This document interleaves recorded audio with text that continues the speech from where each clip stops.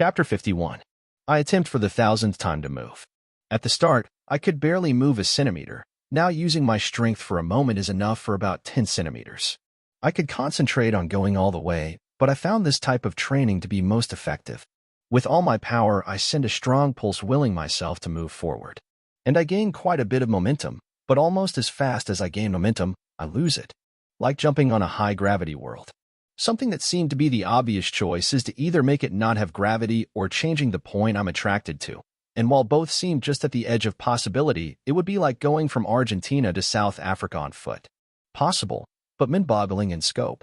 So my focus was on improving my metaphorical muscles and coordination. The precise timing needed to move was just as important as raw power. Although the exertion from all pools was strange in this place, so different from the material world, delaying one of them even for a fraction of a second was very detrimental, especially on the initial impulse. That is how I spend a lot of my time. Hundreds, thousands of attempts until I feel confident. At least confident enough to try and find out how close I'm. After deciding, I assume a sitting position and attempt to meditate. It may be strange to meditate as I was already meditating, but I go for it. I spend a few minutes until I can no longer feel any exertion in my muscles from the previous attempts. It is probably there, deep down, but this is as close as I will get in quite a while. I leave my sitting position and stand and spin, pointing my head in the direction of the closest light. All my movements are fluid and take no effort. While I don't move my center of mass from the middle of this place, all movement as if I was standing in space. Not even air resistance is a thing. After a moment, I pull my legs in as tight as I can, touching my chin, and stand still for another moment. I didn't need to, given the nature of this place, but it was still too new to me. Moving my body was much more familiar than anything else in this place. I reach out to all my pools but ignore the mana plate. I still had plenty of mana and failing or succeeding would be a fraction of a second, not enough time to pull on the extra mana. In the future with longer travels that could change, but for now, power density was more important than energy density. It's closer to a 20-yard sprint instead of a 10-mile run. You don't stop in the middle of a sprint to eat, drink, or even breathe. The moment I connect to all my pools' mana, vigor, stamina, and health, I push with all my willpower. Every iota of my being goes into accelerating towards the goal. At the same instant, I extend my whole body, and the largest impulse since I got here sends me in my way. Unlike the previous times, I keep the maximum effort for a few moments instead of just pulsing it as before. For a moment, I'm uncertain about reaching the goal, but after this fraction of a second it takes me to cross this small distance, my right arm, fully extended, barely brushes the tip of my finger against the light sphere. With exhilaration and a deep connection to the ether surrounding me, I feel as the system sends me a few prompts, but being inside my soul, I can't read them yet. In another moment, I feel gravity take hold and accelerate me at dizzying speeds back to the starting place. Not that I actually get dizzy, it is just gravity. If you don't hit anything, or have stuff around you to tell you of movement, you won't even feel it. After having managed to reach this first light, I'm quite pleased with myself. A moment later, the light fades away, and all the others get a little bit closer. I focus on moving myself, only for an instant like when I was training, and the result shouldn't have surprised me. The acceleration moving me back to the middle of this place is just as before except for a single parameter. It is stronger. Not a lot, just a little, but it does mean I would probably only be able to go 80 or 90% of my previous distance if I tried again. Even completely rested, the full distance would still be out of my reach. After only a moment, I leave my soul to look at my system messages. As usual, I skip all the superfluous stuff and go to the interesting prompts. You have upgraded your kinetic meditation skill to deep meditation. Deep meditation. You can, when entering deep meditation, increase the bonus of your resource regeneration based on your concentration. You have increased deep meditation level, plus 4 levels. Deep meditation LV, 39. You have unlocked the first node of your soul. This node is related to your inner world. You can now send objects outside of your quest items in the inventory. Size follows this formula. Chosen parameter X level X special stat 2/10 equals diameter of inner space. Possible primary parameters. Level. Lowest stat *2. Highest skill *0.9. I chose lowest stat *2 given it is the best choice for now. After a moment, the next prompt shows up. Inner world. 18 by 2, *10 *35 *1 equals 12672 mm of diameter. I'm happy the lack of a second special stat didn't stop me from obtaining access to this place. If it had counted as 0, it would take a while to make use of it. Without any fanfare, I enter this space, and I'm not entirely surprised to find it completely empty. While it feels not too dissimilar to my soul space, there is a tangible quality here. I float with my avatar here for a little and try to leave, while still keeping awareness of this place in mind. I grab a handful of dirt and send it to my inventory. I feel as this space almost imperceptibly shrinks and something show up not too far away. I try finding it, and while from the perspective of standing in the inner world it is strange, I can feel the handful of dirt just like I felt my book on the first day. Being able to look through both inside and outside the inventory, I perceive much more. The small bit of dirt seems like it is perfectly wrapped in a pocket space just for it. I then repeat the experiment on another handful of dirt, sending it into my inner world. This time there is no further change to space, and the dirt just floats around. I try imparting it with a little momentum, and not entirely to my surprise, it floats away until it touches the edges of this sphere, where it stops. I take this small handful of dirt out and give it a good look. Not seeing anything wrong with it, back in it goes. With no gravity in this space, there are advantages, but there are also a lot I wouldn't be able to do. So creating gravity in this space is the next step. Simply imagining it changing is all it takes, but I feel a slight mental pressure resisting the change. I push more and more until the feel in the air is about the same as normal gravity. At this level, the mental pressure trying to revert things back to normal is strong enough it would take concerted effort to ignore it, but it is also not too onerous. After pondering for a few moments, I start to cycle ether around me. Learning the intricacies and getting used to this faster seems like just the thing. And cycling ether in this way is also good training.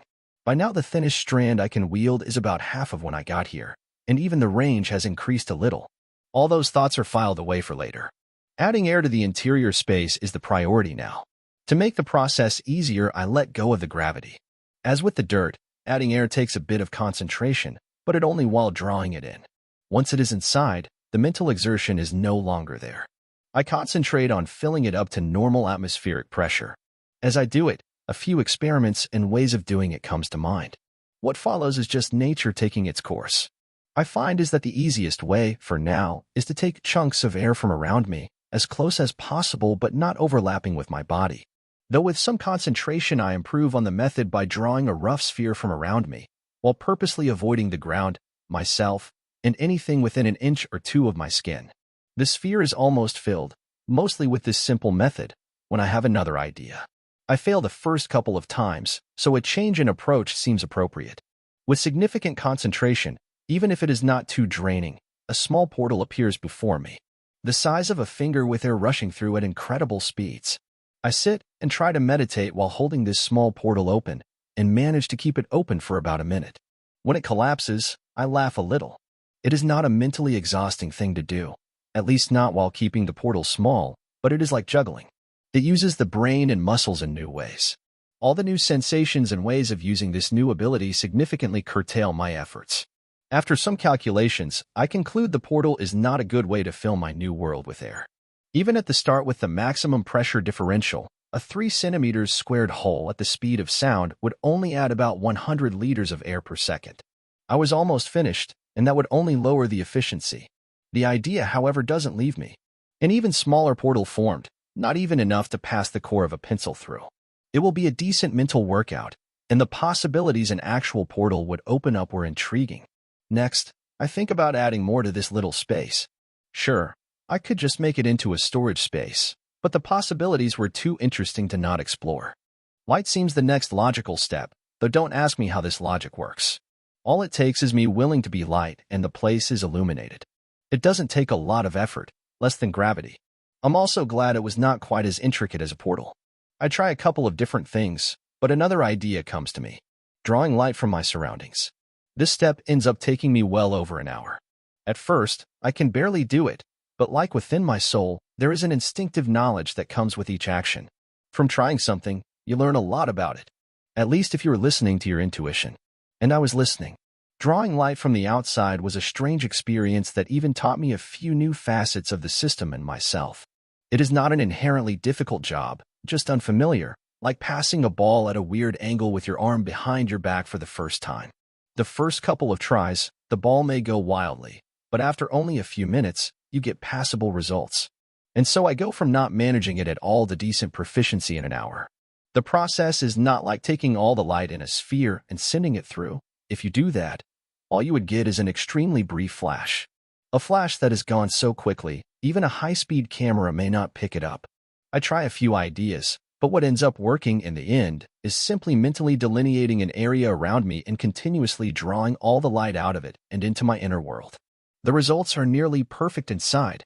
What happens outside is, however, quite intriguing. The system simply generates more light, so anything behind the area I delineate just gets new light. This is a strong indicator that the system did not put us in a real world. This is like a simulation or a place like my own inner world. When it detects some mistake, it doesn't ignore it or try to understand it. All it does is generating more light. Following this, though, I instead modify how I draw light a little. I form not an area, but a volume, and after finagling a little as the system adds light, I take it away from this small box. In the end, what I end up with is an area hundreds of times smaller that absorbs the same amount of light. After some thought and testing a little bit, I go back to the original form. It is interesting and all, but if I have to rely on this way to get light back on Earth, the box method will be of no help. The last thing to have available for now is soil, and although I'm standing on top of good soil, there were a few spots with even better biomatter. I remember a stop only a mile from here that has exactly what I need, and without any fanfare, I start running in that direction. Running as fast as I can, without worrying about getting tired. I use pulses of mana on a few spots, and my speed is even faster than last time. I get to a spot with a few herbs, something resembling mint, and get a few to chew on. Space is enough for me, almost 10 meters of soil. With care, I start the process of drawing it all in. As I keep the exercise up, my attention goes to the small seed on top of my eye. Don't worry, we are going to get you access to somewhere where you can properly grow. And after I get my class, space will be plentiful. The sun was already fairly strong and high as it hit my leaves. On any other day, this cycle would have comforted me, as the sun lets each of my leaves draw water and sustenance all the way from the ground. But this time was different. For many seasons, there is an attack at regular intervals. The sun is already high in the sky, and today's attack hasn't come. I spend every single moment I can preparing, just so my chances will improve, even if it is not by a lot. Sometimes the strange creatures above delay a little, but never this much. On the ecosystem above, animals and critters alike can also feel something different in the air. For the 1000th time, I think of the myriad of changes happening. The system is such a different entity than any other. The very thought of words was anathema to me until recently, as I'm further integrated into its machinations, and this foreign ether attaches itself to me. I can draw on more mana, more vigor, more of all my resources. I can grow faster, and the biggest change is my very mentality. Thinking in abstract terms has always been anathema to me. Now it feels almost natural. Concepts that would have taken my friend weeks or months to explain are now internalized almost instantly. As the sun reaches its peak and barely starts to come down, a plethora of enemies enters my perception range. Hundreds of bipeds pass the first saplings running at a full sprint to the center of the forest. Over 100 of them are magic users. They cast fire fields around them, trying to cause as much damage in their passage without slowing down too much. In the front, another 150 of the biggest humanoids charge through all the obstacles, clearing a path to the main force. A familiar green, slightly smaller than my friend bipeds. Goblins. The strange word swirls around in my head, and I prepare to meet this new threat. With a little knowledge of their composition, I plan as best as I can how to react to their arrival. Smaller animals like squirrels and rabbits head behind their trail, throwing sand everywhere to reduce the damage of the fire. My trees and saplings are getting more and more resistant to fire, but magical fire does not behave quite like normal fire, and if we can put out even smaller fires faster, the damage would be minimized. I could conjure water to do the same, but the process would invariably use mana, and I need it to combat these foes. As they are approaching the middle of the forest, they encounter the larger forest defending the grove. This group has not only increased in strength but also in numbers. Almost 2,000 bigger animals compose it. It's mostly made up of wolves, but there are quite a few monkeys, deers, and even a few buffaloes. There were also almost 100 of the larger flying races that now had grown bigger than ever. A few mazing almost as much as the wolves' weight before the system. Albatrosses, owls, and eagles played high-speed support to the earthbound animals. The biggest wolves get ready to meet the charge in their usual way. by entering their formation in what looked like a frenzy, but was a concerted effort to maximize the chaos. And in the chaos, the wolves' instinctual pack mentality thrived much better than the disparaging condition of these new enemies. It was like different people who understood how to cooperate but had never done so together were thrown together to fight me. What I see, however, when the wolves enter their formations is dismaying. They are not a well-knit group by any means, but they are not complete strangers to each other either. I do my utmost for a good while, but while it does save most of the injured animals, it is not enough. Their concerted effort in finishing off each of the wolves as they fall instead of spreading the damage is much more successful this time. Hundreds of thousands of insects, mostly bees, head in on the blind spots of the casters and help where they can. But even then, we lose more than a tenth of their total number, along with almost 300 earthbound animals. With the big part of the combat over, I focus on finishing off each of the dozen scattered enemies trying to escape. Sorrow fills me, as the biggest life loss since the system's arrival happens in front of my eyes. As the day goes by, it is clear that not only their coordination made a difference. Though that was obviously a factor, their strange metal implements are all a little more resistant to damage and can inflict a little more damage. With my great range of perception, I could also notice the mages. They were not more powerful beyond the slight expected increase in raw strength. The very instruments they yielded focused the power they exerted better. Although I could not speculate too much on how they thought, given how different our very existences were, it was clear they came in much better prepared. Looking over the metal implements and sticks wielded by the enemies strewn open the ground, I take each one to my storage place. Vines spread slowly across the ground, dragging all of them to a place near my oldest tree. Perhaps it was time to learn. Learn of how these implements worked, and even if they only helped in me casting fire magic, I would just fight fire with fire. Come back soon, my friend. I need you. You would be so suited to all this stuff. For now, all I could do was focus on what I did have available. Learn, grow, and understand. Learn, grow, and understand. Learn, grow, and understand. Chapter 52. As I find out, taking such a big chunk out of the ground is quite onerous. Being one continuous piece, the system heavily resists me trying to put it on my inner world or inventory.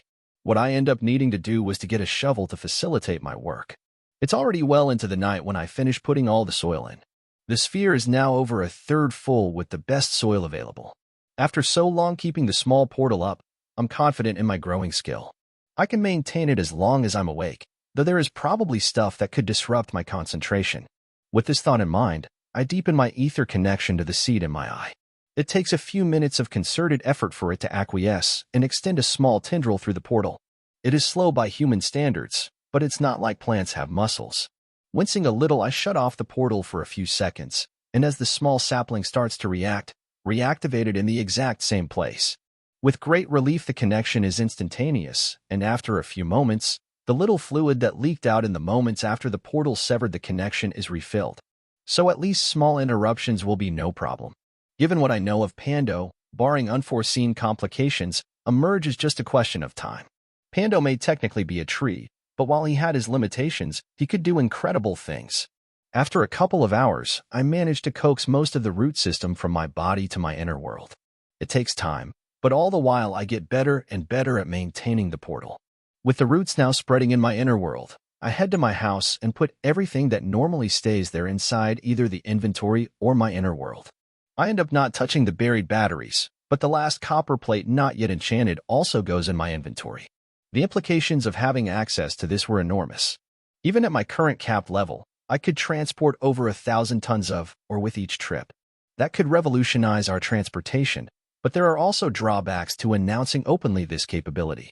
Maybe I could pretend after it became obvious that I had access to some type of space bag to have a simple inventory. As I run in the night, none of these thoughts truly leave me, but I manage to concentrate on my run more. Running faster, with better perception and knowledge from the other hunters, I continuously run into wolf packs. 2 or 3 encounters every hour. Each of my movements is accompanied by a thin stream of ether around and within me, and so I learn more in this single night about how to fight wolves than in all my nights hunting before. By now, most wolves are level 10 to 12. I found out that there are only a couple dozen people still properly hunting them. Their behavior is still quite aggressive. Their warp status along with the skincare that comes with it are still there, but something has changed. The quest from so long ago comes to mind, and while it would have been nice to drop everything to solve this mystery, there are quite a few things to get to before then. I learned to use my new staff. I will probably stick with this one a lot longer than all the other simple wooden staffs. Nothing against wood, but none of them was an actual proper staff, just stuff cobbled together. The system didn't even recognize them as +1 implements. Too bad there was not magical wood or something on the carpenter. While I could have tried to get something close to ebony and make a heavy staff, we didn't have the proper techniques to engrave wood. While the carpenter didn't seem like a bad bloke, he was no master craftsman, let alone someone working on magic instruments. As the night goes on, I try and focus on having the portal up and making an autonomic function of my body. I may not succeed in my goal, but it is one of those things always in the back of my mind. Something probably possible, but that I never tried to do. Trying to make this action as natural as breathing. It took me years to learn how to breathe correctly even when I was not paying attention, now to see if I can add something new altogether. All the while, I keep the ether stream going and run from encounter to encounter with more energy than I can remember. Not the more physical aspect of energy, but the mental aspect of it. The cold air entering my lungs as I connect with the wolves, admittedly in a less than ideal way, but we in many ways are stuck to the same system. A strange bond starts to form, and my ether, while not focused on this, starts to weave a story. A story about the wolves, humans, and the system. I will free you. Just you wait. There won't be a binding that can hold you when I have accomplished my goals. It is with those thoughts I run the rest of the night. As the sunrise approaches, I get ready for a long overdue action. With significantly better ether control and a better idea of the mechanisms behind their teleportation from this place, I lay in wait. This time with a much greater range and eventually a much smaller ether absorption from another life form, in this case the wolves. I don't even feel the pinch of spinning my precious ether. The seconds tick by, and 5 minutes before sunrise, the second pack of wolves stops by. Smelling meat on the ground, they rush forward. After a moment, the biggest of them finishes most of it, and the 2 smaller ones also join in eating the last scraps. They all walk around smelling around and hunting for any more tidbits, which is actually expected given I spread a bit of the blood exactly for this effect. I hope they will keep hunting for another minute or so. When they are almost leaving, the last second ticks by. I lower the ether tendrils to know exactly where they are and trying to match it as closely as possible the very moment the first rays of direct light hit me. The very instant I find out where the closest one of them is, my entire concentration goes to the mana around the area. What greets me almost surprises me. With higher stats, unlocked soul, and higher skill levels, I can perceive so much more. I barely even notice the wolves' reaction. What takes my entire attention is the intricate and almost delicate rune script that precipitated the event. I don't get everything, but if before I only got a glimpse, now it was burned in my memory with only a few spots a little fuzzy. I take a thin wooden board, a piece of paper, and a pencil from my inventory. Before forgetting even the smallest of detail, I'm drawing as fast as possible. To really mark it in my memory, I end up putting the entire thing on paper 3 times. Each line I could remember, leaving the small spots I wasn't too clear on with dotted lines. As the sun continues to rise, I sit there for another few moments. Staring at these runes, I try to make sense of them. The central one is the only one clearly drawn the first time so long ago. And while the experience were interesting, they didn't get anywhere. With a closer look now, I could see why. 2 main reasons. Around the central formation, there were a lot of runes and configurations I would not have expected to encounter in teleportation, or whatever this was. There were also 6 new runes connecting the central rune to the rest of the spell. Each of them was fairly complex. While not as much as the central rune, they were beyond all the runes we're experimenting currently outside of 2. The fact that the spell worked different from our way of using the runes, and with so many new and specific runes, made damn sure we would not be able to control and regulate any kind of teleportation. With nearly the entire picture in my hands, all that would not a problem. We would probably need to tinker around a bit, but it would be a matter of time. I run back to my house. There are hours yet until a messenger comes by, so I write a couple of letters, and then put down a few thoughts for Charlie, 2 of the spells just drawn to Merlin, and also a few notes to the group I hired to work on my rune. With the immediate business taken care of, I settle in the clearing right outside my door. I do something that I haven't done in years. Follow a few katas. Nothing specific to any single martial art. Just a few moves picked up along the way that mesh well with me. I don't remember ever practicing them after I went to live on Pando, but each of my favorite moves comes back in an instant. Ether circulates as I was doing most of the time now, and without conscious thought. Trying to relax and get in a state of flow, I practice each of them. Flexibility, strength, stamina, power, fluidity. These concepts fling around in my mind. Each of them always gave me a distinct impression, and when I was not visiting Pando, practicing them seemed to strengthen me. I identified most with the ones relating to stamina, to sustain an effort long after everyone else had given up. As I practiced each of these, a story formed in my mind. A story both greater and simpler than what had for so long surrounded me. A story of me going a little beyond the human, and now far beyond. None of that is conscious, but the simple actions allow me to make better use of the ether than I ever could before. The hours pass and the sun is high in the sky when I hear someone tracking through the wood. Opening my eyes and returning to a resting pose, I watch intently and wait for him to come around. After a few seconds, a younger messenger, perhaps 16 years old, shows up at the edge of my clearing. It only takes him another few seconds and he is standing right before me. "Hi Nash, here is your correspondence," he says while reaching his hand for an inner pocket and delivering 2 letters to me. Taking them, and while opening them, I speak. "Okay, just wait a minute to see if I need to send anything else." I barely notice a little impatience in his demeanor, but he quickly suppresses it. Opening both letters, I skim them. The one from Charlie is mostly news from the city. There doesn't seem to be anything I will be reaping to now, so I leave it for later. The other one is from the group I hired. 2 days have passed since they received the rune, and they were making good progress. Glad about how much they discovered, I opened the letter was going to send them, and add a few more notes along with recommendations on how to proceed. Soon I send the messenger away with a copper coin for his troubles. With both letters in hand, I again read Charlie's letter more carefully. It seems that the rumbling about a possible attack, likely to come from Lord Max's village, were looking more and more likely. In the letter was included one tidbit that pulled my attention. When the attack was occurring, someone in the map room noticed a large mass of people moving through the land in the direction of the village. They stopped about 80 miles out, fairly dispersed. The color of their clothes and positions made the identification a little hard without knowing where to look, but we had attentive people on watch. Reading a little further, I think about whenever there is someone that infiltrated our village, or if someone betrayed us. Probably the latter. By now I would think there were a few people that could recognize everyone by face. It was always possible someone else repeated my actions, but running over 1,000 kilometers without sleep was quite a bit more than I expect people to do on a whim. Something to think over later.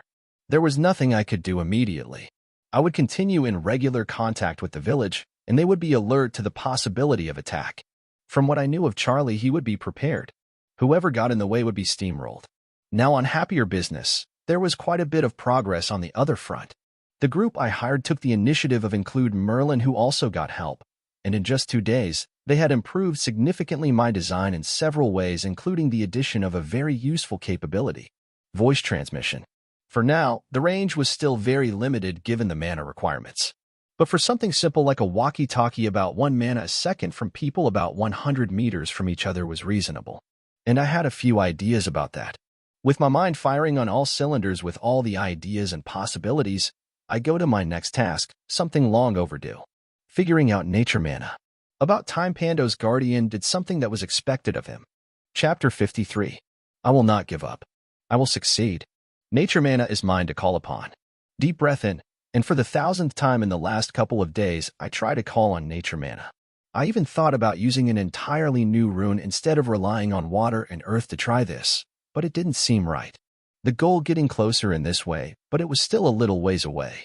That doesn't detract from my focus, nor diminishes from the other ways in which I was developing. I was more deeply connected with Pando now than ever before. I still missed the main grove, and there was a lot I could gain from it. But having this small seed growing in my body while constantly keeping an ether connection to it sometimes was eye-opening, especially when doing other activities at the same time. What a week ago was only a sapling starting to grow, now covered most of my inner world. Only a few long rootlets, but knowing Pando, that would change in no time. As he started to grow, it was like magic that knowledge began appearing in him, almost like genetic knowledge, to a point that always happened with Pando's saplings. When I planted a few trees a little farther away before they connected to the main grove and were absorbed in the main collective, in small ways I could see Pando reflected in them, but even the few that grew for several years were still primitive. Now, this was like a true baby seedling of Pando coming to life, and it brought me joy, not only from the tangible benefits. My ether control was growing to very high levels, and I could instinctively feel this was because of this seed, but also for having a piece of my true home right beside me. After resting a few moments and centering myself, I attempt again. Water and earth mana head to my inner world as I try and fuse both runes and affect in any way the roots from Pando seedling. Then attempt on the couple of herb shrubs planted inside, then the grass outside. After a few moments and certain this approach was a dead end, I stop. As the mana dissipates, I let go of my ether cycling, reabsorbing all of it. The strand going around and through me is now even thinner than before, and by a lot. It was probably not as effective as my first few attempts. But if I kept using so much ether, I would run out far too quickly. And I had a feeling that rushing this particular skill acquisition would be counterproductive. I was not sure why, but I didn't ignore the feeling and used only the bearish strand, which grew smaller and thinner as the days passed. Another few hours go by, and a slightly strange phenomenon overtakes me. I start to feel myself getting closer. Nothing else enters my mind as I fully immerse myself in the task. The ether around me, as if sensing my excitement, starts to move in more unpredictable ways, but I don't let this or anything else happening around take even one iota of my concentration. I try and try again, knowing that with each failure, success was only getting closer. A few attempts get me close, and there is something there, but I don't stop to look too closely. It just means I'm close, not that they're the way.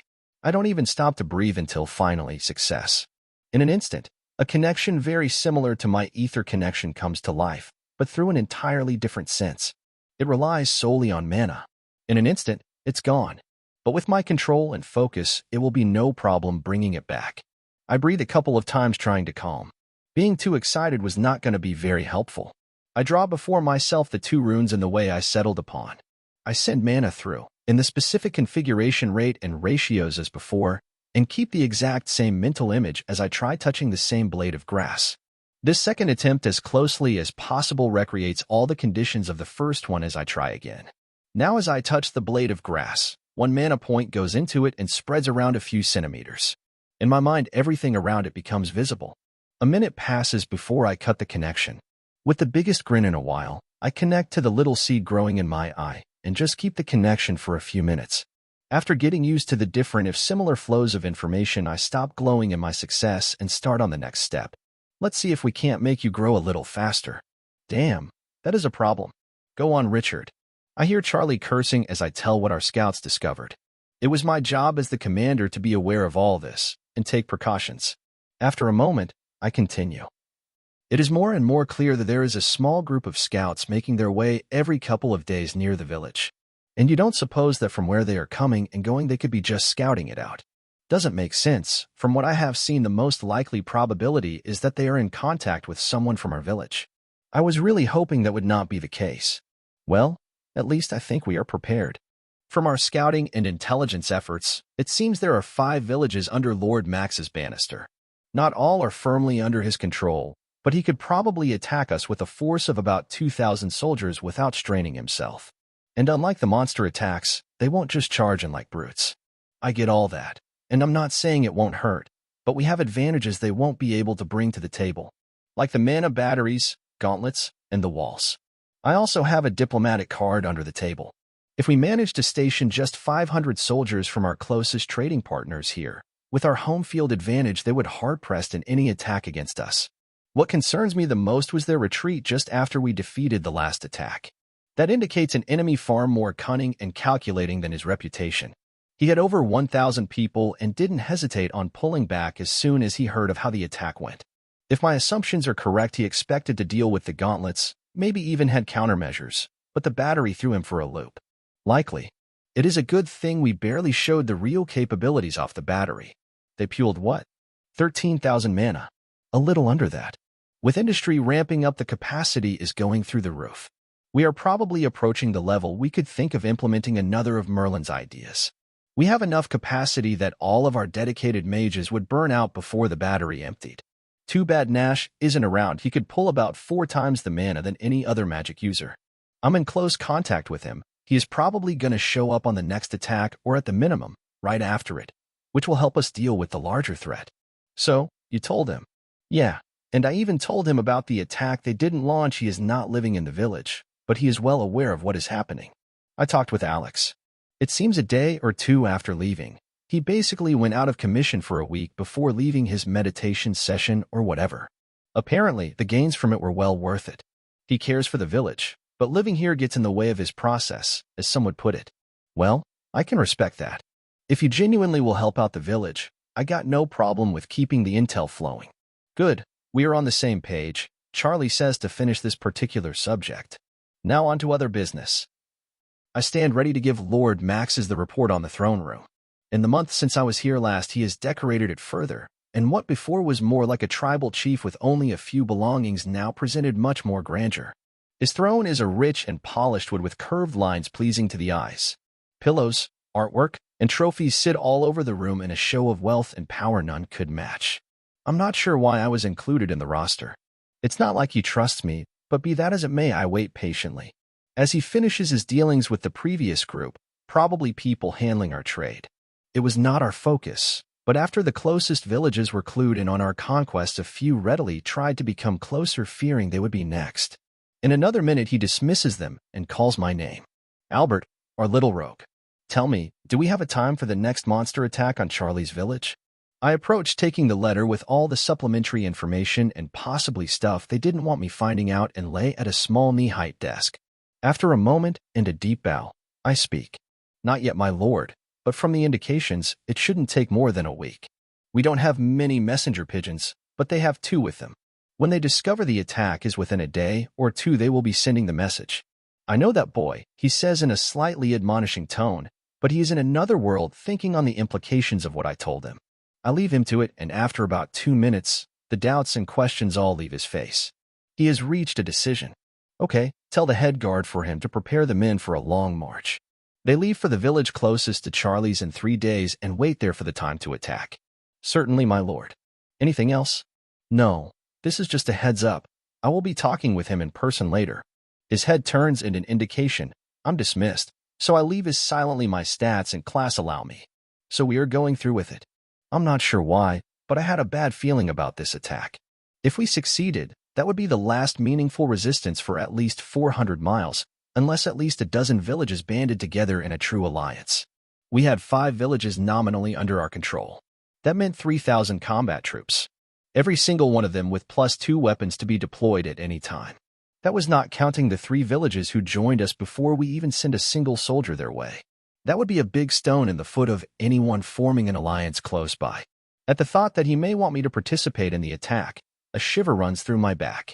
I leveled like crazy. Enough, I reached LV 49.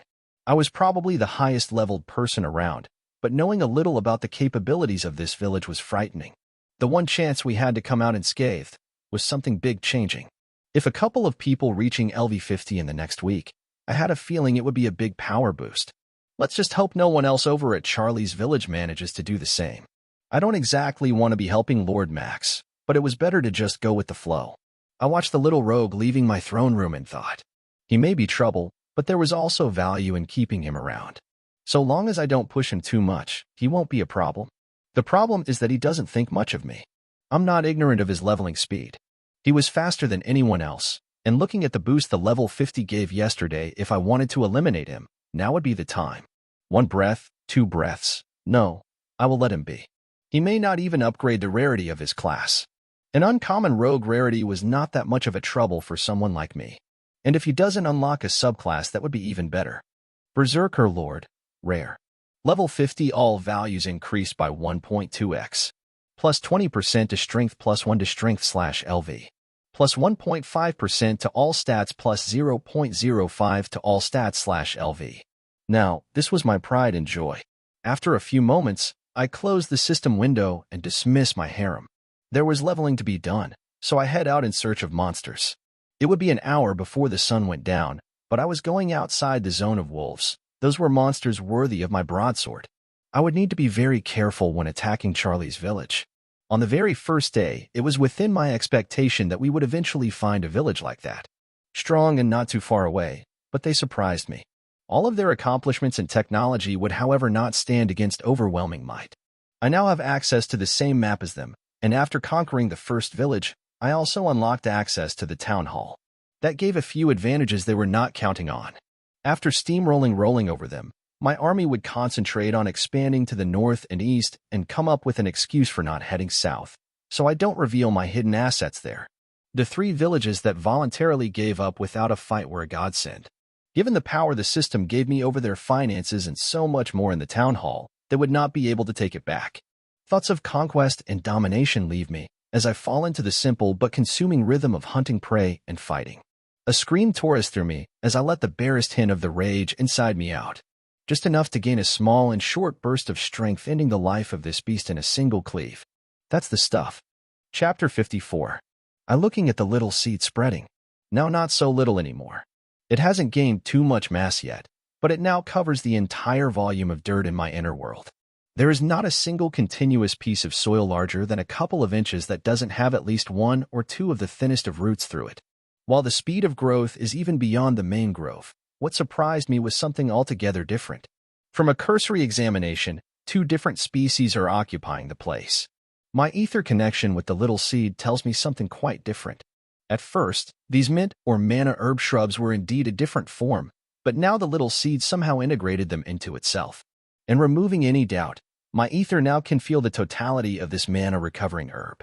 There was not much I could do with the information, but from this simple interaction, and the fact Pando seems able to absorb other life forms, my imagination goes wild. This is why I focused the last day on growing a new shrub. Not from the existing one, but from the roots of my seed. The experimentation took me well over 1,000 mana, but I succeeded. A tiny branch with 2 leaves sprouts on the opposite side to the shrubs. To confirm my hypothesis, I take one of the baby leaves, even if pains my heart, and put it on my mouth. After chewing a little, the very faint but distinct effect comes into play. Almost nobody ends up chewing these leaves. There has been extensive research to make a mana potion. However, without making it more concentrated, the effect is so minimal it barely merits mention. The tests equate it to a 1% increase in mana regen until the person has regenerated about 1/10 of a mana point. That means, depending on the mana regen, you need to eat a leaf every 10 to 30 seconds, and by the end get 1% of mana regen. If the effect stacked, either in duration or effect, there may be people that would chew it nonstop, but the precise timing needed to achieve the perfect effect and the lackluster returns discouraged almost everyone from doing it for now.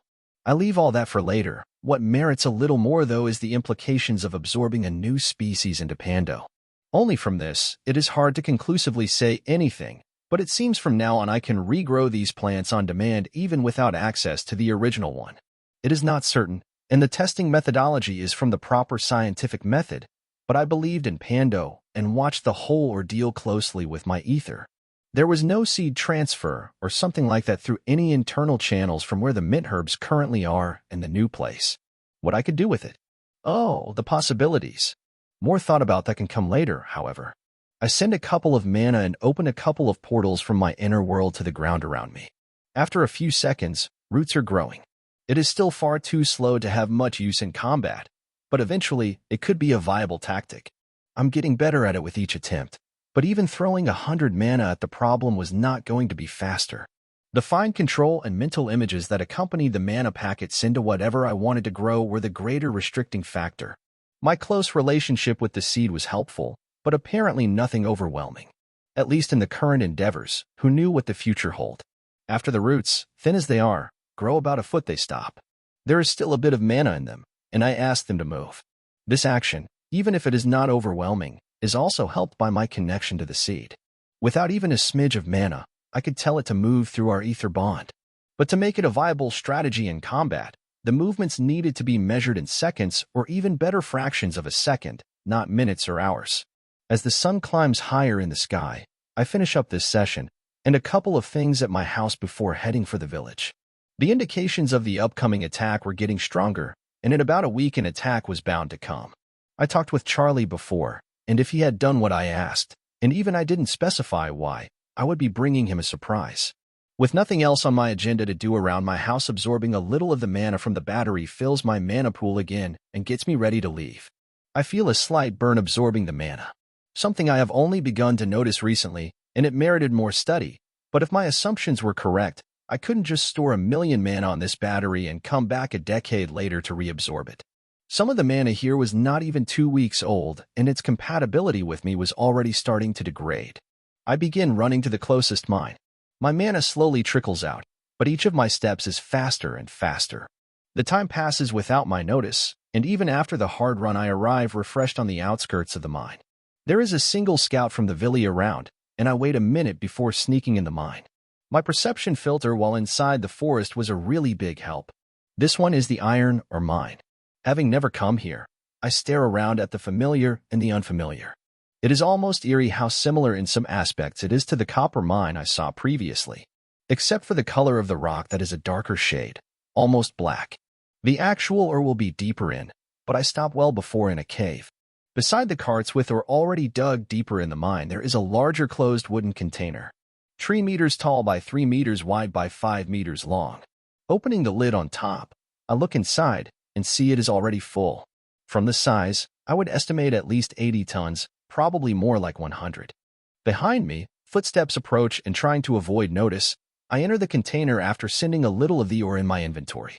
My hearing is fully focused outside, but whoever had been hitting the pick further inside the mine and was now bringing another load of ore to the smaller but still large containers just dumps it all in before I hear their footsteps getting further away again.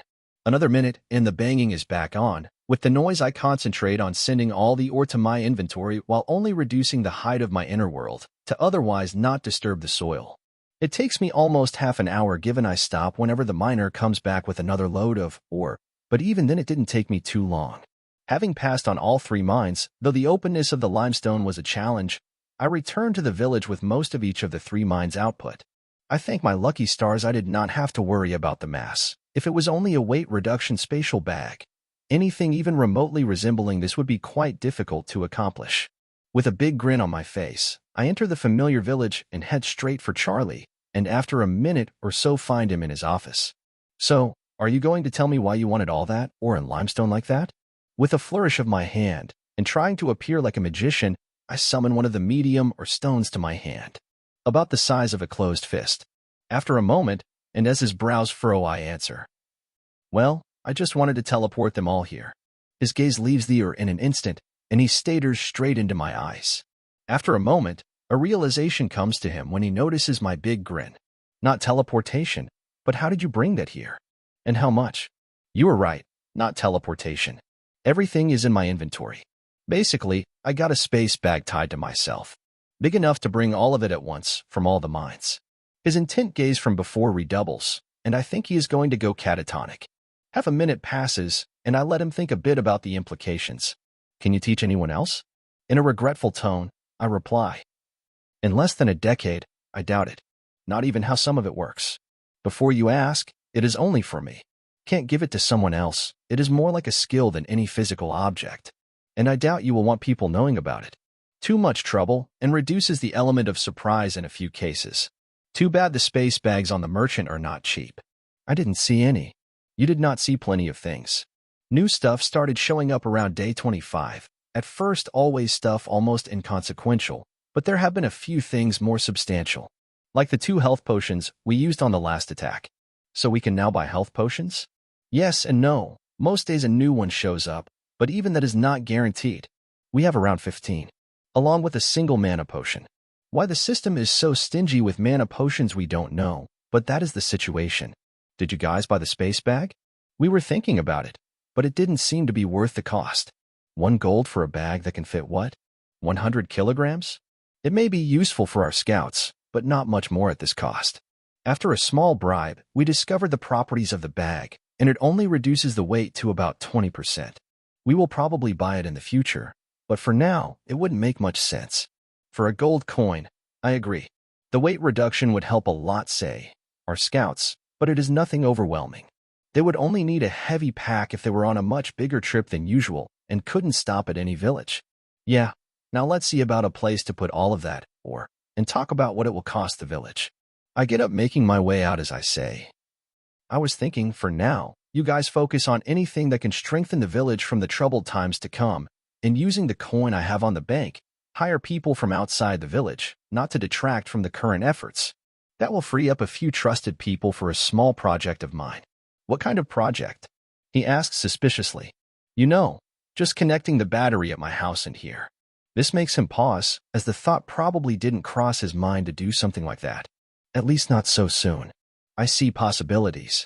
Do you think that whatever capacity we add to your house would not even count towards the village? Best guess, likely not. Transporting the materials would be a breeze with my help. We both laugh a little and leave his office with wide grins, heading for whatever place he thinks I can dump all this, or with a little secrecy, we could conceivably keep the whole thing under wraps for a little while. When it came to the public notice, I didn't have to tell anyone the size and nature of my space bag. Chapter 55. The hot air and fumes from the forge befaze me as I make my way inside. Everyone is working at their usual pace. It seems almost frantic, but someone with experience can tell the difference between frantic and fast. And this is not a sloppy place where hurrying would do any good. I take a moment acclimating myself to the feel of the forge again, before doing a little busy work as Mr. Blackwood finishes this latest piece. As I move around, I pay a little attention to the spearhead in his hand, and there is something different about it. Minutes pass, and reaching the probable conclusion sends me laughing. After a moment, I can see the obvious. This is a higher quality weapon, probably with +3 attack. That means somebody with good enough control was just at the mana plate. Curious about it, and why it took so long, I asked the news hired weeks ago when I left the village. So, that is a +3 weapon. Do you guys manage to get a lot of them? Most days we get 2. Merlin and one other mage have achieved the prerequisite levels in mana control to run the forge. I never asked before, but why aren't dozens of mages running the forge around the clock hotter? We tried. But even if we get another runic plate connected that provides mana very steadily and at any rate desired, all that does is increasing the temperature of the forge. The only thing that increases the quality of the weapon is if a single person with good enough control and mana to last the whole forging process sits there. Even changing between Merlin and the other guy midway yields the common +2 weapon. That is a bummer. At least we have 2 people that can give us a steady stream of stronger weapons. Did you figure out why? Mr. Blackwood dropped a couple of hints. Apparently, it has much more to do with unlocking his limits than any help heating the forge, which is mostly a pretense set up by the system. That is why we were surprised when you forged a +3 weapon, but thinking back, it was probably mostly about the better materials or a lucky fluke. I send my perception to my inner world and the staff standing right in the middle of it. It is a wonder. After a brief pause, I reply, finishing up the discussion. Just lucky, I guess. We all continue until the smith finishes grinding the spearhead and attaches it to the beam. After using Inspect, I confirm it is a +3 weapon. When he goes back a moment later to the forge, I sit beside the mana plate. I then hear his voice, which seems to only grow deeper as the days passed. So, you are finally going to put your mana to good use, huh? Looking at him, I see the smile hiding in the corner of his eyes, and say nothing as my simple task becomes all-consuming. With absolute concentration, I send my mana in. A steady stream of mana that barely counts for the increase of the forge's temperature. A single mana point lasts over a minute. And while my pool is nowhere near full, it should be more than enough. Smooth, flow, smooth. These thoughts take all my concentration, and I became the mana entering the little device. Everything around me is simply there for me to observe, but I'm focused on the task, and keep going until I feel something different. My efforts redouble, but it is like the plate is getting further and further away. When the connection is broken, I open my eyes and look around. I'm in the back room where all the wood is stored with 2 people dragging me. Ryan and the new guy each hold one of my arms, and I speak just as the smith speaks. That is enough. That is enough. Everyone stops. Even if my voice is not quite as commanding as his, everyone can tell we spoke the exact same phrase. They help me up. I walk back now missing a little over 100 mana. That means about an hour and a half or 2. I hear him continuing. Well, you may not have improved extraordinarily as a smith, but the better mana control was enough to push these blades up a little. Let's see how much. With that, he takes the 2 spearheads to the grinding stones, and everyone continues doing their normal work. Before joining the others, I take a page from my inventory and quickly draw the running formation inside the mana plate. Even without paying attention to it, I remember almost all of it. The circuit is actually quite simple, and I'm not sure why the whole secrecy. After a moment, I can clearly discern the rune that was obscuring the whole formation. Besides the single new rune, there is nothing else that seems valuable, except perhaps the logic behind how the runes are organized, which would probably help us a lot in reverse engineering other system devices. Maybe even improve our understanding of how runes can be used. An idea that takes me by surprise a few moments later is the applications of this single new rune. We can both understand how it is used, which will make any endeavors in non-destructive exploration much more fruitful, and something even more important. It is an amazing tool to increase the stability and control of mana given that we now could engrave it wherever we wanted. We keep working for almost an hour before he lets us see the results of his work, and it is magnificent. Well-made spear.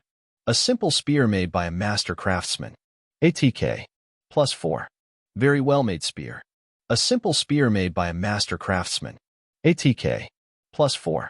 We just stare at them for a minute before he puts them on the balcony for the next pickup. We slowly come back to work and I go back to my second impact spear. It was probably a better overall weapon, even if swords can be more convenient. Did you guys like it? After a moment of pause for dramatic effect, he continues. I thought about making the second one a +5 weapon, but the trade-offs would have been too much. It would be far too brittle, and any benefits from unlocking the +5 tier would not count. You will already be getting the benefits of +4 from now on. Minor as they are compared to +5. Whaley, the most dependable of the beginner blacksmiths, asks. But didn't you make a +4 saw? No. I made a saw that had teeth with the sharpness of +4. The overall weapon was still considered +3 quality. From the fact that you guys took much more care with the saw than any weapon, and it didn't last even a month before there were so many missing tooths you melted it for scrap. Imagine how long a weapon forcibly raised would last. At that I volunteer. It would probably break on the first few clashes, maybe a dozen if we are lucky. Depending on how far you push, yes. Even if it lasts 100 strikes. Weapons need to last thousands at the minimum. We keep listening and asking questions as he continues to expand on a few topics, and I guess this is one of the benefits of moving to a +4 tier. I will need to come here a couple more times until I can unlock tier 5. Given his hints about how much better it is than anything we experienced until now, it is a priority. Having already spent a decent chunk of my day on the village and running around the mines, I deliver the scribbles along with a few notes to Merlin before heading back. As I run back to my house, I feel even faster than before. It seems as if every single day I get faster, and not by a small margin, but by a lot. Curious, after over a week without a proper look at my status screen, I stop and look it over. Just a single look at it sends my head spinning. I increased all my stats by around 5 points. Endurance even increased by a whole 6 points. It was amazing. I stare at the screen for another few moments and the reason comes to mind. Most of this was the work of my ether as I was cycling my katas. It's the only thing that made sense. With giddiness and anticipation, I wonder how far I could push this mechanic. Even if it took me a week to increase all the stats by 1 point each, after a year there would be no comparison between someone like me and anyone without some game-breaking mechanic they exploited. As the thoughts start to race through my mind, a calm settles over me. And in the eye of the storm, my gut tells me something. Something I always knew but just wasn't connected enough to really take to heart. This was always within my capabilities.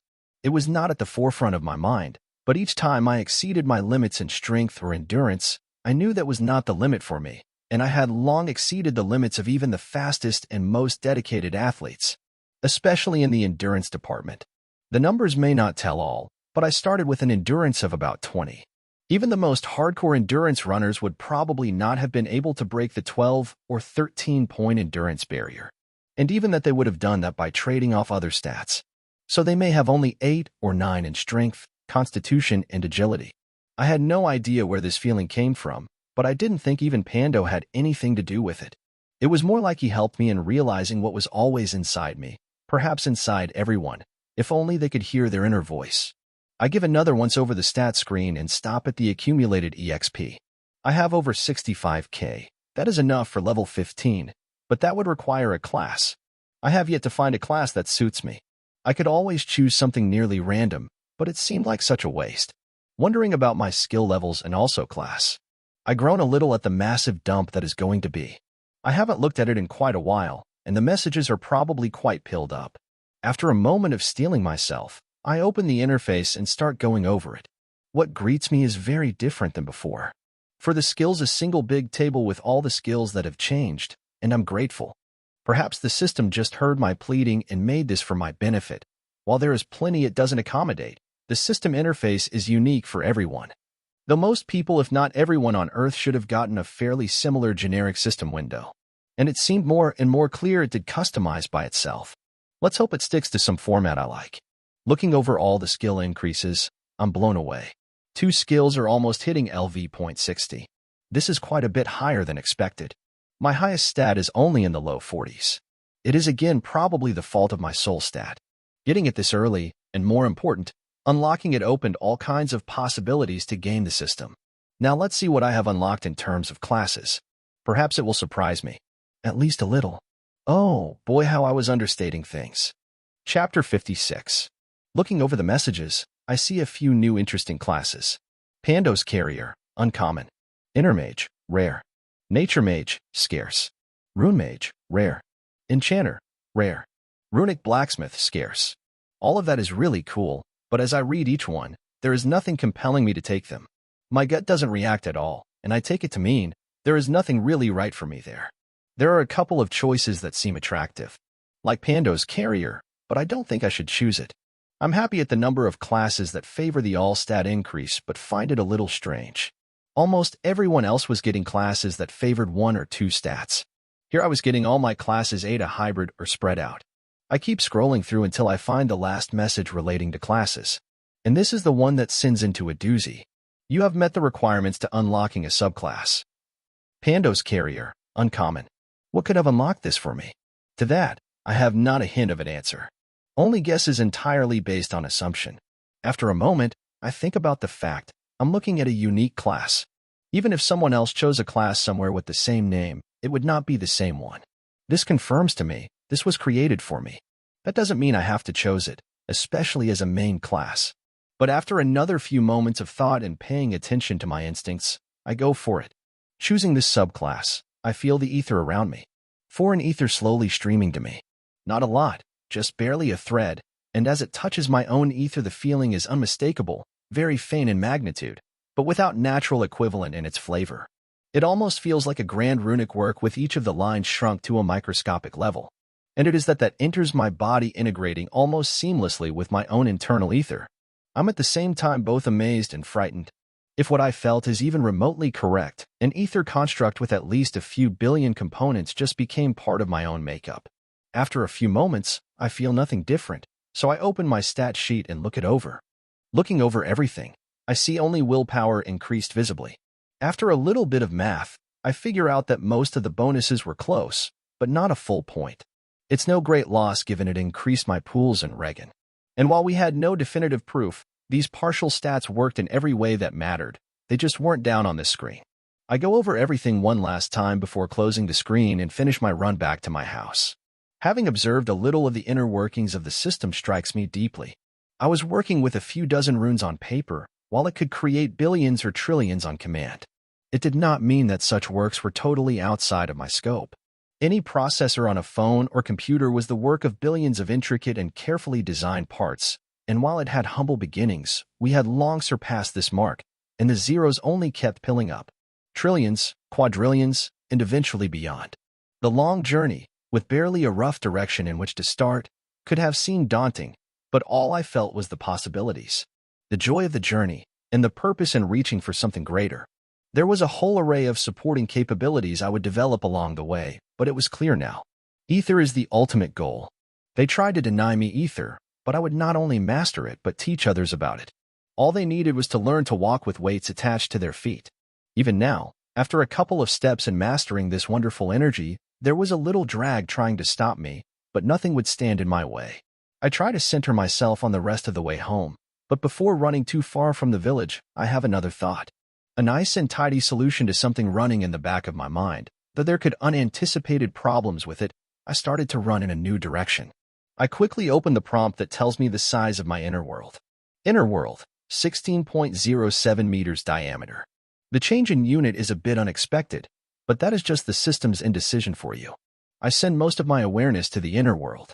And as I saw in the last couple of days, there is a small increase in the height of the sphere, now more like a short tube with rounded ends. I continue running for a while until coming to another place with herbs, though these don't seem to do anything. They affect neither our health nor mana, and while a few think they may have a little effect on stamina, we have yet to see any proof. The taste is also a little strange, something between beetroot leaves and laurels, but a couple of people were gathering them for seasoning. And that is what most think is their actual purpose. We didn't have any great variety in foods. If each of them had a definite system clear use, we weren't privy to it. Supporting this idea was the fact other villages, like Sarah's, had about half a dozen of these non-system herbs. After only a few moments of thought, I take the shovel from my inventory and start sending most of the soil in. Midway through, after some thought, a couple of the shrubs also go in their own corner. As I add more and more soil, slowly changing the boundaries to not collapse the soil inside, and end up with thousands of thin root strands ripe and exposed to open air, instead of the current happily growing seed. The whole ordeal takes only 2 hours, a far cry from the entire day and the first night, but as I work, I realize something that may even be a better choice. If I can alter the format, making it wider would be even better. The total volume seems quite fixed, but the format is easy to change. I don't take this very far, keeping the highest point at 10 meters, but even that lets me form a flattened sphere, akin to a squished ball of almost 20 meters diameter. This is turning out even better than I expected. A few miles later, I stand on top of the nest where the confrontation happened days ago. The time is almost up as the sun will not be up for long. I start to call while extending my mana sense along with a couple of thick tendrils of mana to extend my range. It takes a lot of concentration, but I reach almost 50 meters from me. While activity is present, there are fewer rabbits than last time around here. I continue to call for them, and while they are at first hesitant to come, slowly a few seem to remember me, and soon, most of the nest is above with me.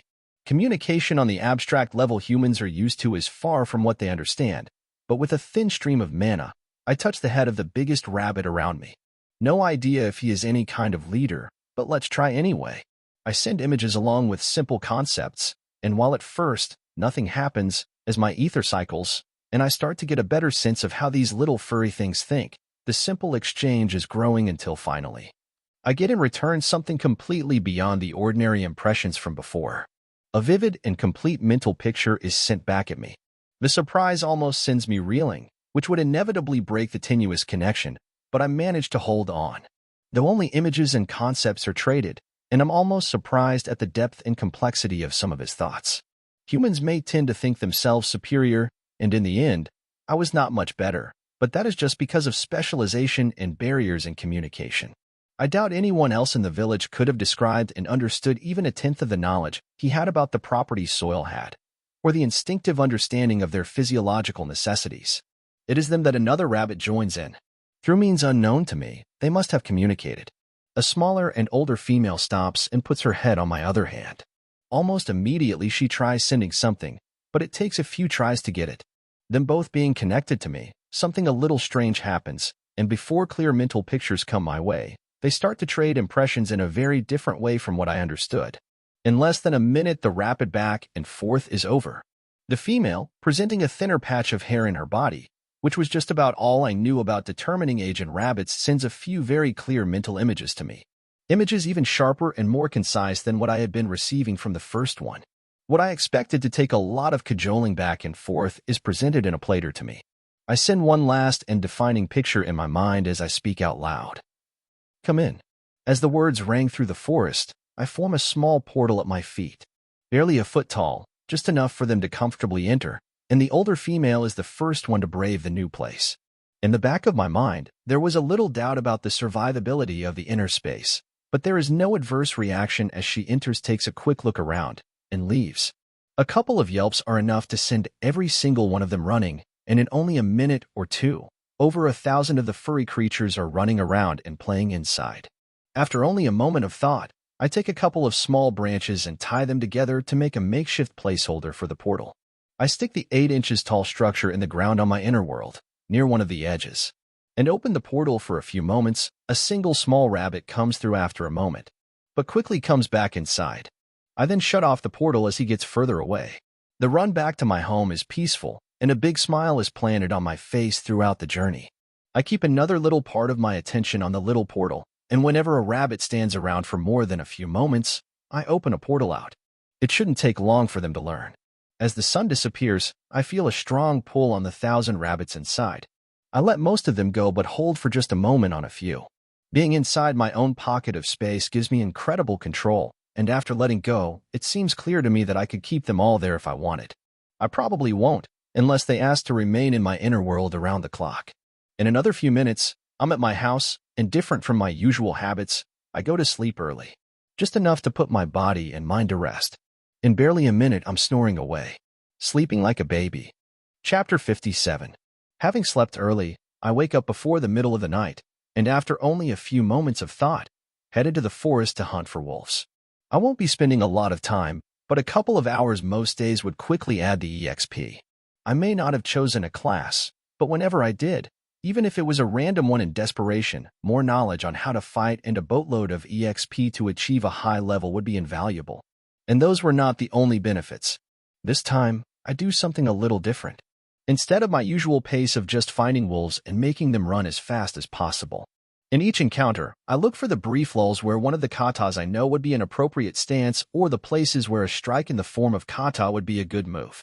The fights take a little longer, but the impulse that led me to started doing this during combat was not wrong. In the 2 minutes of fighting, I felt 2 notifications from the system and the ever-familiar shifting of ether in me. Except now, I managed to notice as it happened. Each of the times one stat increase, at least in this form, partially supported by my own ether, the way it felt was different from the increases from my class or the free points each level. The system almost seemed to recognize that I was about to increase my strength without it, and send a small but noticeable ether packet directed at my own ether construct. Nothing as grand as the system generated, just a story about how I was getting stronger. Being in this place, which is supposed to accelerate learning, probably has a lot to do with it as well. While 1,000 hypotheses run through my mind, there is an underlying feeling that my own body was getting stronger. Not by some mysterious ether construct recognized by the system, but by altering my biochemistry. As I kept running in search of another encounter, I put such exoteric questions out of my mind. It was still too new, and I had too little data to properly access the differences. As I run, once in a while, the movement I have to make, be it to go over some obstacle or to make a turn, matches one of my katas. With an ever-widening stream of ether, I do the pose, even if only for a brief instant between each of my steps. Instead of a couple of hours, I spend the entire night doing this. And I can feel the results in my bones. In the future, it may increase in difficulty, but for now, it was oh so easy, and I relished the feeling. In the village, I had to meet the group of mages I hired to experiment with my rune. They have spent quite a few days on it, and I wanted to see the results firsthand. I approached the little lab they set up on the edge of town. Before I'm even close, Morgan, head of my little institute for research, sees me. He gives a big smile and welcomes me. So, you have come to check out the progress? Yeah, mostly. Well, we are managing a lot of little improvements all over the board, but the main one was based on something you suggested. Come check this out. We head inside, and there is a dinner-sized mana plate in the middle of the room. Connected to it, I see a 5/16 copper tube with tiny inscriptions on it. The tube goes into the ground, and after a moment with my mana sense fully opened, and a long mana tendril extending, I reach my limits. It goes for over 40 meters in the direction of the town center. As he continues to speak, I stop my musings and pay attention. So this is connected to another plate about 200 meters away. This tube is a mana conduit. We managed to improve on the current design, but even the old one wasn't too much trouble. It can send a lot of mana at hundreds of feet per second. How? I ask. Just because I managed something similar on my staff doesn't mean I couldn't learn more. After all, even in my own creation, I barely understood why it was so fast. My goal had been to create a mana conduit that didn't lose any mana. We experimented a little, and it seems to work on the same principles of a quick match. You know, a tube with gunpowder inside.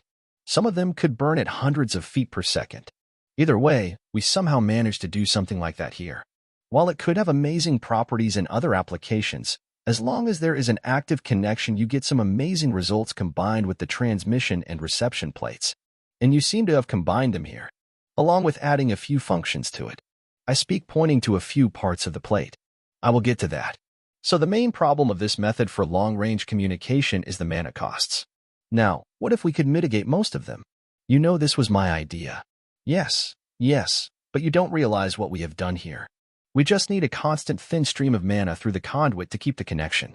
About 1 mana every 50 seconds both ways, and the loss is negligible. So even the small 2 mana batteries inscribed in the plate can last a while. About 1 mana point per hour as the mana goes back and forth. If the plates are properly connected to this mana stream, which took a while to figure out, it is like they are a few inches from each other in terms of mana cost. His excited voice and the realization of this discovery sends me reeling. This is way bigger than I expected. Sure, I had the idea of diminishing the mana cost a lot with a direct connection. like the difference between the energy cost of a telegraph or a wireless tower. But using only a single mana per hour of communication, even if the costs scale with distance. Imagine being able to communicate instantly with another village. And the cost would in the neighborhood of 1,000 mana an hour with no improvement on the design. Plus another fraction of a mana point per second of actual conversation. Thinking on the other aspects, I'm glad to have created the rune in this specific way. It just seems like a perfect fit. Have you tested multiple plates on a single channel? With a wide smile shows several other plates on a rack. Yes, and there is no interference. At least at shorter ranges, we were focusing more on getting a longer-ranged one working right before other things. I don't imagine longer distances will have any effect on interference. Only possibly on mana consumption. So far, the mana consumption is only a matter of keeping the link up, and the plates themselves only consume a little to receive or generate sound. We are talking 3 mana a minute per plate. That is good. It works well enough to establish contact with another village. And as you mentioned, I had another idea.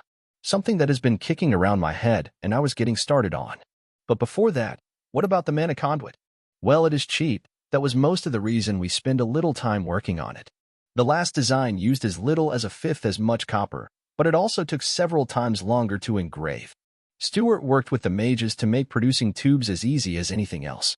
It costs the same copper coin per kilogram, so we get about 20 meters of conduit for less than a copper and a half. From mining to installation. I assume you use the earth mages. Yes, we actually have one in-house. He moves a little and takes a tube a meter long resting against the side of the shelf. He then starts to point. You can see that the runes are both simple and a little sparse. This tube probably only needed about a minute to be engraved. There is this little embedded fitting at the end, so it takes only a moment to engage with another to form a really secure yet slightly flexible connection. I mean, there is probably stuff we didn't think about, but all things considered, this is pretty good. Well, keep working on it for a while, but focus more on discovering other forms of using the runes for now. Like, can it transmit images, text, or maybe information between split parts of a magic circuit? Just go wild on that front. With a grim he replies, "Your words are music to my ears. From now on, when you need copper, just say it's for me, and they will give what you need. Actually, we didn't need much, so they just gave us some of your leftover stockpiles." I pause and laugh a little. I had forgotten about that. Either way, it works out. Now about my idea. After finishing up on the details for my big project, I head for the smithy. An hour and a half later, all I'm left with is a head shake indicating that they will not be of sufficient quality to reach the +5 threshold, but a couple extra +4 weapons wouldn't hurt. I don't even wait this time around. Although Blackwood was a little more chatty than usual, most of the benefits seem to have been just after we unlocked the new level. As I'm leaving, I take the couple of silver the blacksmith pays me and put them in the inventory. As he put it, things were starting to become different from now on. The money saved from the fuel would be going into my pocket, not a discount. 3 silver for the tier 4 weapons. As I'm turning around, it seems my last action catches up with him. And I hear his booming voice louder than ever and even a little surprised. "Wait, did you just, how?" After a moment and more firmly he finishes, "How?" I look around at the others, which didn't notice anything, and think for a moment. I didn't flaunt my new capability, instead pretended to put them in my pocket.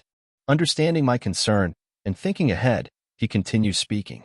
"Everybody, you are going to lunch early." "But we don't eat lunch, boss," says Jack. Only a look from the blacksmith, however, sends everyone filling out in a few moments. Unlike what most would expect, they all take the metals and tools they were using, probably to find some place where they may continue the work. Does the village even have another forge or place with strong enough heat? They could always try to use the smelters, but it would be a bit cumbersome. I ignore these thoughts and wait for the smithy. After everyone files out, he heads to the door, and after locking it, I feel thousands of mana points leaving his hands and entering the ground. An unknown but quite noticeable spell comes into full power, and he speaks. "Don't worry, the place is fully soundproof and protected now. Anyone trying to eavesdrop or scry here will fail. Why would a simple blacksmithy have this in his shop? This smithy has accompanied me for a little while now, and we aren't just NPCs. Most people around here are, as you guys would put it, doing community service for some system infraction. That was my understanding. So, while some of us have the system only guiding slightly, maybe even propping up your skill level temporarily for low-level people, some of us are restricted. We end up with a fairly similar skill level across the board. And let's just say, I was not a simple blacksmith before this. The runic work under the smithy? On anything I'm not giving or allowing to fall in the hands of you guys, there is no restriction on the creation. I'm limited by the metals and tools around here, but they are plenty to create something simple like this. Now let's stop talking about me for a moment. What do you have? Imagining what he was referring to, I take the coins out of my inventory without hiding what I'm doing. You were talking about my inventory? Yes, but I don't see you carrying a bag or wearing a ring. As a matter of fact, I don't feel magic from you except your mana pool, and that is a very good sign. Are there special storage in the form of rings? Yeah, later. What do you have? A little confused about all the fuss, but nonetheless taking it seriously, I answer. Inner world. Hearing those words brings a wide smile to his face, and he starts to laugh. You have no idea. Well? First things first, what skill level are you? What skill level? Your inner world skill. I don't have a skill. You don't have an SSSK. He goes into tough for a moment before asking me. How did you unlock it then? Inside my soul. It was the closest light to my avatar. Interesting. I never heard of anyone with a soul for their first special stat. You either got very lucky or have even more secrets buried within you.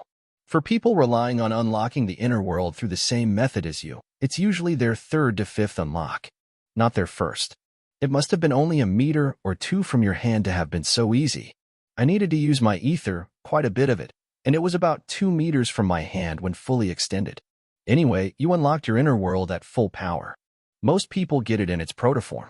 At level 1 you only get 1% the size. It takes months even here to increase a single level.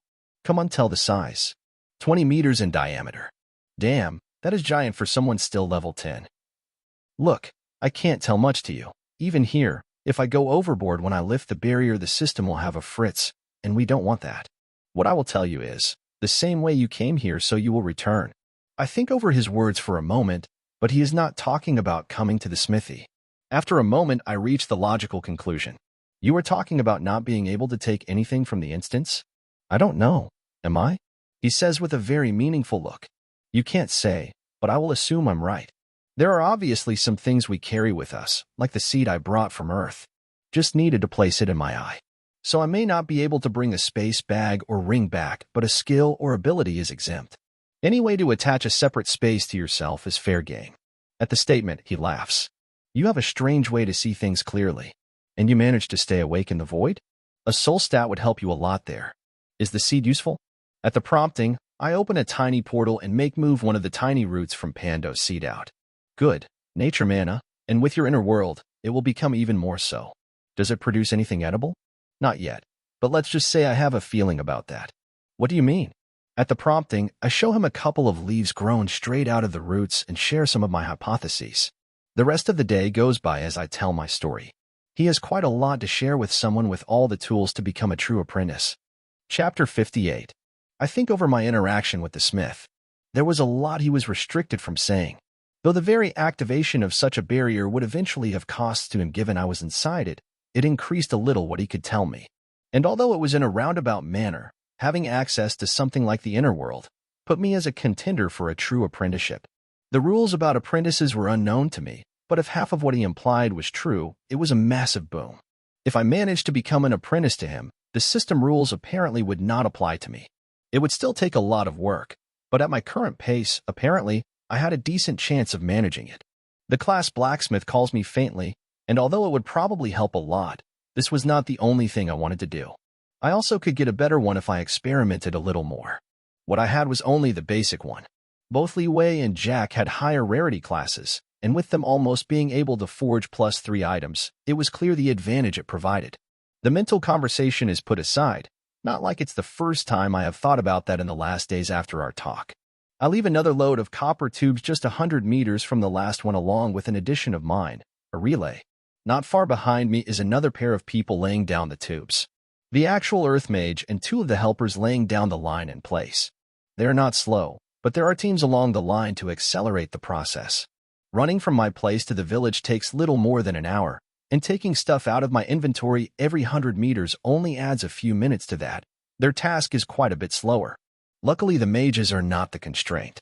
With a few levels and skill levels, they can use their spells on the little earth they have to liquefy almost continuously. Their primary occupation till now is roads. But there was some work on the walls and defenses of the village that was of immense help. For now, only the one from our village to Sarah's village is completed, but even the incomplete ones are a small help. Given the level increase, along with our 8 Earth Mages, I had expected them to finish the road earlier. But it was completed, and trade had started to boom. Now, trade wasn't just about expensive items, like weapons and engraved plates.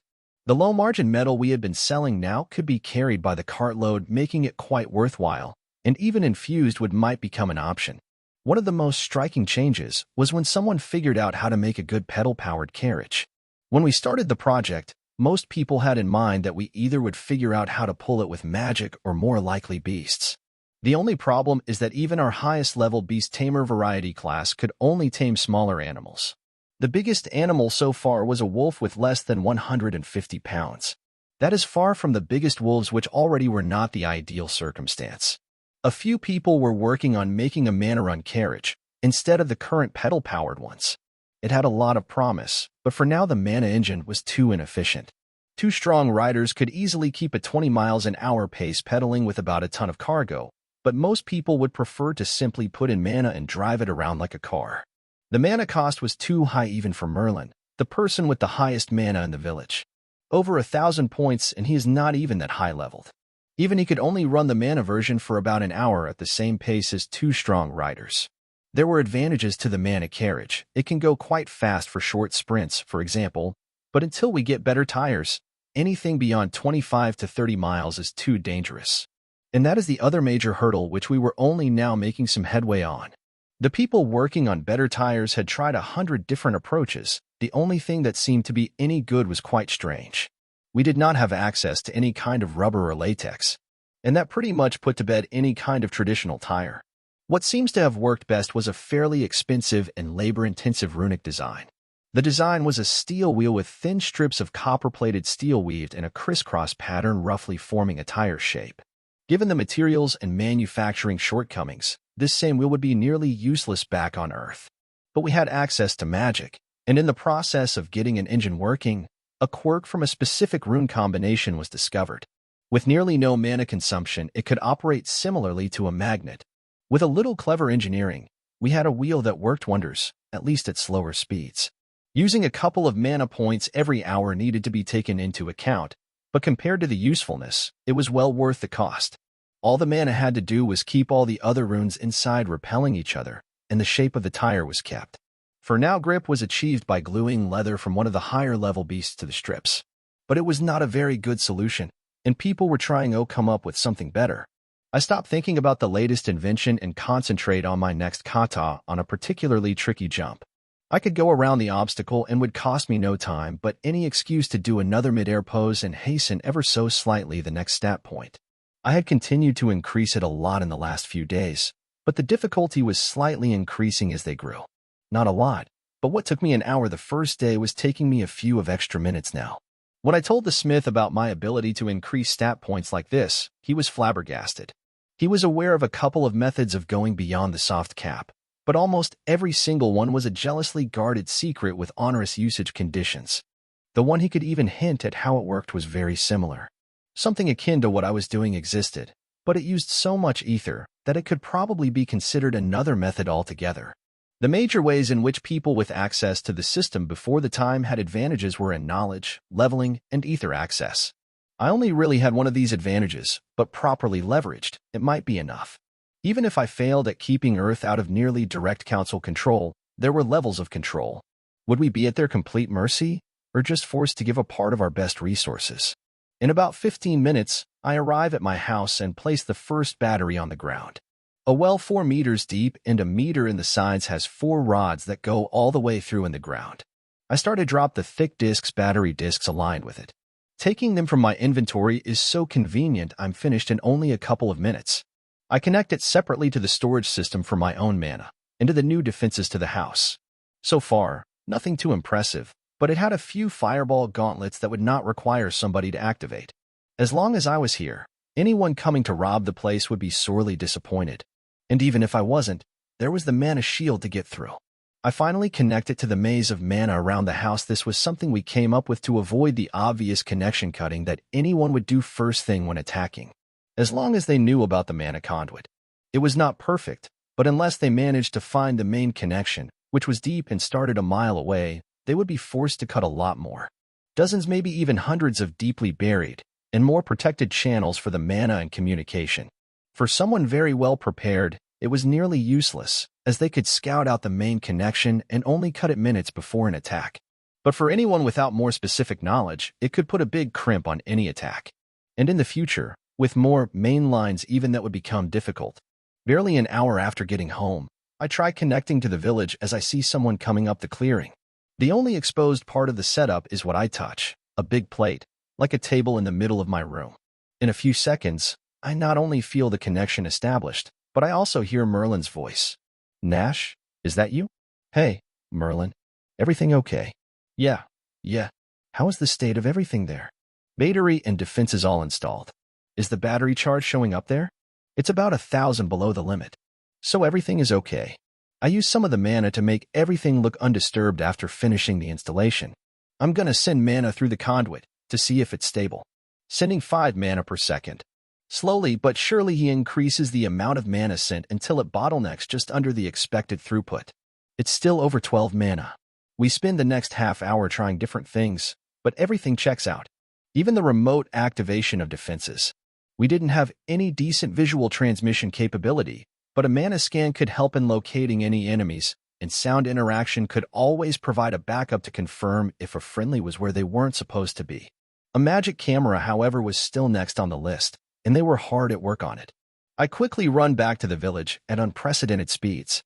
I follow the mana conduit, even if it isn't a straight line, and as I have a security rune, every 100 meters, I take a dozen mana points from one of my relays.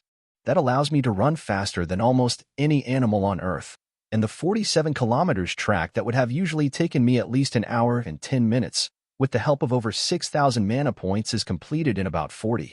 If one of the highest level people specialized in agility and endurance tried the same, they could surpass me even without any mana. But I still felt like the fastest person around. The few points I got from my levels weren't put in anything physical, instead were put in willpower. But even that didn't change how I felt. I enter the village right behind one of the pedal-powered carriages, though this one only has a single person pedaling. Given the lower speeds it needs to maintain with so many people around. Using my own mana, I jump over it and continue running at a reduced pace. Before I get to the center, where the battery at command center is, I notice something different around. People are excited. In a few moments, Alex approaches me. Man, why didn't you tell me you can yield ether? He says in a slightly hushed tone. Later, I reply. What is the commotion about? Oh, that.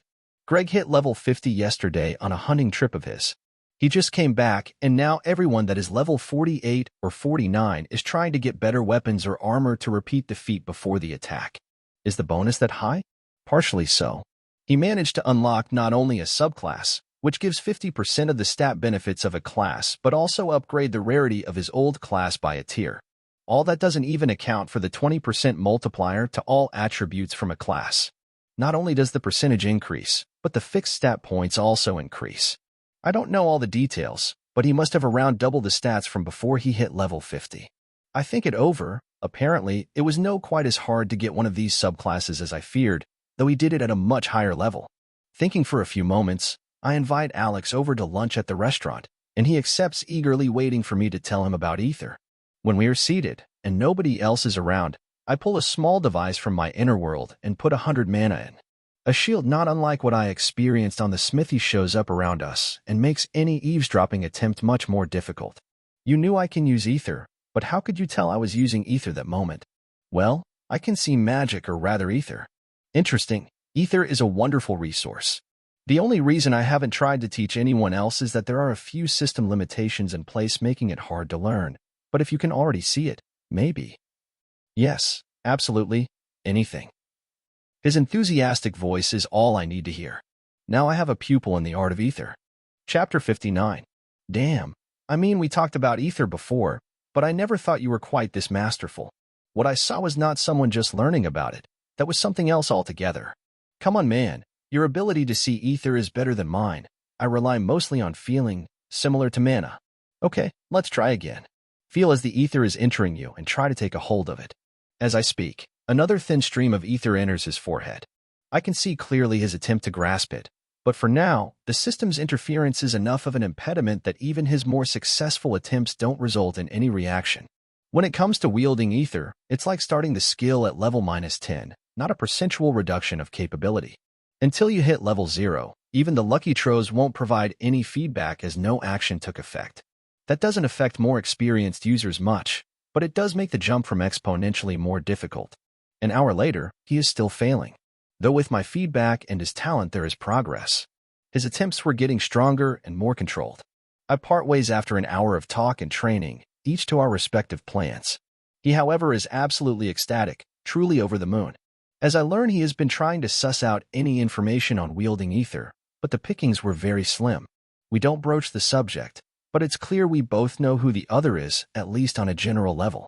I wonder if all the other kids coming to Pando can also see ether and if they will be able to develop anywhere close to his speed.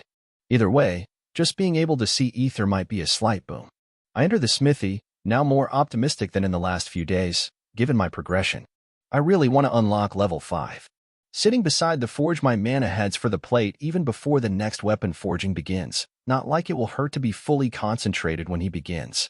The very flow of ether is a little smother after spending a little time with Alex.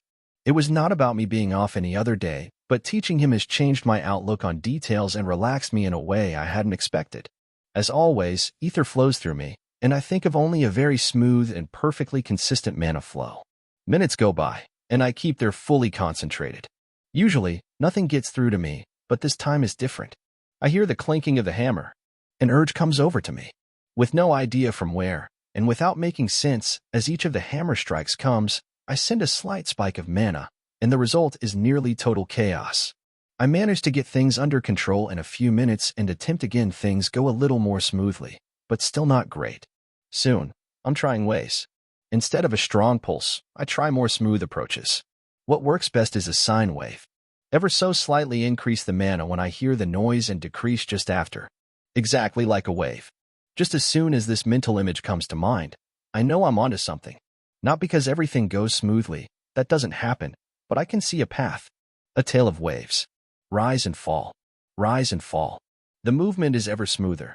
Almost like a single continuous stream, except it goes up and down. When I'm starting to get the hang of it, the bangs stop. I'm left a little off base, but I continue the movement even without the steady rhythm. Sometime later, the hammer strikes continue. Whether by coincidence or design, they perfectly match the peaks of my waves. Though, as time goes by, I go back to following the incredibly steady clock-like rhythm.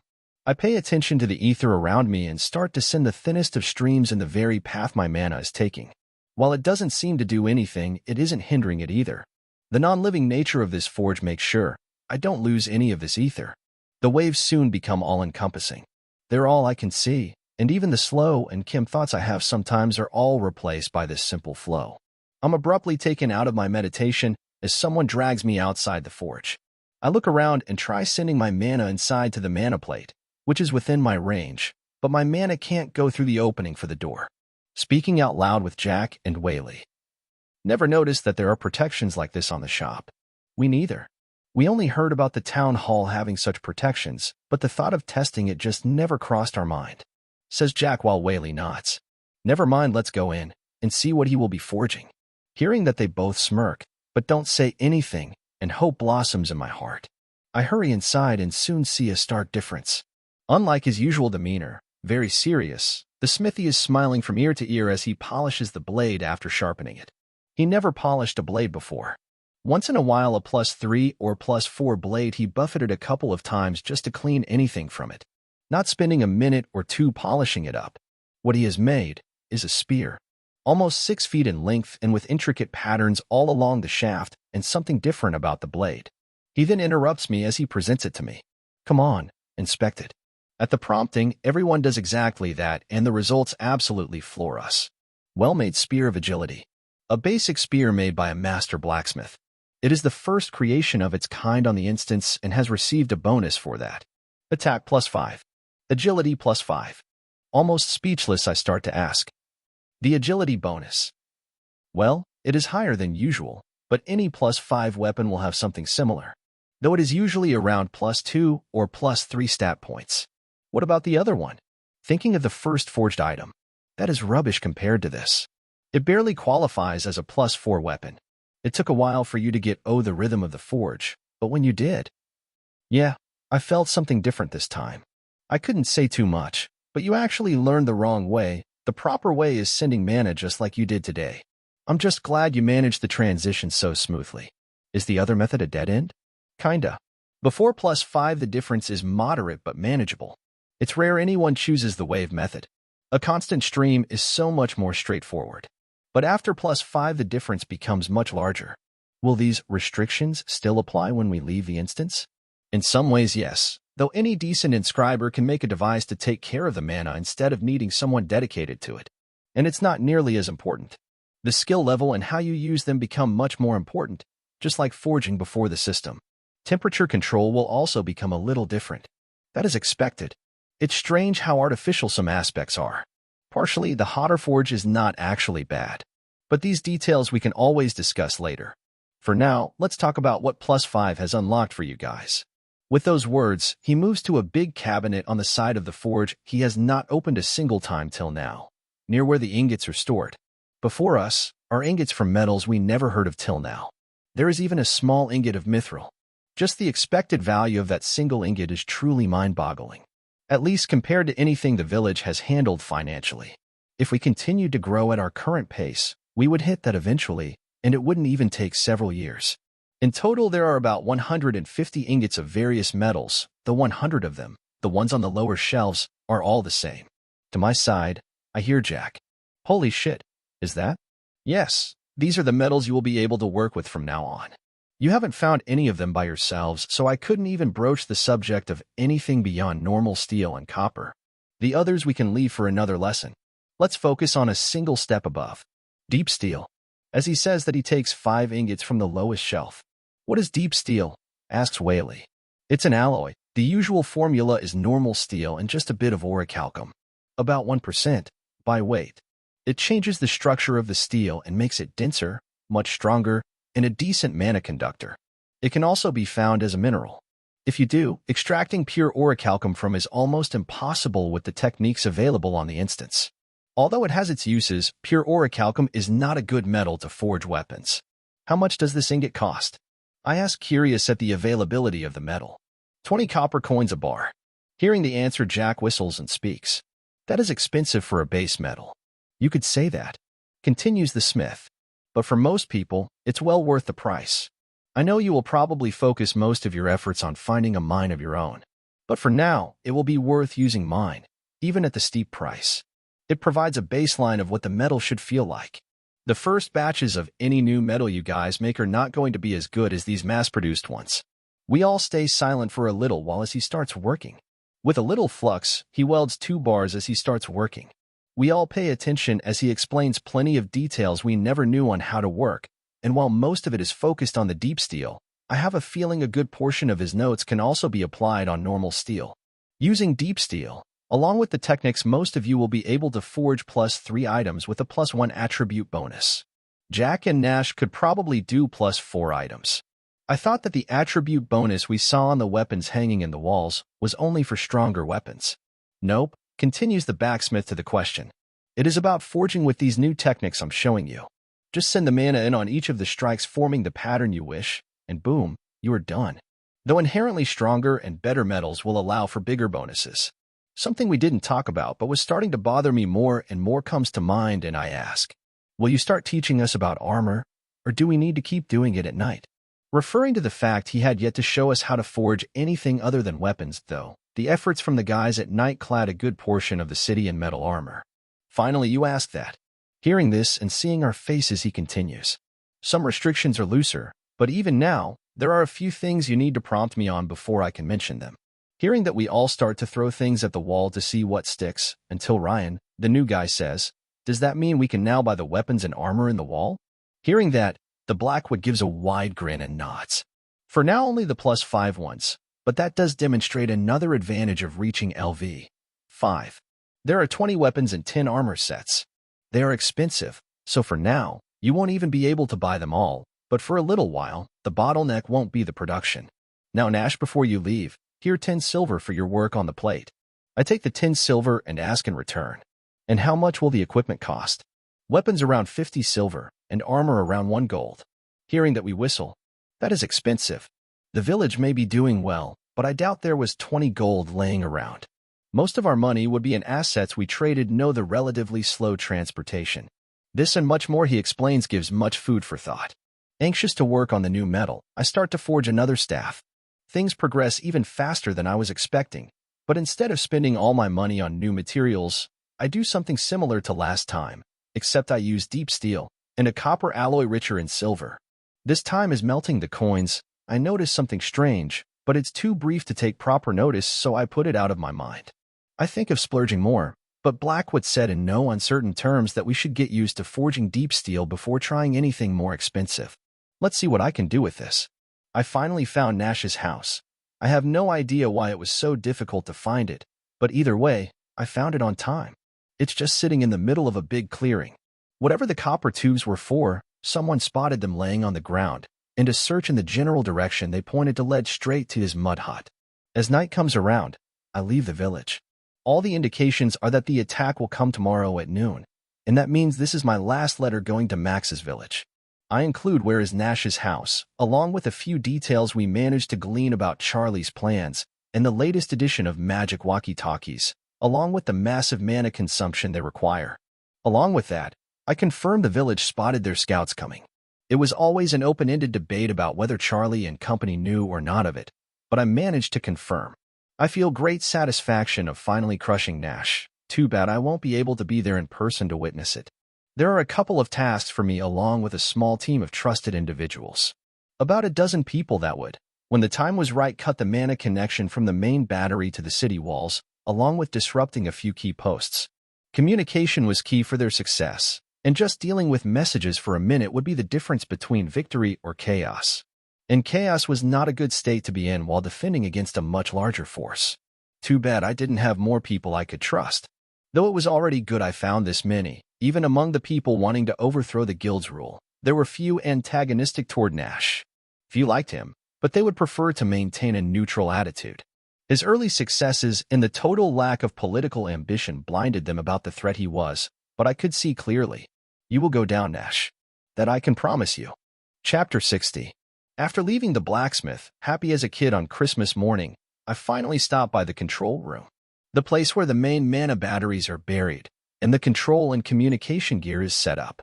After a couple of knocks and they confirm it's me, I'm allowed entry. From the outside, it just looks similar to most of the bigger buildings. Two houses patched together after having run out of the larger spaces with the guild's business, other shops, and industry. Inside, just 2 meters ahead, another door bars the way, along with 2 guards standing guard in this intervening space. After another guard, this one inside the real space looks me over. I'm allowed to enter. The place is not too big, especially after taking a chunk of it for the lobby, but it's about 5 meters long by 3 meters wide, which all things considered is enough for now.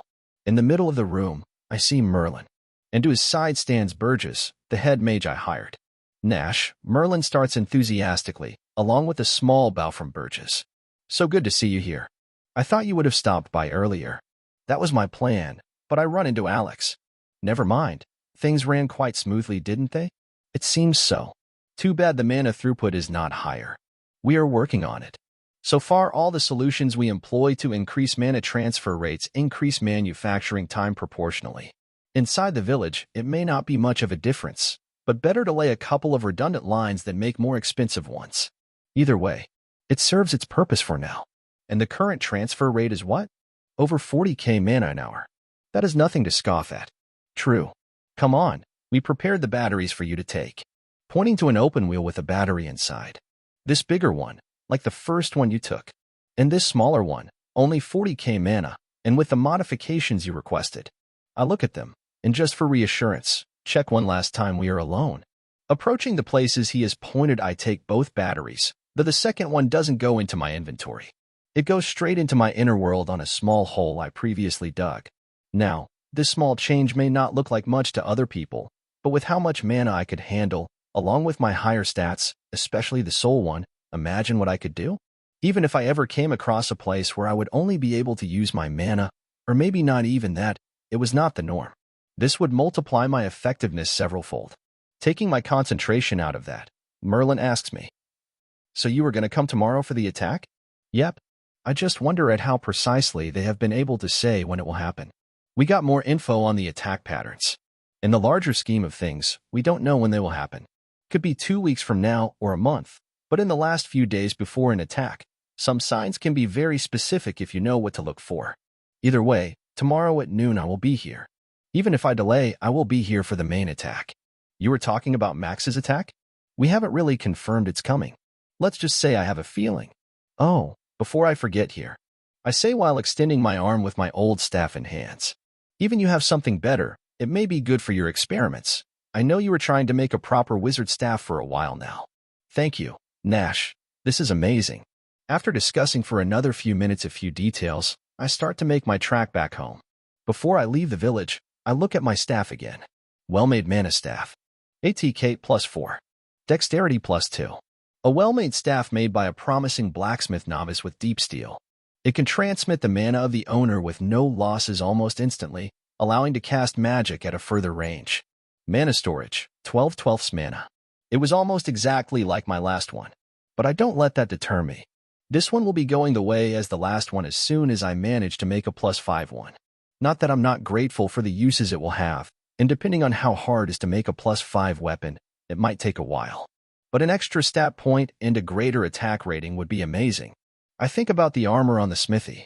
While it may be good to get some, and may I have the necessary money, somehow it just felt wrong. So I continued with my leather jacket for now, even if it was starting to look a little beat up. This time on the track back to my house, I don't follow the same path as the mana conduit to my house, but instead, pull the mana from my new battery in the inner world. A small portal at my hand is all it takes to pull as much mana as I want, though I do limit it to about a mana point a second, so I don't use it up too quickly. That is still plenty and lets me run at an amazing pace. I'm finished in about 50 minutes without pushing as hard as before. All it cost was about 3k mana points. Luckily, I have my own arrangement with the village about mana. They actually had a small surplus. Most of it went to training the mages, but they could spare some for me. I was after all providing a valuable service carting so many tons of or around. I was also open to deliver to other places occasionally. I just didn't want to consume all my time carting stuff around. At home, I go through a fairly quick routine based on my katas. It wasn't expressly necessary, but I dedicate some exclusive time to it given the enormous benefits I was deriving from it. After that is dealt with, I open a portal in front of Aster. She got a name after I was tired to not have a distinct way to address her. And Aster loved her name, or at least the mental image of light that encompassed her. That was the closest translation I could come up with. After she comes out, others follow suit exploring the place near my house. I sit and place my hand on her head starting our communication. I don't find out much new. She tells me of a few things that happened inside the inner world, but everything inside was within my domain. As long as I paid attention, nothing significant escaped my attention. Still, seeing things from her perspective was wonderful for broadening our understanding of each other's way of communicating. An hour every day was doing wonders for our ability to understand each other. While in some ways, we improved a lot, some differences were more significant than just learning another language. Things that revolved around the very core of how they were, what they weren't. But just learning the intersection of my understanding and hers was enough. Trying to explain money to them would be an entirely futile exercise if they didn't even understand some of its components. Though trade seemed to be starting to take hold, even if it was not their preferred mode. If they should ever be in place to start cooperating with other animals, trade could be a path, or they would simply come up with something better than humans could understand. They didn't tell me a lot about where they are summoned to at night. The only thing I knew was that they never encountered other creatures besides bunnies over there. After another half hour, I end our talk and start to prepare for tomorrow. Even if Max's village doesn't end up attacking, there was an attack from monsters. That was scary enough. I take a minute to dump my mana pool on a separate battery, given I will be able to absorb it back within me should the need arise. Concentrating, I start to pour the mana out as fast as possible. Each second, as my mana plummets, I feel the mental muscle getting stronger. I continue until almost empty, with only having 5 mana in the tank. These practice sessions were very helpful. I can use about 25 mana a second, and even more if I took the mana from someplace without the limited throughput. This number was also increasing as each day goes by. My stats are part of the reason, but practice is key. I tried doing that several times a day, recycling the mana I dumped into the battery, but it seems I can only exercise this specific muscle so often. Doing it twice a day seems the optimal interval. With the last few hours of the day, I continue to prepare. I inscribe a few plates with useful tidbits of magic that may come in hand. Next, I start to work on my inner world. I have gotten a whole lot better at opening portals and sustaining the light and gravity needs for it in the last week, but I take an hour to focus on increasing my capabilities and fluidity with it. Even now, the small portal I keep open all day long is still not a fully automatic process, and sometimes it closes at night or on deep meditation sessions. Pando C doesn't seem to care too much about the brief interruptions, but it is probably better if I can maintain it with little to no mental effort, instead of being something always draining a bit of my attention, precluding me from fully focusing on something else. Next, it's Pando's seed I focus on. Mana goes out, and with a few strategically placed portals, soon small roots are growing at an unbelievable rate. 3 inches a second may not be the instant growth most people would imagine for plant powers, but it's fast enough I can definitely maneuver the situation to my favor. And as long as I don't mind the enormous mana consumption, I'm not even limited to the size of my inner world. I just need to grow a giant mesh underground over several minutes. As long as I'm in contact with some part of it, I can control the whole. But being within reach of my portals makes things more convenient. Last, I start to work on something that occurred to me a while ago. Pretty obvious if you ask me, but the usefulness is nonetheless there. When the roots reach their final size and are in place, I send some mana through the rune they formed. The effect they form is nothing fancy, just conjuring a ball of water, but this is practice anyhow. The advantage is that properly done, ignoring the cost of growing the runes in the first place, I save a little of mana. About 20% on average for my test in the last couple of days. As long as you grew them beforehand, or you are doing something highly repetitive, the mana saving overcomes the initial investment. Before the sunset, I head for a new place, just about 2 miles from my home. The area outside the safe zone. So far, I have only fought the wolves, and while that has been good practice, a little anxiousness about not leveling fast enough starts to creep in. I know that no matter how long I fight, you can only level after choosing a class, but this preparation just seems prudent. I was after all learning how to fight, something I avoided nearly my whole life. Rage had been a big part of my makeup before meeting Pando, even if I never let it out after the single fight of my life in first grade. Keeping it all inside with no outlet may have avoided visits to the principal's office, but it also meant I had no idea how to truly behave in a fight, how to manage your and your opponent's emotions to win. I had long let go of my anger, but that did not teach me how to firth, and that was exactly what I was going to do now. I no longer spend my nights bullying the wolves, but go after predators bigger than myself, learning with each encounter. I had notes from a couple of the best hunters in the village, and without hesitation, I followed the tracks from the biggest animals in the most effective way possible, until I was standing before one of them. I would start with the 600 kilograms panther. Warped panther, level 62. A panther that has been warped through unknown means. Chapter 61. The minutes tick by. The time for me to head to the village is approaching. I sit resting outside of my house in a brand new form of meditation, something I just came up with. I was not looking to lose myself. I was centering myself with more intent than ever before, mentally preparing for what was to come. And while I knew some of what lay ahead, most of it could not be predicted. After I awoke at sunrise, I didn't strain myself, just seated here and prepared. I have not eaten in about 40 hours. By now my body is burning only my small reserves of fat. Never before I have purposefully gone so long without eating, and for some types of exercise, this was not the ideal metabolic state to be in. But for mental and endurance-based tasks, this was the perfect state for me. I was lighter on my feet. All my neuroreceptors were in prime condition. I had nothing weighing me down on either stomach or gut. The one slight change would be the slight increase in oxygen consumption from burning fat instead of sugar. But as much as most people would say my next endeavor was a physical one, I differ. The physical part was indeed important, but the mental aspect was even more so. And I was sharper than ever. This feeling was familiar by now given the stat increases and new things I was learning. But this was taking it to a whole other level. I spread a little of my mana to the roots growing underground. With so many experiments, anywhere within about 300 meters of my house, you could find the growing roots. Pando's seed, Its progenitor easily connects to the roots growing all around. He is gaining more and more awareness. In some ways, he may even surpass the original tree in a couple of months. Though that probably had to do with my cycling of ether affecting it, and I guess that benefit would be extended to the main grove when I was back. With these very roots and a calm mind, anything within this 600-meter circle is within my awareness. Half an hour goes by when I notice something strange. Pressure on top of the furthest roots. Not the cyclic pressure of a single person going through, and the very light pressure a couple of rabbits coming to visit the new nest within my inner world. Several people making their tracks straight to my house silently. Calmly, though my heart rate does elevate in preparation, I open my eyes. The connection is still there, and I head into the house as if nothing had happened. By now, I can sense another 5 trios surrounding me. I connect with the village, and as they pick up, I start speaking. Attack on my house, 27 assailants moving stealthily, 250 meters from my house. No. 30. No. 33. Well, increasing numbers. I will call. No, it would probably be better if you guys focus on your own problems. I have a few defenses and plenty of tricks up my sleeve. Any help would take nearly an hour to get here. Okay, I will inform the commander of everything and pass on your recommendations. Please do. I will keep sending reports.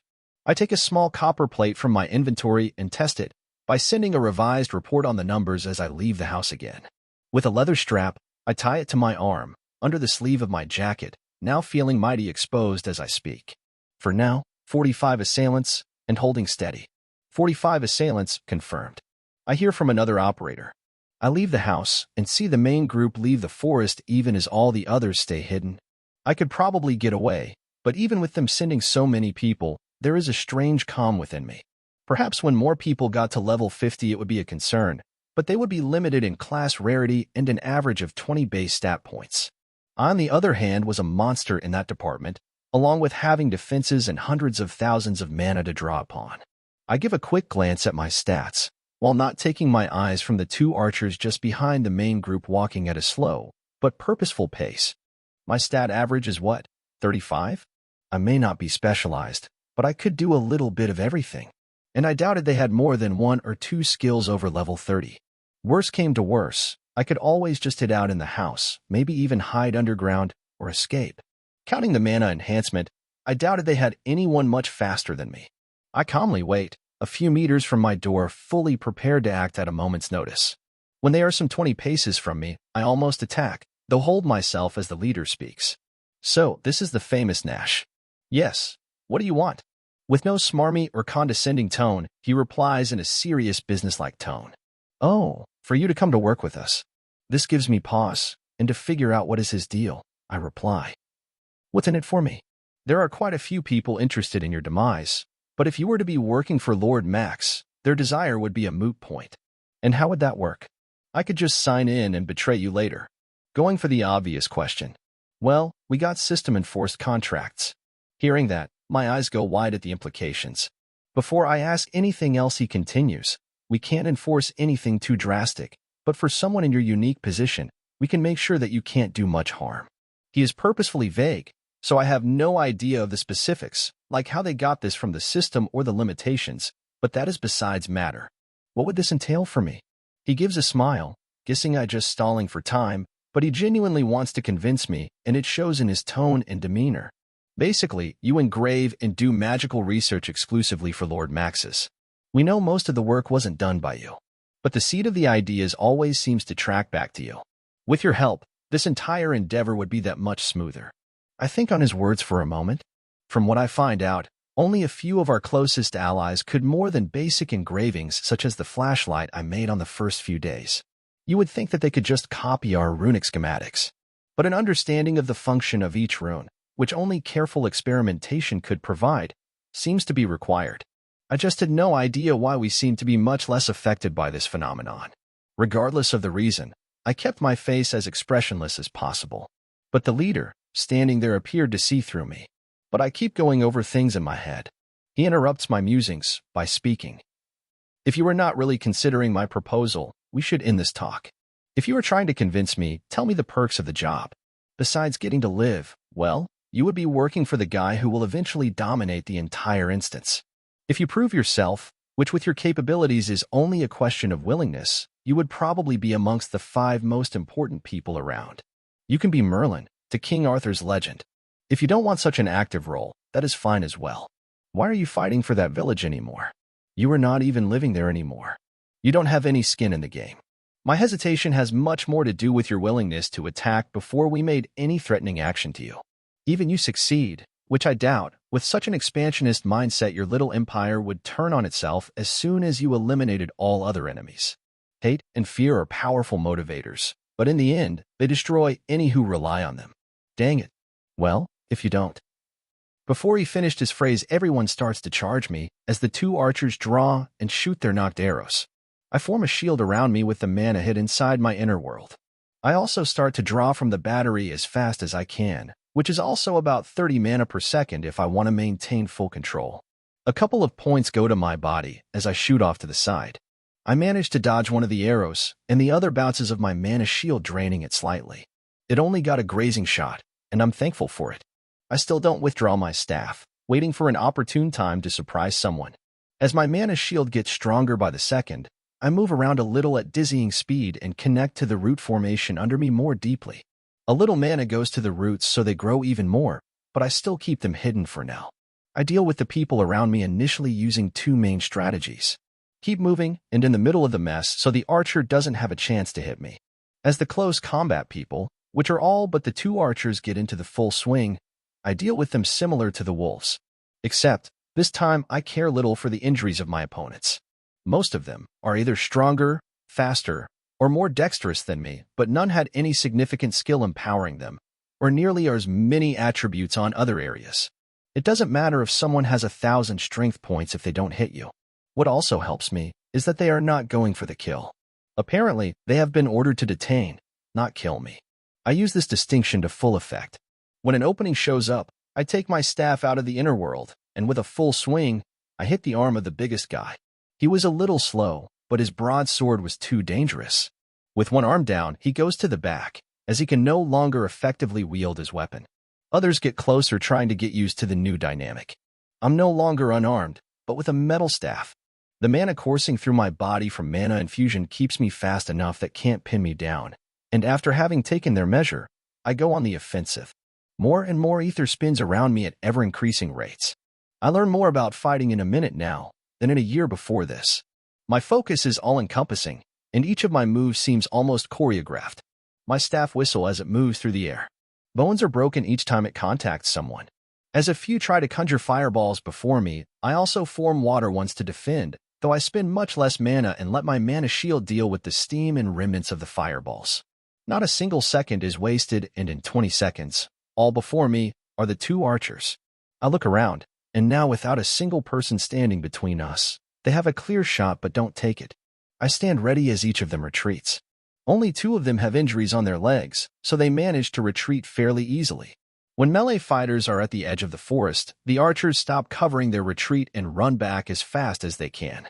I have no idea how I managed to do this, but for a moment there is a lull in the battle.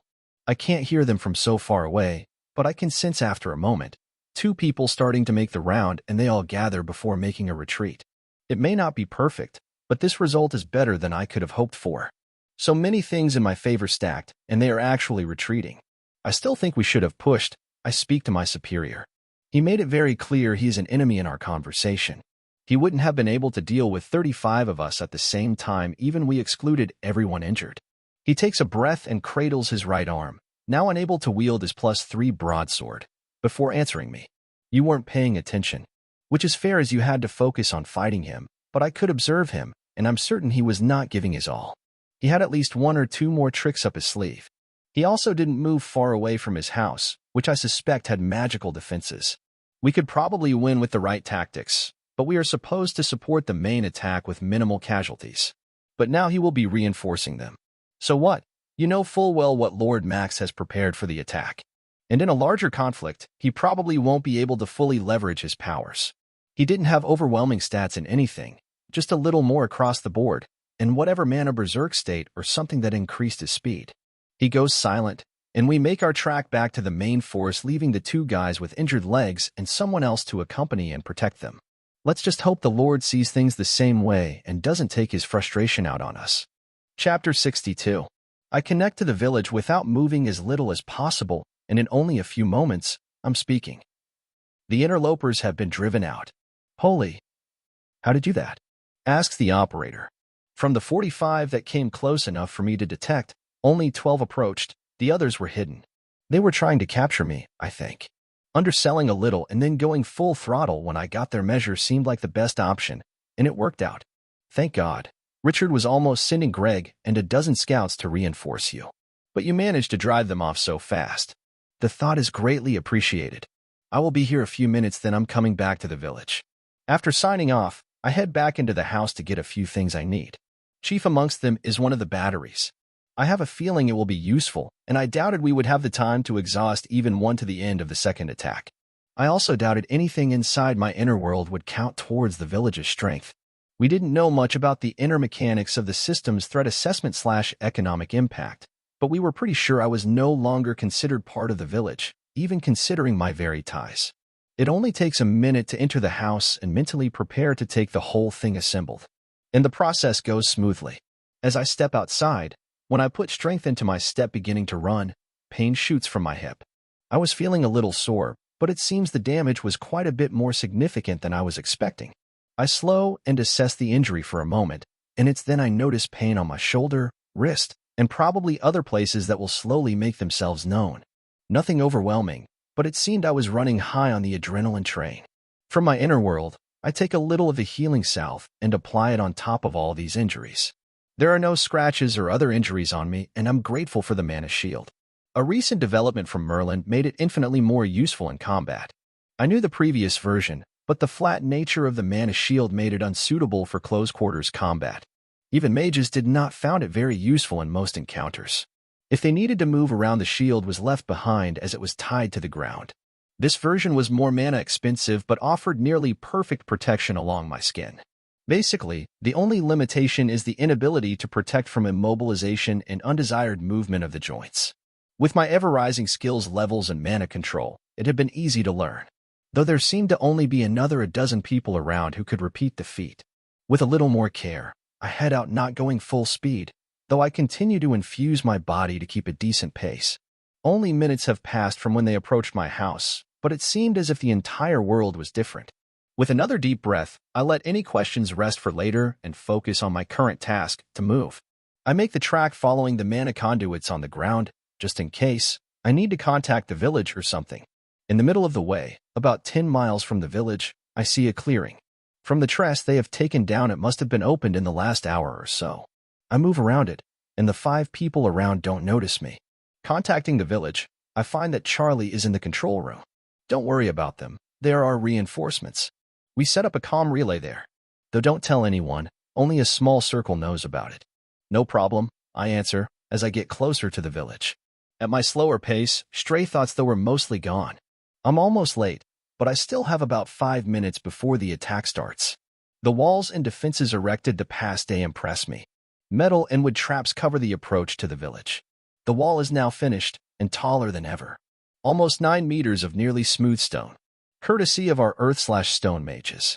People recognize me as I approach, and in a sudden impulse, mana slowly leaves my hands as I climb the walls from the outside. A small cheer goes through the crowd atop the wall. The corridor is about 2 meters wide with a few larger spots, and I find the main concentration, which is probably where the commanders will be. I see Richard and a few other people filling in and sit outside in a place where I won't get the way. About 5 meters below me, packed dirt in the middle of the wall has a couple of roots, and I connect with them. The network surrounding the village comes to mind. It is very thin and new, unlike in my home, but with little compunction, I start to send thousands of mana throughout the network to accelerate the growth. Sitting in this almost meditative state, and with no other strenuous tasks, I can move even more mana around, and mana goes from the battery to the ground at over 50 mana each second. Minutes go by as a few more people come up to help defend the city. Even now, there are people with unsuited constitutions to fight and a few that simply don't want to fight. But at my side stand almost 800 people planning to fight. Some of the others were just discontent, but the majority were just taking a back seat and working on other places needed, like the doctors and nurses we had. A true fantasy like healer was still missing, but a couple of people managed to get doctor and nurse classes, so it was better than nothing. Others were working as messengers and other tasks away from direct combat that would help us atop the wall. As the time is just about to run out, I hear Charlie. Good Nash, you are here. Heard about the attack. I'm glad you are okay. A little awkwardly, given we are not alone, he continues cryptically. Did you bring? Without waiting for him to finish, I speak. Yes, I judged that it was worth considering the circumstances. They will probably attack soon after the monster attack. Your gut feeling matches with our analysis. About the guy I spoke with.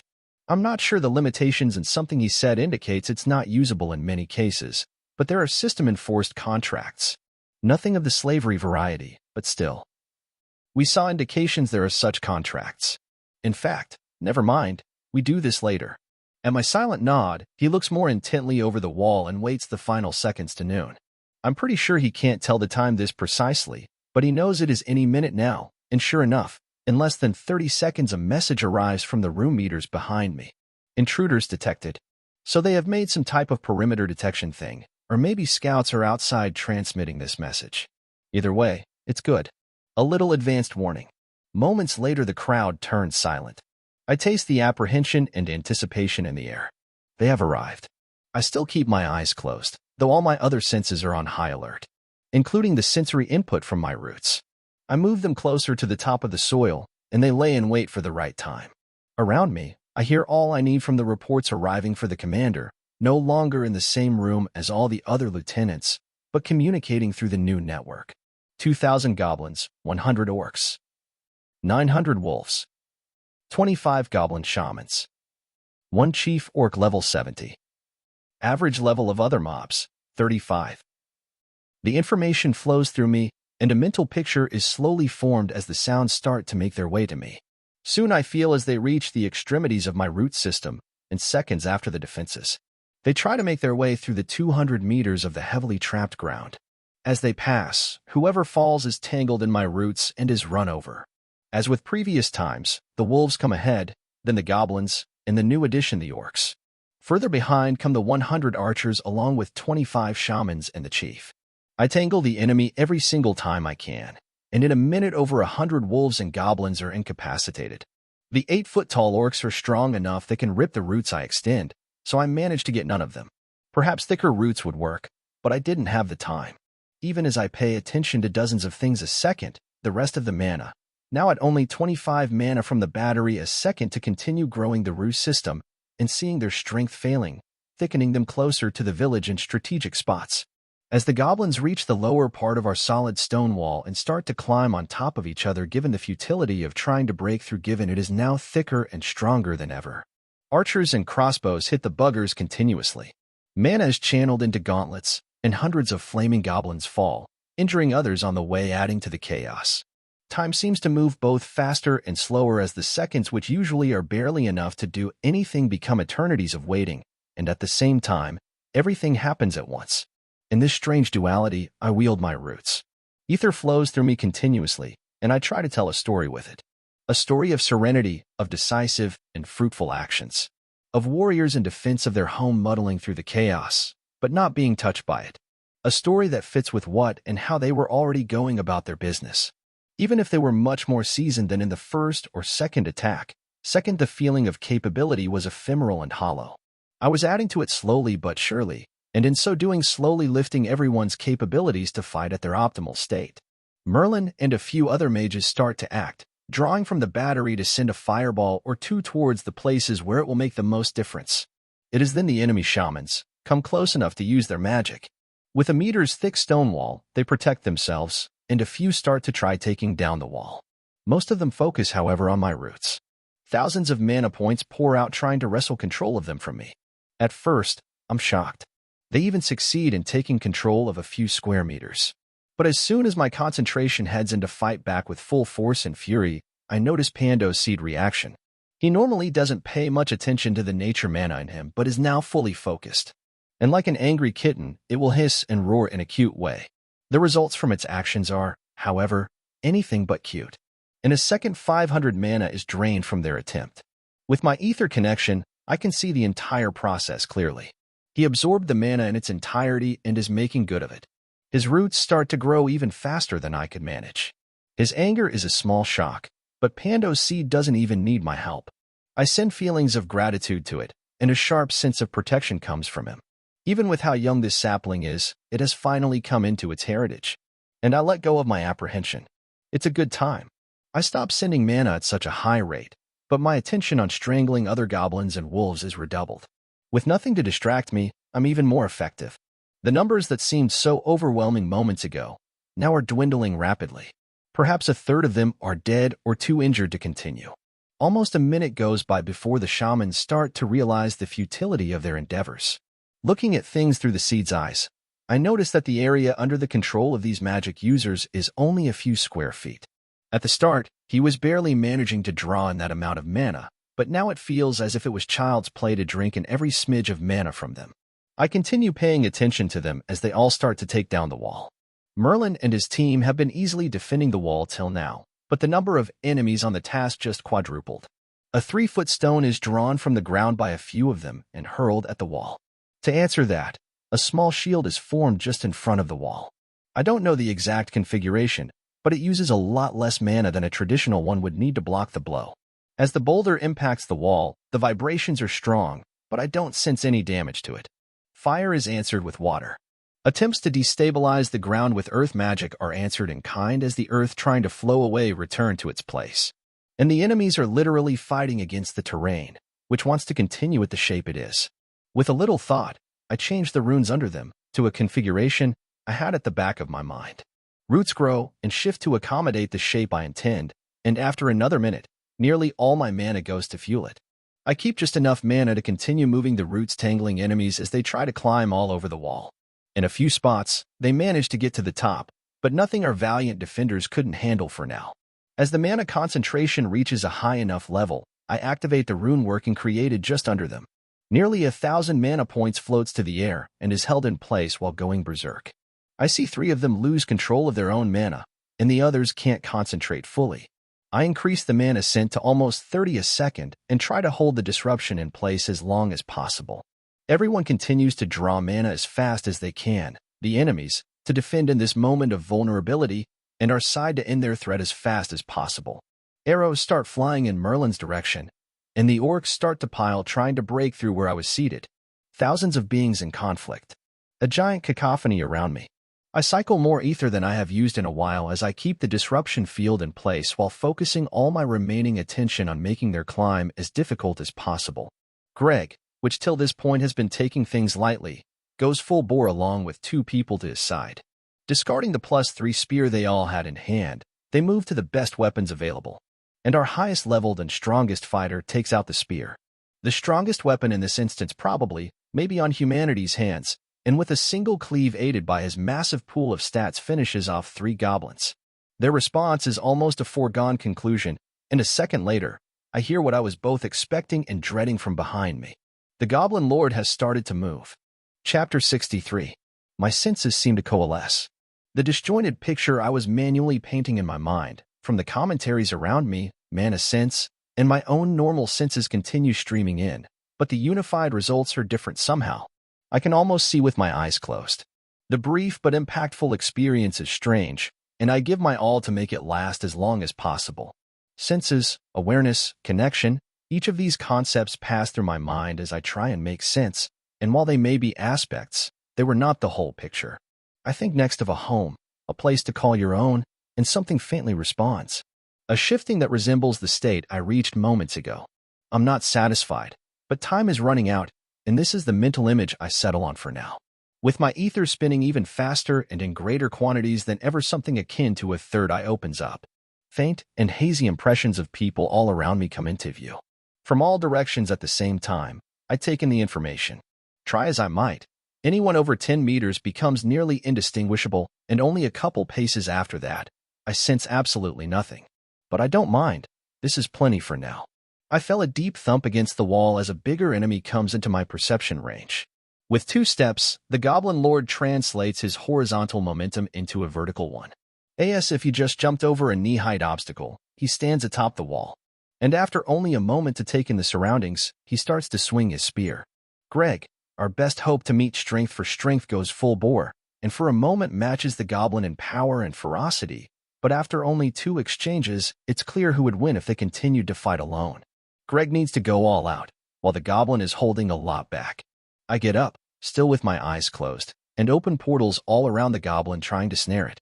I fail every single attempt, but the diminished options from the goblin now being pressed by 5 people all around it, along with my magic, are enough to hold him back. 10 seconds slowly tick by, then 20 and 30. We are at an impasse, and the Goblin Lord, seeing no other option, starts to move his mana. This scares me, as he suddenly gets about 20% faster and pushes back everyone. Every one of his blows would be devastating if they hit full on. And in only a second, I'm proven correct as Greg is hit on the chest. Even the strongest part of his armor can't stand a blow, and dents badly. Slightly injured, but far from out of the fight, he continues. Meanwhile, all around the ground, another runic formation. My attention on the last one of its kind, which was already waning, fades, becomes a moot point as it collapses. Without compunction, I trust that Merlin has things handled and start to pour all of my mana into the new formation. Just 3 seconds later, with about 120 mana pooled, I activate it. The Goblin Lord suddenly slows a lot, not quite to base level, but the drag is making the spell he is using a lot less effective. He notices me and starts running at full speed in my direction, so I get ready. With a mana shield up and 50 mana in my hands to infuse myself, I wait in position as the last obstacle in his way is passed, the guy wielding the first +4 weapon I helped to make. Greg is running in my direction as well, only slightly behind the Goblin Lord. Infusing more mana than ever, I move at unheard of speeds.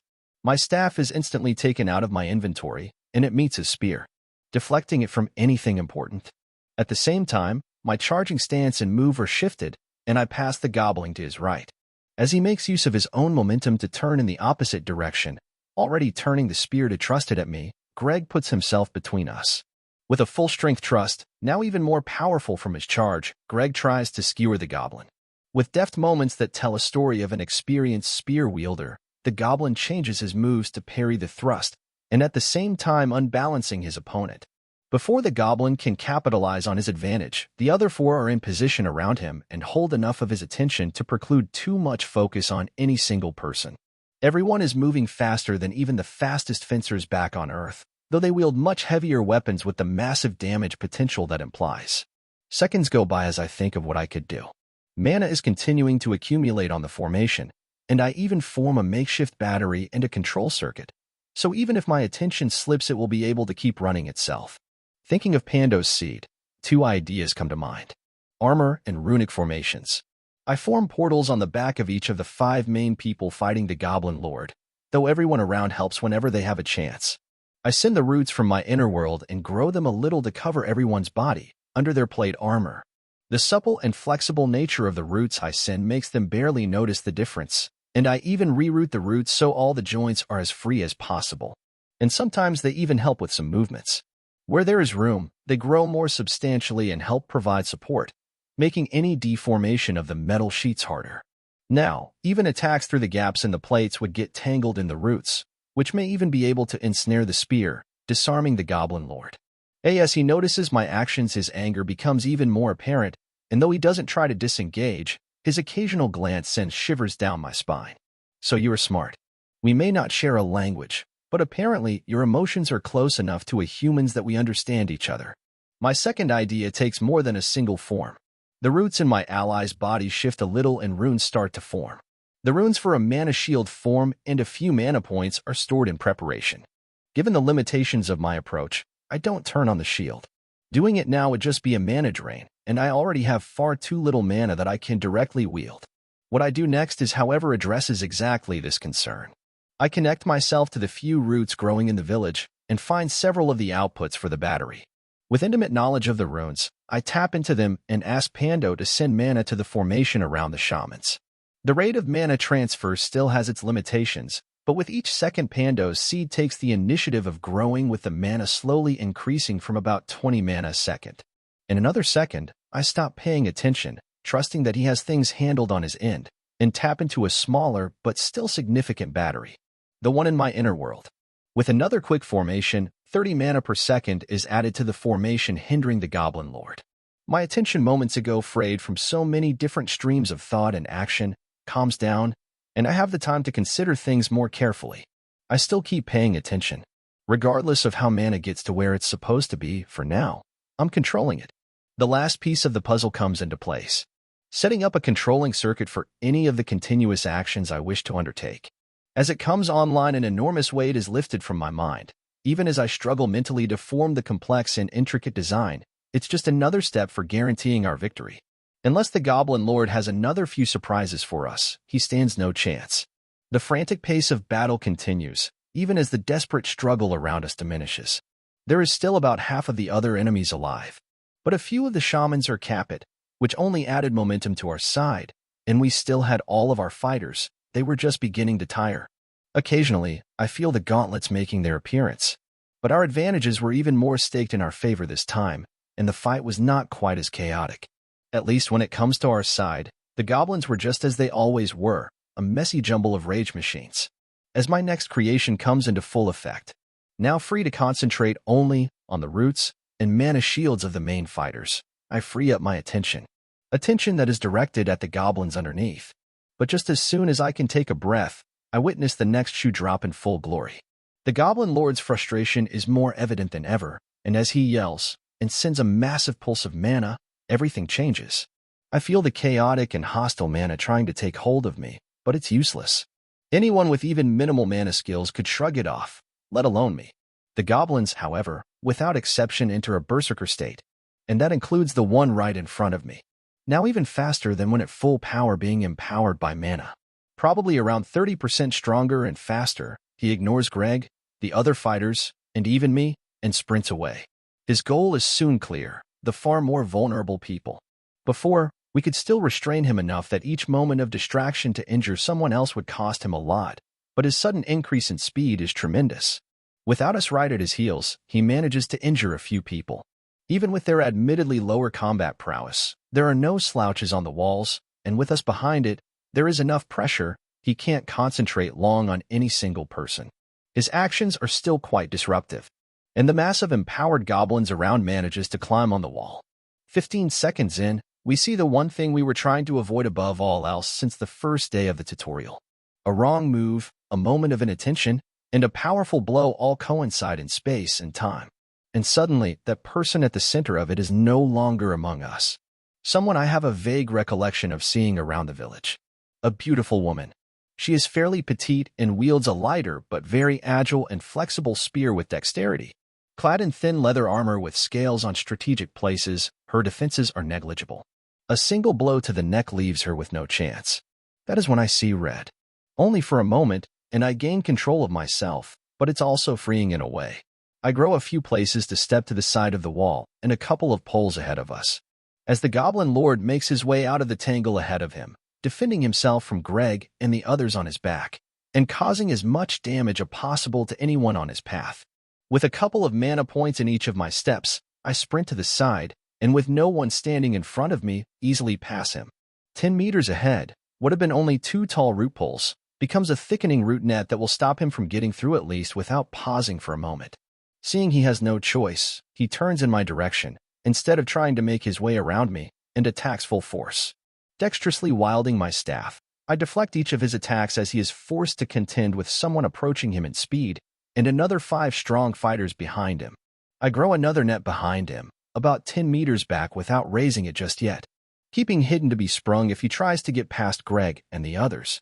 Putting so much mana on my body is a big strain, and I feel my stamina taking a significant hit, but the Berserker effect, now in play for almost a minute, should be starting to take its toll on him.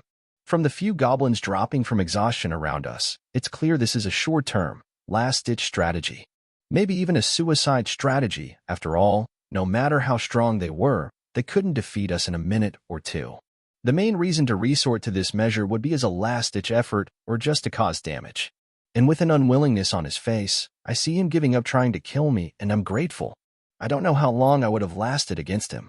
Pumping around 15 mana a second on the body is no joke. His next actions send a few people around me panicking at the implication, but as he jumps in the village, in the direction of the main hospital, relief hits me, and my whole demeanor exudes it. With a flourish of my hand, I I start to work on the roots around me. To my side, flying in the air, the Gobbling Lord is hit by a massive, 2,000 mana points fireball fired from the closest tower. Moments later, the remnants of the fireball hits the houses under it. But they were all evacuated exactly for cases like this. He doomed himself by his own actions. With a grim smile, considering that threat eliminated, I make my way along the wall, helping where I can with my roots. I had hoped to more easily communicate with the enemies that the system sends our way, but each time, the threat just increased, and it seemed I would have to just outpace it to grow into such a powerful multiplier that we could afford to take our time. The ether flowing and spinning all around me added to this sense. At my previous spot, I sit, undisturbed by the people around me, and close my eyes again. The danger, after all, was not over, but we would get through whatever came our way. Chapter 64. Information continues to come as I rest from the ordeal. Even if I changed the rules midway, channeling all this mana was still a new experience. The attack lasted approximately a quarter an hour, and I used in the neighborhood of 20,000 mana. I'm pretty sure this is already beyond even Merlin, and the rate at which used it was quite high. The greater limitation is, however, my body. It protests at the smallest movements, but in the grand scheme of things, the change is minimal. Behind me, just a minute in, I hear a message being relayed across the wall. Everyone, keep to your posts. Rumors fly abound on the reason, though most people know of Lord Max's reputation, and in tacit agreement, almost everyone stays without a fuss. With my roots, I tap into the mana conduit and watch as the mana from the battery in my house is slowly drained. A little over 10k has made its way to the village batteries. Although we have used a lot of mana, it was still less than 100k mana points. Guessing that the next attack won't come for at least some 15 minutes, I start on a couple of endeavors. First, the second mana battery goes into my inner world as well. I had thought about how to dump its mana into the city should the need arise, but this was probably a better way to go about it. With the millions of root strands around it, I begin the process of forming runes to tap into and transport the mana. Although I need to use a little mana occasionally to grow them, most of it can be done by simply moving the roots around. 10 minutes later, the control mechanisms and mana conduction systems are all in place, and I wonder at the massive speed and flexibility increase this provides me. It is not right for every occasion, but in most cases, it's an amazing way to work with runic structures. I turn off. Even the trickle of mana Pando's seed is absorbing from the main battery, and turn on the new connection. He starts to pull in over 100 mana a second, and I guide it slightly here and there. Nothing that would exhaust me, just enough, limber up after a hard mental workout. The main focus is on growing the underground root network, but more of it seems to instinctually expand in the direction of my village. Seeing this, I stop the initial attempt, and instead, focus on a single root strand to reach all the way. Not very thick, but still enough for minimal connection. The throughput of the connection could always be expanded later on. Minutes go by as I continue this simple and relaxing activity, connecting with Pando's seed, and helping him to grow at such a rapid rate was simply incredible. It's then I think of another modification I can make. I focus on my inner world, having no idea of how difficult it would be, start to move the roots over, and make each of them into the shape of battery runes. Only occasionally do I need to grow a few strands, but mostly it relies on just moving the roots to follow the rune patterns. With the impetus now being different from simply tapping into an existing battery, things change a little. Before, the time it took me to do anything was almost negligible. Now it's like the difference between a 2D printer and a 3D one. You go from seconds to print a big page to hours for even a modestly sized figurine. This is still faster than trying to engrave on copper plates, and for that, I'm immensely grateful. After a few tests, I find it takes me a few minutes to make a battery that can hold 1,000 mana. The whole thing goes to the back of my mind as I try to automate the process. I'm still short of truly being able to do that with another more familiar action, the portals to my inner world. But the training is still another step on being able to take control of my autonomic nervous system, or at least adding a simple task like this one to the endeavor. I meditate as deeply as possible as I sustain the inner world portal and its mental companion, forming the runes of a battery. It's surprisingly easy to let go of almost all of my focus on these tasks, but even if I woke up only hours ago, I know I will be going to sleep early today. Through all that, a single concept is firmly on my mind: home. Though that is probably the wrong word. You don't instinctively know all about your home, as I have been able to learn about my surroundings. An unknown amount of time passes as things flow around me, and unbeknownst to everyone, An old friend rears its head again, though this time it does unconsciously. My perception filter. Nobody bumps into me or anything, but it's almost like I'm filtered out of their perception. As a tree would, you notice the first few times, but then you simply filter out, because you only need to pay enough attention to it not bump your head. The constant stream of information makes its way to me, and I basically ignore most of it. Not because it's not important, but because only a single piece will bring me out of this meditative state. And sitting peacefully there I continue until I'm alerted. Enemy scouts detected 5 minutes out. I continue sitting there, but my heartbeat, a second before only a couple of times per minute, speeds up a little. My brainwaves, extremely low a moment before, also increase in frequency. I hold a lighter meditate state to let more information in. Around me, dozens of copper plates attached along the wall unexpectedly start to work like an announcement system. Charlie's voice, a reassuring, yet unyielding sound resonates through the speakers as he stands just behind me in front of the commander's hut. Everyone, we have unfortunately confirmed our fears. Rumors have been flying abound, but we detected enemy scouts a few minutes out. They look to be from the so-called Lord Max's village. There doesn't seem to be any diplomatic solution to the dilemma, though we may discuss terms with them if they are amenable. If they, however, just want slaves or don't entertain the notion of cooperation between us as a viable path, they will taste our steel and magic before even coming close to the walls. At that, the crowd cheers. This was not his best speech, but with emotions running high nobody even notices. The small concern I had of everyone trying to bolt like headless chickens is thrown out of the window. Most of the people injured on the first attack are coming back to man the walls, and I continue to rest as my surroundings, slowly but surely, are coming into sharper focus. Nothing extraordinary, and the range is still only about 10 meters, but this simple action somehow resonates with me. As if the knowledge I'm granted was always there, I just needed to tap into it. In the few minutes until the attack, everyone is on the walls with rapt attention to the forest. The clearing is now even bigger. There are almost no trees for more than half a mile. So, they won't be able to hide on the approach to the village. Charlie leaves at the new customary speed around the village, a run. He is probably heading to the control room, or something else as important, and I put it out of my mind. I open my eyes for a moment, and looking at the sun, judge it's almost 1300 hours. This means they have come from a closer place than the closest village, and they also must have some fast way of transmitting messages. Unless they were coming in blind, and I doubted Lord Max got to where he is by being careless. 5 minutes and they still haven't sown themselves. About 7 minutes after the initial warning, I feel thousands of people making their way to the edge of the forest. There were few routes that far out, but I concentrated on having at least a couple sparsed out to tell me when they arrived. The little mana flowing in that direction stops, so if their magic users were paying attention, they would not be able to tell there was anything of notice under their boots. I tap into the comm line and say, "Enemies detected at the edge of the clearing." I spend a minute moving my routes around to provide them a rough map of where I feel people stepping. Instead of them all continuing forward immediately, only a group of 3 comes ahead. Nearly 1,000 people watch with rapt attention as the 3 people make their way past the defenses and to the foot of the wall. With high agility, they are quite fast, and in no time they stop by the gate. "Hi, we are envoys from Lord Max. We would like to speak to Charlie." After a moment of thought, I also begin to add a few surprises on the path of anyone trying to follow them. A grim start to form in my mind. I may not relish what is to come, but even if most of them were bullied into it by Lord Max, they still chose to attack, and for that, their path would be followed by adversity. I sit in the map room.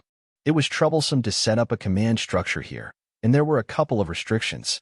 But I was basically the leader of the village, and there were no good ways of taking the information from the map table out, so we engineered a pair of small batteries to keep me and the cartographers to keep in contact with the outside world. That was still a debated topic given though only one of them had the actual class. As I hear someone starting to speak, I pay attention to the relayed message, and a small light on the copper plate before me indicates it is coming from outside the gates. "Hi, we are envoys from Lord Max. We would like to speak to Charlie." I wonder if I should mute them and speak onto the people in the commander room, but decide against it. They should trust me by now, and I was in a better position to stall for time talking without long relay times. Probably counterintuitive, but true nonetheless. Installing for time was only to our village's advantage, not theirs. They were probably just hoping to come out of this with fewer casualties. A question that plagued me through it all was how they managed to stay undetected even with a full team of 6 people looking for them with our enhanced map. But that is a question for later. With confidence, I start to speak. We were hoping your intentions were benign, but you have matched your reputation. We have come to negotiate. We are honest in that. Then why is your army so close? That is our leverage. Usually people are more circumspect, but Lord Max prefers to be more direct. If you would invite us in, we would present your options. No. A bit stumped at the short reply, they wait for more, but eventually give up and start to speak, trying to play nonchalantly. Well, with your technology it makes little difference. And that is exactly the main focus of our visit. This magical technology is of great interest to our Lord. With it, and is enough for an alliance, where you would be the subcapital of our small empire. You would only answer to him and nobody else. All you are required is to share your runic products with the Lord and his villages, for appropriate compensation, of course. You have the chance to join in the greatest group from this instance, maybe even from all of Earth. There is just one wrinkle. You are telling us to join or die. Before I can continue, he starts to speak. We understand that the natural instinct is to reject the offer made under pressure, but we have to insist. Join our alliance. It's a wonderful place to all in it. And if we don't, that is why I brought the armies. But why would you reject joining the greatest defense you can have? You have the power to make it into the type of place you want it to be. His words, on the surface, seem to make sense, but it doesn't pass the smell test. Things may look all nice and rosy on the surface, but deep down underneath, the actual cost is too great. Trying to stall a little longer, I continue to ask specifics on how this alliance would work. After a few minutes, it's clear I'm only stalling and they speak. It seems you are not actually interested in the offer. We have all the leverage, and still, you refuse to agree, only trying to stall for more time. With one last attempt, I start asking another question. But, how would this trade happen? Ignoring my question, they speak. It's clear you have rejected our offer a second time, so if the gates are closed in 5 minutes, we will consider this your third rejection of our generous offer. And you will be made to submit. Things are not as simple as he stated, but it doesn't matter. As I'm disconnected from the plate at the gate, I hear the commander and a few of the lieutenants speaking. It's madness. They show up with a big-ass army on our doorstep and expect us to fold? There have probably villages that did fold just from seeing his army. Not that we actually have seen them yet. From what Nash has provided, we estimate 3,000 people. That is a quite significant force, and we will be hard-pressed to defend against them. There is nothing besides the preparations already undertaken that will have an impact. So I stay silent and trust we made the right choices.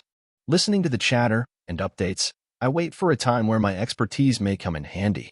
Are you out there, Lord Max?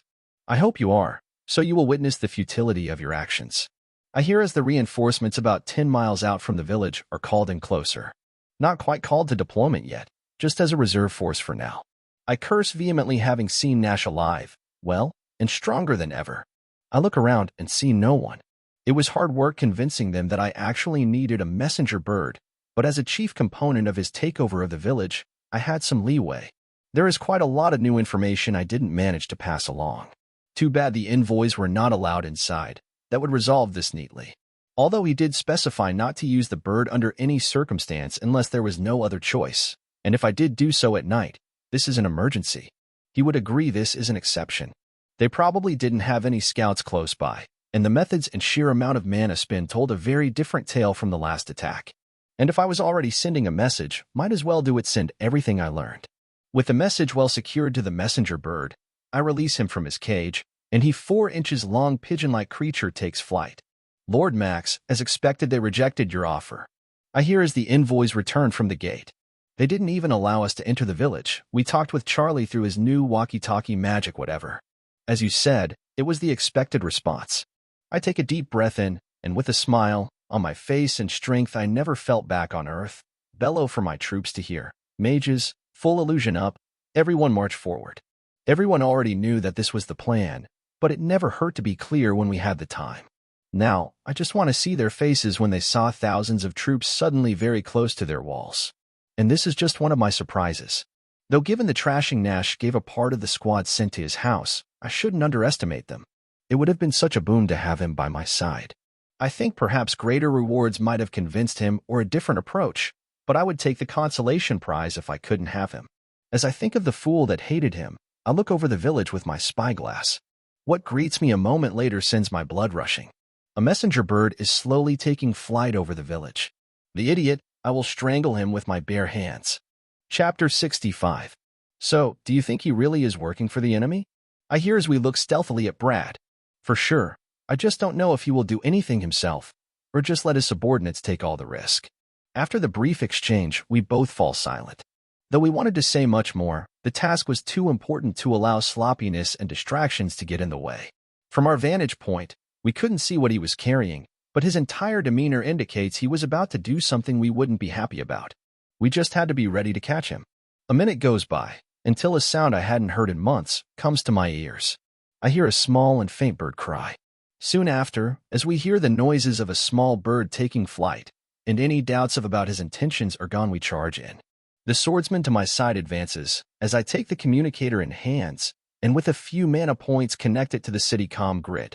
Shoot it down, I say in a frantic tone, not finding the right words to communicate what I desire. Before I can continue, I hear on the other side. Shoot down what? With their calm and patient demeanor, I manage to get a hold of myself. A bird? I think it's a messenger bird to Lord Max. Oh shit, okay. Passing along. Subject confirmed hostile. Before I can answer, a very fast flaming streak hits the bird, and my immediate concerns are alleviated. Bird is down. I repeat, bird is down. And yes, subject confirmed hostile. Trusting them to handle everything else, I approach the fight just beginning in front of me. There were in total 6 people tailing Brad, and 3 are already in combat. I approach, along with the other 2 that were responsible for communications to the headquarters like myself. Brad uses a +3 bastard sword and is more skilled than we expected, but he is still no match considering our significant numeric advantage. As everyone arrives, one of the guys speak. I'm going to be a bit further back reporting back to HQ. You guys make sure he doesn't get a chance to escape. We both nod at the sensible suggestion and watch intently Brad's fight. Everything goes smoothly until he suddenly gets much faster and manages to knock back one of us back. With now only 2 people against him, a savage blow to the side knocks the wind out of the middle fighter, distracting him enough he can't take advantage of the opening. This gives enough room for Brad to run his sword through my partner. Having already started sprinting from the moment things started to go wrong, seeing Leo slumping at the massive injury sends my blood pumping even higher. With an overhead blow from my spear, Brad is forced to turn his entire body to defend against me. He doesn't have the maneuvering room or time to take other action. This simple, but time-consuming task of turning his whole body to defend against a full-strength blow from me is enough to doom him. The other 2 fighters grapple with him, and after a few cracked ribs, Bard finally gives up. I take a new contraption Merlin designed and slap the magical handcuffs on him. It isn't anything fancy, but it's almost impossible to remove with a really good saw or magic beyond our current capabilities. With that, we march him over to a house. From the outside, it's just a common house, but inside the purpose is clear. This is a confinement place. Only after watching the door close, and knowing he doesn't have any significant magical talents, I finally let myself breathe. He has no chance to escape for the time being. And different from his usual blustering demeanor, being taken prisoner seems to have affected him deeply, and he is now silent and taciturn. Not a single word about the futility of our endeavors or anything else comes out of his mouth. Let's just hope this is just wishful thinking. If he really is trained the others well, they may be more trouble than we anticipating. I sense the people stepping over my roots and coming out of the forest and into the clearing. As the seconds pass, however, the expected reaction from the people in the walls doesn't come. Opening my eyes for a few moments, I see what has happened. A smile comes to face, and sending a tread of mana into the roots lets me get a taste of the magic being wielded. Though the smile soon falls away, let's hope they don't have too many of these surprises. With a flick of my hand for dramatic effect, I create simple and cost-effective runes all along their path. As each of the invisible people in the enemy army steps over one of them, light is emitted in our direction. They won't even notice their disguise was disrupted. They continue to approach at a measured trot in the unobstructed part of the clearing. I speak loudly at the confused people in the commander's table behind me. Invisibility spell. They can't see the lights I created to expose them. You might be able to make good use of this advantage. I again turn my head forward and close my eyes. Mana, which before was spread out, focuses on a single purpose, forming even more robust and plentiful runes. Every single one of the enemies seems to be inside my current range, with just about all of them are coming in near full sprint ahead, so greater range and other tactics would be of little help. The reactions from the people atop the wall all around me are back to normal. Or at least the normal when seeing the enemy charging. There was momentary confusion as they saw the lights, but with the help of the speaker system, everyone calmed down soon enough. Most of my attention goes to the advancing troops. I feel as the footsteps, which before had been a near sprint, become more measured as they arrive closer to the defenses. There are no goblin corpses on the blades, spikes, and wire strewn over in defense, as teams went around getting all the bodies to be processed. I notice as they concentrate the 3,000 troops in a smaller area than the goblins usually did to my left. Not quite at the edge of the main wall, but closer to the edge than the middle. They start to make their way into the defense fields, carefully circumventing all the defenses. And it's then that our defenses come into play. Big fireballs head for them. Smaller than the one that finished of the Goblin Lord, but still much larger than the ones the gauntlets can produce. All 12 turrets atop the defense towers fire off. From the mana guns, or whatever they are called, I feel about 500 mana being spent on each of the fireballs. The distance of about 150 meters is covered in 2 or 3 seconds, hitting the front liners with full strength. The gauntlets don't have the range, so for now the only significant mana use is on the fireball guns. What comes just after I didn't know had been so expended. Over 100 giant bolts slam into the enemy at full force, fire off from our siege crossbows. Different from my expectation, only a few people are on top of the tower, and extending my senses, let me take a peek inside. As mana trickles in, I feel movement. Though I could be wrong in my assumption, a smile comes to face at the likely answer. A couple of mana points instead of dedicating a bunch of people to pulling the string is indeed worthwhile. A single person can easily reload multiple siege crossbows, and if you don't need very accurate aiming, you also don't need one shooter per crossbow. The illusion around the people at the very front is disrupted, and the scene is gruesome. Their answer is however calm and measured. Thousands of mana almost instantly start to be pulled, and the earth begins to form over them, so they will stay protected. I gather the mana Pando's seed kept at hand, and with his help, concentrate exactly on the spot the mages are. It activates a simpler, but still potent version of the mana disruption I applied to the enemy shamans.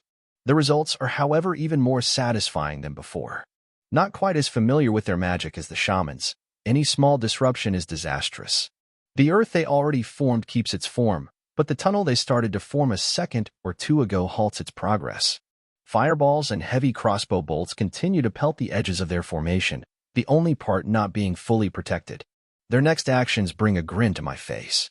All of the mages start chanting, and in seconds all of the mana is dispersed. I don't understand what they did, but I can tell they had to spend a good amount of their mana to do it, so it's a worthwhile trade. With a slightly different design this time, I talked to Pando's seed and we joined forces in sending mana to the runic formation. To the edges of the disruption field, where they didn't touch, I send mana. There the disruption is so weak they didn't even notice it until now, and it starts to grow back. I feel as the mana from a few split off, and they start trying to deal with me. Not in a direct way, they are still too far away, but in keeping away the chaotic mana. When they fail and the mana creeps closer, a few more detach from the main group. We reach an unsteady equilibrium when about 30 of the 100 and something mages focus on my creation. With cycling ether not only over me but also Pando's seed, slowly he comes to understand how to use the control mechanism I designed for this specific formation. Happy I will be able to take my attention off this endeavor. I start to send the approximately 20 mana a second I was pulling elsewhere. With nearly all of the opposing army stoked, they are easy prey to my roots, and I start to tangle them slowly, but surely. In only a few seconds a few people start to notice, the dozen or so already with stronger bonds, can't get away, and are firmly pressed to the ground unable to move, or even breath properly. I wonder how I could make some type of poison, and file the thought away for later. Pandemonium breaks out on the opposing army, and the crossbow, that a moment before was trying to break through the thick earth walls, go back to strafing the people outside the protected area. I only managed to catch a couple of people in the next minute, but the disruption is enough of a reason to continue. Before me, a field of death starts to form. Against the goblins, even if I was not happy about it, I could still stomach it. It shouldn't make a difference, but this time humans were the openness, and somehow that made things different. My gut churned slowly, and not from hunger, but from the scene. I did what I could, and will continue to do so in the future, but I cannot just lay and allow my throat to be slit. If you wish to take my life, you are by definition risking yours. And without another choice, I will always choose me and mine. These thoughts, however, don't stop me even for a moment. The mana I was wielding becomes visible as I stop hiding it and grow a pair of tangled roots up to my hands. The slight blue tint of light becomes visible to the closest people, and as they are only waiting for the moment, they start to take notice of my actions. They now know the origin of at least the roots. Merlin and the main group of mages stand on the wall at the closest point to the enemy group of mages, and as they manage to reach 30 meters from the wall underground, the clash of wills begins. Both groups try to take hold of the earth. Thousands of mana point leave the battery and working in concert. Merlin is like a maestro in charge of the greatest of operas. Each of the mana streams comes together fluidly and is directed at the enemy. Almost 3 times as many mages can barely keep up with him. Any progress they make is instantly knocked down and closer to the wall. Merlin has firm over the earth, and no matter what the enemy tries, they don't advance a single inch. Each second about 200 mana leaves the conduit, and not a smidge of it is wasted. Seeing the futility, and with at least a tenth of the enemy forces no longer in action, I hear a bellow louder than I ever thought possible, even for a larger animal like a lion. Charge. My very bones rattle in a physical sense, and the stampede of the enemy does the same. But the second reaction begins in the mind. All I know is they are coming for me. Chapter 66. As they charge, the cacophony that was manageable a moment ago starts to become all-encompassing. That doesn't distract me from where my attention should be, the people entering the tunnel that the mages have formed. Even if it doesn't come all the way to the wall, it still brings them much closer. From 150 meters to less than 50.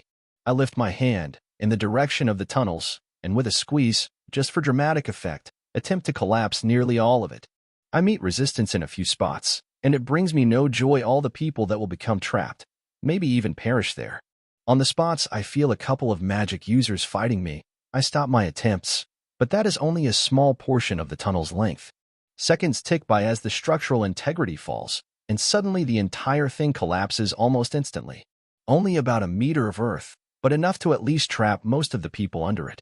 The 4 or 5 magic users spread throughout the tunnel are of little consequence. They would need to long to rebuild anything beyond a simple tunnel to escape the collapse. With a final thought to it, I turn to a more pressing task. The larger throng of enemies bearing down on us. A few are already at the wall, but a good amount is instead of dodging the obstacles, or trying to remove them. Spikes, traps, and barbed are moved aside. But that leaves them really exposed to someone like me. With contemptuous ease, I delay their progress and sometimes manage to tangle a few more of them. And as each second passes, I grow my reach until the easy actions are much harder given how many simultaneous streams of thought and mana are needed to keep track of it all. At a random house, a minion of Brad's. So, this is the time when we were supposed to start, but he hasn't given the signal. I start speaking, concerned at what may have happened. He was supposed to be back by now. Don't worry, some complication must have happened, but we just need to follow the plan. They arrived at the walls, let's go. I don't care for the nonchalant attitude, but at least he is not sporting defeatist bullshit. Just so everyone is on the same page, I get up and speak to the 10 other people gathered here. Well, it looks as if you won't be joining us by the time is here. Everyone knows what to do. We all file out in a stream, each headed for the part of the city that we were responsible for sabotaging. Control, communication, and battery room. Quick, there is a group that just started to roam the city. I recognized a couple of them as Brad's supporters. Hearing the distressing news, I pass it up the chain with my magic transmitter. After a quick look at the other guard stationed there, my intention is clear. With a nod from him, we position ourselves properly. As I leave the small outer defense post, and he instantly closes the door behind me, and I join this scout. A quick look behind me, I stop. There is dirt where there shouldn't. As I turn and run in that direction, someone digging a hole comes into view. With a quick look slightly behind me, I see the scout following me. When a moment later he sees the same as me, the look of shock appears genuine. Wordlessly, we start to charge the remaining distance as the saboteur notices us. With a mighty heave, he rams the strange digging implement in his hands with all his strength in the ground, and the metal noise is worse than the screeching of a banshee. You fucking idiot. We need that to defend against the army outside. I say, stating the obvious, without believing his stupidity. What, did he think that if the enemy won they would be better off? As he turns to try and defend himself from me, the scout pulls a pair of daggers, and with unnatural speed, slams both of them to the side of this highly misguided individual. The milder tone in my head, however, is the result of knowing he won't be surviving. Not with the 2 massive gashes on his side. Minutes later, on the commander's tin atop the wall. Shit, this means they managed to cut what? 3 of the battery links? Yeah, we are down to about 40% mana throughput. Luckily, we managed to catch most if not all of Brad's flunkies. Everything should be back to normal in minutes. We just need to hold for these minutes then. I feel as Merlin and his retinue start to falter, not because they are overwhelmed, but simply because there is not enough mana from the conduit. With 25 people, they can probably last 2 or 3 minutes before exhausting their own mana reserves in the process. And that is already counting there is still some mana getting through. I again split my attention and start working on multiple mana conduits with my roots. The specific places I have to connect are not ideal from how I grew my root network, but it's not too great of an impediment. Ever more familiar with the simple runes needed for the mana conduit, the process almost unfolds by itself, and even Pando's seed helps. But there seems to be some fundamental limitation at play that stops him from doing more. I leave this particular mystery for later and continue with my tasks. First, I connect the few meters from the link of my house directly to the conduit coming up the wall. This increases the meager throughput of 80 mana by 12 mana a second. Second, I link the batteries I'm carrying to the mana conduit atop the wall, and that nearly restores the mana output to normal levels. Last, I grow the tap on the main battery and link it to the main wall mana conduit at the base of the wall. All that takes me about 2 minutes, and by the end, I'm mentally exhausted given I still had to keep in mind the myriad of small actions on delaying the advance from the main force of the enemy army. As they attempted to remove the defenses and make wide paths open to transit, I continued to put new obstacles in their path and strategically moving them back in place. It's almost like we were both playing a game of whack-a-mole with each other. I got to admit, they were clearly winning, but just the enormous amount of manpower dedicated to the task was a victory on my part. Each person fighting me was one less for the others to worry about. Before putting my attention fully back to my self-assigned tasks, I pay attention for a few moments to the dynamic of Merlin's team and how they were doing against the enemy mages. I start to see the signs of exhaustion creeping in on everyone's faces and how they wield their mana. But given this was actually their second fight in a very short time span, I was still not too concerned. The other enemy mages were showing their inexperience, and I doubted they had the same grit and experience as Merlin and his team. Merlin was also making much better use of his mana. He was using less than half of the mana compared to the enemy. Too bad they were so outnumbered. Seeing one last giant 5-foot boulder, deflected to the base of the wall, the strongest part, and shielded, just to take the worst of the brunt off. I'm reassured they can handle whatever on their own for the time being. With my full attention, the clear-cut advantage they were demonstrating against me on my main task becomes a little less clear-cut. I grabbed the dismantled and torn-apart traps and space deniers with my roots and pulled them in the directions I think will achieve the maximum level of nuisance. Everyone that wants is already at the walls, but keeping a few of them busy and making any thoughts of tactical retreat much more difficult is reward enough. I wonder at the amount of mana and the less than ideal ways I went about it. Even if I had already gone over the 25k mana mark, soon to be approaching the 30k, I somehow was fine. My tenfold increase in the soul stat was the main culprit, but even with how amazing that was, there had to be some catch or a limit. I thought that at this point I would already be feeling the effect strongly enough, and that could give a good estimate of what my maximum should be. I was hoping for at least 40k, but behind my battered and exhausted body, plus my tired and overworked mind, the specific mental muscle, with the familiar accompanying burn from handling too much mana still had not reared its ugly head. Not even as a warning. I could have probably pushed even more of the mana to my runic creations, but it somehow was looking like it wouldn't be necessary. With a deft touch, I still created the mental images of the runes I wanted to create. With Pando's seed help, I began to implement some basic control structures, should they be needed. But I still had a strong feeling the only reason they may be needed was if my attention was needed elsewhere, not from mana exhaustion. To my side, thousands of the fights that until this moment were more sporadic become a near-continuous occurrence. We still had the advantage, but all along the wall a few of the enemy find bigger footholds. I form under my clothes and thin leather jacket the strongest mesh of roots I can. It ends up taking me a couple of minutes to get it just how I want. That is almost not enough time, and soon after I'm finished, one amongst the throng of enemies manages to break through in a spot near me. The clarity with which I observe him is eerie, given my eyes are closed. A pair of people look back at the leather-clad, mace-wielding warrior. But as he stands against me, they know he doesn't stand a chance. He stands for only a moment, covered in blood, and with singed armor and flesh from multiple fireballs, probably glancing strikes. He grins and charges in my direction.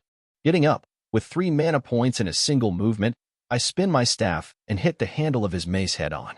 He looks down at his weapon, now with a cracked wooden handle, and grimaces, unaware of the next strike that hits his head. The second strike is more gentle, but it is still strong enough to disorientate him. As I entangle him in my roots, I file him away as another person out of the fight. A strange mesh that the enemy was not having any luck in disentangling. Thin, flexible, and sticky roots cover him, constricting all his moves, and he is pulled to the ground stiff. Anyone approaching someone entangled joins them. Even if they are strong enough to simply rip through the bindings, they don't have tools appropriate to take the armor off people and cut the roots, without also cutting who they are trying to save. By now around 400 were taken off the board by my roots, and even if I was taken off the board next, I made sure they would have immense trouble coming back to the fight. Before I can fully dedicate my attention to the roots all over the battleground, something concerning happens. A light red glow surrounds a big warrior wielding a greatsword. Someone relatively familiar given his distinctness.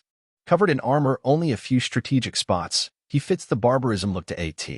But his actions are what concern me. Before, I hadn't even noticed Lord Max was fighting so close. But as soon as his berserk mode was activated, Greg and the other 2 level 50 that were fighting him directly start being pushed back aggressively. I start to grow my roots all around me and let go of nearly all endeavors. I'm thankful I have set up the control network to continue moving the roots around with only minimum inputs from me, though the movements will be quite repetitive and not very suitable to continue for a long time. As adrenaline hits my veins, and my focus sharpens even further, the physical exhaustion I was feeling until a month ago is gone. Or rather, I can't feel it anymore. Greg and the other 2 levels 50 activate their own class skills. All 3 wield spears, and while the specifics are slightly different, the visual effect is the same. Glowing white light starts to emanate from their spears. Too bad that it doesn't look to be enough. They are now much faster and more nimble in their movements. Everyone around that before was poking occasionally at Lord Max takes a couple of steps back to give them space to fight. Even the enemy concentrate their efforts elsewhere, not wanting to be taken out in a single blow from these monsters. Amongst all that, a shiver runs through my spine as, despite the supposed irrational thinking of Berserker, he stares straight at me. The eyes behind that gaze are not the eyes of a wild and uncontrolled animal. They are measured and calculating. As he starts to take his next step, every smidge of ether in my body starts cycling at the same time. All my resources are exerted to the full extent. I let go of absolutely every concern that doesn't directly aid me in this fight, for this was a fight for my life. The certainty of this, though, is overwhelming, and I take this more seriously than ever before. Red, green, and bluish faint lights surround me. The space around me that before only came to my perception as sonar or an electron microscope image is replaced by something like a 3D scan with color, distance, weight, and texture measurements. The roots, which were growing at a fast rate before exploding in growth in a way I never thought possible, 10 mana, stamina, and health points are weaved together with my vigor and infuse in my body in an entirely new process. Something I never even dreamed of before. Every leftover smidge of mana goes into my mana shield. I drew from all the sources I can at the same time, and even Pando's seed sends mana my way. We both explode in motion. Faster than a blink of an eye, the result is obvious. His sword is run through me. As the strong flash of red light fades, and his grim comes into full bloom, conscience starts trying to slip my grasp. All my ether listens to me as I state simply, I will live. Chapter 67. The world tries to slip away from my finger, but I hold on tight. This is not the time to take a nap. The pain that should be overwhelming is only a prickle, and I'm thankful for the adrenaline hit as I grow as quickly as possible the root network around me. I feel pain as Lord Max tries to pull his hand back, but the hilt of his sword is already tangled in my roots, and only growing more firmly attached as each moment passes. I look for help, but no matter how I try, I can't make out anything but the enemy right in front of me. All that comes in perception just slip away. Even he is starting to fade, so I give up this particular endeavor. Curious about what the fading Lord Max would be doing next, I wait. He again tries to pull his sword, and with another red flesh, he finishes opening my left side up. This action, however, is far from enough to take out the sword. I know it should hurt a lot more, but I can barely tell or care. Though I know it's bad any type of further injury, so I concentrate the roots on the sword and completely immobilize it compared to my body. Encased in a cocoon of roots approaching a foot deep, I distantly hear someone cursing as I'm kicked.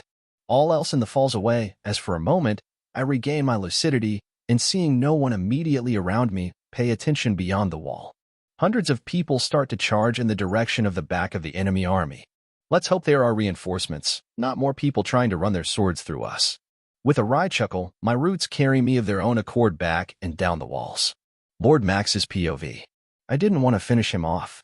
Even after his refusal, as long as I won this battle, he would change his tune. But his interference was way too troublesome. The scout's assessment that he wouldn't be able to leverage his powers properly on a larger battle was wildly wrong. The tricks up his sleeve were more like hidden cannons that completely threw the game out of the window in how large his advantages became. And even after everything, he almost manages to dodge my blow. How the hell a level 10 person manages that is almost inconceivable. If he was opposed to me, it's good I eliminated him now. And he even took my sword with him. I paid a gold and 10 silver to order it from our blacksmith. A +4 item, the strongest weapon around. Or so I tough until I heard of the +5 spear Garg was using. Looking back, I summon a smidge of my significantly depleted berserk aura to speed up my movements. A quick look around is enough to point me to the closet person using a broadsword. Greg and the other level 50 are charging in my direction, but I could handle myself in unarmed combat. Pulsing my aura a couple of times is enough to get past them with only shallow gashes on my skin. I grab a +3 sword from a random fighter of this little village. Oh, the things I could have accomplished if they had joined me. A slightly better fighter can use a weapon of this caliber, while I struggled to arm even the best 50 people in my army with +3 weapons. With a shake of my head and my enormous strength stat, I pull, and the guy goes flying a couple of meters, leaving his sword in my hands. As I begin the half-turn back to the troublesome spear wielders, but I feel something is wrong.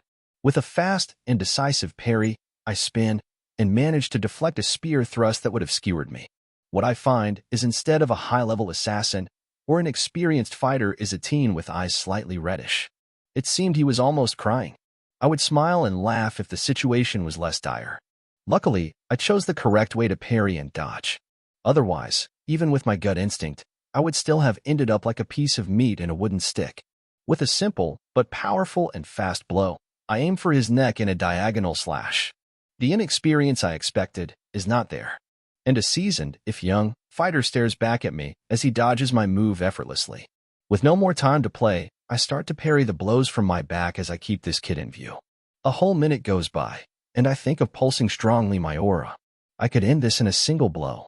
The boy had fairly low stats, but Greg was much wary of the tactic now.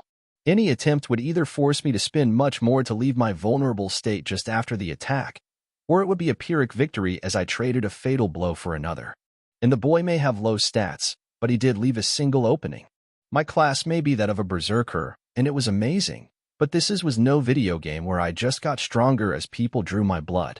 Perhaps as I unlocked more skills, but I worked on reality, not wishes. With a grim, my full attention goes to the 3 fighters behind me, along with the peepsqueak trying to annoy me. Alex's POV.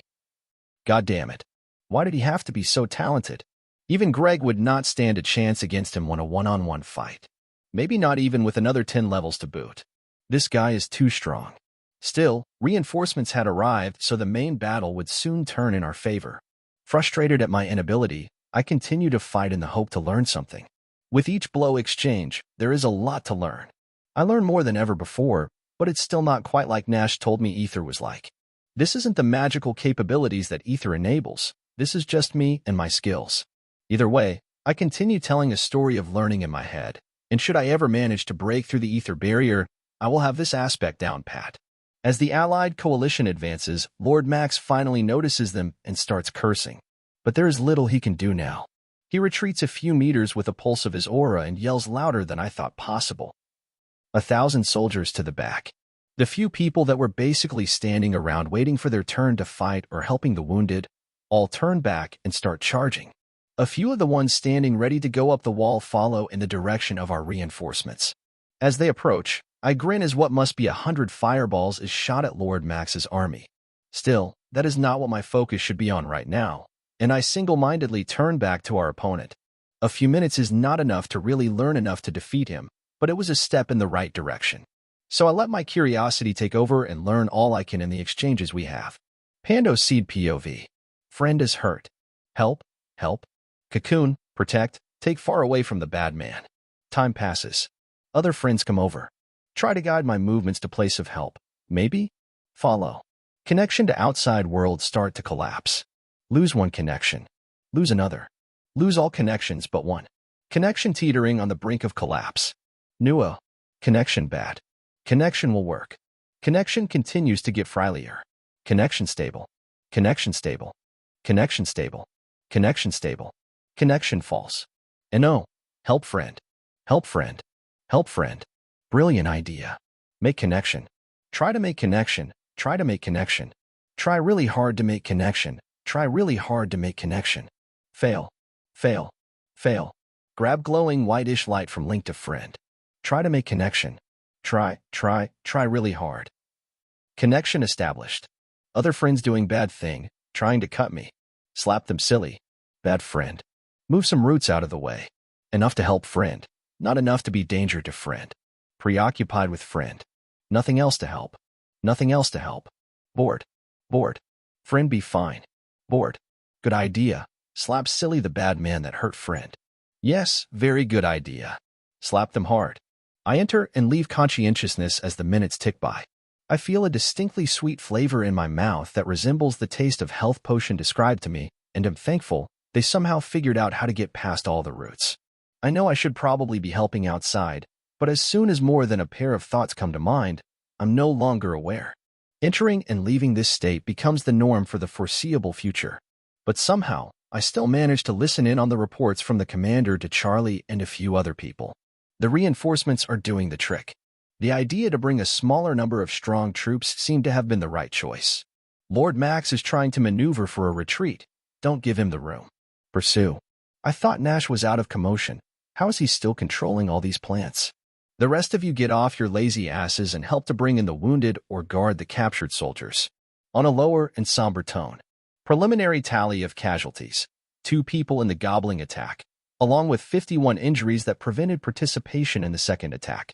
36 dead on Max's attack along with 420 badly injured. 6 dead in the Allied coalition along with 91 serious injuries.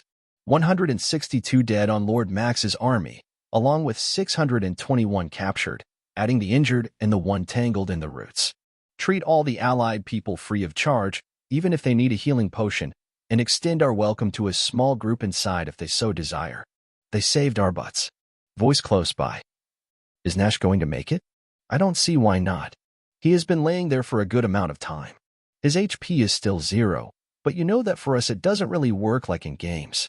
His wound is slowly closing, and he presents signs of cognitive function for a few seconds at a time. We are trying to leave him alone as much as possible. Thank the heavens. I think you have everything immediately handled, Commander. Come to the map room so we can discuss our next steps. As I come back to myself, I solve one mystery. In hindsight, it's obvious. The comm medallion I was wearing was being fed with a trickle of mana. My memories are a little disjointed, but I can remember pretty well what I heard.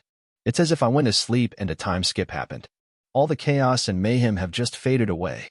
Around me, there are only 7 people, one of them being a nurse. With the number of beds available, I guess almost everyone already recovered. I focus on sharpening the detail on the information getting to me through this new strange sense and notice that each of the other people is seriously injured. Missing legs and deep cuts slowly closing. They must have been fed with healing potions already, and even that wasn't enough. What takes nearly all of my attention is my own injury. In the lower abdomen, I feel as I was sewn up shut. I know that is not the order of things, but it's if I took a blow to the side that nearly got to my spine. My bottom half is only connected to the chest through a little over half of the normal connective tissue. How I wasn't dead is a mystery.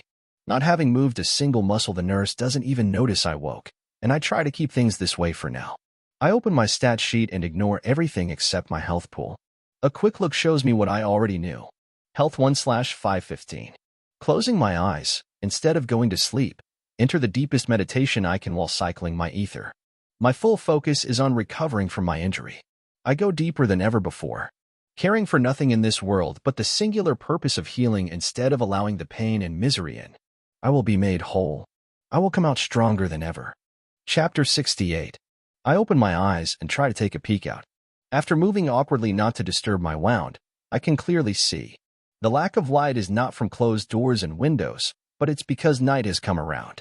Though I don't know exactly what time it is. With help from my roots, I lift my head again and lay there going over all that happened in my mind. After a few minutes, I communicate with Pando's seed. I have no idea how he is still connected to the outside world. I'm not keeping any portals up. After only an instant, I almost laugh. I feel the connection of the portal through him. It doesn't concern me, and I could cut it if I wanted. It seemed being able to manipulate my ether qualified him as part of me or something. I spend a few minutes talking to the now another step smarter seed and looking around the world. After taking as long as I dare, I stop delaying my next actions. No matter how much I dreaded the outcome, I still needed to know how much of my ether I blew on that crazy stunt. Not that I wouldn't do it again, the cost of doing otherwise was quite high. Death. I start to cycle the familiar energy around me. After a few seconds simply increasing the amount I pulled from my body, I try to measure the bottom of my well. A minute in, the distinct sensation of my well of ether emptying is there, and I start to return all of it. Not as bad as it could have been. I still had about 40% of the ether, considering the amount system gave me on integration. Given I had donated almost half to Pando and used it a lot since getting here, it was not bad. But before this fight, I had about 45%. I will need more ether soon. Shaking my head lightly, I go to the next item of my mental self-assigned list of actions, and that is to look at my status. Opening the system prompts, I soon see my skill list. Mana manipulation, free-form magic, deep meditation, resource infusion, fire manipulation, water manipulation, earth manipulation, wind manipulation, nature manipulation, blacksmithing, staff mastery, carrying skill, running, unarmed combat, runic language, telepathy. Your skill mana infusion has evolved to resource infusion. Resource infusion mana-based. You can infuse your body with any resource available along with mana. Moderate use does not bring any permanent harm to the user. Unpredictable effects if the user uses excessive or strange combinations of resources. Looking over at this skill evolution, I don't really know what to make of it. At first glance it's scary, and there are some cryptic parts to it, but after a few moments, I believe I discovered the discrepancy in the subtle warning of the system. The only reasonable hypothesis is that this is about my use of vigor. Ever since getting this newfangled stamina, it just seemed easier to manage things with it. This is not to say I stopped having my knowledge of vigor and occasionally making use of it, but this time it was different. I actually used it as a resource. I have looked at stamina and vigor more like temperature probes on the water on a radiator. Being in different places makes it so their behavior is different, but for the layman, they're the same thing. Perhaps I was too quick to file them both away in the same box. All of that is interesting, and I will spend a lot of time on it later, but given my current state, it isn't wise to start experimenting with it just yet. As I go over the skill increase list, my jaw drops, and any other thoughts are driven out of my head. Level 84 in Resource Infusion. This is very likely the highest level skill from anyone on the instance, maybe from humanity. My heart beats faster and faster as my breathing accelerates and my hands tremble. Instead of letting it in, which would be my normal course of action, I take a couple of deep and slow breaths to take control of the response. In less than a minute, I stop wincing as my side stops sending unhappy signals. Trying to contain the outward signs of my excitement, I continue to go over my skill list. Although nothing gets quite to this level, I still lay there grinning like a little kid. Nature mana is now exponentially easier to yield. Mana manipulation is more natural than ever. But as much as I want to go over every single of my skills mentally exploring them and what they allow me to do, I stop myself and continue looking over the system prompts. What I see soon after is perhaps even more jaw-dropping. Holy cow, that's a boatload of EXP. If the EXP calculation for higher levels doesn't change, that is well over LV 100. The impulse to just choose a random class right now is nearly overwhelming. With the right choice, I may even be able to walk out of here completely healed. I, however, get my twitching fingers that wanted to open the class selection screen under control.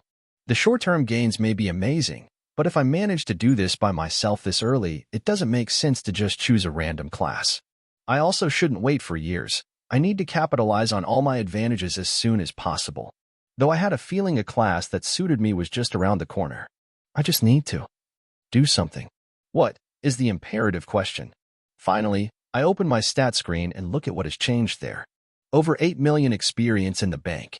There is no way I could have half of that even if I spend an entire month hunting nonstop. There must be a way to game the system into sharing the next bounty of EXP with other people.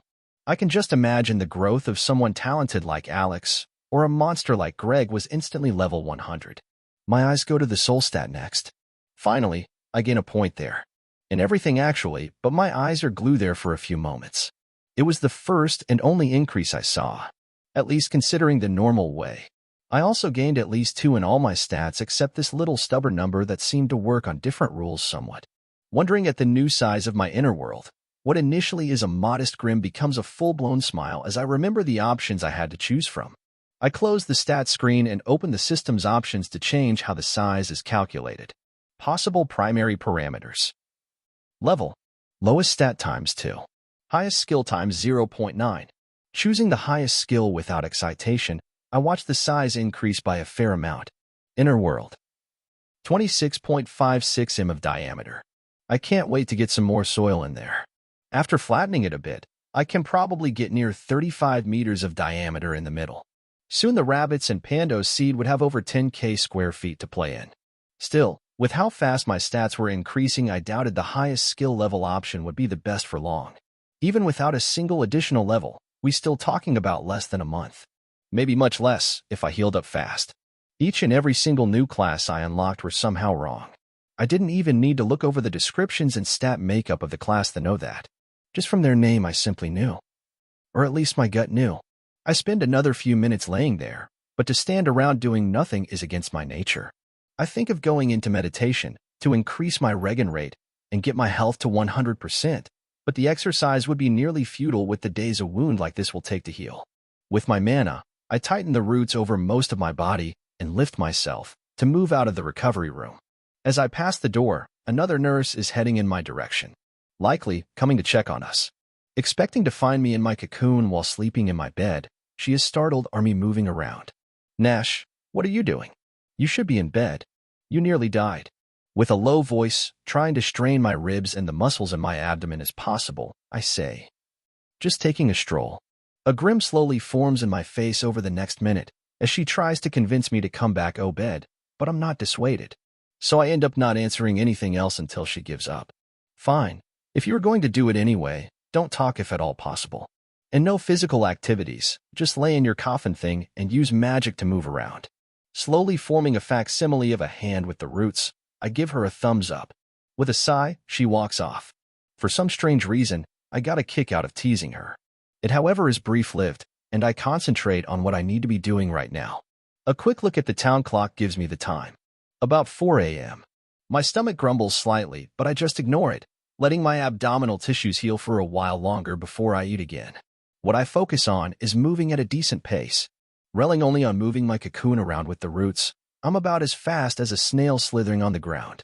I slowly develop strategies to increase my speed. In the end, I continue to lay almost touching the ground, and thin roots that leave and return to the ground push me along almost as fast as a person walking. Looking at the 500 pounds of roots involving me, I judiciously change their shape and makeup and send most of them intact to my inner world. Only enough to provide minimum defenses against the random person accidentally stepping on me, and enough stiffness to hold my body still. Now with only a fifth as much mass, and improving control of the awkward movements required to cart myself around, I slowly gain a little speed. I look ahead and try my hardest to match the speed of a well-armed foreigner walking in our city. Not sure what he is still doing here. I would have thought the reinforcements to have returned by now. He might be a straggler behind, or was to accompany the wounded back when they can make the trip. I move to the main street next, and soon, after entering another less traveled road, am standing in front of Alex's room. I knock with my staff, wielded by my roots, now even more convenient given I can take and withdraw any item they touch from the inner world. I guess that Pandan Seed capabilities were even more incredible than I realized, but I had no frame of reference. So I let the question wither in my mind as I focus on the immediate things I will be paying attention to. A few seconds later, I see Alex dressed for battle. Nash, it's so good to see you're a fine man. With a wide smile and open posture, he looks at me with relief.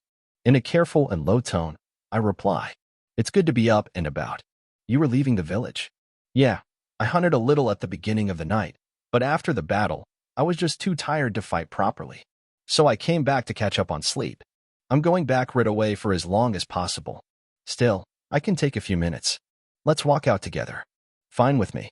After he comes back inside and finishes getting ready, we set out to the village gate at a relatively slow pace. He starts to talk first. "After you were downed, I got close to Max and was helping Greg and the others to fight him. Truth be told, I did nearly nothing, but I could tell after using so much of his aura that he was straining to keep up. If he did it again, we could have taken him down probably. And I'm guessing he did not give even half a chance for the fireball turrets, or whatever they are called, to strike him." "You assume correctly. They were also using mana a little conservatively. We can't just use massive mana amounts for meager returns.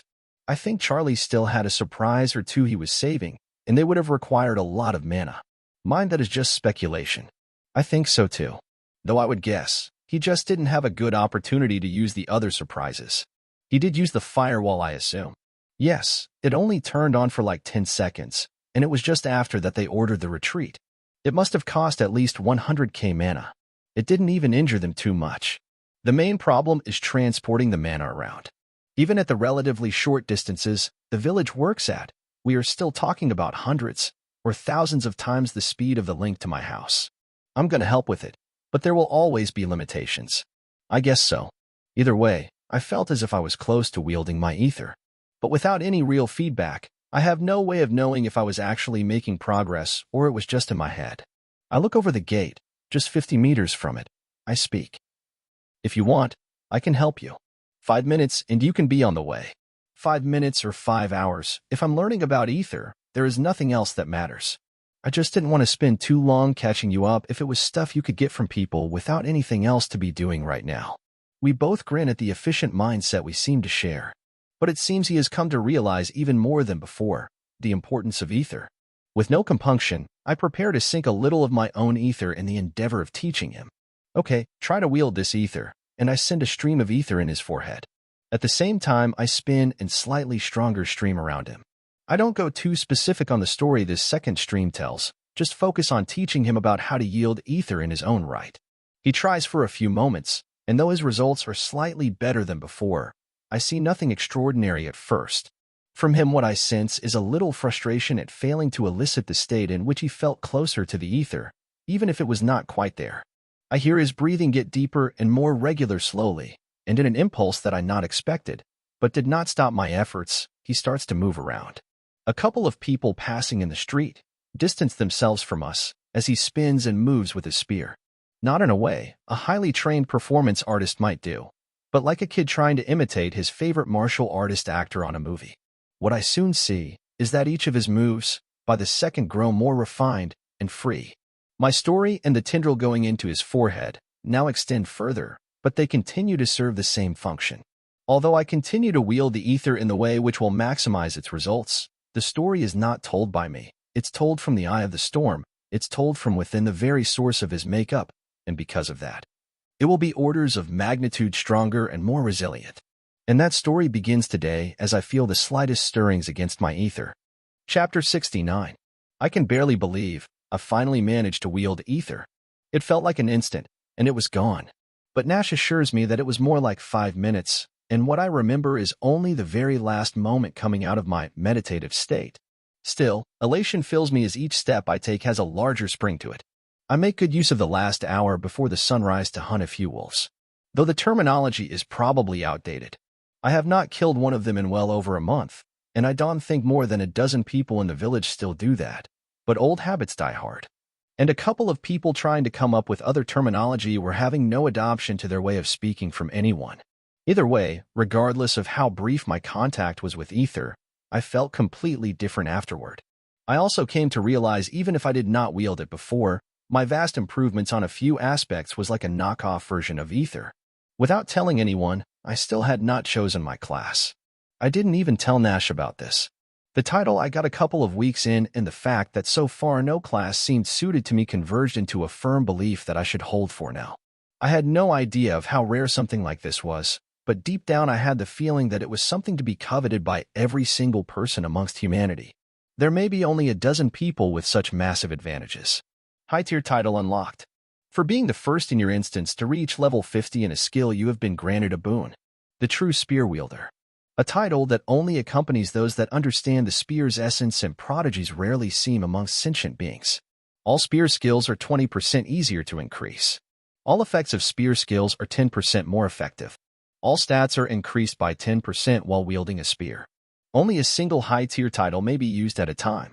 Do you wish to equip the True Spear Wielder at this time? Yes, no. From the outside, and for someone that did not understand the spear's essence, I was an amateur. But which amateur could reach level 70 in a skill if their highest stat was not even 40? Level 70 is way beyond the soft cap. With Ether in the mix now, perhaps, I really deserve to be in the shadow of the Magic Man, propping him as humanity's champion. Although that name is too corny, we need something better, Pando's Guardian or something even better. I take a deep breath as I see the tracks from the wolves, but as I start to follow the trail, a thought comes to me. Perhaps I would be better served by going after the bigger prey instead of only learning a little bit here and there with the wolves. I already know how to hunt them, and with this realization, my entire perspective is changed as I head miles farther away from the village.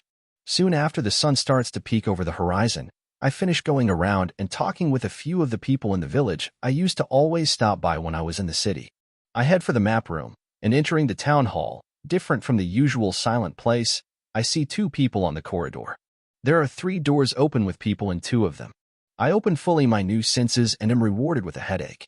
It seems there are some spatial shenanigans around here, moving away from the door, within the space inside the town hall. Instead of being in the transition, my senses come back to normal.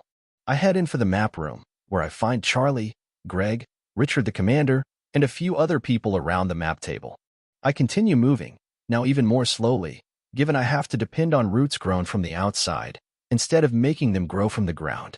It is not too big a hindrance, so I continue inside at a reduced pace. I wonder at how inept this form is for anything approaching proper combat. Everyone else would feel like high-level rogues around you given their higher mobility. My only shot is hiding my main body, and protecting it with tons of roots all around me. With a low chuckle, I let go of the thought and concentrate on listening to the ongoing meeting. I attempt to make sense of what they are talking about. With Richard's back to me, he doesn't realize I've entered the room and continues to speak. I still think it's a mistake. If you say we need a few days to prepare, it's fair. I'm not advocating we should rush blindly to attack Lord Max, but any other alternative is untenable. Charlie points out. For now, any attack is untenable. Tomorrow we will have to defend against the regular attack, and who knows how difficult that will be.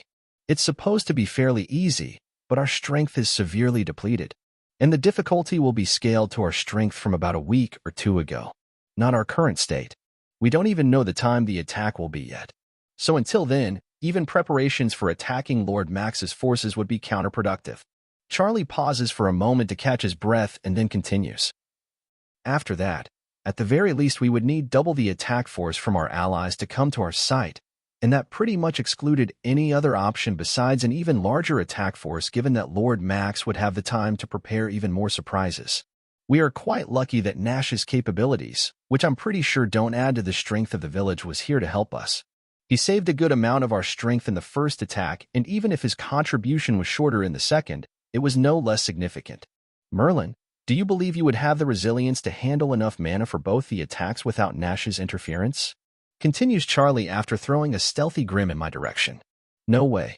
Most of the village knows a little bit of magic, but to get any good at it, you need a few converging factors, and our entire force of dedicated mages was exhausted by the end. Even I was starting to get tired. With Nash's help, it was like we fight only about 70% of the mages. Especially on the second attack, his mana disruption field was especially effective there for a few moments. It completely threw off their rhythm and allowed us to keep the upper hand the entire time. They also had more mana than we were expecting. We are not entirely sure how they were sharing mana from the entire army to the mages, but for a shorter siege, that is effectively unlimited mana. And this was just on the magic front. I doubt that his tangling roots were any less of a help to everyone else fighting. Richard, having turned slightly and seeing me, continues with a grim. And I doubt he will have even half of the effect in an attack. Without time to grow his plants beforehand, their utility is severely limited. I get that it will be hard, but it needs to be done. As Merlin sees me and becomes aware of the little joke Charlie played on them, he chuckles lightly, but keeps silent and hears as the meeting continues uninterrupted. This is why I say we need more time. I can begin reaching out to our allies and seeing if they are amenable to forming a grand alliance against Max's village. As you two know, after defeating the enemy army, we gained access to another aspect of the system. One of the main benefits is the inclusion of contracts enforced by the system to the treasury room's functions, along with the other room, but we will have to wait for the mayor to see what that is all about. I assume he said that mostly for my benefit, but it drives the point home. The commander start wrapping up the meeting with, "Fine, let's convene again later today. I will think about what you said, but do note that if we don't take a sizable army with us, there is no chance that he would sign any agreement. Trying to corral any kind of agreement of the other villages is going to be a tough sell. Not as hard as you may think. And who said that we could only use these contracts with enemies? Now we can impose economic sanctions against any of the signatories that don't fulfill their part of the bargain. Trade and other actions will only become more secure with proper contracts. We shouldn't let it get out of hand, but properly leveraged, this is an amazing tool for us to use." Without another word said, everyone stands for a moment with their scrunched-up faces thinking, and a few moments later slowly leave. Merlin, the commander, and other people wish me a swift recovery as they pass. Moments later, with only me and Charlie still standing in the room, he begins by asking me, "Are you okay?" Of course I'm better than ever. Just need to rest a bit on my comfortable bed here. I hear the distinct noise of his low chuckle as I move my head in his direction after stretching like I was on a king-size bed. "Okay, either way, your actions were a massive help.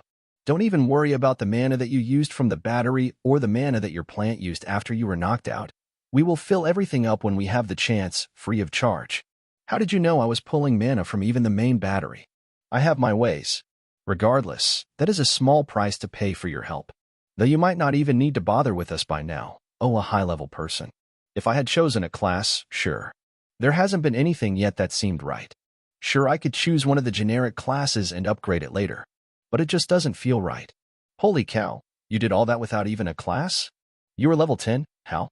I have my ways, and I'm not the only one holding out at a low level. I have seen indications of a couple of other people without a class. Never mind. So what have you come to talk about? A few things, but first, another 2 rooms? Yeah, for now, we only have access to the treasury besides the obvious, he says, gesturing to the room around us. We don't know exactly what unlocked it, but it seems that a private citizen legitimately holding more than 1 gold in a bank created by the village was one of the requirements we met. Did my money grew to that already? We tried to come up with a fair distribution for your efforts so far on the industries, and you managed to hit the mark a few days ago. We paid most of the cost of transporting the ore with a few small deductions. Never mind all that. You look it over the books later. As I look at the map and the table, I'm stunned by the sharpness of the image. I zoom in on my house, and even that far away, its resolution is better than the village last time I was here. How the zoom out? He says with a grin on his face and throwing his weight back a little as he straightens his back and stands proud of something. In barely a second, I use the touch-like controls to show all that has been explored. I'm stunned as I see that within about a 400-mile radius we have a continuous circle, and there are 2 scouts teams almost forming 2 sections of a 1,000-mile sided hexagon. What takes me by surprise, though it shouldn't, is the lack of villages to the west beyond Lord Max's village. There is a line I see slightly curved that the villages follow, and in only a moment the math comes to head.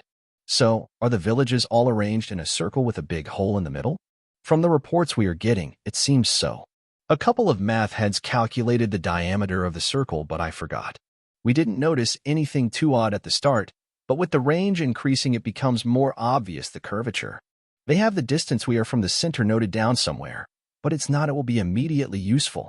I think over his statement, and while he is mostly right, I have to disagree, and a crazy plan starts to form in my head. Other concerns can wait. I need to think for a moment. Chapter 70. After a minute, Charlie, who has been patiently waiting, sees me coming out of my thinking mode.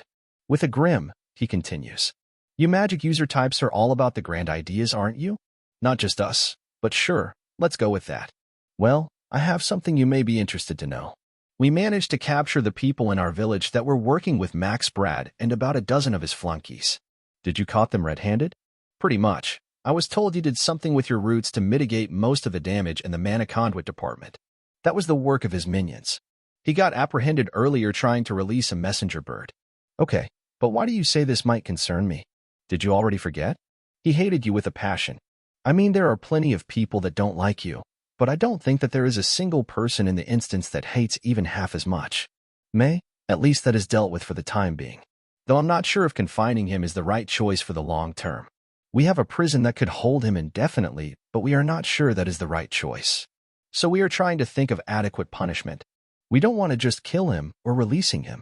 Even if we can effectively enforce a banishment from the village, it sounds like a very bad idea. Yeah, not having anything to add, I changed the subject. Tell me more about this treasury room. So far it had been a vault. We could safely store money, and it had a few conveniences like tools to administrate all the money. For example, we can see the assets of anyone we are in business with as long as we have the right to do so. It's a little convoluted, but full access to the information of anyone on the village, and some information about our closest trading partners. Interesting. I imagine it is becoming extremely useful, and now the contracts that are even more. Yeah, I have all kinds of ideas about that. Now you can learn more about that later. Tell me what else brought you here. You Alristian weared some of it. Are you aware of the nature of the illusion Max's army used? Oh, yeah. Merlin got a good look after you exposed them. He didn't notice anything wrong at first, but after being pointed to him, his genius made itself known. That is good.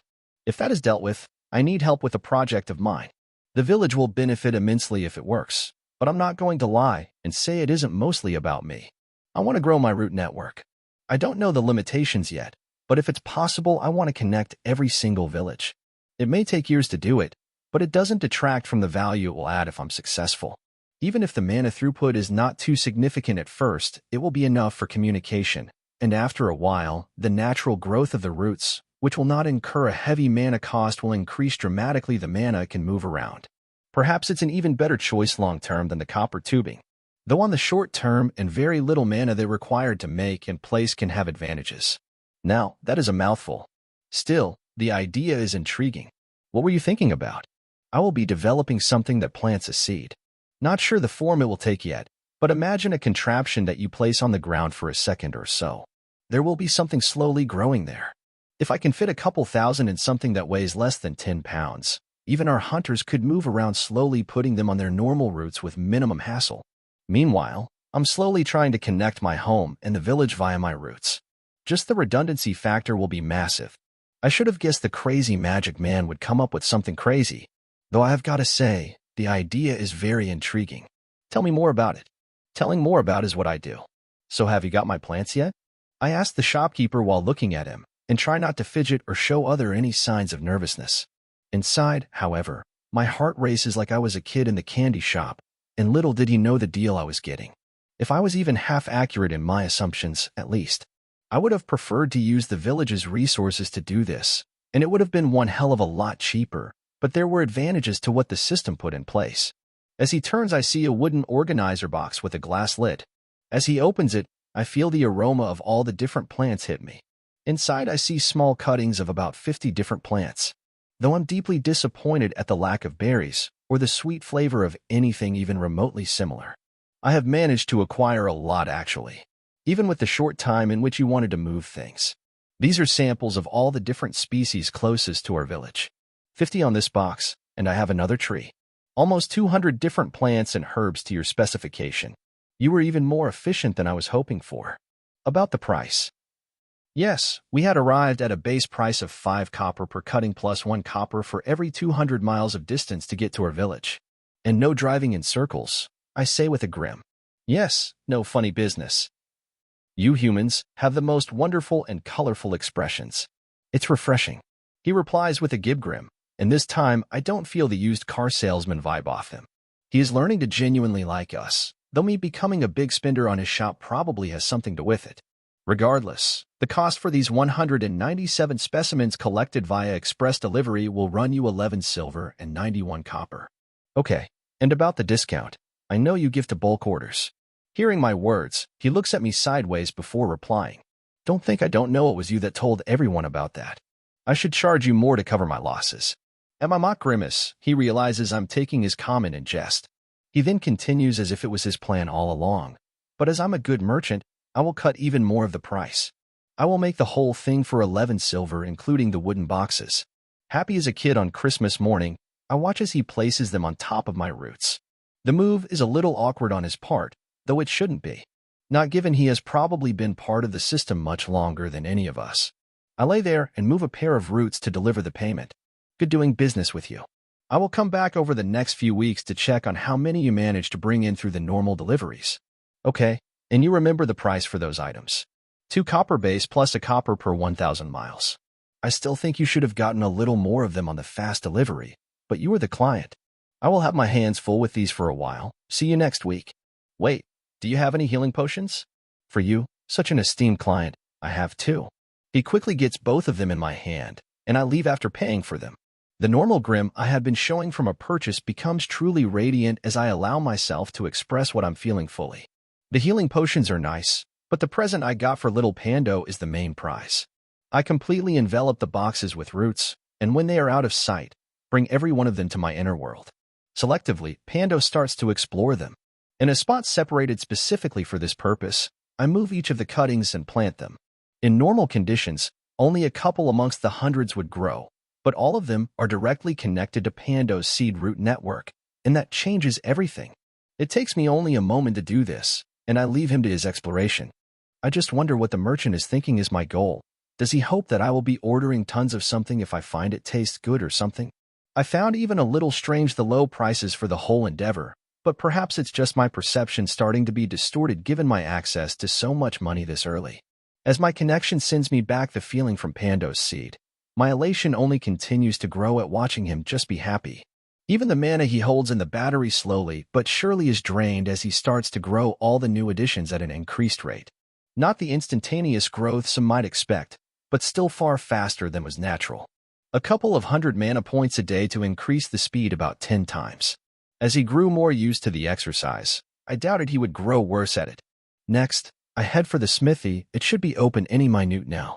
I try to grow my roots inside it, but I'm repelled on every single attempt I make, even when I have my hand inside the smithy.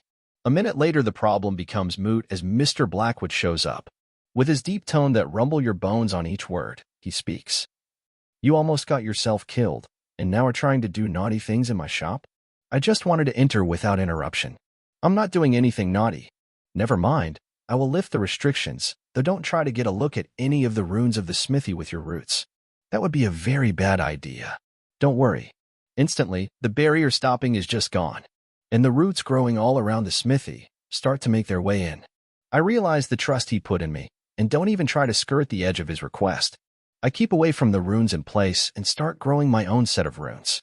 The forge is already hot, courtesy of the night shift, so he starts to work immediately as I concentrate on the mana plate. I follow the familiar actions, even if I'm laying on the bed I made instead of sitting.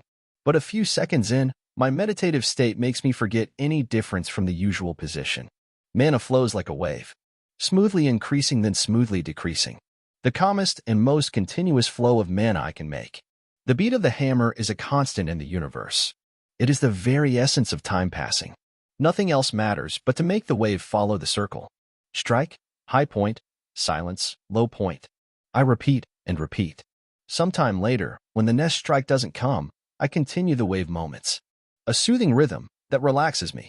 I'm faintly aware that I can know all of the runes in the device in front of me or under my feet or enter my soul, or 1,000 other things that require a deep meditative state. But for the moment, I take no other action than following the wave. When the next strike comes, we sync with each other. This is a new experience, but I take it in stride, barely noticing any difference, so deep within myself it seems only a couple of strikes and it stops again. The pause is big, and something on the back of my mind nags me, so I try to know my surroundings. Not by opening my eyes, but by repeating the action that I discovered a little while ago. The smithy comes into view. I see the smithy finishing on the first of the grinding stones. I slowly leave the meditative state and move over to observe it from a different perspective than usual. I see and feel each of his moves with more clarity than if I had my eyes open. I can barely believe the opportunity before my senses.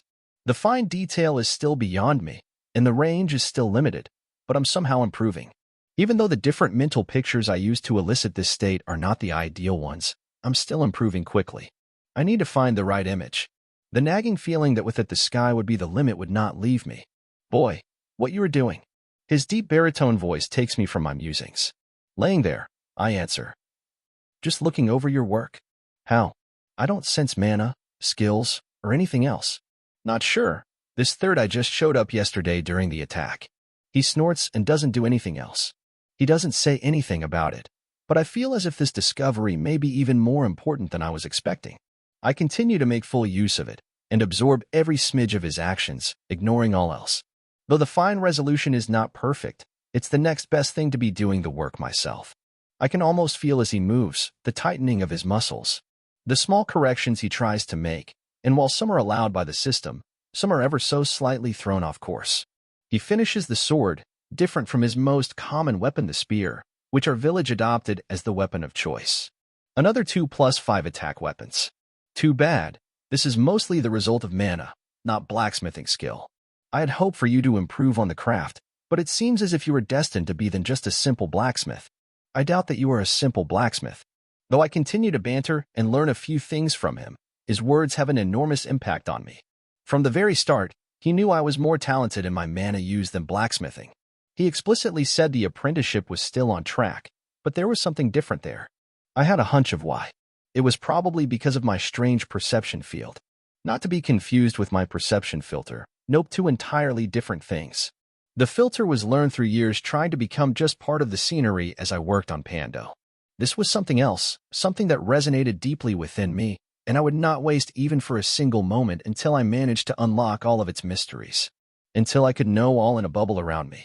Until I had the confidence that the very space was within my awareness. And dally, I did not. Chapter 71. After leaving the smithy, I head for my little magical research institute. As I'm almost getting there, I laugh at what I see. A big MRI sign with the exact words I just thought written under it. A 5-foot-wide sign just sitting in front of the building. They were probably a little tipsy when they decided it was a good idea to call the institute that. But it's not like I particularly care what they call it. Inside I see Burgess, head of the whole thing. As I enter it, I begin. Hi, it seems things are going well. He looks down at my laying form and a little awkwardly starts to speak. Hi Nash, you came for something specific or just want to check on things? A little bit of both. Point me to someone that has the time to run me through all the research. And to where are the notes stored, so I can go over them. I have the time, it will be better than letting some intern do the job. Okay, that works for me. I say simply as he turns and heads to a bookshelf with a lot of papers strewn over it. After a minute, he comes back with a good amount of the notes in hand and says, I think these are what you haven't read yet. We need to come up with a better system. We were thinking of hiring some dedicated to it, but the budget is barely hanging on as it is. We can discuss this later. Now let's sit and go over it all. It takes some maneuvering for me to get to a comfortable position that will allow me to see the papers on top of the table without being in pain. Just shifting the weight of my internal organs is enough for me to reactive displeased feedback from my side. We sit there for well over an hour, much slower than if I had done it alone, but there were advantages to having someone going over everything with you like this. They could never capture everything on pieces of paper, and Burgess not only understands magic, but was present for most of the experiments. I also put my 2 cents on their methodology and helped with a few of the problems they were having. He attentively listened given my experience with mana. As we run out of papers to leaf through, he has a much better understanding of the ideas I had in mind. Now I'm caught up, there are a couple of things I want to handle. First, hire more mages. As many as you can with a daily 5 silver budget. Try not to inflate the economy with it. So be conscientious of the money you are putting in the economy, but don't be stingy either. I can hire an accountant or something to help, along with a scribe or 2 to organize the research paperwork. That is fine. Just keep what I told you in mind. The few volunteers we have working for free will be excited. Yep. Done correctly, they will be a much better choice than anyone only coming for the money. Either way, send me a report of how the money is being spent every week. Sure, but what lines of research do you want us to take? That is a lot of money to sink on just the transmitter and its communication applications. I disagree, but let's first pick other low-hanging fruit. No need to excessively rush things. Their Merling is working on it as well. Focus on a few other things. I want to research how to make runes faster. What are the limitations? Can they be cast from molten metal already in shape and still work? Could you do it without someone with the appropriate skills even being involved?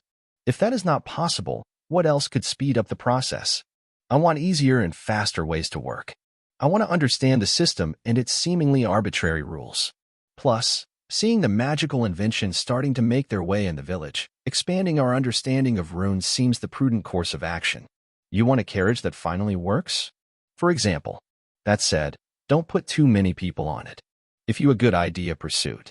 Otherwise, let the others in the village work on it. There are already plenty of people going over this exact problem. I'm talking about efficient, or rather different battery designs, different designs for mana conduits, runic control structures. If you can figure it out how to get video working over the comm network, would be amazing as well. Okay, just that? He says a little sarcastically.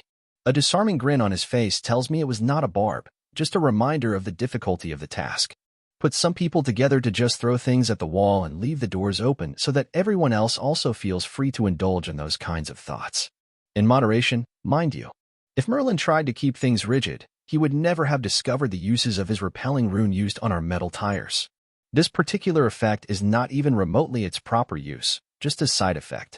Our entire carriage fleet is dependent on it, otherwise we would not have decent carriages. Or the shock absorbers. I look at him, not knowing about this particular development. Perhaps they found a way to make a simple shock absorber fit into the carriages without adding a ton of complexity. Shaking my head, I come back to the matters at hand. Either way, I want a couple of specific things I mentioned.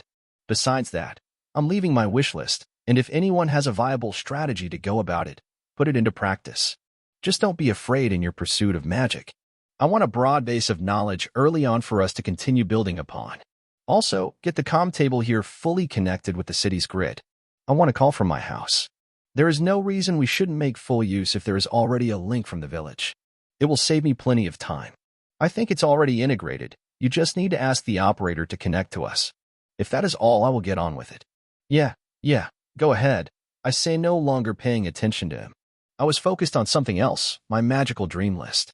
Flying vehicle, bicycle, text-based data transmission, automated engraver, magical 3D printer or similar. The list ends up pretty long, and I had some ideas of how a few of them could be made, but to spend any real time in the minutiae of getting them working was not a very efficient use of my time. Next, I go to the back wall of the village. There is almost no one here, only a couple of guards occasionally roaming through to make sure no one was sneaking in. I grow my roots a little above the ground and start to experiment. After all, it seemed as if I would be stuck in bed for a little while. It just seemed prudent to learn what I could do. I start by just trying to increase the speed through different methods. I try, but half an hour later, I'm left deeply disappointed. Any kind of normal solution is either limited to the speed I can walk, or it becomes too bumpy for my condition. Next, I spend half an hour growing the precise shapes of 3 wheels. I succeed in going faster, but I don't trust it enough to go much faster than walking speed. Not while I'm wounded. A 4th wheel would add a little bit of stability and trust to the system, but not enough I spend the time growing it. Still, I could use a hybrid approach, and I would be safe if I kept my speed to below twice walking speed. It was already better than nothing. I spend another few minutes on it, but in the end, no better idea shows up. There are other more pressing concerns, like my finally getting my Pando coin off the ground. I had spent a few minutes here and there fiddling with it, and it never headed anywhere. But I had a feeling it was important, very important. So, trusting my gut, I went and started to do something about it. After getting a pair of tools from the smithy and ordering a simple machine to be made from steel, I head for what a few have come to call the secondary forge. A small room sitting on the back wall of the smelter. A small opening on it allowed me to place metal inside the fires of the smelter. It was not quite as good as Mr. Blackwood's shop, but it was serviceable, especially for something like what I was doing. I start by organizing all the tools and metals inside my inner world. Also, with the help of my roots, I cut a pair of deep iron ingots in the rough shape I need. Not a cylinder as I wish I could, but a hexagonal prism, which some would argue is the better choice for a coin die. Technically, I could have done it nearly perfectly smooth with enough time, or if I spend some time on the dexterity of my roots, but it wasn't strictly needed. The fact I can't move my own body is a significant detriment to the speed of my work, and it may not even allow me to increase my skill level, I think. But having everything inside my inner world, especially after this strange 6th sense of mine came into the picture, is an entirely new experience I would trade for nothing.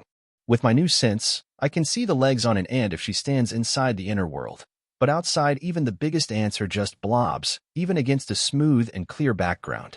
I focus my perception on the surface of the blocks I cut. Even the roughness of the metal becomes clear as day in this new sense. It is otherwise only noticeable because of the way light doesn't glint on the metal's surface or if you run your nails over the surface. I try to make full use of this. Not much changes from the usual way of doing things for most of the work.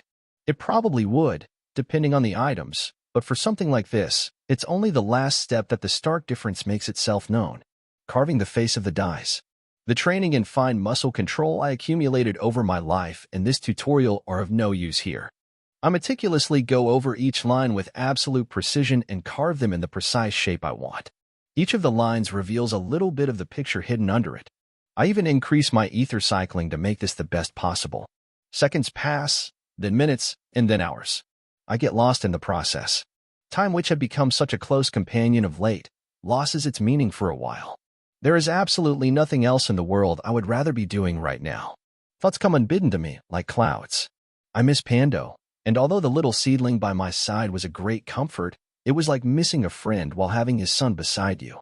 This feeling would not fade while I didn't come back to Earth. I knew that what my heart longed for was there. I expressed all of that and much, much more in the tiny, but significant work just beyond my fingertips. And like a cloud, I let go of the thought until it comes again. When I can think of nothing else to add, and my work is perfect to my eyes, I finally say, "It's complete." I stare as what I have just done comes to me. I watch the silver engraved die for a 10 copper coin. Hardened deep steel that will last tens of thousands of presses. Channels for mana to be imprinted in the making of the coin. The result, I would see in just a few minutes. I take 10 silver coins, nearly all of the money with me, and melt it. After casting it, I finish growing a wood replacement for the press I ordered and carefully place the misshapen lump of silver in the middle of the bottom die. Pushing both parts together, I channel my entire mana pool, along with some more mana that I absorb and pass inside my own mana pool. The almost ritualistic action may have absolutely no effect, but I do it nonetheless.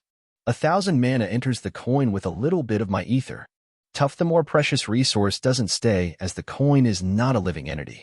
I twist and turn the roots, pressing down as hard as the wood would let me. The pressure is immense, equivalent to what a hydraulic press puts out, even if using my roots is not a fast process. I relax and unwind the makeshift press to bring the coin to me.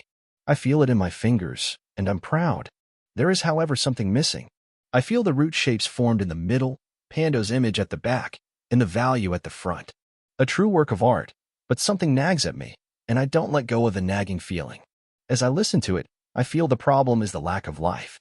With care, I grow a root interweaving it to the roots in the middle. Barely a tenth of the volume of the coin, but it changes completely how I look at it. Almost as if I knew all along that this was how it was supposed to look. As the roots finish growing, I'm happy with the general shape, but this coin is the first. And it's also made of silver. It deserves something special. Something else that I need to add. No, not add, just change. I send it back to my inner world while still keeping physical contact with it. My entire awareness is focused on it. Not a smidge is on all the other thousands of things that could be occupying my mind. Not even the rest of the roots. Just this piece of it, and knowledge that never before made itself known to me comes into mind. A different connection, not deeper, just more detailed. It's almost like I can feel the individual cells.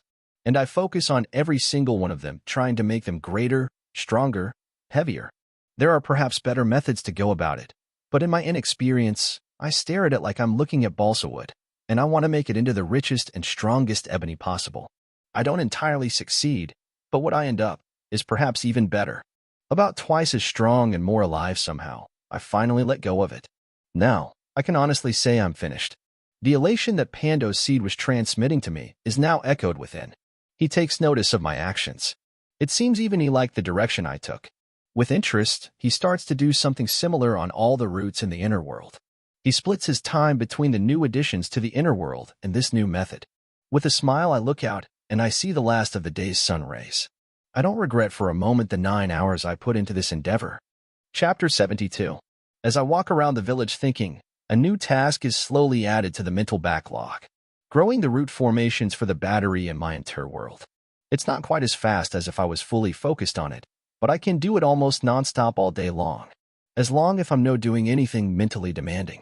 I idly think over dozens, hundreds of ideas for my next project. A complex runic working. Though runes alone will likely not be all that is needed. Given its nature, I did not outsource it to the mages on the payroll. The goal was to share my enormous EXP bounty with someone else. I wanted to somehow allow someone else temporary control of my roots. I'm working on the specifics, but I doubt the person would gain any appreciable amount of EXP from simply pressing buttons on a control panel. That meant they would have to directly control the roots, and for that, they would need my help. There is a skill I think may be able to help me, telepathy. Though right now, I focus more on integrating someone's mana in a simplified control rune. I move within my inner world hundreds of roots into the necessary shapes and test a few things. The results will not be too clear given as I didn't have someone testing them, but it was progress. I look at the sky even though I already know what time it is. About 21h00. In about an hour Merlin should be waking up. I don't let the time go to waste. After a while of experimenting, and with little else to do in the department, but still wanting to make progress, I stop to read my book. I open the last page, read it, and am happy to find another 3 pages filled out. As usual, the contents are fairly along the lines of my thought process and doubts. I read everything carefully and try new things out, though an old doubt starts to creep in again. How do I upgrade my book? I still have no concrete idea of how to go about it. I put the question to the back of my mind and get on with the immediate concerns. The new runes and writing techniques I learn are quite useful. An hour later, I stand at Merlin's door still trying about different things based on what I got from the book. Dozens, hundreds of different thought processes, as each of the lines in my book further refines my approach. When I get to the last line, it has nothing to do with what I was expecting. It nearly answers the question I had. How to upgrade the book. Too bad it was not clear, just an off-mark comment. But along with the system's description, and my brain being so fired up, I managed to make some headway. Finally, I find the start of the path. There are rather the possible starts. The two I'm pretty sure are material upgrades or knowledge upgrades. Perhaps, I simply had to feed it orichalcum or some other metal or write in the book's pages. Though writing seems redundant. As long as I knew something, it already counted towards the book. Could someone else put the knowledge they had in the book? Ideas on how to implement it come to mind. I will try them all. The book was a priority. But that was for later. For now, I watch as Merlin opens his door and sees me laying there. With a confused face, he scratches his head and asks me hesitantly. Nash? Yes, I had an idea for us to work together on. Swiftly his whole demeanor changes, and with a big grin he replies. If you had an idea, it must be good. Tell me more about it. My contribution to the battle was quite high, and the EXP rewards were enormous. We are talking over 5% of the total EXP. It takes a moment for the number to sink in. Holy. I had guessed it would be high, but that is staggering. Yes, I want to see if I can let someone else control my roots, and even if their contribution ends up only being a portion of mine. 1 or 2% of any attack is already an enormous EXP bounty. Greg did not get a full percent, and he was shouting for joy at hitting level 70. That is good. Now imagine what you could do if you hit the same level or an even higher Ono on today's attack. Will there be an attack today? Yep, it's supposed to be easier, but all the villages will get a trial from the system after paying their tribute. Forget I said anything, forgot that was today. Thank you for reminding me, and yes, let's go work on your roots. I may have finally hit level 50, but a few extra levels under my belt, or perhaps a better option for the class upgrade would be swell. Swell? Really? I say jokingly, and we both laugh as we head for his lab. So you put every single stat point into intelligence for now? Yeah, I'm glad I did it as well. Though I'm gonna have to back off a little on the aggressive distribution. After the attack, I felt the balance was beginning to go off. I will be putting a couple of points in wisdom. For now, 135 intelligence is enough. Hell, I don't have a single attribute beyond 50. Yeah, but you also have every single one in the 30s and 40s. Outside of the stats from class and stuff, most people only have about 15 to 25 points across the board. Specialization is my path, but yours is nothing to complain about. It's different, that's all. I grin, and we let the chit-chat fall away as after the small break our attention returns fully to the project. Instead of permanent or painstakingly drawn designs for the runes, on top of the table sits a complex, thin, and flexible network of roots. This way of doing things greatly accelerated as each iteration of the design could be tested in seconds or at most a minute or two, instead of taking minutes at the minimum or even hours in some cases. The roots, in their current form, aren't able to handle any appreciable amounts of mana. But for now, its only purpose is to test how to achieve connection. There, It's done, I say after finishing the nth iteration of the design. Your mana should be better integrated now, and won't suffer no interference from my own mana stream. Okay, I'm sending a little in. My own mana is already spread through nearly the entire control structure. As Merlin places his hands at the edge of the formation, his mana spreads over the runic working following very specific paths. I touch the side of his head as he attempts to open himself to me. In his mind, he holds very simple and distinct shapes as he tries to move the single root standing at the middle of the table. He is not able to directly manipulate nature mana, let alone the ether necessary to connect to trough the other path to Pando's seed, but his domineering control of all the basic elements is so high. It nearly makes up for inexperience with melding earth and water in anything more complex than mud. His intelligence stat and sheer talent with mana gave him an innate dexterity that I was hard-pressed to match even considering I practiced for years with ether. His mana flows through the formation and by the end, as he concentrates, and we succeed. The small leaf on top of the root bends slightly. Finally, I say, now we just have to make it scalable, though a more fundamental limitation is the sheer complexity of the whole endeavor. I don't think anyone else will be able to repeat the feat in less than a month or two. With my head a little lower than my first exuberant statement, I reply, yeah, I think you were right.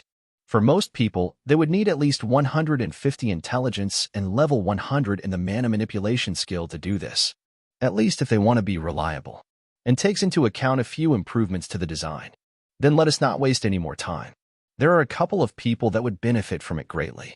I mean, sure, but I think having you leveling is a better option overall given how long the other people will take to catch up. Closer to the attack next month, you will already be at a much higher level, and you will be more used to manipulating the roots. You will probably be able to help. Trying to rush would probably be counterproductive. Perhaps you are right. And someone like Greg, which would be the main benefit from focusing on other people, won't be able to get help like this for even longer. With his current progression, he won't be able to use mana to the required level for many months at least. Yep. Come on, let me just. I say as I modify a few runes slightly on the table, and he patiently waits while centering himself and focusing on the next part. The sun rises as we rush to get as much done as possible before the morning meeting. Each of our iterations lasts longer and tunes in on Merlin's way of handling mana. As I begin to thicken the roots, he starts to improve his control of the roots, though actually growing them seems to be beyond him. For now, all he can do is move them. As 7 o'clock nears, we head quickly to the town square. When we get there, the procession has already started, and the robot we were waiting to see stands, finishing up his speech. The people not here right now, I will collect from later. As they are not too many, I don't mind. Now, you know the drill. Lift your hand if you have the 2 silver coins. Most people lift their hands and leave.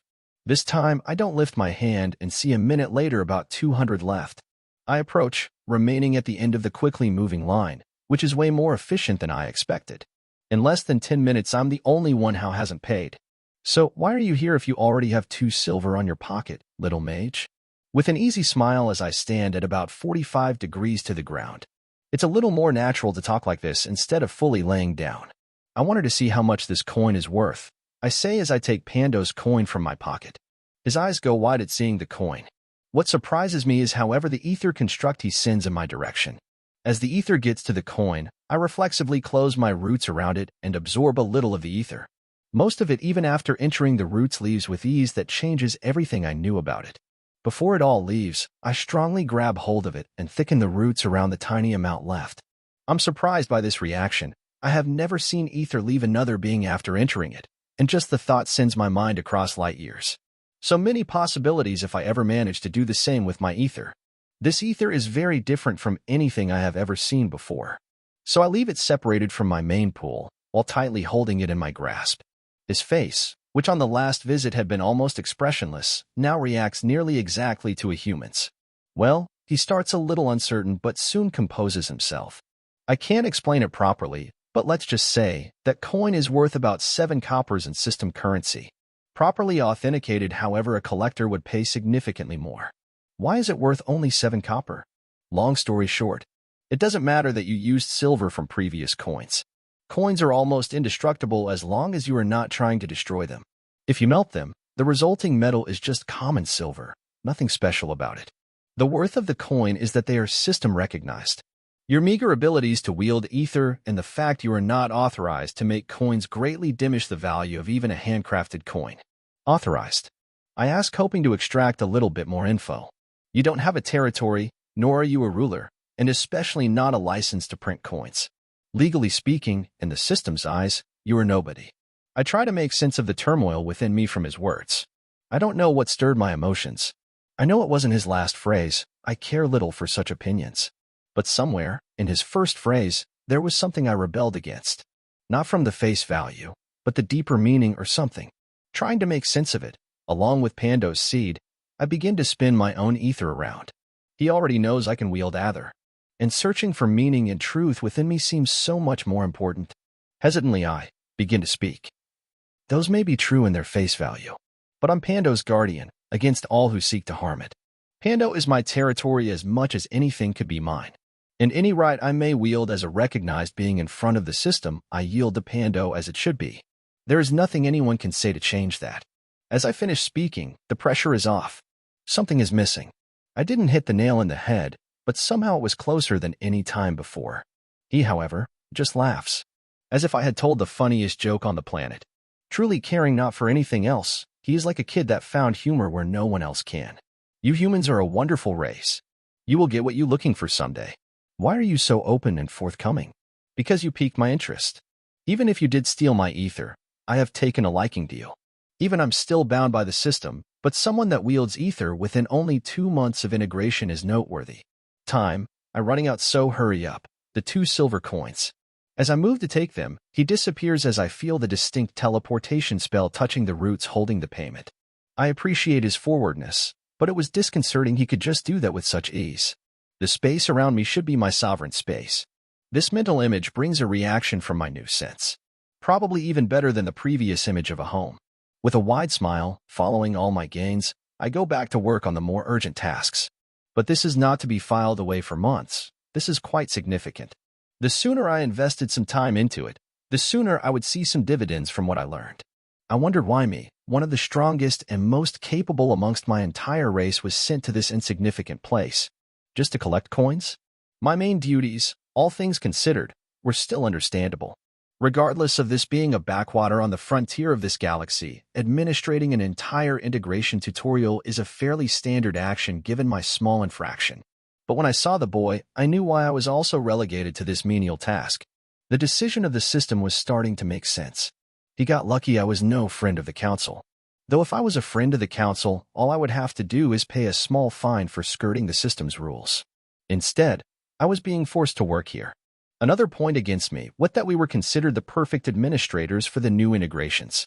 Most of my race did not bother with emotions when doing any menial job. In the eyes of the system, we were highly efficient, which benefited the council. Any type of highly automated race like us may be good from this perspective, but the council knew that biological beings made for better administrators in the long term. And anything that benefited the people integrating was something to be avoided, especially considering outliers like someone yielding ether while inside the tutorial. That was the stuff of nightmares for the council flunkies. I was the administrator, and I had yet to notice him, though he was sure to do plenty that would shake things up. And the system was not a fan of people like that. Perhaps I can stealthily help him. I just need to take care to never exceed what the system allows. Skirting the rules was fine, but outright breaking them would have dire consequences, especially while I was serving my sentence.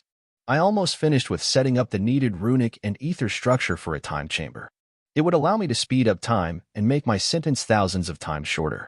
At the normal flow, the task of administrating took a couple of thousand instances, used a fraction of a % of my mental capabilities. I was, after all, an automaton race. From a layman's perspective, we were computers with sentience. But after running into the little meatbag, perhaps not watching the movie on 1000x speed would make things more enjoyable. No matter how much of me was a computer, I was still amongst the sentient races. Especially after temporarily adding the human genome to my own, my emotions were running even higher than normal. I think over what type of help I could provide to make things even more interesting. I can't do much, but a few tidbits of information here, and there would be enough to help him. With that, he has a good chance to keep most of the resources of his planet from the council. After a closer look at the others in his village, it looks as if he is not the only rising star in that village. Let's see how the story unfolds. Be it a bright star, a nova, or a black hole, It will be fun to watch.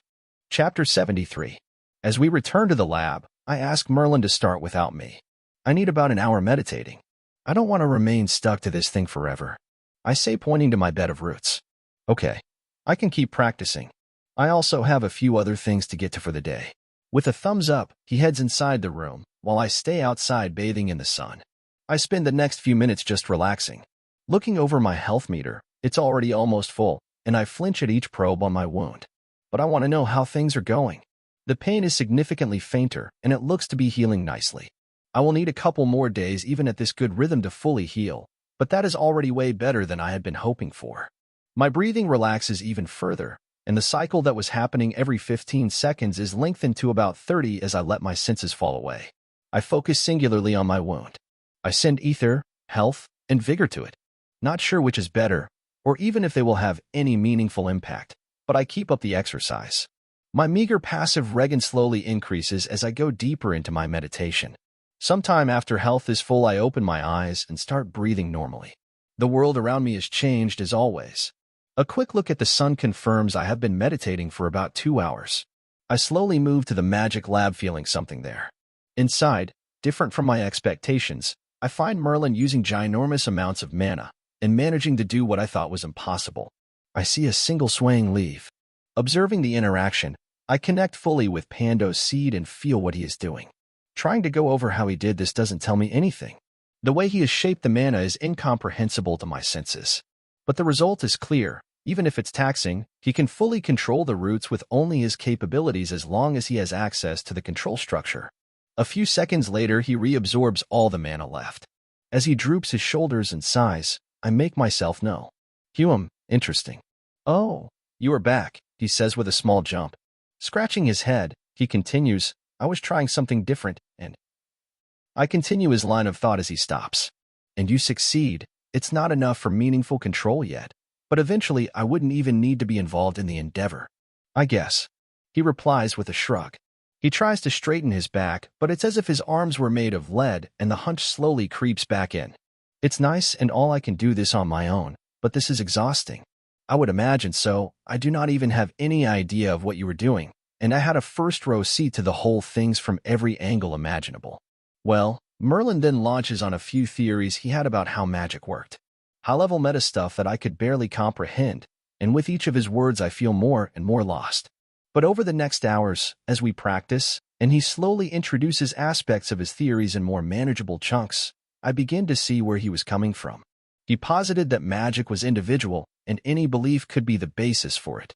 That is in itself quite simple and in line with our current theories. But he somehow manages to interact with mana on a deeper level, a meta approach to magic, so that with enough focus he wouldn't be limited by his affinities, type of mana, or not having someone's mana signature. All that could be simulated. The added complexity was usually not worth it, but it may be able to bypass simple magic security systems and opened up all kinds of possibilities for working with different elements. Each attempt is closer to something workable in actual combat. As his mana runs out, we start to pull from the batteries. Thousands of mana points. That fuels not only the experimentation but making the root network under the village only grow in strength and scope. Yeah, just like that. Hold the image in your mind and the rest should fall into place effortlessly. I say as I guide him to take his perception the farthest routes, now over a mile from the village in the direction of my home. Nah, it may be a good exercise, but for anything approaching proper combat, it's not worth it. With your help, I can reduce the difficulty, but it is still not enough to reliably go over 100 meters. Either way, there is about an hour before noon. I don't know if the attack will be now, but better prepared than not. We should stop so you can get some rest. Rubbing his forehead in his hand, he replies. That sounds like an incredible idea. Meet you at the wall. After checking that we weren't forgetting anything, I slowly head for the wall. Climbing it is quite easy, though significantly slower than when I was just moving on level ground. Slowly, making sure to disturb my abdomen as little as possible, I sit on the ground. I need plenty of help from roots, but sitting with folded legs at all is already an improvement. Being here is a welcome change of pace. I could think a little, but I end up just connecting with my root network. I spread my awareness to every inch on it, along with communicating with Pando's seed. The root network was technically part of the seed, but it somehow just seemed a little different. I think about the smithy. Could I? Even in my meditation, I can suddenly feel my heart pounding at the mere thought of my next actions. Minutes go by as I try to come up with the right approach, but when I succeed, my mana goes into the forge from hundreds of feet away.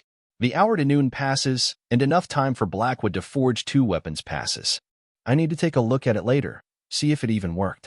Without compunction, after having done all I can for the immediate time, I let go of all my concerns and simply am alongside the roots. I feel as people step on the ground above them, and they slowly expand. As water and nutrients move through each of the capillaries, and as in a few spots they start to integrate the vegetation above into themselves. Focusing on the long tendril, I start to send about a mana per second there. Fully focused, the slow and steady growth that was happening until now seems to be negligible. And the rate of growth was already orders of magnitude faster than any plants had a right to be. Each second the tendril grows about 3 inches. All the excess of mana goes into accelerating the thickening of the roots along the way. An hour later, the tendril is 300 meters longer. If I rely only on this mechanism, this will take forever, along with a boatload of mana. But for now, this is how I'm doing it. Hours go by, and I barely notice their passage. Someone else joins me by my side and tries connecting to the roots without the runic formation needed. It can only mean one thing: Merlin has shown up. With warmth in my and Pando's seed hearts, we extend a few roots that encompasses his body and form the needed runic formation around him. This time, however, no strenuous activities are taken on his part. He just connects with the roots and meditates while watching my effortless actions. People come and go for hours until the sun goes down. It is then that suddenly all the noise is gone. The absence of noise sends my perception to the edges of the clearing, and in only a few moments, I feel beings stepping on them. The little route map I set up on the last attack in the commander table is revived, and I updated it with the info getting to me. Enemies: 200, 300, 500, 1,000. As the numbers reach 1,000, they stop increasing. Reports from scouts arrive through the comm network, which I'm tapped into. Approximately 600 goblins, 300 wolves, 100 archers, 10 shamans, and a chief. Average level 35. Merlin continues to familiarize himself with Pando's seed and the roots. His progress is remarkable. My attention goes back to the enemy. They approach the very same defenses that made all the difference in the last 2 attacks. We didn't make any new ones, just repaired everything up. Merlin gets ready for action. I place both my hands on his head, not sure if this is actually helpful for my telepathy, but it seemed to help slightly. In a few spots, I take action, but I attempt to let Merlin do as much as possible to increase his EXP share. The fight is fairly anticlimactic and very short. Hundreds of fireballs are heading for the enemy as the mages move the ground and eliminate a few more. My roots tangle dozens of them with every movement. Greg and a couple of other levels 50 people join in the fray just below the wall. They run amok amongst the goblin and wolves. Merlin makes full use of this distraction. In 5 minutes, over 200 goblins are tangled, and only a couple of stragglers are left behind. The goblin chief is also easily slain by Greg. A single full-powered blow to the torso from him sends the goblin tumbling back with a fatal wound. He was, after all, about 20 levels higher than this level 50 chief. I look over everyone's actions. It's clear, this time the disparity in the EXP bounty will be great. Most people did very little. After the goblin's chief demise, only 2 minutes are needed to mop up every single one of the stragglers. After hours of sitting in the same position, I carefully get up with help from my roots. Seeing Merlin opening his stat screen, I'm rewarded with one of the brightest smiles I have seen in a while. This is a massive EXP bounty for me. I look at him jumping around for a moment. After a few moments, he tries to control himself as he looks at me. With a simple smile on my face, knowing that the reward should have been massive, I ask, "How much?" "Over 8M experience points." It was a 7% contribution. Elation hits me at seeing the fruits of my work. If only I could do the same for other people. Perhaps on the next month's trial. For now, a single person that can hit LV 100, especially someone as talented as Merlin, will have to be enough. Someone to the side that heard the exchange, before slightly confused, finally gets what we talking about and her mouth goes wide. In a shrill voice, she says, 8 million EXP points? How the hell? I leave everyone to their celebration, not because I don't also feel elated, but the cost, even if expected, was still higher than I had hoped for. I felt elated at the benefit it will provide the village, the strengthening in its defense capabilities, but the cost was the lives of the wolves and goblins coming to stand against us. I don't waver in my decision, but that doesn't mean I relish the slaughter. I don't let myself numb to it or learn to enjoy it. I doubt any normal human actually liked confronting this particular dilemma. A quick peek at the system's prompts tells me how such a small attack managed to achieve this high in total EXP. Now the numbers were just getting stupid. Regardless, I still didn't have the class I wanted. So it was time for another project, expanding the root network over this entire instance. Chapter 74. In front of me sit a couple of simple but effective wooden devices. I tested them a dozen different ways. I would not call it idiot-proof, that was just dumb, but they are simple and reliable. The overall shape can be changed from something like a staff to a shoebox design with little thought on my part. All I need is a few minutes, and they are done. On you go to plant Pando's seeds. I need to come up with an appropriate name for the little guy I brought with me. Just the third generation is already a mouthful. Imagine what a single extra generation would cost. Shaking my head, I come back to the matter at hand. Making a good seed. I have grown hundreds of designs, but nothing stands out to me. All of them would work, but none of them hits the mark spot on. My constant companion was also at a loss given he didn't understand what was missing. I come back to the drawing board. What do I want? A small and lightweight seed. A seed that will grow fast. A resilient seed should the conditions not be optimal. I prefer to maximize the speed with which it spreads its roots, instead of how deep they are. I have seeds that hit a few of those points, sometimes marvelously. But for each strength, there seems to be a drawback twice as large.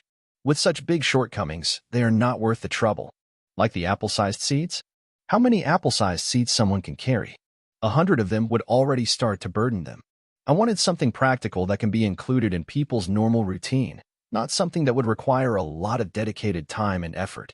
Anyone without an inner world like mine was effectively limited to a couple of pounds before they start to be inconvenienced. So I was reserving those big seeds for myself and coming up with something else for general use. As an idea comes to mind, something that if works, will be perfect. I drop the wooden runic formation in my hands and enter a deep meditative state. I find a spot along with the root network that will facilitate the growth of a new type of seed, and in communion with Pando's seed, start to work. I set up a fairly hard shell with plenty of nutrients, about half an inch long and slightly thinner at the middle. With the capabilities I'm endowing to it, breaking the shell will be easy work. Tangled within there are hundreds of feet of the thinnest root I could make, much thinner than even the thinnest roots my companion normally grew. Barely above a human's hair width, I managed to fit in a few strands of about 30 to 40 feet each and a dozen from 2 to 4 feet long. At the tip of each, a spike and a little contraption use a smidge of mana and nutrition from the ground to drill through the earth at a quick pace. Everything working properly. On normal soil, the full 15 to 20 meters extension would take about 1 day. When it ended, from each of the tips, new growth would start to happen. This solved a couple of problems, but another is the question of seeds. I didn't want it to rely only on growing itself. The capability to reproduce should be available. No matter how far it was, it would eventually connect to the main collective, but while it didn't, this would be a much faster way of growing. Especially as the 100th of a single point of mana stored in it would have long since been used up to speed its initial growth.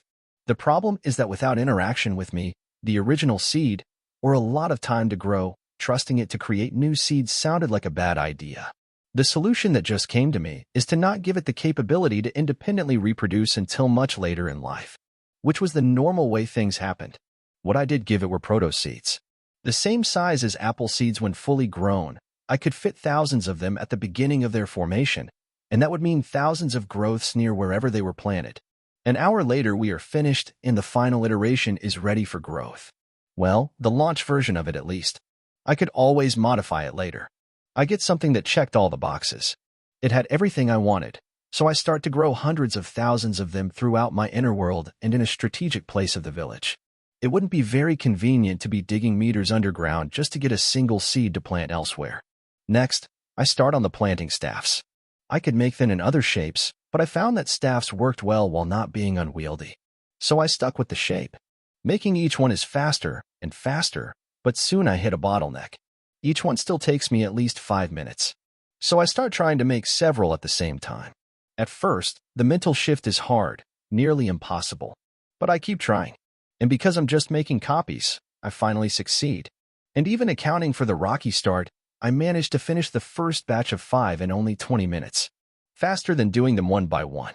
Next, I attempt to increase the number, but more than 6 is impossible for me at the moment. So I go back to 5 while focusing on making the move as natural for me as possible. By the end, I'm forming the runes in less than 10 minutes. That is 30 staffs each hour with a minute or 2 of rest. In the next 4 hours, I make 100 staffs. As the night is coming close to an end, I find a good spot near my favorite tree in the village to sleep. Barely conscious, all around me I feel as my companion starts to grow a protective cocoon. He is gaining more awareness, which is good. I wake feeling much more refreshed. Even before I open my eyes, I can feel the giant cocoon pando seed grew around me through my new sense. The perception field was now nearly permanently up. Light from the sun just started to peek through the sky, but it is mostly blocked by the branches around me. There are so many amazing things to do today. I get up and skip in my step. My mental focus goes to forming the battery, as was my usual task when I wasn't doing anything too mentally extraneous. It takes me a minute to notice my side is bothering much less than usual, and after a peek I notice the tissues started to bond together. With a big grin on my face, I hurry to the doctor's building beside where I slept that first night. As I get there, there is none besides the very doctor in his office. As far as I can tell, just attending a shift. Not because it was an important take to warm the chair, but because people would know where to head in case of emergencies. In this new order much had changed, but there were reasons for some of the things back on Earth being the way they were. Slowly the village was adopting some of the old habits back. I feel as he tries to manipulate mana through a water rune. At least he is not wasting the time here, though he is having trouble with even this simple exercise. That was the main reason we didn't have any more mages. There were plenty of people trying, and most that dedicated the time could easily throw a fireball or two. But some people seemed to have an advantage that their previous beliefs and ways of thinking helped immensely in manipulating mana. In my best guess, this distance would shrink by the day, but for now, we had less than 30 proper mages and about 100 people that put in enough time that they could reliably use a fireball in combat.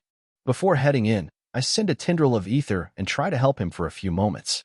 I soon stop, but even this small action might shorten the time he needs a little, and so I'm glad for it. I enter the office, and he instantly stops.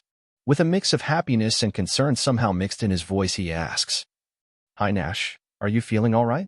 "Yeah, healing up nicely. I wanted to see about removing the stitches." "Are you sure? You barely survived after a very serious injury. Probably the most serious case to survive in our village. The system is still too new, so we don't know how stuff that's serious will work." "Yeah, I'm sure." "Okay," he says, still sounding unsure, but he guides me to the operating room in between the office and the recovery room. "Just lay here, and I will take a look in a moment." I head to where he indicated with help from my roots and uncover most of my chest and abdomen to give him a good look and space to work. The nurse on shift arrives and asks the doctor, "You asked for me?" "Yes. Help me take the stitches from Nash. It won't take long." "Okay, just make sure the comm system is online if we need to call for help." "Already did." The next few minutes are a little uncomfortable but nothing overwhelming. I take one of the healing potions as I leave to speed things along.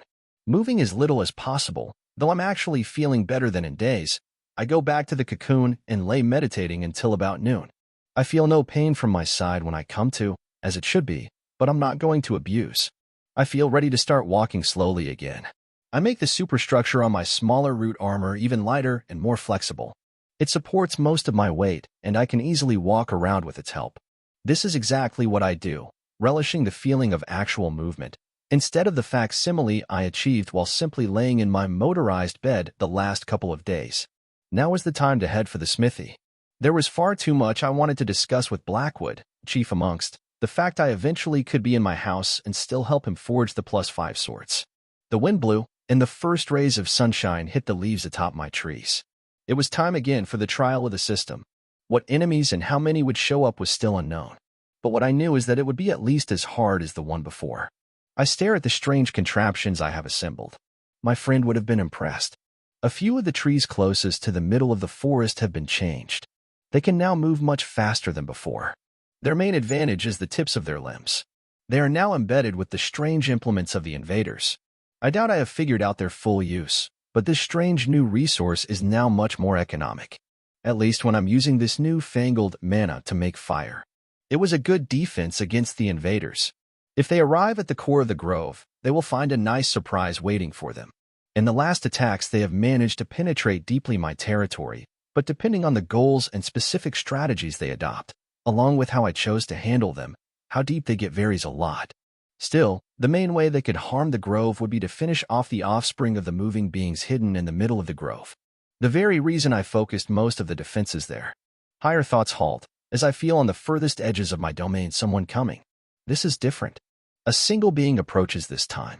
A lithe and slender being that moves on two appendices, similar to my friend, except even taller and thinner. Around him, I feel a familiar aura, something that reminds me of my friend. Leave shake at the thought, at the strong reminder, but I file the thoughts away for later. A closer look at this reveals why I was still so much apprehensive. It's not just about the curious time. The smidges of ether and vigor escaping from this new enemy tells a very distinct story. I taste each of them trying to discern even the smallest of flavors. He came to bring me down. Why and how is irrelevant. It doesn't change his hostile intentions. He is not a friend to the grove. I get ready and wait for his next actions. He tries to connect with me using the new resource, gently at first. Just a sliver of mana that brushes against my smaller saplings. It's strange almost losing control of my own body, even just a small portion of it. Curious, more than afraid, I take full control of the mana that entered me. I quickly send it to an isolated place away from him. I will analyze it later, to see if it has any useful properties and if I can replicate it. Through the strange sense that permeates the entire forest, though I found out I'm the only being around with this sense, I see the startled being jump and take a couple of steps back. If you just mind your own business, you would have nothing to be startled about. Now alert and much more aware of what is happening around him, I feel as tendrils from outside my domain start to extend towards him. Remembering about it, I try using the strange skill the system has provided me and identify this new being. After a couple of attempts, the only discernible thing I can find is $**, ##**, and elf and asterisk #at asterisk, and $#, and elf. I roll the strange word around my mind and try to make sense of it. What happens next drags my attention back to him as all my senses scream. Absolutely nothing else matters. More mana than I ever felt from an enemy invades me. The strange sensation of losing control of pieces of me tries to overwhelm me, but I don't let it. I try to take control back, and I can fight it, but even my best efforts do little more than slow them down. I keep trying different things with most of my attention, while another part focuses on what I already know works. I pull the mana from the grasp of these hostile beings. It's not a fast process, and I can only pull so fast, much slower compared to what so many of them can put out at the same time. Let's hope their mana reserves are limited like all the other enemies to this point. I think over how to eliminate the elf that is wielding all this mana. But with my roots and branches, I can do nothing so close to him. He simply takes control of them. Even with the massive amount of mana, he has no chance to take control of the whole grove if I understand how this works. But he is more than capable of stopping any of my limbs within a young tree length around him. A small pack of the strongest wolves gets to him. Surrounding him, most of the rest of the defenders start to accumulate, but only the 50 or so wolves join the fight to deal with this single enemy. The results are wildly different from my expectation. He protects himself with my own roots, and while the wolves are confused for a moment, they continue trying to eliminate him. My actions are, however, different. I wanted to save the bulk of my mana for later, but I know enough of how to use fire that I can attack him even without the implements on the middle of the grove. More mana than I ever wielded at a time pulls near him for a singular purpose, and I make all around him burn. It doesn't start too strong, and so the defenders of the forest drawback being only singed in the process. The fires burn ever hotter until they become so hot the very even stones under his feet melt. He tries to run but is not successful as I move the focus of the fire around. A line of glass covers the ground as he collapses, and the strange ether interaction that signifies his death comes, and I instantly stop. All the trees close to the focus of the fire are hurt, but it was needed. I look and find I only have a little more than half of my mana pool. I despair at the thought of having to deal high more of these creatures before the day is over. As the trees and surroundings cool off, and I take full control of my roots again, I send the barest of slivers of mana to them, just enough so they will be able to move again after having been burnt so deeply. The only thing that survived is the strange metal implemented in the hand of this enemy. Being able to survive after that fire must mean it's valuable, and so I will study it and the new type of mana I found. They are bound to be useful. For now, however, my focus is on the attacks today. Vigilance, recovery, wait. Vigilance, recovery, wait. Vigilance, recovery, wait. Chapter 75. You are going to bankrupt me you if keep this up, boy. I hear as soon as I step into the smithy from the tall and strong man looking at me. Blackwood holds his hammer swing short. Putting it down, he stands staring at me with his hands to his sides and a proud grin on his face. Well, that is what I came to talk to you about, I say while approaching. Before I continue, he rummages through his coin purse and gives me 40 silver coins for my work from yesterday and today. Here, he says, delivering the money. One of the marked characteristics about people like you is that you learn not to think on the limited terms of the system, you come up with workarounds. Some that I never even heard of before. I know of a couple of ways to remotely work a forge, but you managed to convince it you were in the smithy. He says as if I was a kitten that had left the playpen through a path he didn't even think existed. Not that I mind the implicit comparison in his demeanor. For all I know, he is hundreds of years old, and by those metrics, I'm just a pup. I take the coins, and with a flick of my wrist, they head into my inner world. All except for 5 silver that I return to him. Later I'm gonna get a few ingots of deep steel to play with. Just keep them for now. Okay. He answers with a glint in his eyes at seeing my sleight of hand. Is bankrupting you something to be concerned with? That is a complicated answer. There are aspects to why I cannot enter into, but no. At least not with the paltry sums we are talking about for now with +5 weapons. I wonder at the mechanics of the whole thing, and if he will be somehow using his money or something, but I let the question lie for now. What I ask next is one of the 2 main reasons I showed up. Can you pay me through the village bank? He stands back, and with a scrunched-up face holds his chin while looking at nothing particular in the selling. He stands there for a few moments trying to work something out in his head before answering. Yes, he begins slowly but gains confidence with each word. From what I heard about the village's bank, I think that should work just fine. The one thing is that we will need some kind of ledger. I'm thinking a metal one where you strike a chisel to mark it. I can tell who worked the metal with ease. That would be enough of a guarantee, along with the same for whoever is withdrawing the money. He then starts mumbling with his head lowered, running through the possibilities in his mind. Okay, I interrupt him. There are a few details to work out. I will tell the guild to come here soon after I send my mana to the forge. That works for me. By tomorrow I will have all the logistics worked out. Some things are a pain in the butt under the system. Now on to the other reason I stopped by. Do you take orders? Hearing that, he shows a massive grin, but instead of speaking, he lets me continue. Wondering why he is so happy, I continue swinging for the moon. I want to commission a +10 weapon. Hearing that, he deflates a little at my outrageous request, but instead of rejecting me, he just answers. Sure, technically I could forge a +10 sword, but you don't have enough mithril to pay for it. Nobody would even be able to be in the forge while it happened. With his words in mind, I try to make sense of it. And after a moment, I ask, how much would it cost to commission a +5 weapon? The same price as all +5 weapons available.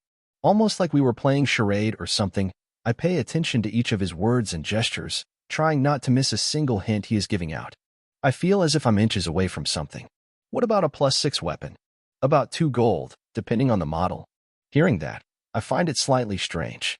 He has indicated that the next tiers cost about double the previous one. At least when we are talking +6, +7, and maybe +8. He has to be cryptic to pass along the information, but I got that much already. But we will be paying quadruple the current price.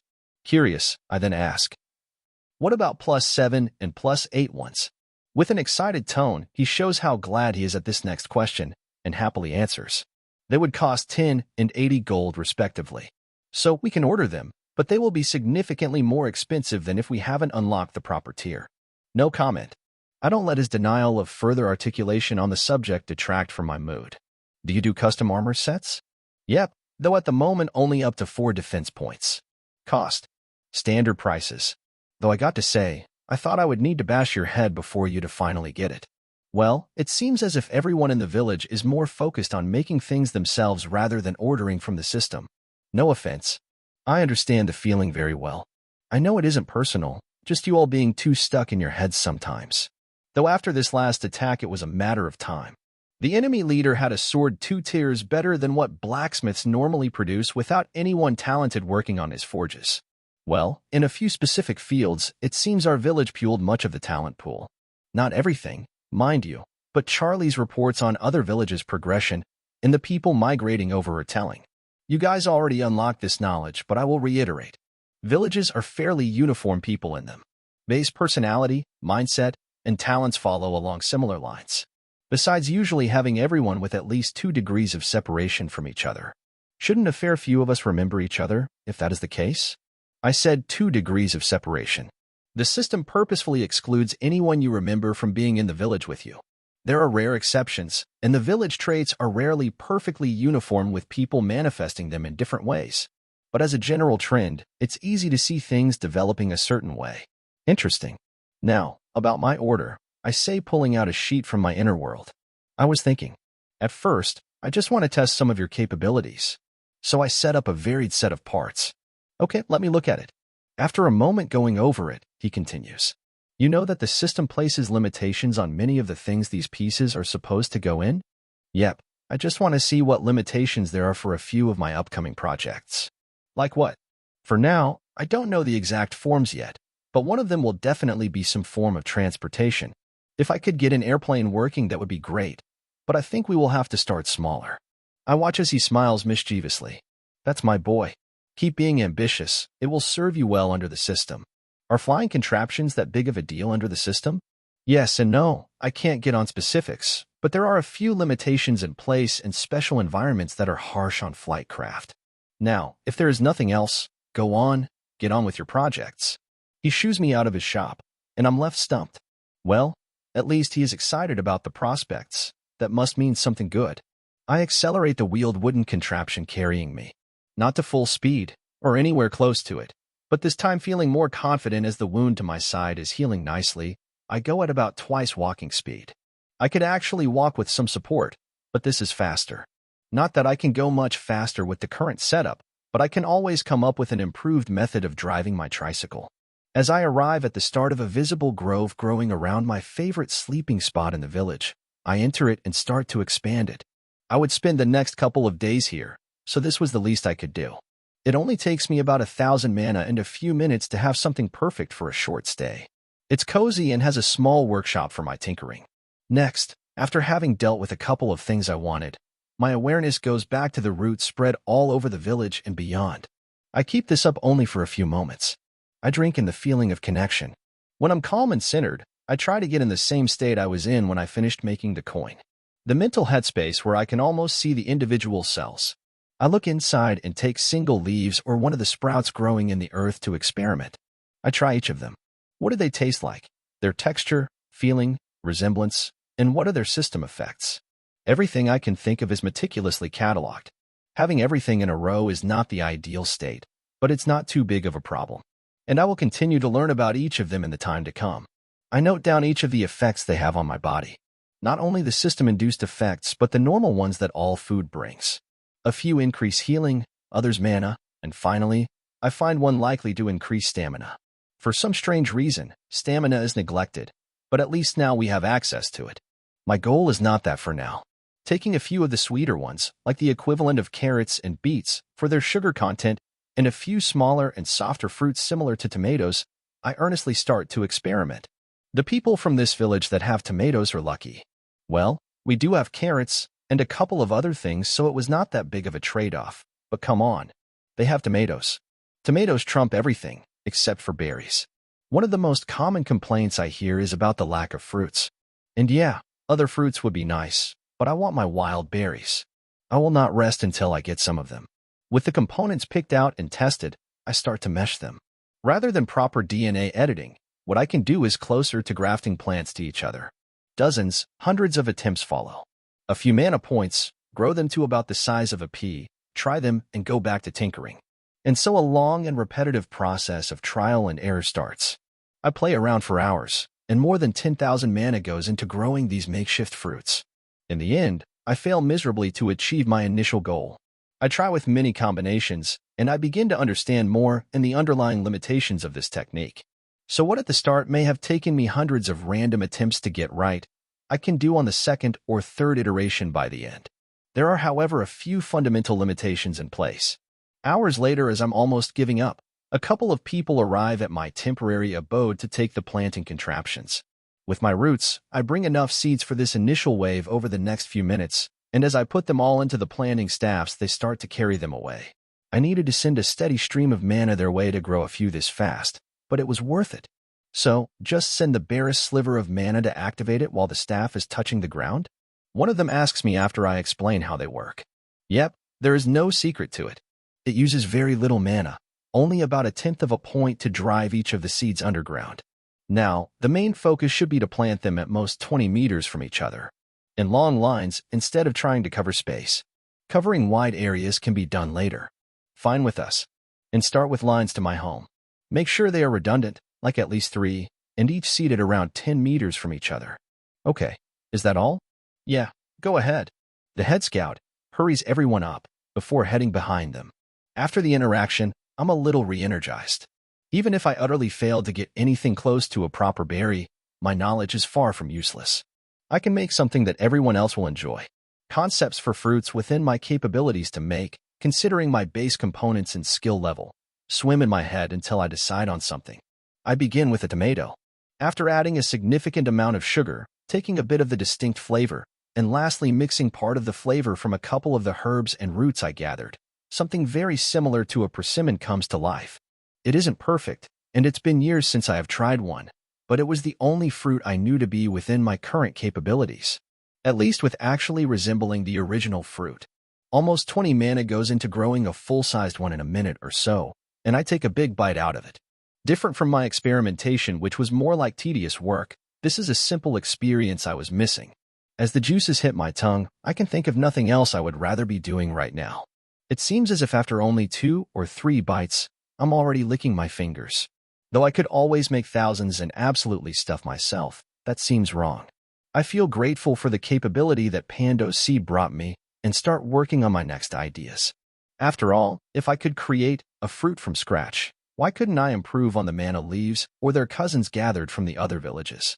Now, that is something marketable. It seems most of my actions always have some way to be monetized. Well, it's not a bad thing. I will need a lot of money to leverage some of my plans. Chapter 76. It turns out, doing anything like what I had hoped was much more difficult than I expected. Changing something about the edible aspects, like taste and textures, was a breeze in comparison. But anything even tangentially relating to the special properties of these herbs was a very finicky process to alter. Most changes ended up with a plant that was either worse than the original, didn't have any properties that affect the system's resources, or even something outright poisonous. Though it was a weak poison. I already spent almost 2 days working almost exclusively on this task, and I'm starting to get tired. What I have managed to do, however, is not to be discounted. I stare at the 2 of my most successful variants. One of them is a proper leaf, a thick, soft, and plump leaf with lots of juice inside. And it seems it is the juice that actually produces the desired effects. The problem is that this juice loses its effectiveness almost immediately as it is squeezed out of the leaves. Even on the easiest plant to work with, the health one, any alterations are hard to make. The book in the library dealing with these types of things will take a while to get. Its cost is measured in mithril coins. A while ago, we confirmed one of our long-held suspicions. Each of the bookcases has books priced with coins made of a certain metal. I think we already bought one of the cheapest books on the second case, the one requiring gold coins. I shake my head and get rid of the thought. It's not the time to think over that. I send my perception to the basic health herb. The differences between one harvested near our village and another from hundreds of miles away are mainly in taste and shape.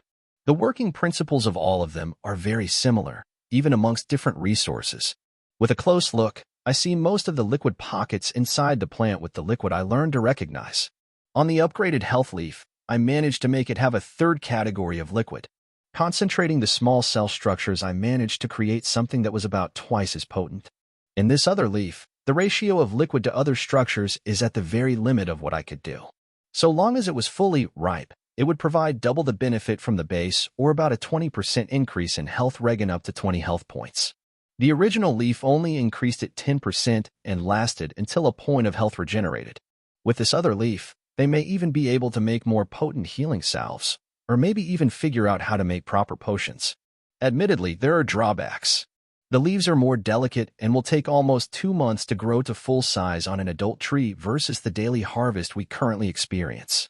Each of the leaves is also larger, weighing about 5 times as much as the original, but its effects far surpass any insignificant weight penalty.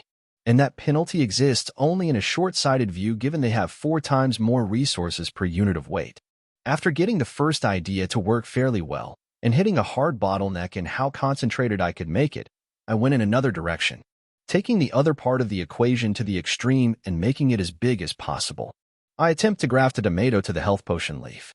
After all, even if I couldn't make it more concentrated, I could always just make its effects last long after consumption, couldn't I? This was in the end even easier compared to the previous work. The limitation, however, came soon as I noticed that 1 hour later, the regen buff would disappear regardless of what I did. And so the fruit that should have been able to provide about 1,000 points over a day became inactive after an hour on the dot. I didn't let that stump me for long and went to work on the other leaves. I had already looked at them before, but if I thought health was difficult, the plants for the other resources were a nightmare.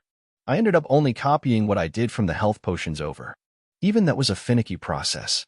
Mana leaves, which only had a slight amount of this juice before, became actually useful, with my enhanced leaf regenerating about 8 mana 20% faster. And the bigger version managed the same 20% increase, up to 300 mana points. I didn't manage to make any other changes to the mana leaf not already tested and refined on the health one. And even then it took time and effort as they were not exactly the same, just very similar. The ones that were supposed to be stamina ones, though people still debated that, clearly were cut from a different cloth. Inside of them, amongst thousands of pockets of liquid, only a couple here and there presented any regenerative properties. This was also the most difficult one to effect without screwing with the natural balance required for it to continue being considered a resource plant. From simple calculations of the amount of liquid inside, a basic leaf can regen about 0.01 stamina point, and that is why we couldn't reliably measure it. Stamina is too volatile for the simple tests we were running, and the minute changes these leaves provide. In theory, it regenerates at a constant rate, but it is fast and the consumption, even for someone sleeping, varied too much to measure without considerably better equipment than we had available. The stamina leaves could, when I exhausted my ability to manipulate them, regenerate 5 points 13% faster. And I didn't even manage to make the bigger tomato version work at all. Grafting them onto the tomato always led to strange and dangerous combinations. In the future, as my ability improves, I might be able to overcome that, but for now, I have exhausted all the possibilities, and it is time for something else. Next week I may try again. Something that concerns me is the sheer amount of nutrients these plants started to take from the ground. Eventually, the nutrients will come back, but it is alarming nonetheless. So I stop any accelerated growth inside my inner world and start to make use of the earth all around the village to bring the necessary nutrients to my little wooden hut. To finish this endeavor, I start growing around my hut and all along the back wall of the village these modified shrubs. I position them so they will have plenty of sunlight and limit the amount to something the area around the village will be able to sustain relatively long term. It would not do to take everything from the soil and be sucking our thumbs when we need these resources later. Tired after so long spent in this endeavor, I get up from my sitting position, with the help of my roots, and stretch for a moment. My wound is a lot better. In a couple more days, I will not even notice that something happened if things keep going at this pace. Especially with the small tomatoes, I am eating every hour. Not quite the ideal diet for my digestive tract, but I would make do. I close the top of my hut, and the room becomes nearly dark as I head out. This time, I walk around almost normally, though my roots are all around me bearing all of the actual weight, so it's like I am floating on water. A second or two looking at the shadow the sun is casting, and I confirm the time. 9 o'clock. I walk around the village observing things and offering my advice where I believe it will be useful until I arrive at the smithy.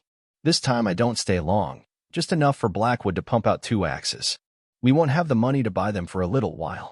Still, Charlie is working on treaties with plenty of other villages. It is only a matter of time before he starts to sell these weapons for a hefty profit. He probably is going to want to attach conditions to their use, otherwise, it might come back to bite us in the ass. Next, I stop by the apothecary section of the school Merlin is running, and I see the girl in charge of it. She is the one who figured out how to make the healing salve, and everyone is pinning their hopes on her to manage the mana and stamina equivalents. Hi, Nash. She surprises me by talking without looking up. Hi, I answer, trying to remember her name. So, you don't remember my name? Sorry, I say sheepishly. I just remember what you did. You and half the people around, and I won't tell you now. Fine, I say, disconcerted. Well, I think I got something you will be interested in. She raises her eyebrows, so I take a few of the fruits and leaves from my inner world and place them neatly stacked on the table separated by type. These are new variants I made from the base plants for resource regeneration. Before I can continue, she interrupts me excitedly. Do you have any? How? Wait, how good are they? And is this stamina? Cheekily, I answer. They're very good, and yes, this is stamina. It's a very finicky process, but I managed to get these working. Withdrawing a piece of paper, I quickly write the approximate values for each type. I give her the paper, and as she reads it, her eyes open wider and wider with each word. After a few minutes of talking, she complains mildly. Damn, too bad that there seems to be a hard cap on the duration. But even then, what you have done is enough for practical use of all of them. And given what I'm guessing you did to manage this, at the very least I will be able to make a healing patch that increases the healing rate to double the current ones. The healing patches will be able to increase health regen and healing rate by nearly 50%. Regen and healing rates are so different? I ask, already knowing the answer, but wanting perspective straight from the source instead of relying on second-hand reports.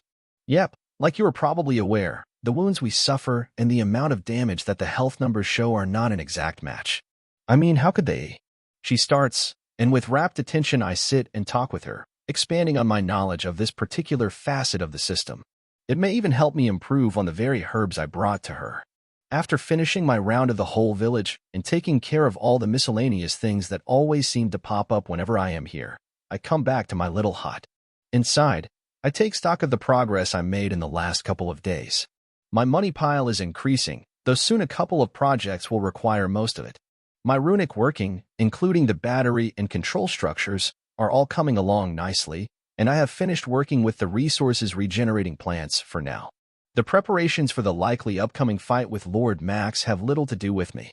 Even if I joined, I would not involve myself in the negotiation. People are hoping for a resolution through diplomacy with the contracts we unlocked. They not only allow any alliance on our part to be much more secure, but the restrictions on Lord Max's villages would be enforced by the system. Some people say, even talk of settling for anything other than total annihilation was foolish, but we can't think like that. How many people were just forced to be part of his army? They are our fellow humans, and that means the thing to do would be to make them concede and pay for their mistakes, not with their lives but with their actions, or more realistically with their wallets. After having taken care of everything more urgent, I allow myself some time to look over the strange ether from the robot. I have been bubbling inside at the mere thought of experimenting with it ever since I got it a couple of days ago. I almost failed to contain myself a couple of times, but somehow I managed.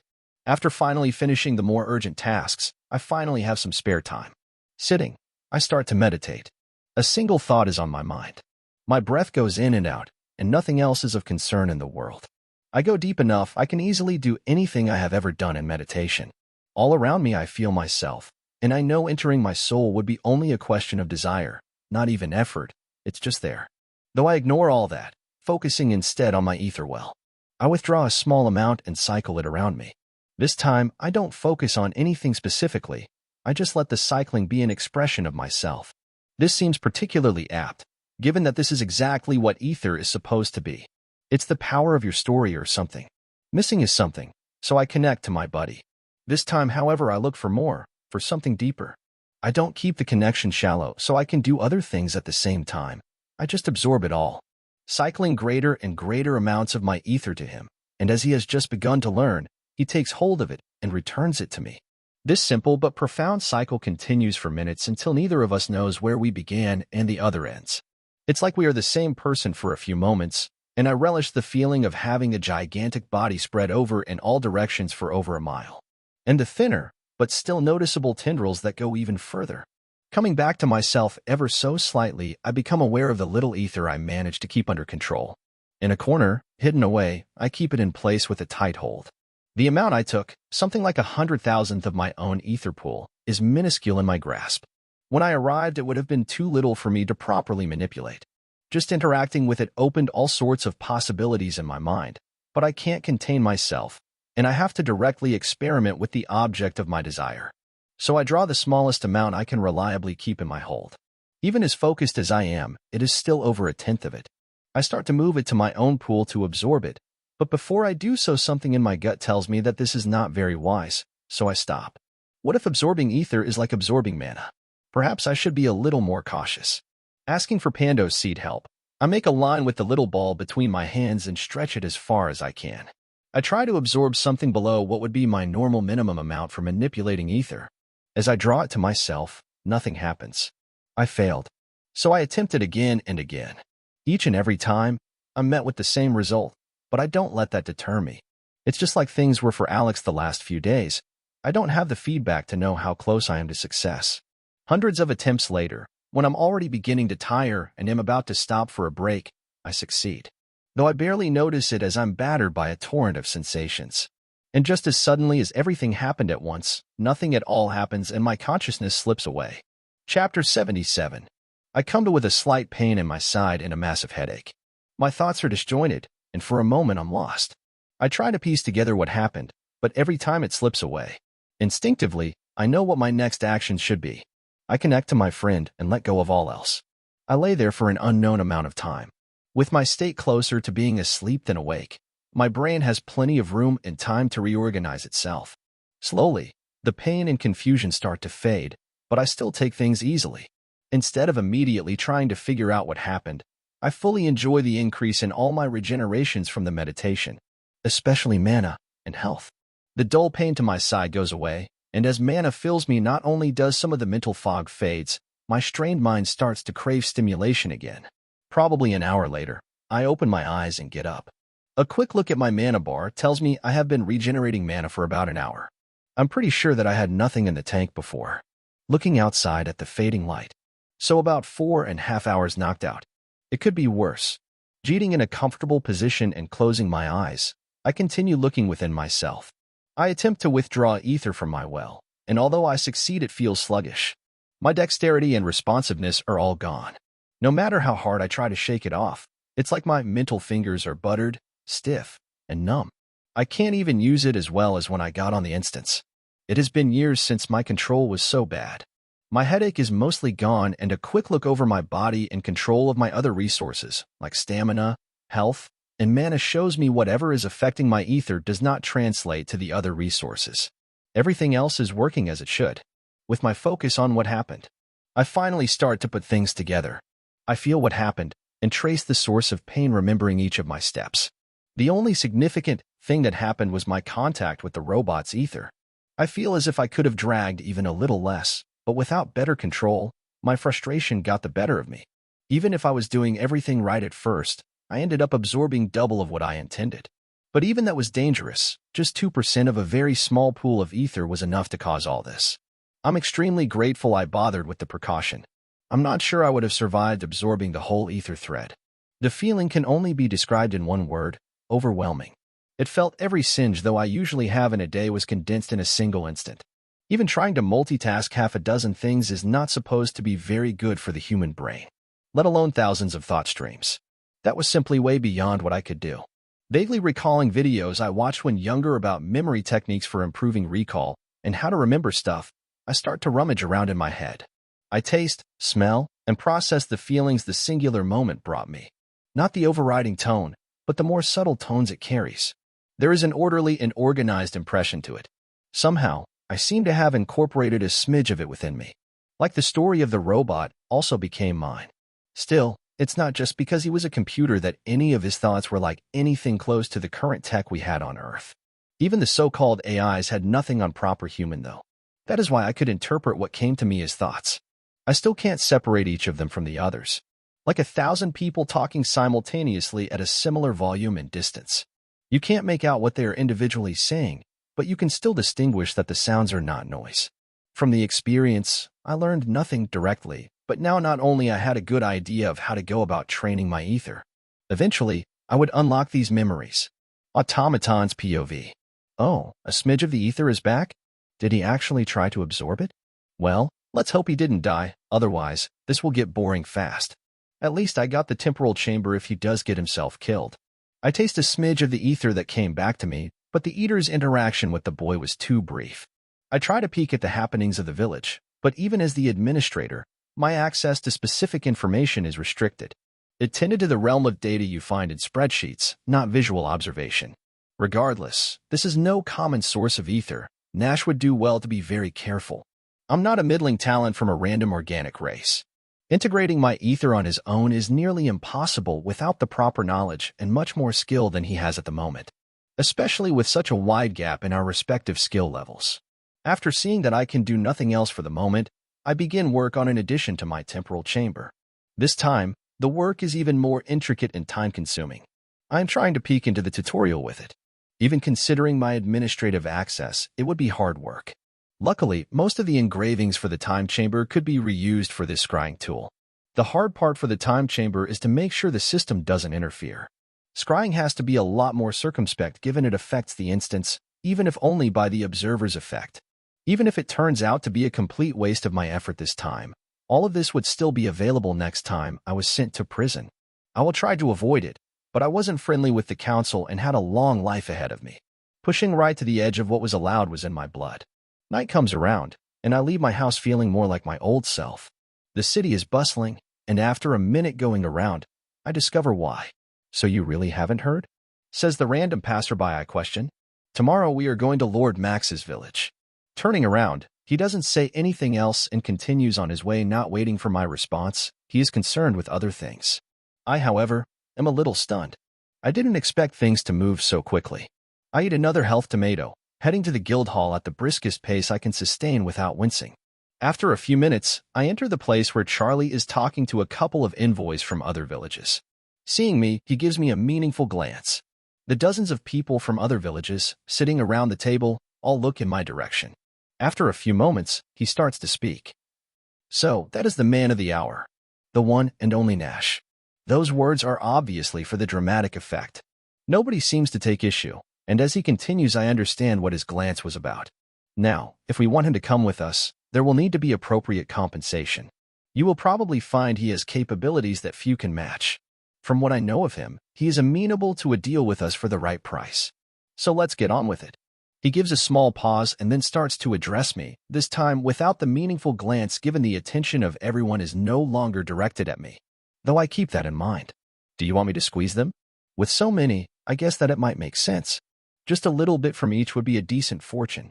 I take the time to consider my options and explore what has been discussed as I slow roll my interaction with Charlie.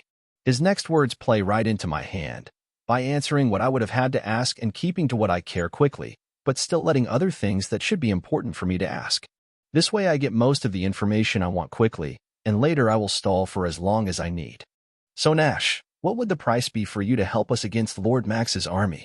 We realize your help may not be quite at the level of what you provided for us in the village given you had previously been here and grown your root network, but I doubt you showed all your capabilities." With a smile and expansive movements, I start to speak. "Well, any endeavor would need a significant amount of mana, especially if I have to forcefully grow the roots at a quick pace after our march. This means regardless of anything else, I would need a good amount of mana. Even if it's installments as I dip into my own reserves to get over the initial hurdle. What is of greater concern for the moment is what would be expected of me, how the attack would proceed, and what exactly is the goal of the attack." Being the host, Charlie again takes the initiative to answer. "Some of that is fluid, but in short we are hoping that a show of strength will be enough to force Lord Max to capitulate. As long as he signs a contract and pays reparations he will no longer be of any significant threat."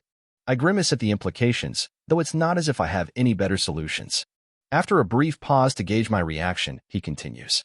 "Yes, we agree that this is not a perfect solution, but it's the one we, for reasons I won't be getting into, will take. The only one we realistically can take. If he doesn't capitulate, we will be forced to attack. But depending on how things turn out, only our presence might be enough. We will begin the march tomorrow at noon. From our village, the march should take about 24 hours without stopping. Every single soldier has over 25 points in endurance and a high enough skill level to sustain the pace. We are, however, planning to stop about 30 miles from his village to sleep and rest for a couple of hours. Everything going according to plan. Leaving tomorrow at noon, we will get there on the next day around sunset." Thankful for the extra time his explanation gave me and the context it provided, I continue. "How long are you going to be in negotiations?" Hearing that everyone shifts and a couple of people throw exasperated looks, but nobody interrupts. With a grin, Charlie answers. "That has been a hot topic of debate, but we don't know. We will probably allow 12 hours. By then we will have a better idea of how things are going." Are they trying to stall, and we are just wasting our time? Or are they genuinely negotiating? The thing is, we may get there, and the attack could start in 5 minutes depending on their response. There are far too many things at play. Though a longer siege will stack things in our favor.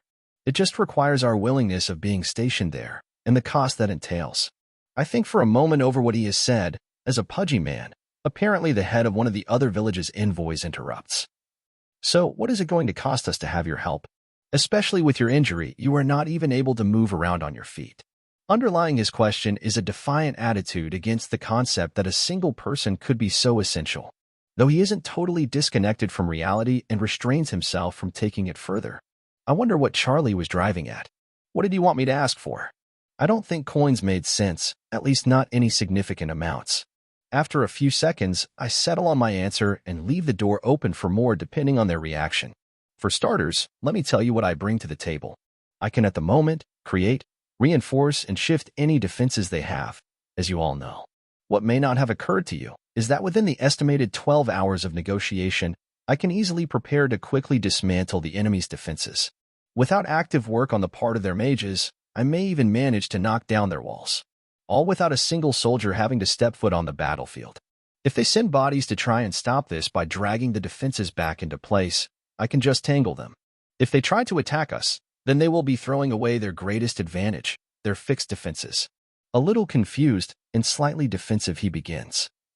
But all of your roots would have to be grown from scratch. You don't have the home field advantage. Not minding exposing this little tidbit of the specifics from my roots, given they will eventually find out, I say without compunction. Sure, it's going to be a challenge, but with those 12 hours and unlimited mana, I can do it. As the attackers, we have a couple of advantages like choosing the attack vector and concentrating efforts there. Defending is something altogether different. And about the payment? With a genuine grin as an idea comes to me, I say, if you are concerned about straining your economy, don't worry, I don't want your coins. A side glance to Charlie tells me that while it may not have been what he was expecting, he doesn't mind. The cost will be twofold. Mana and a contract. 2 million mana for the trip plus twice the mana I use while I'm there. About the contract, you may have heard of a coin I made a while ago. I never took the time, but now, I want to give value to it. So I'm tying my work to it. 10 silver is enough for an hour of my time, is the current quote. They all look confused, and I withdraw the coin from my inner word. After showing it, they still don't understand, but that is not a problem. They will, eventually. I will explain a little about my runic workings based on roots. It had its limitations, but most villages were dying to get runic devices from our village. In this way, they will get access to much more than the village could manufacture in the short term to sell. Chapter 78. As the negotiations run over half an hour and other things are included in the deal, I come to realize it would be futile to wish for things to wrap up quickly. They will take at least another couple of hours. I wasn't idle during all this time, as I can do plenty of other things while sitting in this back and forth, but I want to make a point. So I get up and walk to Charlie delivering a piece of paper. This is the minimum I will accept. If they don't meet it, no deal. As I turn to leave, one of the others asks, "You are just going to leave? Are you agreeing to anything Charlie negotiates?" With a smile, I answer simply, "Charlie knows not to try and screw me over. Besides, we have a good working relationship. Why would he ruin it over a single deal?" Ignoring the other questions, I leave. 2 hours later, I finish another few tasks in my ever-increasing list, like manually moving all the excess mana from the village's mana batteries to my own gigantic battery grown in the inner world. I didn't explicitly need to do things this way, but handling massive amounts of mana was a good exercise, and it even helped slightly alleviate my problems with ether. I sit for a little while to connect with the roots underground. After the strange events after my last time playing with ether, I don't even think about experimenting with it, at least not anytime soon. Even improving my own capabilities with it will have to wait for me to recover. Something positive did come from it, however. My connection to Pando's seed was now even deeper than before. I grow thin roots around and within me, even surrounding the organs inside my body.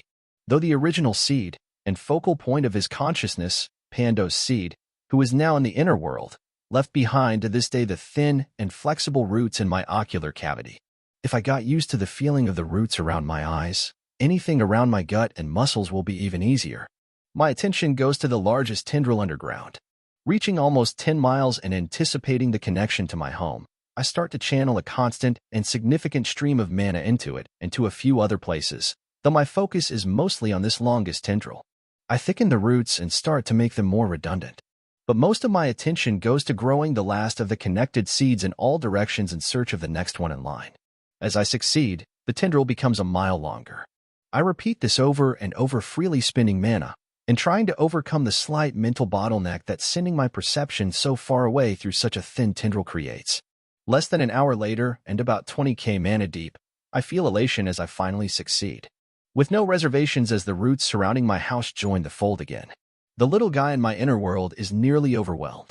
Transmitted through our bond, joy fills me as I sit there for a while. But as always, the next thing comes and I get on with my day, or night as it were. I turn on the metaphorical tap of mana for Pando's seed. A constant stream of mana, about 2 points a second, which he is more than happy to concentrate on using exactly as I intend to thicken the connection. It is nice and all to have a connection available, but the feeling of trying to squeeze through a long tube is claustrophobic, not something I submit myself to if I have another choice. I think about my book. It has been too long already. Well, at least now I know what I'm going to be doing next on the trip over to Max's village. But before leaving, I have a few more preparations to make. To that, I find a couple of people I trust to accompany me to the closest herb sites. I found that the system slowly replenishes the earth in those spots if you take it, so I will be skimming a little bit off the top to fill my inner world. It had increased significantly in volume, and I wanted to increase the land area again. The bunnies and my buddy are sure to appreciate the extra space, and the extra volume to fit in more runes to make my battery even bigger is a nice bonus. I start to prepare by mentally separating the dirt depleted of nutrients and where I would add the new soil to expand the area. Perhaps I could even overfill on dirt slightly so I could already have some of the benefits from a larger inner world and not need to immediately go again to fill it the next time I increase its size again. I can also put plenty of seeds on the ground on my way around. The apple-sized ones may be too heavy for our scouts, but the benefits they provide are worth it for someone not fighting the weight penalty. I'm carried from the village by a pair of people with plenty of stamina while laying on my wooden-wheeled contraption. I can just imagine the strange scene from someone else's perspective, though I don't mind it so much and just shrug it off. The next day I stand beside Charlie ready to leave. Everything there is even the remote possibility I will need is stuffed in my inner world. I even spend a few silver coins on the merchant to prepare. Better safe than sorry on an endeavor like the one we are undertaking. Charlie continues speaking, and I drag my distracted mind to the business at hand. Well, considering you didn't actually get the message you were supposed to, you did very well. Still, even if there isn't any monetary reward, the priority on buying their commodities and asking for mana in the way you did was a brilliant move. With the way I structured the payments of mana, we will get more than you initially asked for. Still absent-mindedly following his talk, I chuckle and answer.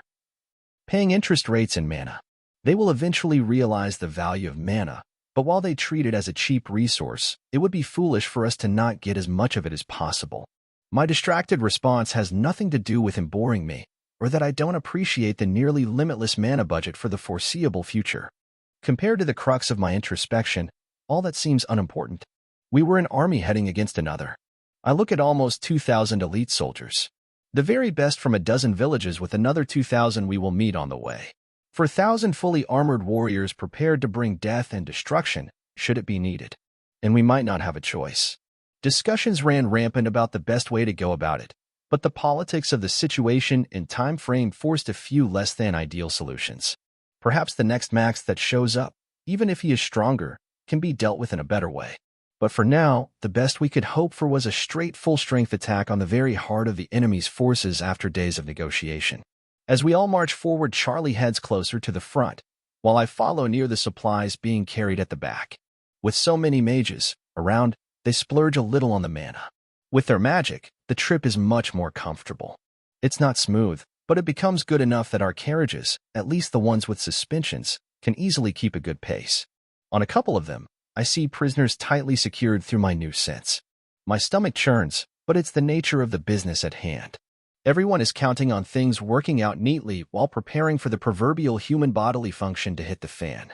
We soon fall into a steady pace as I attach myself to a carriage. This way, I can fully focus on what I had been planning for the whole trip instead of dividing my attention. In only a few minutes, I start to plant the medium-sized seeds I prepared. Every few paces another seed makes its way from a simple but effective runic structure that shoots it into the ground with a little of earth magic. They dig about a foot under the ground, and can right afterward break their shell and start to extend the thin tendrils grown inside of them. The scouts have a couple of the refilled planting staffs, and they work on establishing a connection. After the main link is established, the seeds they plant will be a great help in making the connection more robust. I want as much redundancy as possible. The medium seeds I chose are based on the same principles as the other two, and they took little mana to grow. Grapefruit-sized seeds with a slightly thicker strand and the small seeds coming from it, they extend almost to the level of the big seeds. Pushing my awareness through a very thin straw was tiresome, so I thickened them a little. Planting them close to each other, even without my intervention, the roots should form multiple connections with their neighboring a reasonable time frame, which address the same problem from another perspective. The other major change is the amount of nutrients left in the seed after the initial connection. The main purpose is to accelerate the development of a greater number of more robust connections. All that just to avoid feeling squeezed through a straw. I wasn't particularly claustrophobic, but it was a very strange sensation, and proper planning will do a lot to mitigate it, a needed precaution as the ranges increase. I let the matter rest and start on something long overdue, my book. I need to upgrade it, but I don't know much about it. I had guessed maybe a library would be a good start, but how to implement the idea was a mystery to me. I go over the last few notes I got from Burgess when leaving the village to update myself on the latest advancements in magic. The focus is on runes.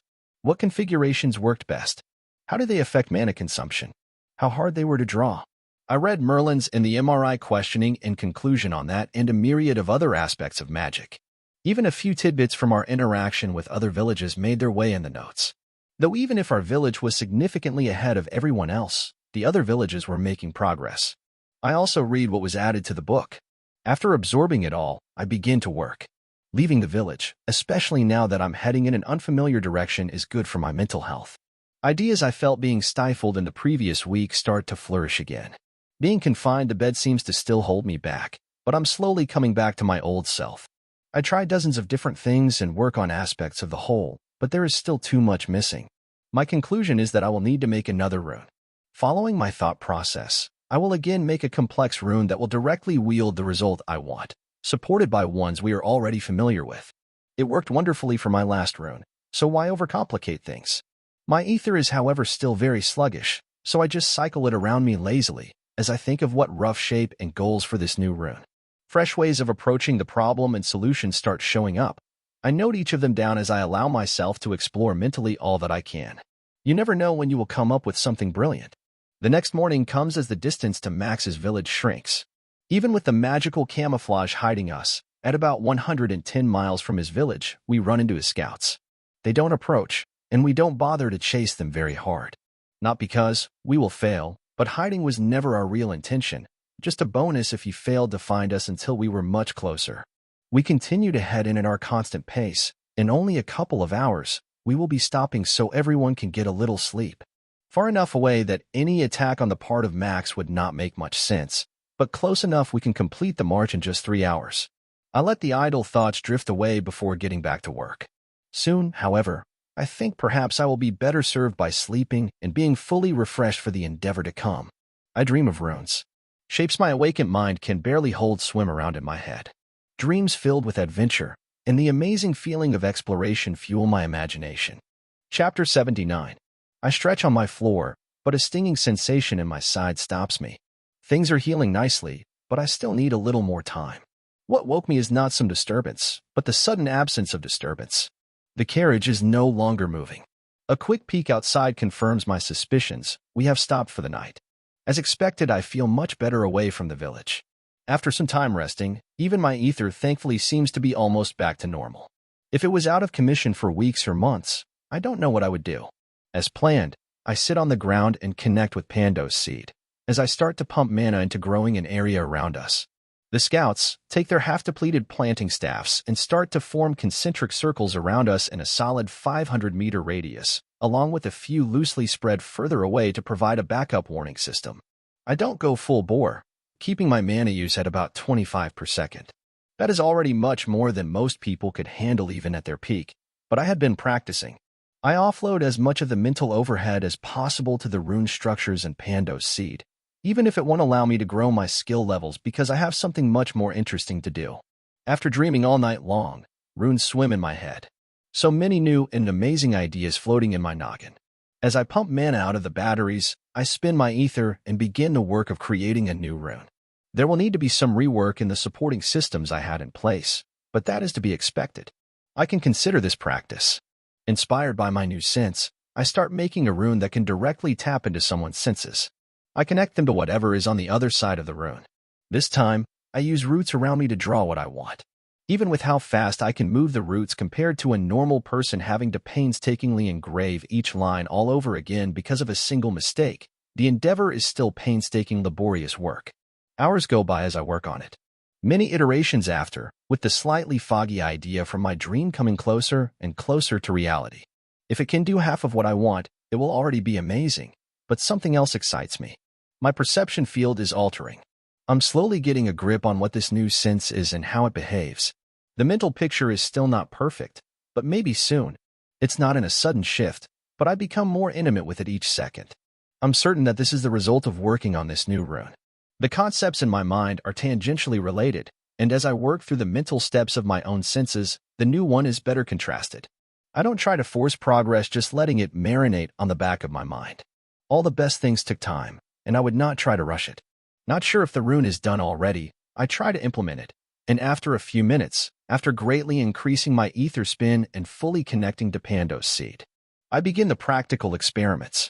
The first and second iterations fail miserably, but the third time is the charm. Hiki. Regardless of any bad puns running through my head, I ignore the mana consumption and any other problems and focus only on making it work. When the connection is fully established, the results are even more wonderful than I had hoped for. My vision connects to the other side of a few hundred meters distant comm networks. I still don't have any way to transmit through the rune anything other than someone's senses. The blobs arriving as visual input are clearly the photoreceptors of my buddy, but I can smell the success already. I grab a couple of volunteers as more people start to wake. The results are not perfect, but we can work out the kinks later. I even have one of the volunteers go farther away to test the range. One of them runs several miles back following the exact path we took, but even at the increased distance, the connection doesn't suffer any deterioration. The roots don't go all the way back to the village, but they are reaching almost 30 miles back and 10 forward. A few scouts planted seeds ahead, and Pando was taking full advantage of that. Luckily, no one has been killed or captured yet. I let the idle thoughts drift away from my mind and focus on increasing the sharpness and creating a double link through which we can both see through the other's eyes. And it is easy, though the only reliable way to use it is to have one of the pair with their eyes closed. We can fix the sharpness of the image, slightly nauseating feeling, and tinker with the other senses later.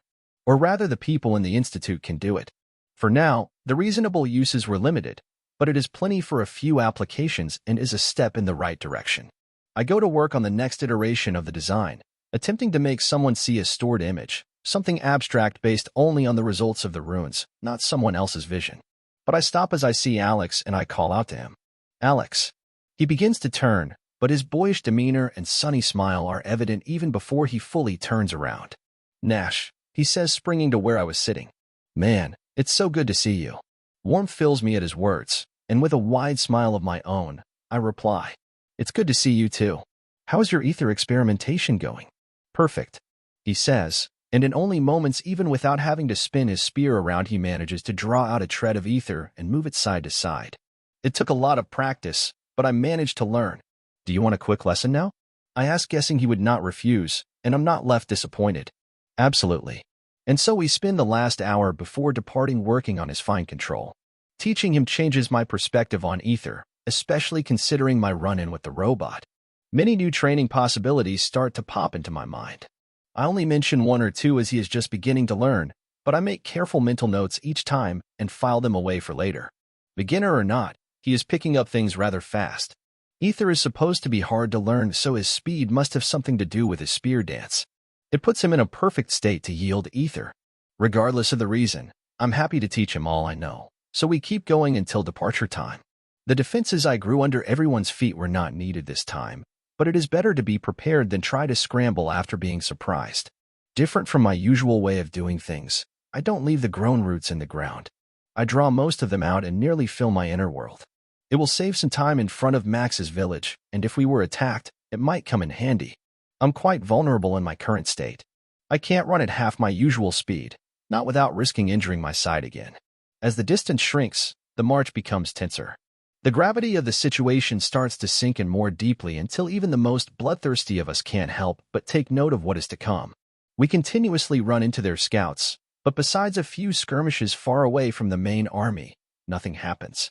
The distance to our destination is getting smaller and smaller. Until, finally, we arrive. From within my inner world, I take the mass of roots and send it into the ground. I try to be as circumspect as possible, but I prioritize speed. I need to use significant amounts of mana to push through the earth, but it is much less than if I had to grow them from scratch. Along with Pando's seed, at least for this first hour, we both send mana at almost the fastest speed we can manage. At around 150 mana per second is what we can effectively use without overexhausting ourselves. Too bad the part he yields doesn't receive any of the system's help. That is a significant boost for myself and the other mages I have seen in the last few days. He could draw much more than the 70 mana a second he is handling now, but it wouldn't be very helpful. That is already the limit of what he can effectively use. All around me, all but 2 scouts, start to plant the seeds. Those 2 wait for a minute before leaving with the procession delivering the comm device. The device is modified so that it will appear the least threatening possible. There is nothing that could actually harm Max or anyone else, should they have ways of detecting that. That is not to say it doesn't contain any surprises. Very deeply within, 2 subtle but important information-gathering tools are placed. An amplifier on the volume of audio it can pick up, and a magical sonar that can tell where people are located, either actively or passively. In only a few minutes, everyone is organized. The outer perimeter is fully settled, stakes and other defenses are driven on the ground, the carriages are carefully arranged to provide the maximum cover. And underneath the ground, the massive amount of roots I spilled out is already spread out. I prepare a few surprises close to me for anyone thinking they can come to attack me. Earth magic is very useful for this, and I make full use of the copious amounts of mana at my disposal. Around the perimeter, the mages are working hard to alter the terrain and will be able to diminish the effect of any attack Lord Max's army launches. A small wall starts to form, along with a low moat. With enough time, we may build better defenses than what Lord Max's village boasts. As the quick part of the preparation is over, I turn my attention to growing the root network around me the old-fashioned way. It already covers a 300-meter circle around us, but I start connecting to all of the seeds spread out and accelerating the unfurling of their root tendrils to speeds visible to the naked eye. 5 minutes in, the 2 scouts and 2 shield bearers from another village start to make their way to deliver the comm device. This other village is seeing a rise of this trend, like our village is developing a heritage surrounding spears. Most villages have their own specialties, and the big shields are coming in handy right now. We just have to wait for the actual battle, if it happened. The only real weakness I can see is the lack of offensive potential if not paired with people equipped appropriately. They drag the box and the attached copper wire, as thin as old-style solid copper wire for home electrical circuits. The painstakingly engraved and fragile line is nonetheless the tool available. It won't further expose our capabilities, and it won't provide anything useful for them to reverse engineer. I raise myself to about 4 meters high and can see the village fairly clearly. We are still outside the clearing, almost a mile from the front of the village. If I thought that our village was the pinnacle, I would be sorely disappointed. Roughly measuring, I put the enemy's walls at 12 meters high. Giant stones cemented together. Luckily, behind it and inside the walls, we shouldn't find magic or runes like on our walls. Otherwise, it would be Max's village being attacked every 2 or 3 weeks. We had shields, firewalls, and a few other contraptions, but even if the wall was all they have, it's impressive nonetheless. In the gulf to it, all the ground is very irregular except for a thin strip right in the middle. Something they did to delay anyone charging the walls, while still allowing passage most of the time. The 4 envoys, though I'm unsure if that is an appropriate denomination for them, advance through the narrow, meter-wide strip of flat ground. As they get to the solid steel and wooden defenses, only 200 yards from the village, they drop the box on the ground and retreat. It takes minutes for the enemy to send someone over, but soon the comm line is established. Taping it is easy, and so I can listen in on the advances even as I continue to work on the underground. Though I keep an open eye and ear to everything around me. Who knows what they are thinking that could attack at any moment. If their stealthy approach is successful, we could be in deep shit. With care, I set up a thin and weak shield to cover just a little beyond the perimeter. Anything solid passing through it will break a small section around it. It seems the prudent thing to do, and I spend a minute on it, though I hear what I assume to be Lord Max's voice on the comm. So, you have come to demand my surrender? Charlie, the person that was chosen as the Alliance's army, answers. Yes, pretty much. Your attacks will not be allowed to continue. Even after our confrontation, you attacked another 2 villages. Well, I had a feeling this day was coming, so I had to increase my chances by conquering as much as possible. I find his choice of words peculiar. He may not have noticed that he gave away more than he intended. Does he have access to some function of the system we haven't discovered? Through some inexplicable mechanism, his mages managed to have enough mana to compare with us. And we had absolutely enormous mana batteries in our village. Perhaps that was something he gained from the system. Maybe that is the way he conquered 2 more villages, or he is just bluffing. He continues to goad Charlie. So, are you going to come to me already? I hear as Charlie starts to work his magic, and I can just imagine as he leans back. We both know that we are the ones with the upper hand, and it is to our advantage to remain out here for longer, as long as we are willing to pay the price of remaining stationed. We can level, get more food, reinforcements, communicate, and a dozen other things you can't. We can move while any move on your part throws away your biggest advantage. We brought elite fighters, while even if you surpass us in numbers, your forces are scraping the bottom of the barrel. So why would we hurry? Now, get comfortable. We have plenty to discuss. Chapter 80. I sit on my throne, just meters away from the people negotiating. I pretend to just be a smarter than average dumb brute and let Charlie play his games. He thinks that he holds the advantage, and in many aspects that is completely true, but it's not nearly as overwhelming as he thinks. I have nearly 6,000 troops at my disposal.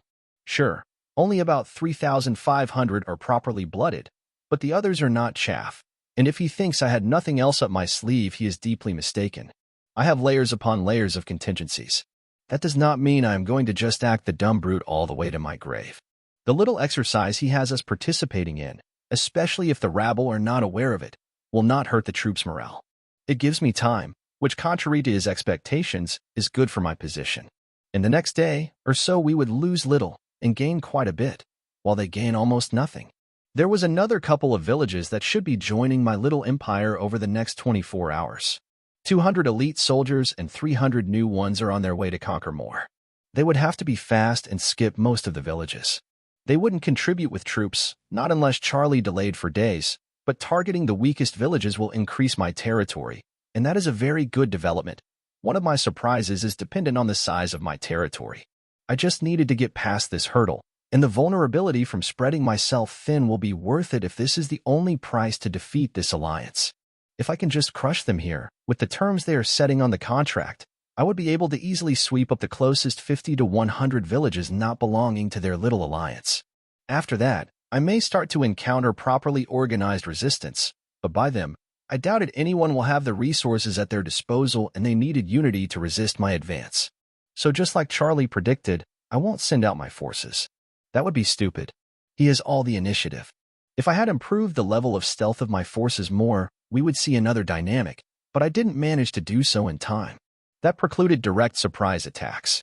There are a few assassins that may be able to get in undetected, but Charlie has access to many types of magic and is very good at integrating the advances they made into practical applications. Even if the assassins killed 10 times their numbers, they would die for certain afterward. They would be better served if held in reserve for a strategic play. I could send a couple of long-range attacks their way, but let's keep this and a few other cards up my sleeve. I will only use them if necessary. After all, the stuff they are asking in the terms of surrender are the wrong things. If the cost of fighting was too great, surrender may be an option.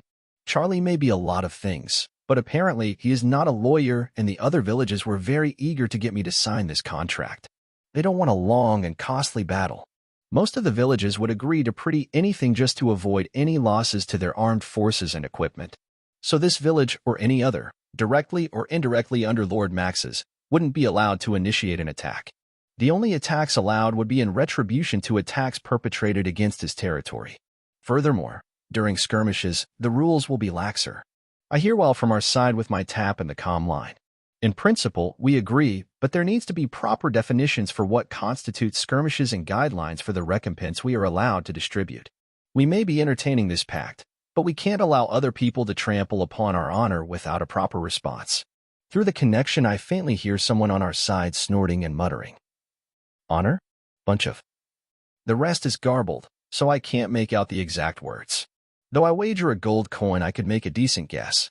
And I have to admit, I shared the feeling. I'm also finding it funny that they are even entertaining the idea. Maybe Max isn't just the brute he pretends to be. He knows that attacking us is a bad idea. He will probably try to maneuver the situation so we are the ones attacking, or maybe he is counting on the clauses of the contract that will preclude any further attacks on our part if it becomes clear that we would lose with our current forces. Still, it's almost strange, the dichotomy of action and thought.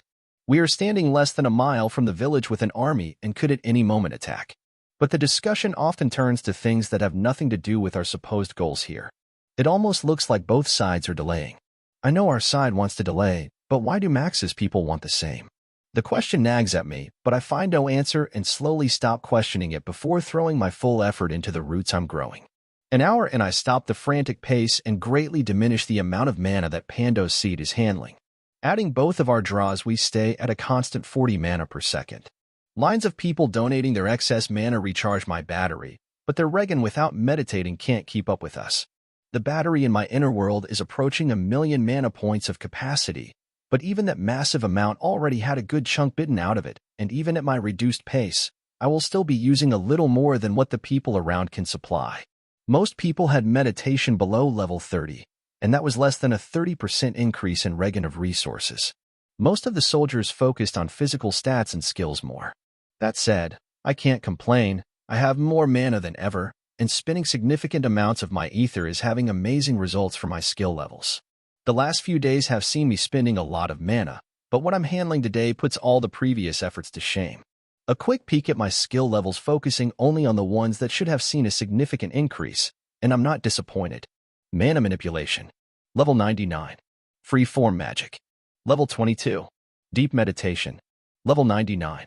Water Manipulation, level 70. Earth Manipulation, level 68. Nature Manipulation, level 91. Runic Language, level 82. Telepathy, level 41. I look at both Mana Manipulation and Deep Meditation and find it strange that they are both at the exact same level, 99. Is there another soft cap, maybe even a hard cap because I didn't gain a class yet? Not concerning myself too much, I return to my current endeavor and make full use of not only the 99% bonus of the Deep Mediation but also its hidden multipliers. Without moving, I get another 49, 5% on top of that, and I get another 30% for how deep my meditation I was going. Multiplying everything results in nearly a 300% increase in regeneration rates. Quadrupling my mana regeneration is exhilarating. I can't go much deeper while doing mentally intensive tasks such as growing the roots and the paths for runic formations. I have on occasion managed to reach what I estimate to be 700% increased mana Regan, though unless the numbers were steady, and I went very deep for the entire time, measuring precisely is impossible. Perhaps I will eventually find an answer, but for now, anything beyond 500% is only an educated guess, rather than actual measurements. The small runic formation continues to transmit audio from the negotiations in my thick cocoon. I don't want anyone wielding a greatsword simply stabbing me. Again, I idly keep the information I hear in the back of my mind, but what before had been normal negotiation is slowly growing into a convoluted contract. It feels more intended to be confusing, rather than to be thorough. The hours pass, and as night arrives, a few people at a time go out to hunt the wolves. I idly hear people complaining of the number of wolves being low, and I wonder if they have already depleted most of their allotted number of spawns, or if there is some other system mechanic in play. Regardless of the reason, I file away the thought, and with everything already in place, I just focus on sending mana to the ground and growing everything fairly uniformly. The roots have grown under the narrow path, and from there grew under the village. I kept them deep enough, and with mana so spread out that any mage would have a hard time spotting them without consciously looking for them. The redundant lines connect the formation meant to protect me in the coalition of the villages to the one under Max's village and just outside it. This connection is already redundant, so the only thing to do now is to focus on increasing the passive speed of the growth of the very roots in place adding strength and mass to them. With the leftover mental capacity, I come back to my new rune. I continue to experiment with it, though I don't head in any direction that would take too long. A few of the mages that came in the expedition are already hard at work on the more repetitive and slow part of the process. Optimizing the supporting runes and many other details can be done by them over time. What I feel is a better use of my time is making another aspect of this work. At first, I fail, but as the hours tick by and my ether cycling slowly ramps up, I manage to get something halfway working. Succeeding on this task, without having to create a new rune, is like nothing else. A small formation that is meant to store information, something akin to a microfilm or a card depending on how you look at it. And it is stored the logic representation of letters. It takes me a long time and a lot of effort, but finally, through blurry, indistinct, and nauseating apparitions, I can make out something in the distance. I continue with no pause as the time limit looms over the horizon. After experimenting a little, I start to believe I can make them as small as I want, but any such attempt will have to be manually guided. To store more information, I will just have to spend longer creating the memory cells. My new sense comes in handy as I start trying to shrink the runes. The sharpness and focus with which I can perceive everything around and within my inner world is almost eerie. Nothing escapes me. Even if my eyes can see details smaller than this new sense, that is only after taking into account the improvements in perception the system brought, and there were advantages to this sense. How the information is transmitted to my brain gives me a familiarity I never thought I could achieve in a cursory inspection of an object. It's like I can taste, feel, and intimately know whatever I focus on. Thinking about it, I may not even have been able to grow so many simultaneous runes without this capability. Each line I lay is filled with a dozen cells for every inch. Every foot or so, I turn in the opposite direction like I'm doing crochet or something. When I have a 1-foot square piece, the third axis comes into play, and I start on another layer. My goal is to form a cube. I strain my capabilities, even letting go of the other stuff I was doing and focusing on hitting my maximum rate of production. I can form 5 cells easily enough. So I start to push, first 10, then 15. I start to have trouble, but I continue to push. Even after a few minutes, I can't hit 20. With a push of ether, I get over the bottleneck, and I stabilize there. I continue on this seemingly simple task, focusing all of my mental power. Slowly, as I get used to it, I add everything I normally do to the back of my mind. A grin unbidden forms on my face. A grin so wide, if anyone could see me inside my protective cocoon, they may think I'm crazy. Holding this expression in my face is not only effortless, I don't even notice anything wrong with it. The one thing I still haven't figured out is how I'm going to connect all of this to my book. Withdrawing it from my special inventory, I place it into my inner world, wondering why I haven't done so before, but nothing magical happens as a result. Something to note, however, is that my new sense can faintly make out the text in the book.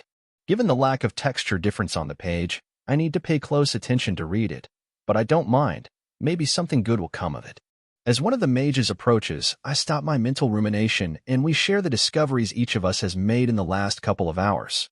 I show him the runic working, though the inefficient design for taking information and showing it directly to someone. After a minute, he pukes in my general direction and I find it slightly strange. It seems I may have a slightly higher threshold for dizziness or something. It didn't seem that bad to me. Well, you guys have fun figuring out how to make it work. Chapter 81. 10 hours in negotiation already. Are they serious or just stalling? What do you think, Charlie? Asks the representative from one of the villages near ours to me. Let's find out, I reply. As the de facto leader of the strongest village, and the one who contributed the most to the army, I was the obvious choice to head the negotiations. Though I took a step back from the minutiae of the contract while a couple of people with more experience in the world of law sank their teeth in the minutiae of the contract. I approach the comm box and signal for them to stop for a moment. We are getting sidetracked. We will finish this in a couple of hours or not at all. Unless you demonstrate some willingness to sign the contract, it will be a moot point. I say, but how can we do that? They reply, well, I say grinning, you can just sign another document that states you are genuinely interested in this deal, and should the terms be equitable you will sign it. We will also put a time limit, say, another 3 hours. For the next half hour, I push until the contract arrives signed and recognized under the system back from the village. Now, they won't be able to stall for much longer. My patience is starting to run thin. The problems from keeping so many disparate forces around are starting to crop up. Luckily, the noose around Lord Max's neck was getting tighter. Lord Max's throne room. Well, it seems I won't be able to stall any longer, but the deal was not bad. The major things had been agreed to with only a few details were left in the air. It was strange to be setting terms of our following fight. I don't know why they took this stance, but they gave me this opportunity, and I will make full use of it. I will be signing the final document soon and be bound to these terms, but so would they. If it was obvious who would win, the other side was obligated to surrender or face the system sanctions. Perhaps I can even steal this framework for my conquests. The main reason for this action had probably a lot to do with minimizing their losses. After all, no matter how weak our forces are, thousands of soldiers will be able to put a serious dent in their attacking force. Even being pessimistic, I may even be able to break the command and control structures they have in place. The mixed forces from more than a dozen villages are not used to working together. There is bound to be some way to exploit that. In the end, they want to have me sign the contract and are giving fairly generous terms. That doesn't mean I won't continue fighting to extract the most benefit should I win, and the least restrictive conditions should I lose. The one thing I am a little concerned about is that much of the weight for the opinion on who would win was predicated on the rank and file soldiers, but I can manage.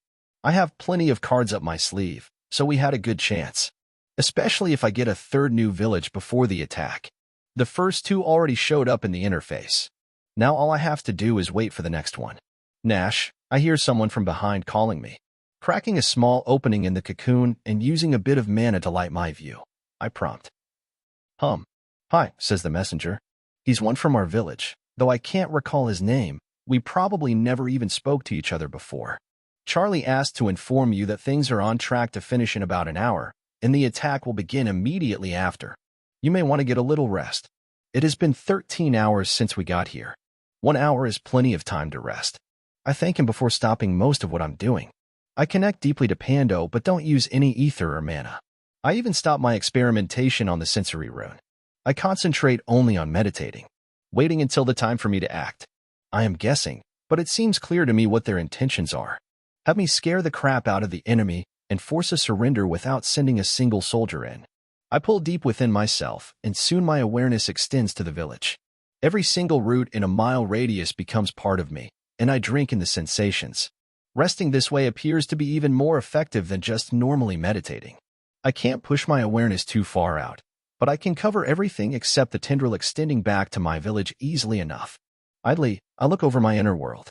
If before it was nearly stuffed to the brim with roots and organic matter intended to fuel growth, now only a couple of small piles of compost remain and no exposed roots that also don't form runic workings.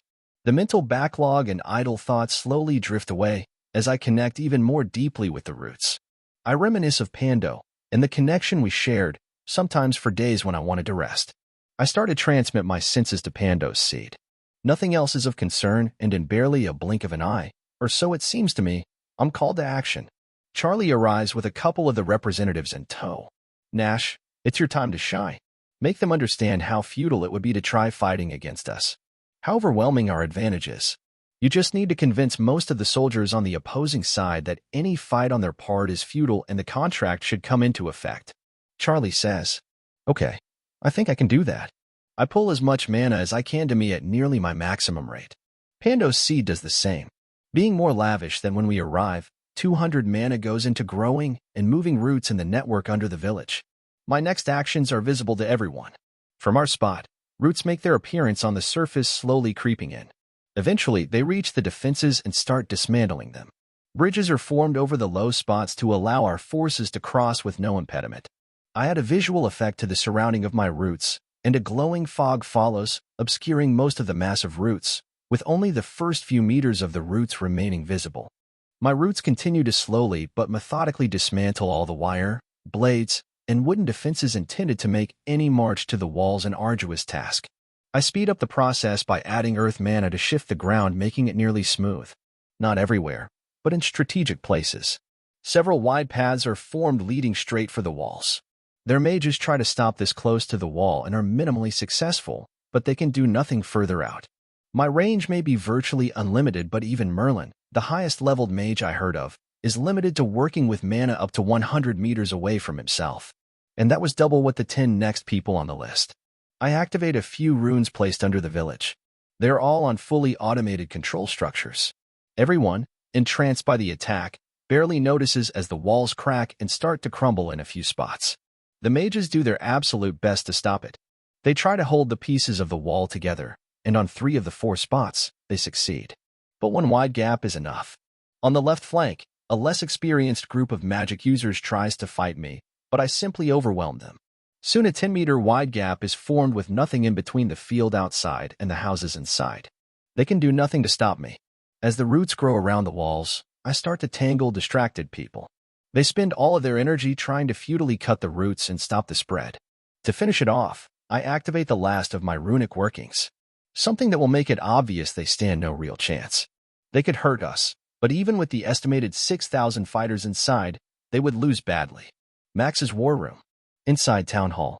Damn, I had hoped Nash was still recuperating in their village. I was surprised when I learned of his survival, but it wouldn't have been a significant problem if he had stayed outside of this fight. That was why they wanted this contract. With it in place, I will have no choice but to bow down. Whatever price they paid to Nash, it will be worth it.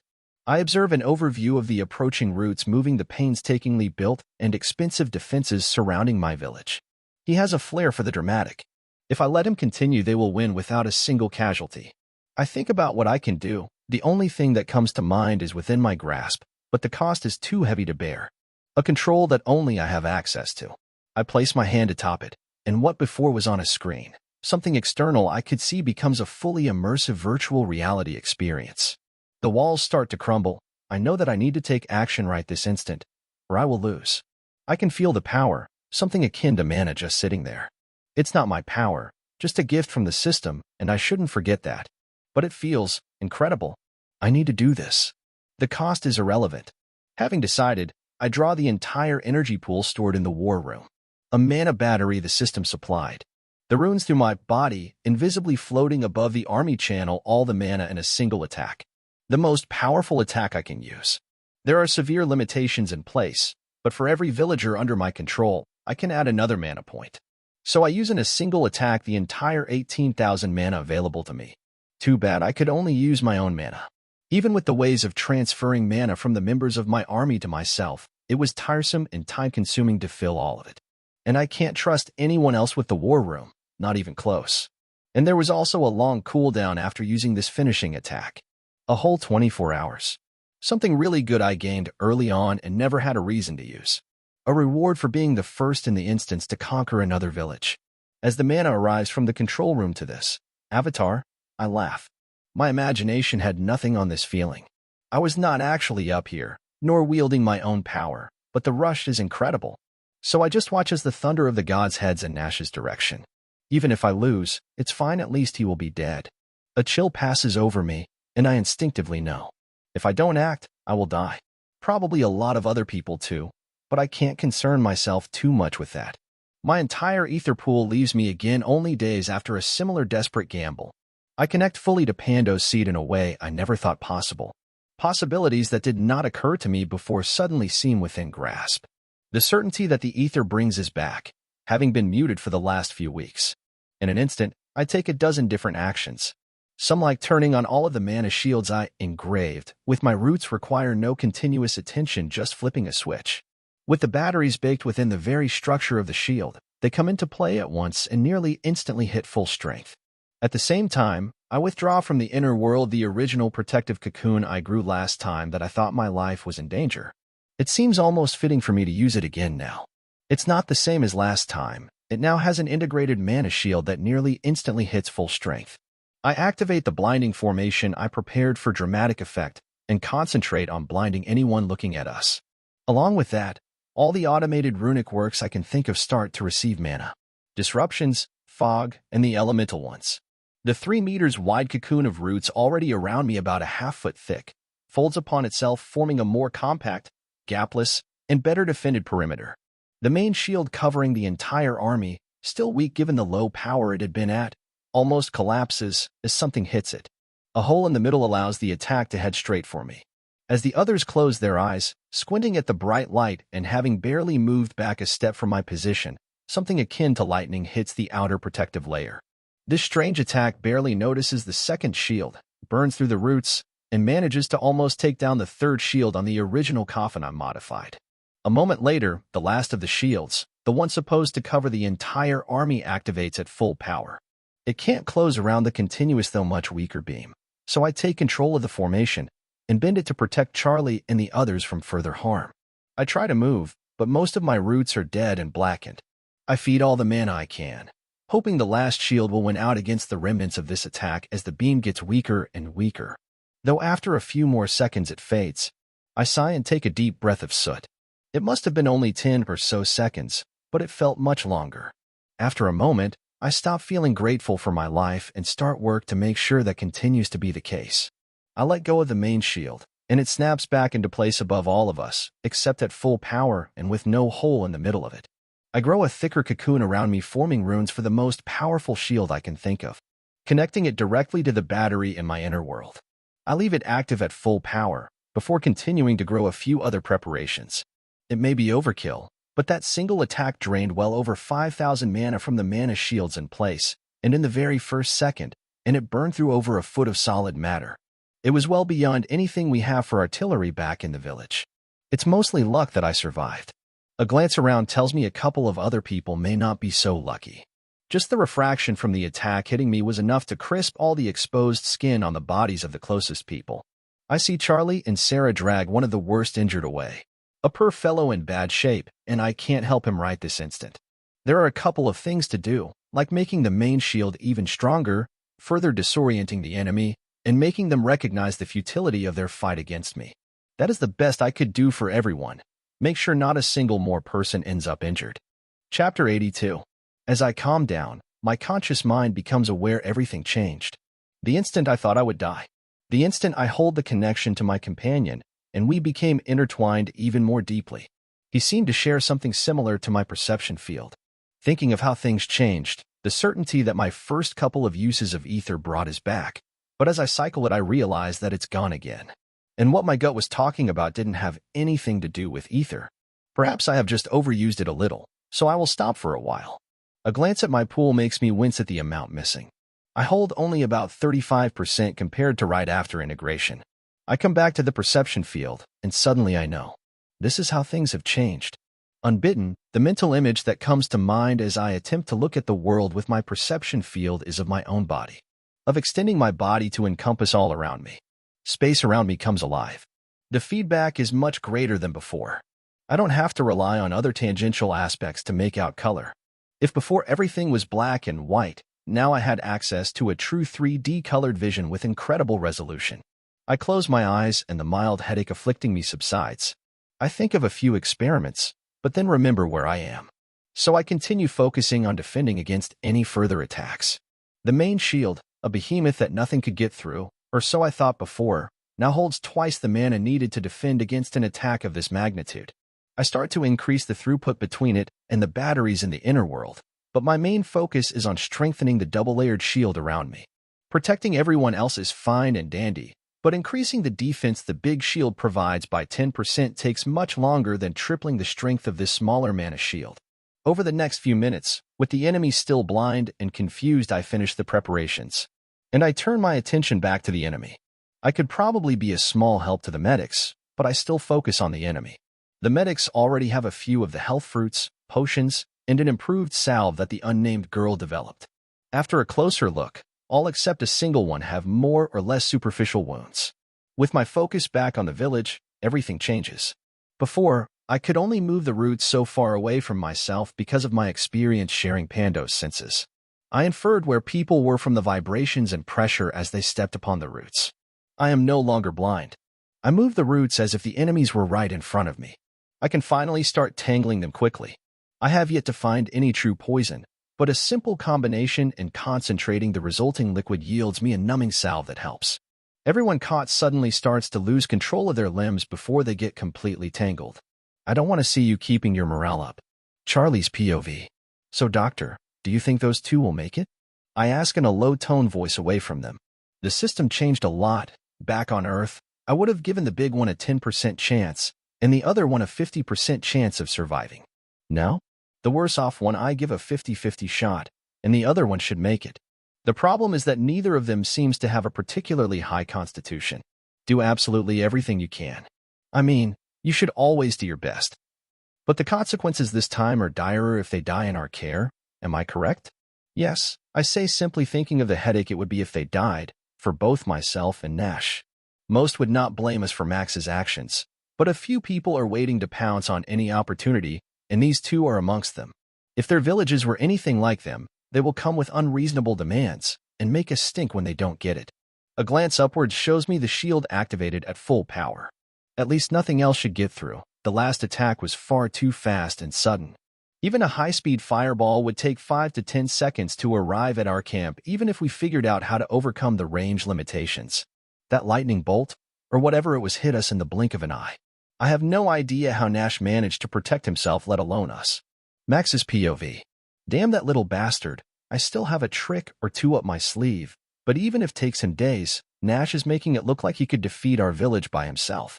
Anyone with half a brain can realize it was not that simple. He would need far too much mana and eventually get tired.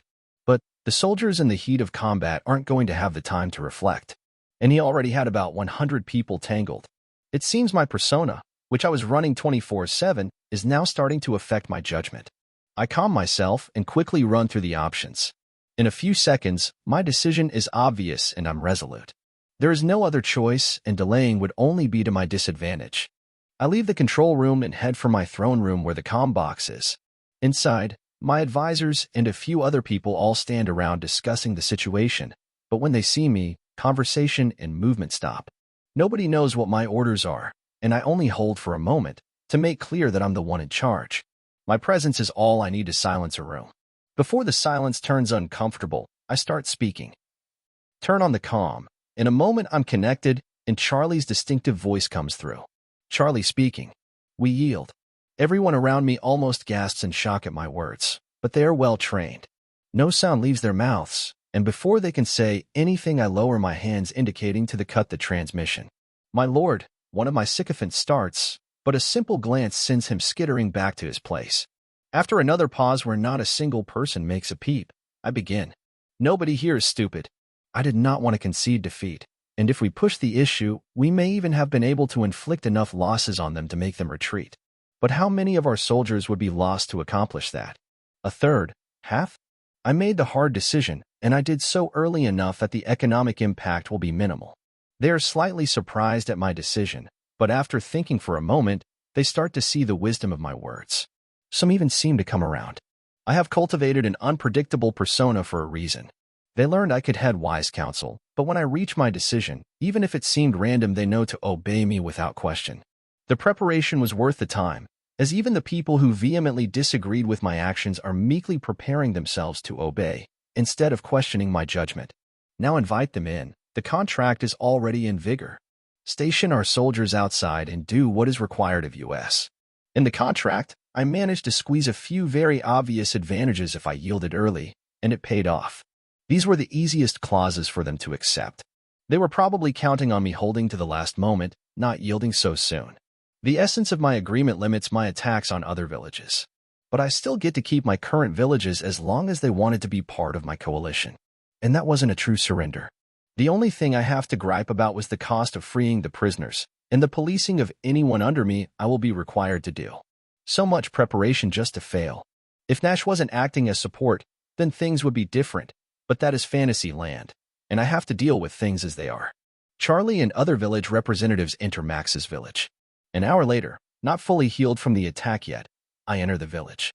To my side and around me are the 100 strongest fighters from all the allied villages. Not that we have much to worry about after the contract came into place. Max may play the brute, but he isn't dumb. Even if the sanctions against him were mostly economic, he needs gold to make his little empire run just like everyone else. And he would lose any system mechanics like access to the map room and anything of the sort.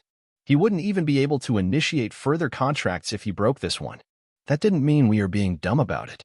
Around me and the other representatives are a dozen mages, 100 fighters and roots accompanying us. With all of that, I'm not too worried about our safety. With all of our preparations and only a fraction of their army still inside the village, we should be safe. Everyone has mana shields and a few other protections, courtesy of Nash. As expected, the layout of the village is uniform with all of the others. We are guided to the biggest building in the village, the same one we turned into our guild hall, though this one is much larger. We can faintly see where the scenes where their carpenters expanded it. When the second set of doors is opened, we see the famous throne room. Finally, I understand why people talk about it. It feels like stepping up into an actual throne room. Given he surrendered, some of the luster faded. We all know he is not the one that holds the real power here, and as we step inside, the roots continue to follow us. A few more also move through the tiny cracks in the floor, simultaneously showing up all around the room. Knowing that Nash can observe the place as well as if he was here himself is a relief. Taunting him to see his reaction, I ask, "So you really yielded? What is it to you?" He answers, almost childish, though I couldn't forget most if not all of it was an act. Otherwise he wouldn't be in power. If that is how you want things to be, let us get down to business. How are you going to pay the ransom for the people we captured? And so, another long negotiation starts. Max's POV. I was doubtful before, but now I see how he managed to wrangle over a dozen villages to come here so easily. Charlie is impressive, sharp and collected, with a tongue that even made me doubt my convictions for a moment. But looking him in the eye, I learn in that instant he has no idea of what I managed to sneak into the contract.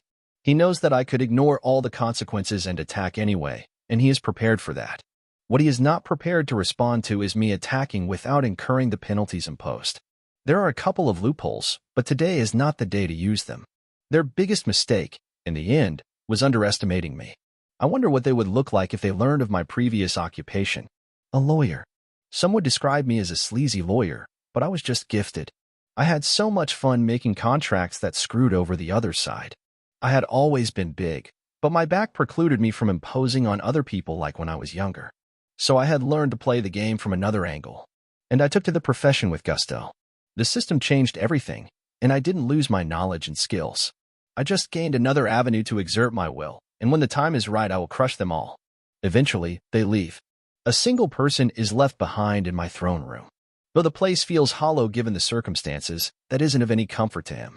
You told me not to underestimate Nash. That is the only reason that I don't wring your neck. Yes. Shut up. You have a long way to go. I told you not to send the messenger bird during the day. I see he wants to speak, but he knows not to disobey me. I paid a lot for him. It wouldn't make sense to not get my money's worth. Killing him would be a momentary pleasure. Crushing Nash and his village would be much more satisfying. He couldn't tell me anything confidential from the village. It is a shame, but I can't deal with it. I just needed him to hate Nash. That will make him a very useful tool. Chapter 83. Damn, I was hoping to see some fighting. This was boring. I hear a pair of soldiers talking to each other a few meters away. The entire camp was packing up, preparing to leave. A few had already started running back to their villages. So you wanted the death and mayhem of a battle? Asks an older soldier. Probably 60 years old, though with the system in place his physical condition puts him on an even footing with the two younger soldiers. No, of course not, but I think that it's a mistake to rely on these system contracts. The levels we would have gained are just the bonus. Best case scenario, a couple hundred from our allied coalition would be buried here. Even 1,000 wouldn't surprise me given the conditions. You shouldn't be so hasty on saying what is better, not without considering the cost. But that guy with the plant magic already did most of the work for us. Hell, we might even have been able to force them out of the village, and they would have been lucky to cause more than a few broken bones. Well, either way, that is not what happened. So we won't find out either way. Now, do something useful and help me take this stake from the ground. Why do you want that useless thing? Just leave it there. You are, says the younger soldier who was silent to this moment. I let their voices drift away as I run the same math in my head. Unless we wish to remain here for days on end, we would need to attack. Even after my significant increase in capabilities, it was still too slow for me to be entangling enemies. They had nothing else distracting them. Even Merlin couldn't help. He didn't have the range. Something else they were not considering is that the longer I take, the greater the chance they would develop effective countermeasures against my nature magic. It is better to limit its use to a minimum for as long as I could. Though I have to admit, they had a point. Not sure I would choose the word anticlimactic, but something was missing. My awareness goes to the tendril extending back to the village. It's approaching 40 miles, almost connecting to the tendril in the spot we stopped at to sleep. Still, only a small part of the 260 miles voyage we made to get here. Luckily, I didn't need to spend longer on this. In the next weeks, even without any time growing them myself, I should see the connection become established. There is plenty of redundancy around, so it won't even be the worst feeling. The mood, in general, is a little brighter around me. Even if the battle maniacs didn't get what they wanted, something that had the potential to turn into an enormous threat for all the villages was cut down at the bud. Before I leave, however, I get a very intriguing offer from Sarah. So, do you want to come to our village? We saw what you did, and we want a few things like the runic structures that you can create from roots. We are not rich, but I'm certain we can come up with a suitable payment arrangement. I agree. I'm certain they can come up with plenty of good ideas for payment. I would accept mana, coins, and goods. The main thing that I wish for is a better way to bring into life Pando's coin. Having another village start to recognize the coin would bring value to it. I don't know the metrics the system looked at to assign value, but it didn't hurt to try. As Sarah approaches, she tries to make contact with my roots. I'm still mostly covered by the roots, though this is a lighter construct that helps me stand and move around. Her movements, which I would guess were intended to sway me, end up feeling stiff and awkward. Is she actually flirting with me? Or is it something else? No matter, let's pay attention to more important stuff for the moment, like how I'm going to go to her village. Something comes to mind then. Is the link between our villages up already? Probably not, but it should be close. Most of the seeds should already be in contact with their neighbors. I would only need to complete the circuit in a couple of intermittent spots. Onward to another village I go. Sarah's grandmother, matriarch of village. I stare at the child in front of me. Her age should already reflect someone mature. She should be married, but she was too headstrong for that. Her parents had all kinds of silly ideas in their heads. I failed with my useless daughter. I will not fail again. Without their interference, and I have a chance to correct the mistakes of her upbringing. Your movements were awkward, child. I told you it would not be a good idea to try flirting with him. With a stiff posture like that, it almost seemed like you were petting a snake. With the roots around him, I couldn't do any better. Excuses, if it was me in my younger days. Yeah, but it's not. Either way, he is going to charge a fair price. We might even get a discount for being the first. You know very well that most other villages are quite reluctant to invite someone so powerful. Having a second village like ours will be good for his brand. You were correct, but if he was smitten with you, our benefits would be greater. He might even have done it for free. But it's no use crying over spilled milk. Get on with your task, child. I watch as she leaves the small tent set up for me. The time for our departure is almost up, and I leave as well. I make my way to the carriage we bought from Charlie's village. I could run back, even as old as I am, but it would be faster and far less tiring to ride on the carriage. Why can't the child see we are in the perfect position to attract Nash? With the situation as it is, we could easily become the second village in the instance with very little work. Representative of a village. I told you it would be worth it to join this expedition, even considering the mana costs incurred. Hell, they could have charged us a gold coin, and it would still be worth it to have come. And mobilizing 100 fighters was much cheaper than that. We learned much more than we could have learned through spying or second-hand reports. Yeah, if Max had been more circumspect, he could have kept things us for much longer, and then he would have become a real threat. We also saw what trying to intimidate or bring overwhelming force against Charlie's village results in. Nash's capabilities are frightening. We didn't even get to see the other mages, though I'm told they are quite a bit less impressive, more in line with our own, perhaps a little stronger. Take that with a grain of salt.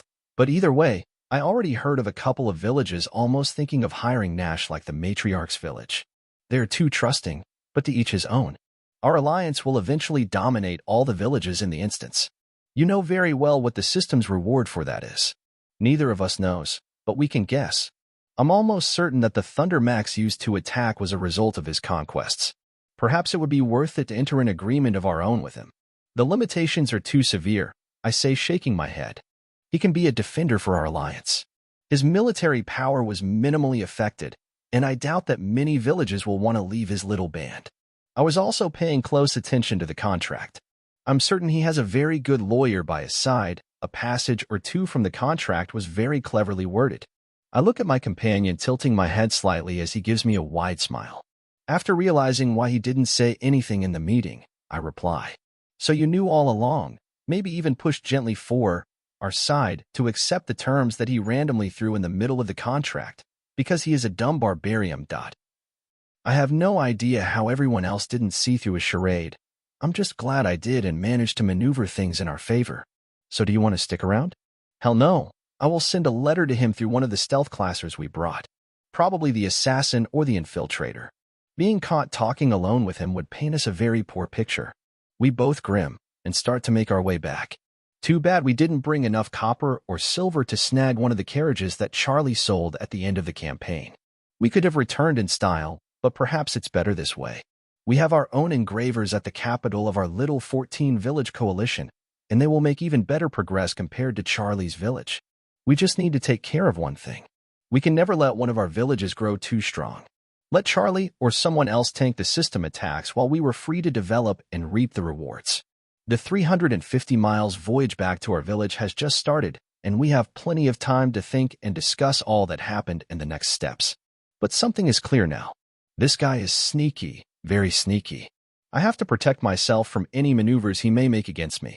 As I start being carried on the carriage back to Sarah's village, finally I can relax a little, so I open my system prompts. I felt something tugging at me during the attack. I don't know what it was, but perhaps, just perhaps I finally have a class suitable for me. I ignored everything else, as it would add very little to me, and run through all the options. Pando's Vessel, Uncommon. Plus 3% all stats plus 0.1 all stats per level. Plus 5% connection to Pando. There have a few variations of this class, and I might even have chosen if I was desperate or there was one with a higher rarity, but I already chose a related subclass. True Earthshaper, Rare. Plus 3% to all stats plus 0.1 all stats per level. Plus 15% to Intelligence plus 0.75 to Intelligence per level. Nature Mage, Rare. Plus 6% to all stats plus 0.2 all stats per level. Plus 5% connection to nature. Artificer, Rare. Plus 10% to Intelligence plus 0.5 to Intelligence per level. Plus 3% to all stats plus 0.1 all stats per level. Plus 5% creation of artifices. Runic Enchanter, Rare.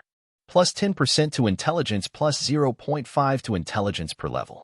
Plus 3% to all stats plus 0.1 all stats per level. Plus 5% creation of new runes. Creator, Legendary. Plus 12% to all stats plus 0.4 all stats per level. Plus 5% connection to your creations, bonus have for creations of other people. Plus 5% success rate for creating. One with the world, scarce. Plus 5% to perception plus 0.25 to perception per level. Plus 3% to all stats plus 0.1 all stats per level. Plus 5% better perception of the world. There are dozens more available, but somehow I felt that more would become available if I focused on something for just a week or two, but I won't need them. The last two are the ones that draw my focus. They both pull me toward them. I preferred one, but they are both paths I would be happy with. So I opened their detailed descriptions. Creator, Legendary. The holders of this class are people whose very life's purpose is to bring ideas to life. The class adapts to the holder and is considered one of the least limiting classes in the system, as long as the holder's goals are to create.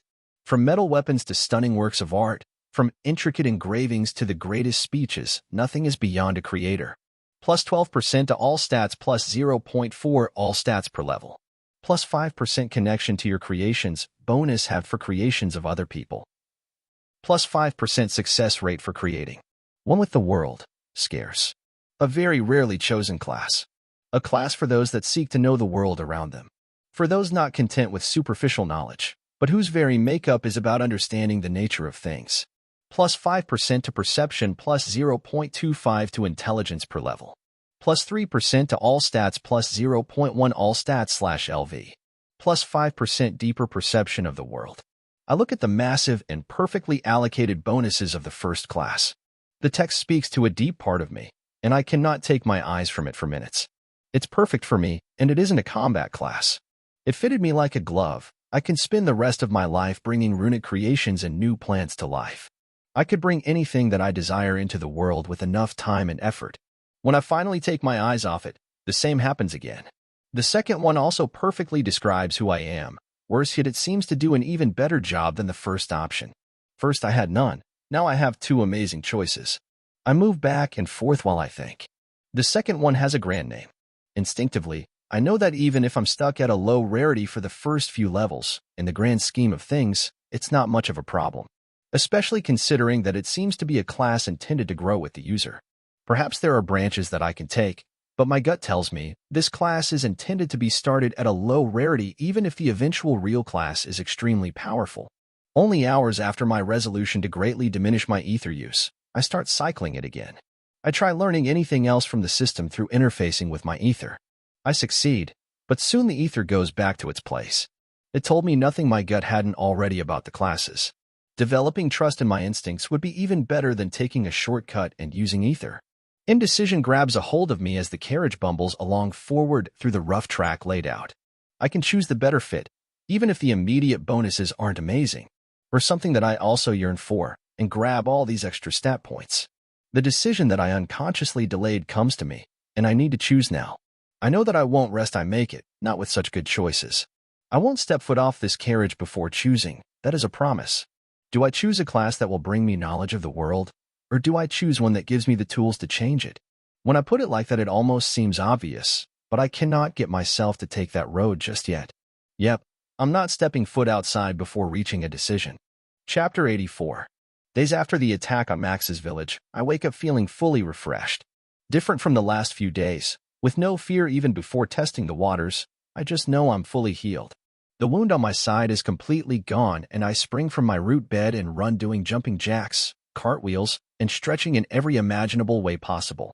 I feel absolutely no pain, not even soreness from the lack of use of these muscles.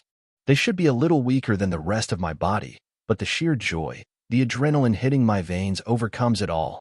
My recovery speed is miraculous, not quite at the level you would expect if this was a game, but much shorter than back on Earth. Something like this would probably mean a serious injury that may never heal. I look at my arms as my body starts to feel my own again, not a vessel for the system or even my friend housed in the inner world. This sense of belonging within my own skin resonates very deeply with my choice of class. Finally, what had been missing fits into place, and I can suddenly see. I see more than ever before. But more importantly, I begin to understand, and that is the first step in any action. Each of my other senses comes to a screeching halt as the input of this new sense is all I can handle. The last couple of days were strange. I finally chose a class, and it fits me like a glove, but it strangely didn't give me a new class skill. So I knew something was missing, and now I found it. I can't just rely on levels or something else to progress with this class. I have to be comfortable within my skin. It seems strange the system has a requirement like this, but I ignore the peculiarity for the moment. I take the time to not only explore this new sense, but to relax as this familiarity is finally back. Ever since I was brought to this place, things have just been changing at an accelerated pace, but this is a very good step into getting solid ground under my feet again. This perception field of mine, now even larger than before, somehow doesn't feel as if it's the goal. It looks to be just a consequence. That is probably why progress was so slow.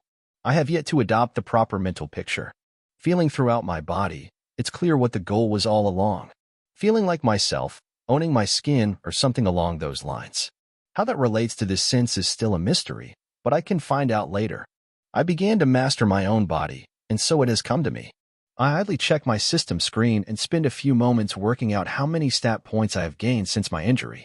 The physical stats don't change much, only dexterity and perception increased a little. My mental stats increased by over 10 points in a few days. I'm starting to feel a bottleneck there, but that may be just the result of my stagnation. If I start to move around again, my brain will get further reorganized, and the bottleneck should disappear for a little while again. Finally, I tap on the class I selected. Different from last time, I don't get a prompt telling me I still don't meet all the requirements. It's a strange class. One with the world, scarce, main class LV, 10, trial pending. Plus 5% to perception, plus 0.25 to perception per level. Plus 3% to all stats, plus 0.1 all stats per level. Plus 5% better perception of the world. My average stats is really starting to increase, but even after the system finally lets me press the button to accept the class, my level doesn't change. I take a little ether, a resource I have come to treat with much more respect, and interact with the system prompt. It is far from perfect, but after a minute or two, the impressions I get are distinct. I can somehow choose to accept this trial. After running my fingers over the text, I feel in my mind an option to take this trial. I laugh at the convoluted way I found out what this trial was about. I spent minutes carefully going over it with my ether, but the system has a button for me to press. I feel I'm not ready for it just yet. I'm close, but something tells me I'm quite there. So I move my fingers away and go back to amazing my stat screen. My mana pool is starting to get respectable. I still come short when compared to someone like Merlin, a high-level prodigy who chose to specialize. If I'm not mistaken, he must be close to reaching 2,000 mana points, maybe more if he managed to get past level 50. I take a quick peek at my subclass. Nothing new is unlocked there. It seems I need to pass the trial for the main class to get the level 10 skill. Why my class is different is a mystery. I didn't even properly unlock it after I technically chose it, with that strange requirement not met. I want to see what all the buzz is about. I managed fine enough until now without one. Though I do have to admit, at higher levels, the difference between someone with a class that suits them and someone with a random class may be much more apparent. And if I didn't have one that suits me, I would cry. This trial business is new. I didn't hear of anyone else having to go through one, but perhaps it's because they chose more common classes. Not in the rarity assigned by the system to it, but in some hidden mechanic I guess governed them. It doesn't make sense to have such a grand name without something to back it up. Unless it's another trap of the system prompted by the council. Without waiting for another second, with these questions in mind, I open my book and flip through the last pages. It is starting to have quite a few pages filled out, but it seems to never have any fewer blank pages. I skim over a few of the new pages.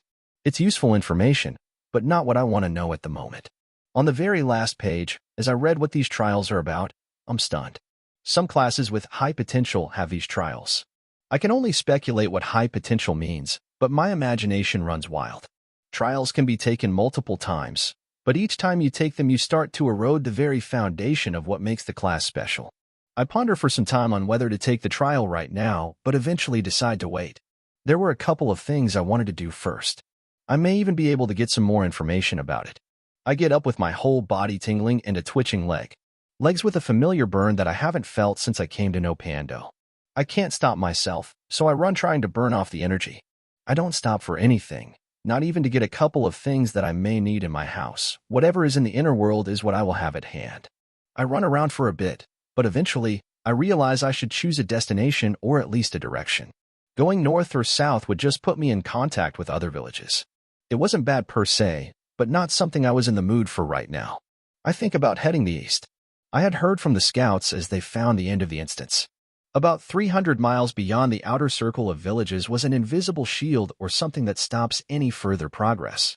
Some speculate that it can be broken, but I have a feeling there isn't any point in trying to go in that direction. We were somewhere created by the system, not in a real world. This only leaves a single choice, exploring the inner boundaries, about 300 miles inward of the smallest village ring. Heading to the east is the way to go. Whatever is in the high-level zone is the real prize, and soon enough I would manage to enter it. The line our scouts had begun to delineate is not some shield, but the territory of the beast living over there. We have grown used to the two zones. One that goes to roughly 30 miles from each of the villages. In it, only two low-level mobs reside, the rabbits and the wolves. Anything over 30 miles is the place where the higher-level mobs roam around. Both zones are easy enough to deal with. None of the mobs have the strategic thinking or magic needed to be a threat. Even when we were level zeros, with some knowledge we just kept our distance and used the terrain to our advantage. We heard of a few deaths from other villages, and most of them were from overconfident people. We had so far gotten lucky in this regard, and besides the one person going missing in the first couple of days, no one else disappeared, though we don't know what happened to him. Even slowly increase in levels, the mobs in the low-level zone haven't crossed level 20, and the medium-level zone still had mobs ranging from 50 to 70. The monsters in this new zone are a different thing altogether. All of them are over level 100 and heavily rely on skills, magic, instinct, and cunning to kill anyone who came into their territory. Charlie was thinking of sending a few stronger parties more prepared to delve inside the place, but the 600 miles trip put a damper on the idea for now. We only started getting accurate reports a few days ago. We still didn't understand much, and Charlie is taking his time. There was still much we don't know, and rushing would only mar our spotless record. I run straight to the closest spot in this new zone, without using even a smidge of mana, and the sense of exploration that was missing starts to come back in full swing. Passing over the last route line still connecting to the village and my house, I stop for a moment. Containing myself, I connect to the comm network and talk with a couple of people. I already send mana to the smithy and help forge one last pair of weapons, though I am still getting used to doing so far away, and one of the weapons almost fails to meet the +5 attack level. The minutes seem interminable as I talk to everyone and get everything in order. I could probably ignore it, but this way I won't feel any guilt if I wanted to extend my trip a little longer. Not that I know how long it will last. With nothing else in mind to take care of, I say my last goodbye and start running again. I go beyond the reach of the comms. It is much larger than after the attack on Max, and our scouts are spreading the seeds further and further. The beginnings of a massive network is starting to form. It has already cost me over a gold coin, and money continues to flow out as I wanted it as widespread as possible ASAP. The goal is to have everything in place without me having to manually send my mana and connect each and every single seed. Though a gold coin looked to be a lot just a few weeks ago, now it is the work of a couple of days with the smithy or on other villages. The villages that hired me to work on their defenses already started seeing some of the benefits.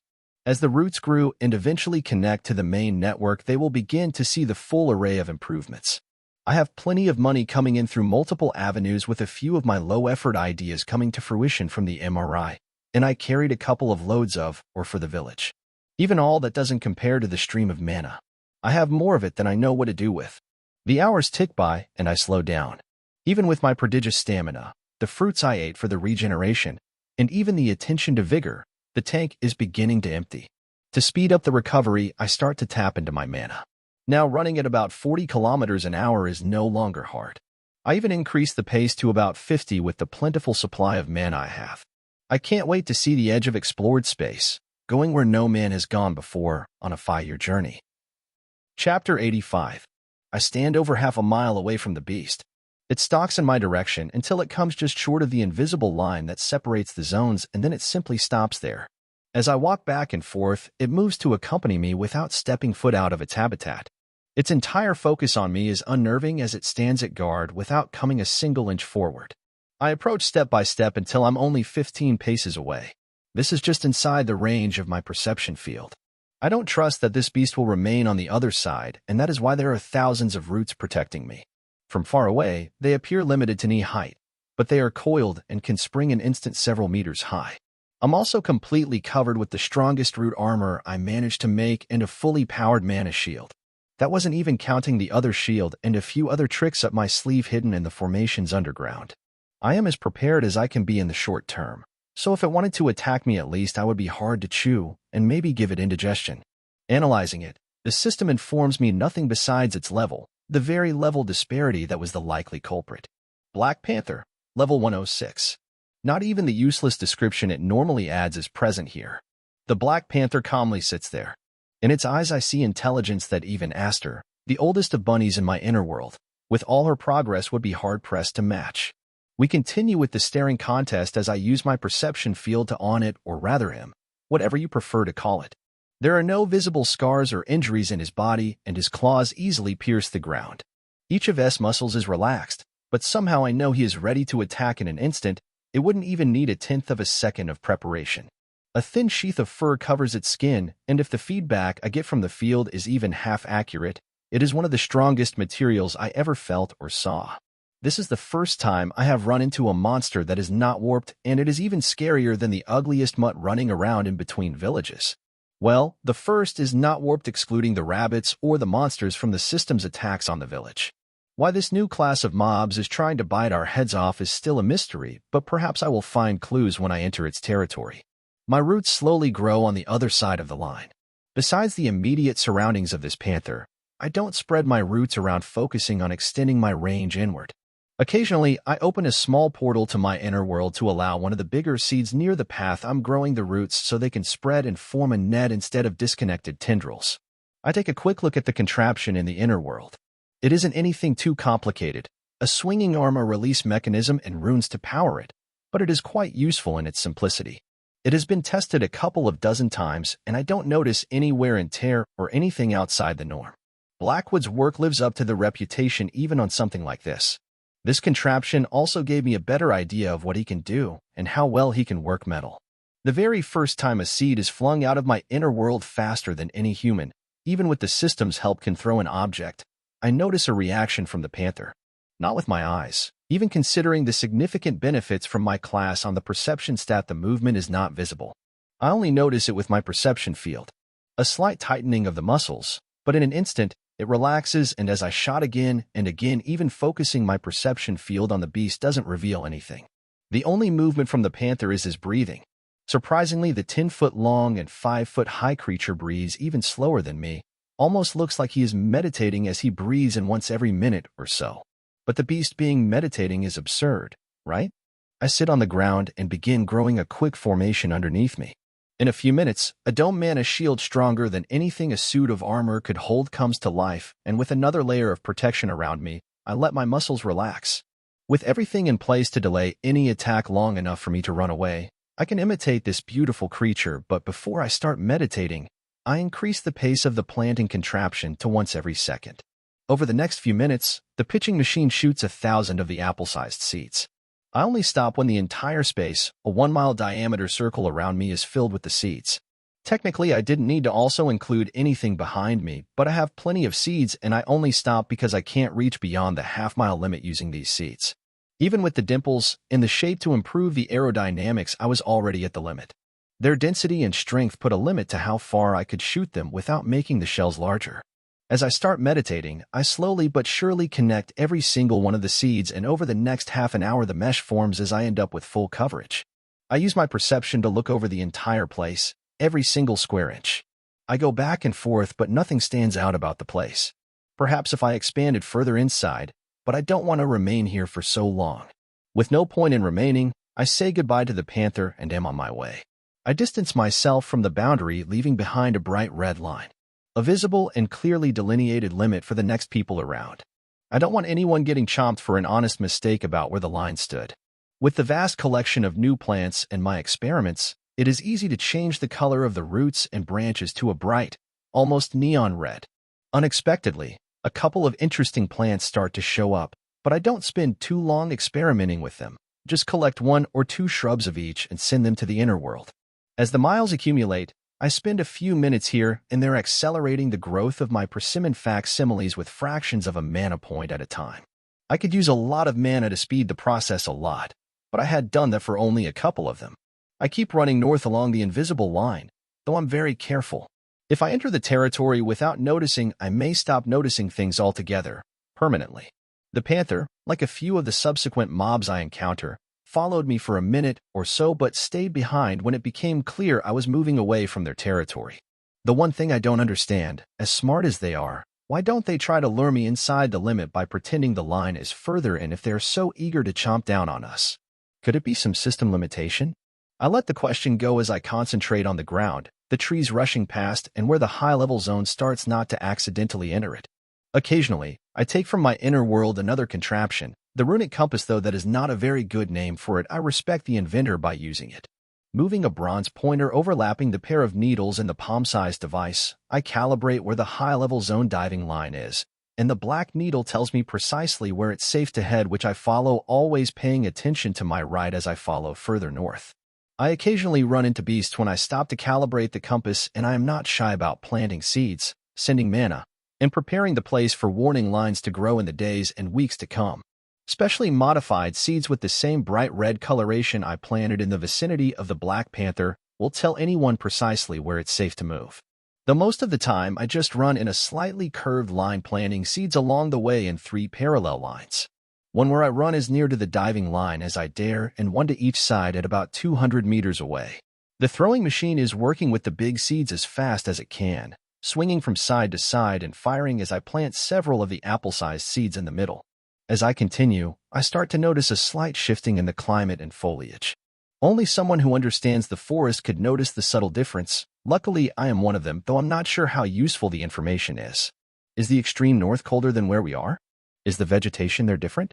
And about the south, would it be colder or hotter than the equator? As questions begin to fill my head and the thrill of the exploration sends my heart racing, something that was missing is finally in place, and all is well in the world. After over a day goes by, I give in to my protesting legs and need for sleep and finally stop. Setting up a little hut takes me less than 10 minutes, including growing a small formation with a mana shield to surround me and a little hut.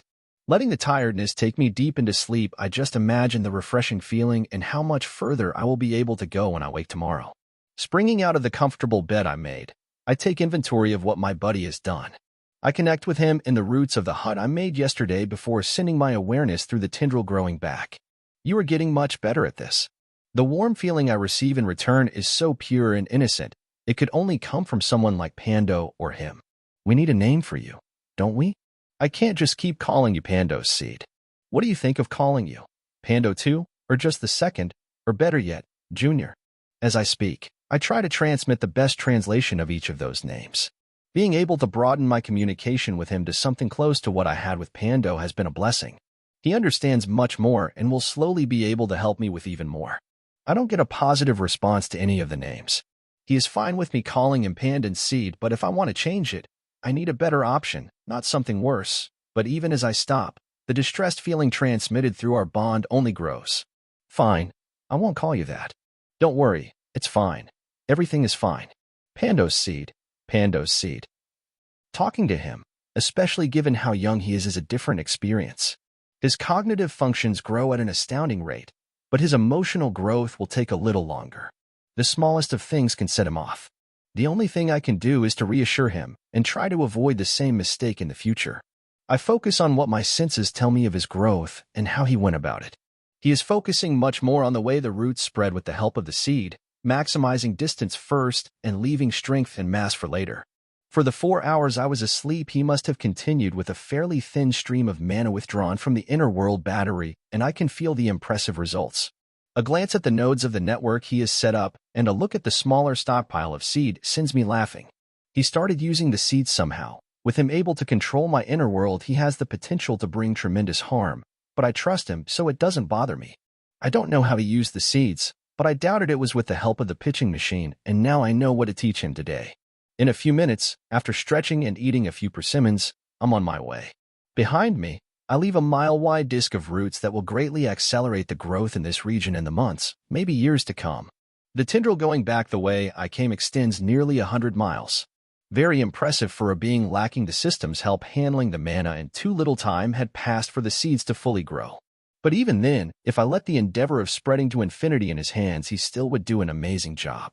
This is my little friend, I say, standing a little taller. Keep it up. I continue to run north. The long process of explaining how the machine works begin. Maybe I could even teach him how to build one on his own. Now wouldn't that be wonderful? My thoughts eventually turn to his big brother back on Earth, and how he is faring. I hope things are going well over there. Nah, I don't have to worry. Pando can manage for a little while longer on his own. Even if I stick around for a year, he is much older than that. He will do just fine without the short-lived friend he just acquired. Pando's POV. The time of the attack arrives again.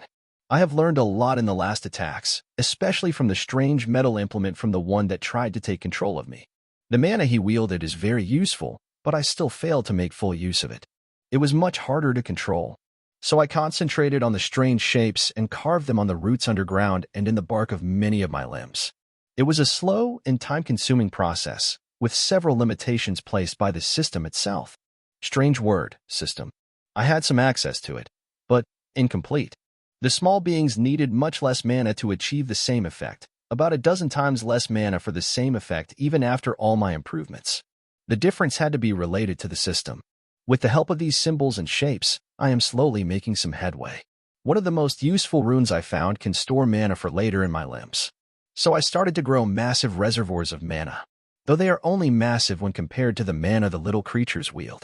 When compared to my reserves, it was a modest increase, though the mana batteries grew by the day. I have yet to see any of the ELFs after their initial foray, but somehow I know they are out there watching me. All those thoughts are filed away the instant something changes in the periphery of my domain. An organized group comes in, much larger than usual, and I wait as more and more head in and start to circle the growth. I use the one skill the system gave me and identify them. Among the mass of useless or incomprehensible information, I find their names. At S, Ogre, $, $, asterisk %3, 4 at. Shamans, asterisk, and. All around about 500 shamans of various types and about 15,000 ogres. The largest attack to date. Except for this time, there are no weak enemies to pad the numbers, and I know this will be much more difficult than in previous attacks. They enter the edge of my domain and start circling, burning or chopping off each of the saplings there. They march over the ashes as fast as their shamans can burn. Anger fills me at their actions, but I can do nothing to stop them so far away from any of my real defenses. When the ogres brush against one of my limbs not too badly burnt, I release some spores. They slowly accumulate on their skin and armor. Hopefully, enough will enter their bloodstream. When the time is right, I will send the signal for the spores to release the agent inside them simultaneously. I didn't use much nature mana because of its limitations, but in this instance, it is very useful in connecting to the spores. So long as they stand in my domain, I would be able to control them. They continue this for hours. Not a single new enemy arrives, but only a few of them are caught by surprise or distracted enough that the defenders of the grove manage to finish them off. Hundreds of thousands of saplings later, when they are starting on the second round around the grove with trees a few months older, they finally step on another of my surprises. Something much greater than a few spores. Making full use of the runes, I wield the mana much more effectively. At my signal, the defenders of the grove head in. My roots underground start defending against the fire in earnest, while also sending destructive magic amid the enemy. As I activate the spores in all the enemies affected, over 1,000 drop to their knees. Poison hits their veins, enough that they can't even stand. Another 1,000 start having trouble standing, so I take the opportunity to finish them off, though most of the focus goes to the other type of enemy, the shamans. With thousands of strong animals heading in and my help, most of the magic wielders fall in the initial confrontation. When there are only a few left, the ogres start to lose their cohesion, and most of them head roughly for the middle of the grove. That just makes things easier with the more concentrated defenses. But it's the few that concern me. The ones reading out of the forest. I can't do anything about that, so I stop worrying and focus on the enemies heading deeper into my territory. Close to 50 shamans and nearly 1,000 ogres. Fire and lightning, roots moving with strength and speed until not a single one of them stand. Safe for the moment, concern comes back to gnaw at me. This is the second time in an attack where the attacking force retreats. Only a few this time, but I have a feeling that this is not a good sign. I know far too little about how things work. Concentrating on what I can affect, I move all the roots around the grove and start to drag the few living remainings of my saplings and the dead ones back in place. The living ones, I can integrate back. It would be faster than growing them from scratch. The dead ones will be food for the soil and make the next generation grow faster. This is the natural cycle. What is not natural is how frequent they became, and this time far too many of the youngest fell. 5 out of every 100 trees became ashes, and some of those enemies are still out there somewhere, possibly waiting to cause even more destruction. Not being able to even tangentially observe anything outside my domain is a very big limitation. The defenders are much smarter and more organized than before, but they still did not remotely approach what I have started to grow into. Lessons Nash tried to teach me for years suddenly started to make sense, even stuff I thought I couldn't remember. Each time I exercised my mind or limbs, I noticed a very small but noticeable increase in my capabilities. I need to find out more about these new enemies. An idea comes to mind. I send a thread of nature mana to the farthest reaches of my domain into a tree outside of it. At first, I fail, but I'm nothing if not relentless, and hundreds of attempts later I succeed. My roots integrate into this other tree, and although there is something different, I notice that my domain grows, and I can sense all those who stand near this tree. Ideas come to my mind. I could be much, much larger in a relatively short time if I could do this continually. I may even be able to see enemies before they enter my domain. The excitement grinds to a halt as a couple of questions come to mind. How do they know the edge of my domain? Does my perception have something to do with it?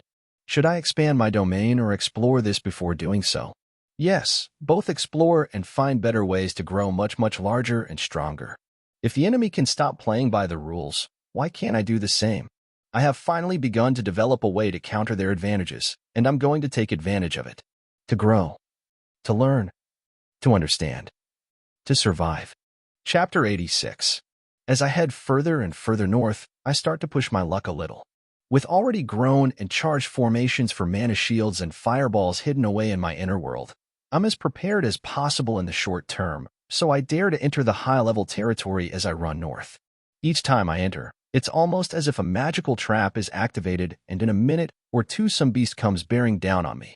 I can usually move back before they make their way to me, but when that is not possible, I rely on a lot of mana, slowing formations and shields to give me the time as I face the level 100+ enemies trying to eat my face. None of my creations can hope to stand against even the weakest of the beasts for more than a few moments, but they last long enough for me to cross the line and get to safety. I just have to avoid moving farther in and my safety is all but guaranteed. I think about trying to dig tunnels, or heading in on a wooden tank similar to our carriages, but with strong mana shields and whatever defensive measures I can conjure, and I will probably do something like that in the future. But a single glancing scratch from one of these beasts is enough to instantly break a mana shield with about 500 mana. Even the strongest tank I could make would only last a few seconds. It would probably be another story if I made the tank from mithril or something, but I seriously doubted even deep steel would be enough to keep me safe. I continue flirting with the danger of dismemberment, or worse, to help me level skills like analyze and learn more about the opponents on the other side of the line. So I continue to enter the space that is denied to us all a little further each time as I get used to how the beasts react and create further runic designs to help me. Underground, I start creating a network of roots, which they don't seem to notice, so I don't bother to come up with anything fancy. Occasionally, I shoot a few of the bigger seeds close to each other and further in the high-level zone, with the intuit to start small concentrated. It feels wrong to just uniformly spread the roots all around and never let them form a grove. When everything is connected, at least the outer half-mile would be visible to me through Pando's seed perception field. Very similar to my own, though much greater in range for obvious reasons while also more limited in detail. 2 days later, and a good 2,400 kilometers north, I feel as if I should turn back. I still want to keep in contact with the village. Before turning around, I catch a fallen branch. In the colder climate, these trees develop differently, not in species, but keeping the same variety. The trees change the shape of their leaves. These are thin and pointy, not quite like pine but close. A simple adaptation that allows them to thrive in the colder climate, though I notice little difference in how much sunlight each day. Yet another sign of the system's interference in this created place. I look up at the sun. By the distance and position, I calculate only another 2 or 3 days to reach the quarter turn point around the high-level zone. The very place I expect to find the coldest climate. Next time, I could try to go the full round, but it's time to head back. Without stopping to enter the high-level zone, adjusting the runic compass, or even stopping to really catch my breath, the run through the charted path is a little faster. I head to the spot I met the Black Panther. The roots underground will be a little more developed there, and I can contact the village. I push against the ground with greater strength than all but a few sprinters could sustain for more than a few seconds back on Earth. With my slowly but surely increasing stats and skill levels fueled by the ether surrounding me, I feel as the tasks become easier, but my maximum speed has hit a bottleneck. Not something insurmountable, but the very physics of the situation demanded these limits. Drag, the cube law, energy, and the formulas ruling their relation swim lazily in my mind. I could calculate exactly how many joules of energy I spend with each step, but I don't need to for now.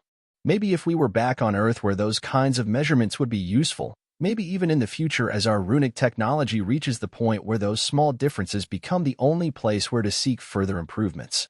But for now, all I needed to know is that beyond my current tremendously fast speed of 50 kilometers an hour, each extra kilometers per hour would be hard-fought. If all energy for running was directed to overcome the wind, a 26% increase in speed would double the actual energy expenditure. I am not quite at the point wind was the only consideration, but even my fastest sprint didn't reach 80 kilometers per hour an hour, but at 48 kilometers per hour I could go on for days. Quite a contrast to back on Earth where my sprint was over 3 times faster than my ultramarathon pace and the wind was only a minor consideration, almost a rounding error. I ignore the numbers that slowly crept into my head and focus fully on running. Intermittently, I cycle my ether as I change my running form. Even my katas take a back seat as I feel that my current activity is giving me plenty of progress stat-wise as it was. The resource infusion I take to heart, and my full focus goes to it every so often as I try everything under the sun to improve its effects on my body, if only slightly. Vigor and stamina slowly fall and raise as my rhythm varies and I recharge each of them. I fall into an almost hypnotic state as I make my way back only to realize I'm back at the clearing with no conscious memory of the last 2 days. I almost keep going, but the bright red line to my left takes me out of my kinetic meditation session. Reaching into the recesses of my mind, I can only remember about the first 12 hours, but I just shrug. It's not a bad thing. A little tired, but strangely not overwhelmingly so, I sit down and connect to the root system. So focused I was, I didn't even try to connect with the network in the last couple kilometers where the seeds were a little more developed. I pull a comm from the inner world and reach as far as I can, trying to link the tendril reaching for the village with some part of the network before laying back just to rest my eyes for a second as the tendril grows, one connection, 2 connections. 3 connections. Hours later, I feel the stiffness in my joints and a cramp as sounds are blaring in my ears. Cracking my eyes open, I groggy reply. What? Nash, is that you? Asked a vaguely familiar voice, and after a moment as my brain catches up, I awake properly. Oh, sorry. Was sleeping. Yeah, it's me. The connection must have been completed while I was catching a few ZZZs. It's fine. Is everything okay over there? For that matter, where are you? The closest border to the higher level zone. I made a little hut over here so I can get a nap. I didn't know you were expanding the network in that direction quite so soon. That is quite far away. I just finished it. Took me a while, but it's worth it. Are you trying to level there? That is dangerous. Even Greg doesn't joke around with those level 100+ beasts. Nah, just exploring. But that is not why I called. Give me the updates about the village. I say, anxious to know how things have developed. We are fine. I listen as he updates me. Most things have developed as I expected, with the main reason for my return still 3 days away. That meant I could remain around here for a while longer before helping with the attack. After a good 10 minutes he finishes, so I ask to be transferred to the MRI and wait until I hear Burge's distinct voice. Nash, is that you? Yeep. How have things been going in my absence in the Institute? Fine, we managed to make a few advances I'm certain you will appreciate. Yeah, like what? Remember the flying bicycle you asked us to create? With my heart suddenly in my hands, I tentatively answer. Yes, that was the pipe dream, but to be honest, I take a flying dung beetle. You don't have to settle for anything. Now mind you, the rune we used is maybe mana efficient, but it limits the height of flight to about 3 times the length of the vehicle. So a 2-meter craft can only hover to about 6 meters high. We got a couple of people who were studying aerospatial engineering, and they have been an enormous help. I'm glad. Now tell me more about it, I say, rubbing my hands as I finish working out the kinks from my sleeping position. We tried to make a normal plane, but the system somehow recognizes what we are trying to do and interferes every time. Even kites don't fly like they should, but we managed to get around it by using a rune that creates a magical ground effect field. Could you tell me how you made it? Maybe I can create one of them without having to come back to the village. I can do better than that. We finally fixed some of the kinks in data and image transmission. If you can make a simple runic working, we can connect our visual senses so you can see all the changes we made. Over the next few minutes, we work in concert to make the sense-sharing rune formation, finally rid of the crippling headaches and dizziness it used to induce. Making it with my roots is as easy as ever, and the connection is established smoothly. I piggyback on Burgess's vision, able to see everything around the Institute. As he sits at the table, he ruffles through papers and slowly shows me the runes they have made over the last few days. Plenty of them are the small changes you expect from better understanding certain formations, providing small upgrades. But they finally have figured out something else I am very much interested in, and I ask about it.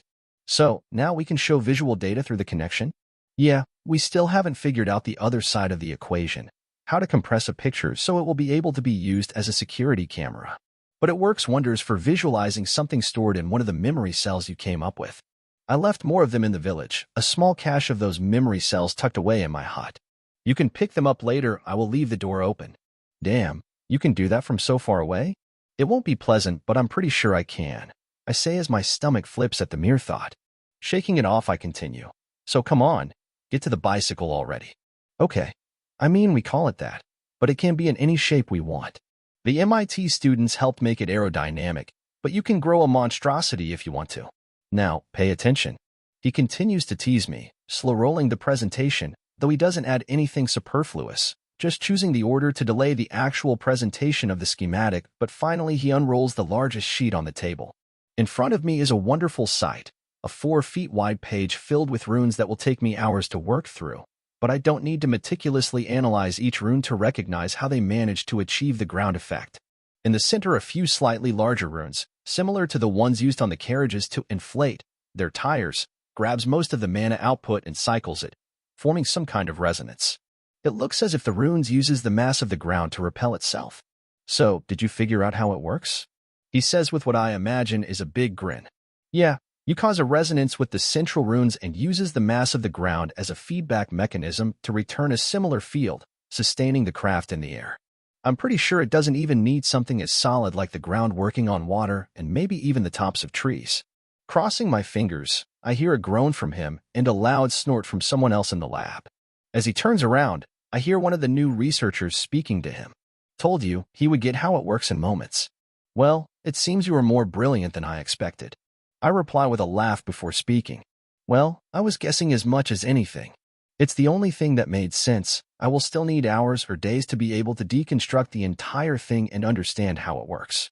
Sure, but it is still very impressive. All that only from a glance.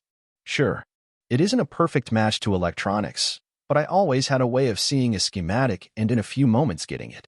How it works, and how to fix, and what was broken just screamed at me. But I thought you lived on Pando and was all peace with the tress and whatnot. Yeah, that too, but I had to make money somehow, an hour of my time here, or there was plenty for me. If you want, I can help fill in some of the major parts of how this works. Sure, go ahead. He continues speaking, but seeing something through the corner of his eye reminds me of an idle thought I had, and the possibilities before me open a whole world. No, a whole universe. Burgess, I interrupt him. Let's see if I can read that book on the hand of the new researcher. Oh, yeah, almost forgot about that. Before your little heart explodes, yes, you can read the books from a distance. I watch as he takes the book and leaf through it, and finally the beginning of another of my plans is starting to come together in my mind. I spend the next hour getting the details of how our library would start. It was already in motion, but I expanded the scope to encompass other villages and much more data than most people would expect. With access to the data storage in the books from the village, the two villages who were fully connected to us would be able to rent a reading of our books without having to buy it themselves. They could pay with mana, system, or Pando's coins. All my batteries were already bursting with mana, but I am always adding to my collection along with the ones under a couple of other villages, the massive one under my home, and the ones in the village. Even this place would be getting one in a few moments. I don't have to worry about running out anytime soon. Maybe I will be the one giving mana to the village, and not the other way around. I close the connection as I start to grow a 4-meter-long flying bicycle. Though I use the term loosely given it doesn't even have a single wheel. I grow a fairing in the specific dimensions and shape provided on the blueprints to reduce the aerodynamic drag as much as possible. I may have plenty of mana, but no sense in wasting it. They still haven't tested the vehicle extensively, so now I know exactly what I will be doing just as soon as I finish my preparations. I start moving the battery from my inner world to this place. Earth and nature mana are as expected very useful now, though I still retain enough of the battery in the inner world to continue my mana expenditure. From the ground, I draw some of the roots already grown previously to refill the inner world and speed up the process of making a battery. Now there is another place that mana can pool. The path to the village is still fairly narrow, so only 1.5 mana per second can flow from there. But in the days and weeks to come that will slowly increase. It is not the first time I have done this, and the whole endeavor was starting to become routine. Though, with a few of the developments on the other side of the coin, perhaps I will soon no longer be the biggest mana battery manufacturer. Stuart and Merlin are working on a promising lead that would allow for runes to be cast. If we joined forces, the sky would be the limit. Imagine leveraging my inner world and other capabilities to make giant runic structures. I leave all of this for later and start on the last of my immediate tasks. In the last few days, I have grown a different kind of seed, which is as heavy as a watermelon, though longer and thinner, about a palm wide and half a meter long. With the contraption to shoot it, I start at about a mile from my spot and slowly but surely extend the tendril perpendicular to the line dividing until I'm pretty sure I have reached the limit. If I'm correct, the maximum range is around 15 kilometers. Even if they can't connect, I will have some root islands already in place when I eventually extend tendrils further in the high-level zone. I don't know if we will be able to make our track further inside anytime soon, but the beasts don't seem to bother with the roots, so I make full use of the loophole. And in the next weeks, I may have access to something much deeper into their territory than our strength would normally allow. My plans run through my head, but in a moment, I discard all of them. Leaving the test of the flying craft for later may be the mathematically correct way of accelerating my growth, but I can't wait another moment. I mean, come on, it's a flying craft. That flies through the sky. Even if it was limited in height, I would be soaring amongst the clouds at 100 miles an hour. I look up, but all I see is the blue, not a single cloud up there. No color variation. Well, but even if there were clouds, the craft couldn't reach that high. I finish the last touches, climb on board it, and start to pour my mana into it. Like a helium balloon, I begin rising and very slowly drifting with nothing to stop my movement but the very air. I rise 8, 9, 10 meters high before reducing the flow of mana to the runic formation responsible for lift and start to pour mana into the propulsive one. Just a tenth of a mana point each second into the second one, and lazily the craft starts to move. I grab the steering handle in front of me to align the profile of the craft with the direction I'm going. As I gain speed, dodging around the trees, I climb higher, rising 10 meters above the treetops, slowly gaining speed as I increase the mana to the propulsion unit. Let's see how fast can you go. I head south, wondering if it will be hotter. How would the trees there change? Perhaps I could make a little foray inside the high-level zone with this craft. There was just so much I could do before heading back to the village. Small goblin settlement. I squint my eyes as I see something in the sky, something moving fast. A brownish dot approaching me, fast, very fast. Worried, I start backing away. It couldn't be heading in my direction, could it? Perhaps I should increase my pace. I turn and start running. Each look back, I see the dot is closer. Not only closer, but heading straight for me. No, no, no. I don't want to die. A frantic scramble ensues as I do my absolute best. Damn short legs, I can't run fast enough. Too many obstacles in the forest. The very moment I think will be my last, I hear a thump to my left. Looking over there, I feel mana emanating from some 30 meters away. Stepping lightly, trying not to make any unnecessary noises, I creep closer to the overturned ground. Closer, I see a hole in the ground and confirm this is the place the mana is coming from. I think of digging it from the ground where it burrowed itself, but that seems wrong. I resist the impulse to lay on the ground. I'm not a shaman, just an apprentice, and if someone caught me worshipping something without a shaman confirming it came from the spirits, I would get into a lot of trouble. I pat the dirt and leaves off my coverings and start running back to the village. I have to tell the elders about this. It fell from the sky, so there has to be some meaning to it. Chapter 87. My heart thumps in my chest as I go faster than ever before. 10 mana per second enters the runes, and I'm propelled at unbelievable speeds. The trees rush by so fast they seem like a fuzzy green carpet. I make sweeping wide turns, given my speed, while trying to avoid any spots much lower or higher than the treetops. Suddenly dropping a few meters is not much of a problem, but every time I dropped in height on a clearing or something, I had to slow down a lot to climb again safely. I look at the makeshift speedometer, not a precise way of measuring speed without bothering to precisely set control distances and clocks, but the best approximation puts me at roughly 200 kilometers an hour. This is nearing the hard speed cap. Even 30 mana a second didn't break 210 to 220 kilometers an hour. Back on Earth, I never moved this fast. I never needed to fly on a plane or travel on a maglev train. Even if I had, this is something else altogether. Flying close to the ground on such a small vehicle is closer to speeding on a motorcycle than anything else. But eventually, not yet tired of the rush, I turned back. I could have gone for days on end riding the high, but after clearing my head, I know my course of action. With about a mana point every second, I zip by at 150 kilometers per hour. Even without stupid amounts of mana, I can still triple my previous travel speed, and for that I am grateful. No, not just grateful, I am ecstatic. The feeling that my bicycle gave me so long ago is back, and it is like nothing else. Even on Panda with so much else to do, I still hadn't retired my 2 wheels.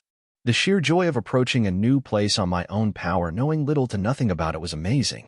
As the night ends, I return to the hastily constructed hut right in front of where I ran into the Black Panther. I open the system screen and focus my eyes on a few words. Trial pending. Perhaps it would be better to wait a little longer before heading in, but I can't. I have already spent too long stuck at LV. 10. It is time to make good use of the mountain of EXP sitting there unused. My fingers twitch just as I touch the button. Each beat of my heart sends pressure throughout my body. I feel all my body tingling. What will happen? From one blink of an eye to the next, I'm standing elsewhere. I feel a little funny. Turning off the perception field, I realize why. There is a similar skill active that I turn off. A look around tells me I'm standing in some kind of ruin right out of a movie. A small chamber with a single corridor to leave. Everywhere I look is covered in rough stone, even the small dome on the roof of the chamber.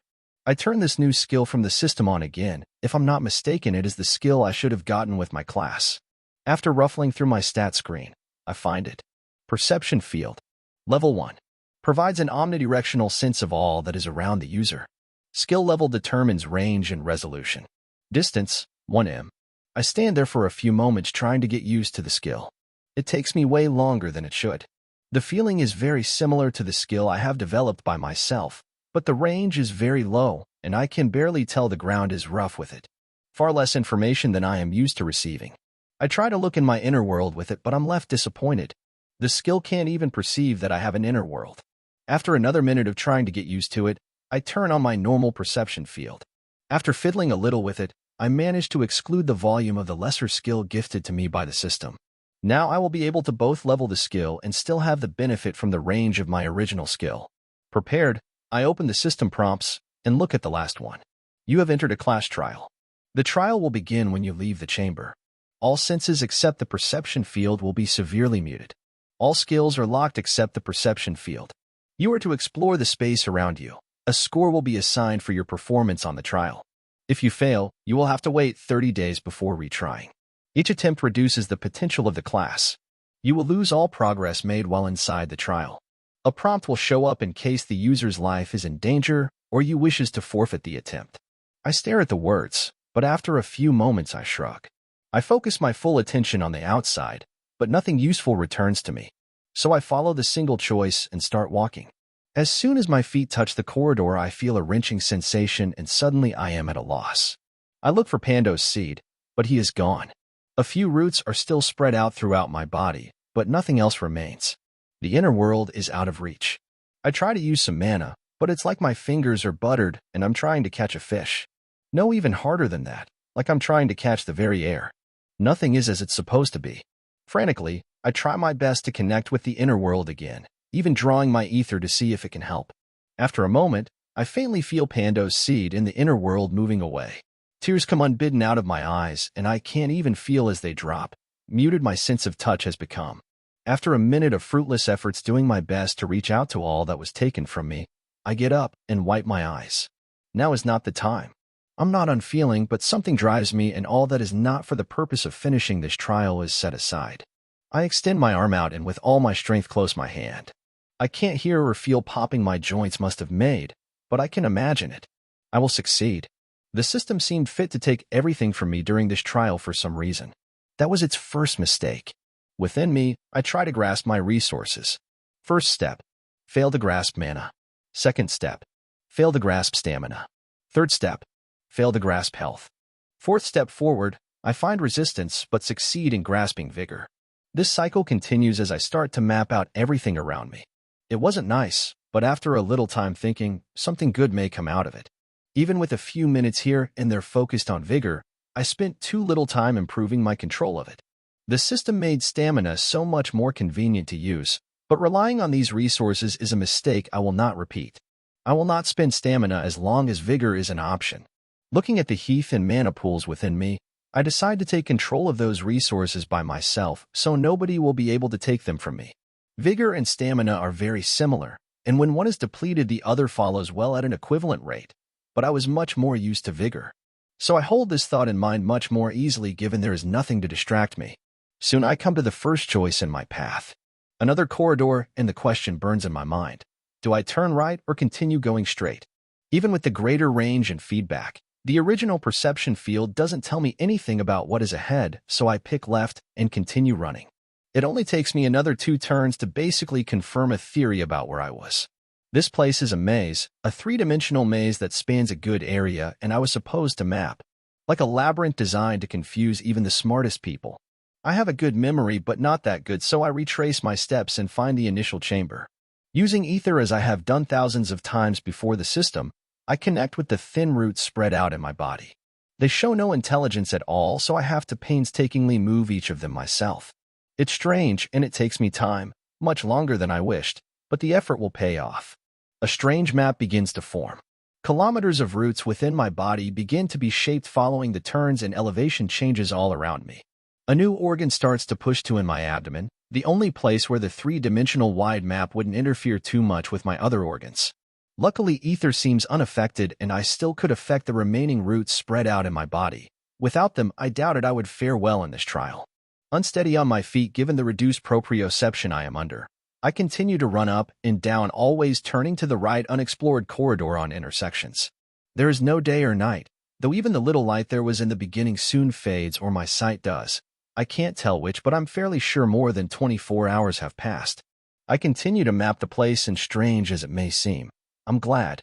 It was painful losing any contact with Pando's seed, but it feels as if my body is my own again. I had intermittently felt like this in the last week, but this is different. This wasn't just a moment or an epiphany, so I began to follow my katas again. The ether around me follows lazy and slow in its natural cycle as I continue to feed it with a thin stream from my internal stores. I find another dead end. I'm almost turning around when I notice something different. A difference in texture in a piece of the wall I almost missed. My normal perception field, now at 5 meters, can't perceive it yet, so turning it off I approach using only my natural ability. Minutes pass as I slowly trace each of the lines in my mind. It vaguely looks to be an engraving, but if it is, I can't recognize a single rune nor the rules for how they intertwine. I only have a limited amount of roots within me, so I won't be able to store things indefinitely, but something tells me this is important, and I make a copy separate from the map of the place. Finishing up, I turn around and start to make my way back to the closest intersection with some yet unmapped corridor. As I put one foot in front of the other in the perpetual motion of falling and catching myself, also known as running, the symbols don't leave my head. There must be some meaning to them. They look like runes, but I can't use mana in this place, so even if they're, it won't be immediately useful. Could they be a puzzle or a language? Those are the only choices that make sense to me. Plenty of other things cross my mind, like them being works of art, but I dismiss all of these ideas as soon as they show up. 12 hours later, I run into another of the scribbles in a dead end. I stop and start to compare it to the copy I have within me. They look very similar, but after about 10 minutes, I'm certain of my conclusions. They are not the same. Sure, a superficial glance may make them appear copies of each other, but there are quadrants shifted. If I split it into 9 pieces, one is half an inch to the left, the other half an inch higher. Yes, I think I get it. It's too complex to remember the whole thing without a copy or a photographic memory, but I just need to store the changes, the positions they have been shifted to. As I'm about to leave, I sense something liquid in the other wall. Approaching, I touch the wall, feeling, even through a very muted and fading sense of touch, how fast my body heat is sucked away. Water. I found water. At least one of my immediate needs is taken care of. Turning off the system skill, I focus only on the more familiar version of the perception field. At about 5 feet from the ground, water comes out straight from the wall, as you may find on a natural formation. Behind it, however, there is nothing. No mana, no runic formations, no reservoir, no feeling of magic. It just sprouts out of thin air. Too thirsty to care about that for more than an instant, I put my mouth against the wall and start licking the spot, trying to get as much water as possible. It is frustrating letting so much of the precious liquid fall away, so I try using my hands, arms, and even my shirt, but nothing works. Finally, I manage to form a seal with my lips around it, and without separating myself from the wall, slowly gulp down the water accumulating in my mouth. I spend the next 20 minutes there attached to the fountain of life until I'm full. In an hour or so my body should have absorbed it all, and I would be able to continue drinking. I think of waiting and resting a while, but I just keep going. I can always come back. Running to the next part of the exploration, I feel my stomach grumbling, but I ignore it. They could have made my hunger magically disappear for this trial if they were taking everything I was carrying with me, but it's not the end of the world. Just a little hunger. As I continue, finding these puzzles becomes more and more routine in between my jogging bouts. The days pass and the thin covering of fat on my body starts to change. My skin turns gaunt and almost unnatural. I have always been thin, but this is something else. I stop at regular intervals to sleep for what I guess to be about 2 hours. Otherwise, I keep going far beyond what I have ever pushed myself to in the previous world. I know that lack of food isn't something that I would die from while I still have any skin covering my bones, but this was way beyond what I had done in the past. On the 6th day, what I see before me is very different. Even before I approach, the opening doesn't come to a sharp stop, but a big chamber emerges in my perception field. I halt and approach it slowly. Even as I enter it, I cannot sense the other side or the ceiling, and if the slight curvature of the wall behind is any indication, the chamber is at least 50 or 60 meters wide. I run along the circular wall, trying to map the chamber. Every 10 meters or so there is another door. I pass 17 other doors before I come back to the one I arrived through. Carved in the walls between each of the doors is something very similar to what I found on those dead ends. I turn off the skill-based perception field to concentrate on their shape. A close look reveals a near copy of the puzzles I found. Curious, I creep along until I'm touching it. This one, however, seems different somehow, not just the raised frame of rock giving a distinct feel. I touch the middle with my finger, and the barest of brushes shifts a small piece slightly. One of 9 pieces, and I finally understand what this is supposed to be and what I'm supposed to do. I choose one of the puzzles I found and start moving the squares to the sides, up or down to match one of them. When I'm finished, I think of what could be wrong, but I try the next puzzle I found and another until, finally, something happens. Behind me, I feel a tremor through the ground with my perception field, seeing as I no longer can even feel pain with my skin. Turning around, I walk to the middle of the chamber. Each step is slower than the last, but I don't stop for an instant. The faint senses muted to the point of uselessness start to come back as I make my way, and even my vision comes back. What greets me is so wonderful I don't have words to express. I ignore the chamber around, the design, and the stone in the middle of the chamber, focusing only on what sits in the middle of the stone table. A piece of bread. Chapter 88. I stuff my mouth with the most delicious piece of brick, sinking my teeth in it as if my life depends on it, because it does. My jaw hurts from trying to separate the pieces for me to swallow, but before I notice, I have finished it all. With a little more of my faculties back, I look around. I'm still hungry, but I shouldn't eat any more for at least a couple of hours. Not after so long on an empty stomach. Do the same rules of physiology still apply after the system's interference? I could feel within myself that some changes were taking place that shouldn't be possible on a biochemical level if we limited ourselves to the periodic table.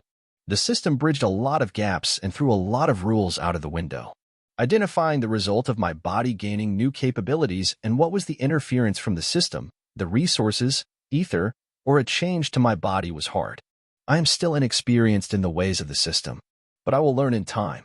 Hell, half the reason I chose this class was because of my desire to learn.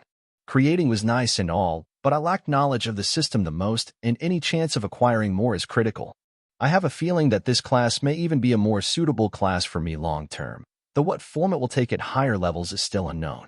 With my stomach filled for the moment, I make use of my returned senses and behold the huge room.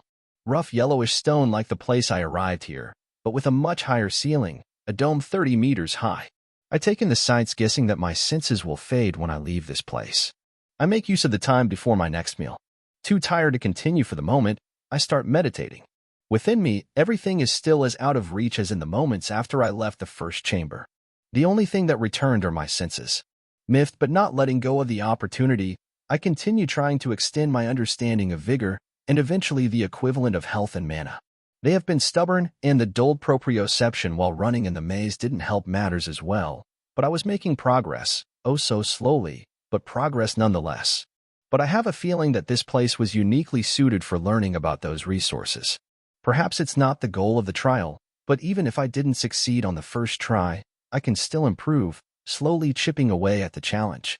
Ether begins to spin around me. This time, I don't forcefully attribute anything to it. Even doing it this way, following the natural flows of my ether, I'm left with the same if not a stronger feeling compared to the first time I used ether. Successfully detoxed from the rough handling of ether my first attempts have been, I only nudge it slightly. The certainty that filled me the first couple of times I used my ether is absent, which is probably a good thing. Nothing good could come from constantly being in a state of surety about everything. I need to grow, learn, adapt, look for how to improve. If I had all the answers already, I would have already accomplished all I desire before lunch. I relish in the discovery, in the struggle, in the progress, in the feeling of achievement that investing my time on something brings. For years I have just gone about my business over the days and weeks without thinking about it much. I was proud of what I had done, but I also settled on the course with little forethought about the results, without looking at it to see if I could do it better. My shortcomings seem painfully obvious now, even considering that I was less experienced back then. I breathe in again and let go of the frustration trying to creep in. It is a lesson, and the best I can hope for is to learn from it and not repeat it in the future. I run over what I know of this labyrinth. Looking at the map I started to form, a close glance shows me something I hadn't expected. There is a pattern to it. If I assume that the roughly circular shape forming delineates the limits and that I won't have to deal with more than the 3 levels I have discovered till now, the corridors meandering through the empty space on the map cover about 70% of the volume. So I have explored roughly a third of the place. A closer look at the map also makes it obvious now that there must be something at the center. Though in the last few days I heavily tended to the outside of the circle. It looks pretty clear to me that there must be something at the center. Though I didn't waste any time. I managed to push through the lack of food further than virtually anyone else could. I have yet to start losing much muscle mass, and I know that as long as I still have some fat it will continue to be the case. My exertions start to catch up with me, so I lay back just for a moment for a quick nap, and the world is no more.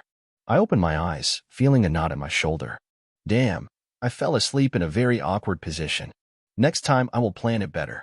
Still with no clock, and the only source of light now the constant faint glow above me, I get up and stretch for a few minutes to get rid of the soreness that accumulated from the night of sleep. Though the pain is more reflex than real damage to my body. The immense stat pool the system helped me attain is doing wonders. Expecting to get 6 more loaves of bread, 1 for each of the other puzzles I found, I go around unlocking so I can get something to eat. After the 3rd unlock, I stop and head back to the table to eat the 2 loaves. As I expected, my senses are muted again as soon as I leave the central formation. Except this time, every single sense is completely gone.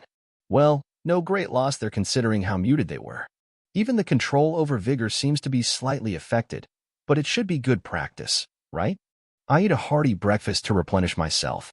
After so long without food, the sight of food alone was enough to send my stomach all over the place, like a washing machine with a very unbalanced load. I could hold out a while longer, but so close to the stuff of life, inches away from nourishment, my body reacted like a ravenous beast and I eat both of the round loaves of bread I unlocked.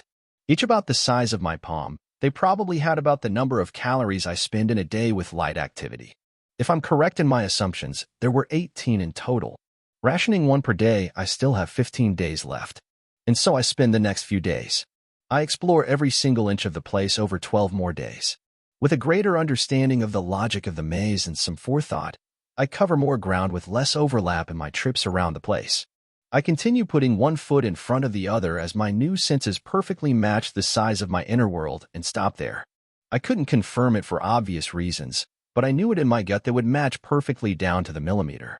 No idea why, but it must have something to do with my mental image about the proprioception of my body and the domain around me. Perhaps there is more to this inner world than I first thought. I go back to the center and finally unlock the last of the pieces of bread. Like all others, it just waits for me in the middle of the table. It may be teleported there for all I know. 3 loaves of bread left. As I sit, I look over them and I change my plans. I split them in half and slowly eat one of the pieces. It is bland, sure, but I couldn't care less. I not only want to complete this trial, but I want to do well, and if I didn't manage to achieve the maximum result, whatever that was, perhaps I could gain something else from it. My fine control over vigor was improving, and I was making progress even with the muted feeling the very environment is trying to impose on me. For the briefest of moments, I can use it like stamina and infuse my body as I do with mana with the power that fills me nothing to joke about. The health and mana equivalents are still elusive, but there is something there. I'm sure of it. I'm not clear on how useful it will be, but I left that question to the wayside and continue eating. Wiping my mouth after finishing my meal, I sit and start to meditate. I wish to continue my work to unlock the other 2 resources, but I still feel there was a deeper level to the current puzzles. Simple math dictates that with a couple of images and an understanding of the logic behind them, you could do this by trial and error and unlock all 18 puzzles. But if that was all, it seemed too easy. An hour goes by with thought after thought coming and fading as I run through the possibilities in my head. I don't find anything new by going over the current information, so the next step is to go gather more. Running through the entire labyrinth again is obviously out of the picture, so I have to concentrate my efforts on specific places. The obvious choices are this chamber, the initial room, and the 36 places where I found the symbols on the walls. Half of them are copies of each other, something I only discovered at the 11th site, it being a copy of the 3rd. They could, however, be ever so slightly different from each other, and I simply didn't notice the difference or I missed something else. Already in one of the places I decide needs a closer look. I start. I walk to the edge and start circling it. One step, stop and switch between both my perception fields, just in case.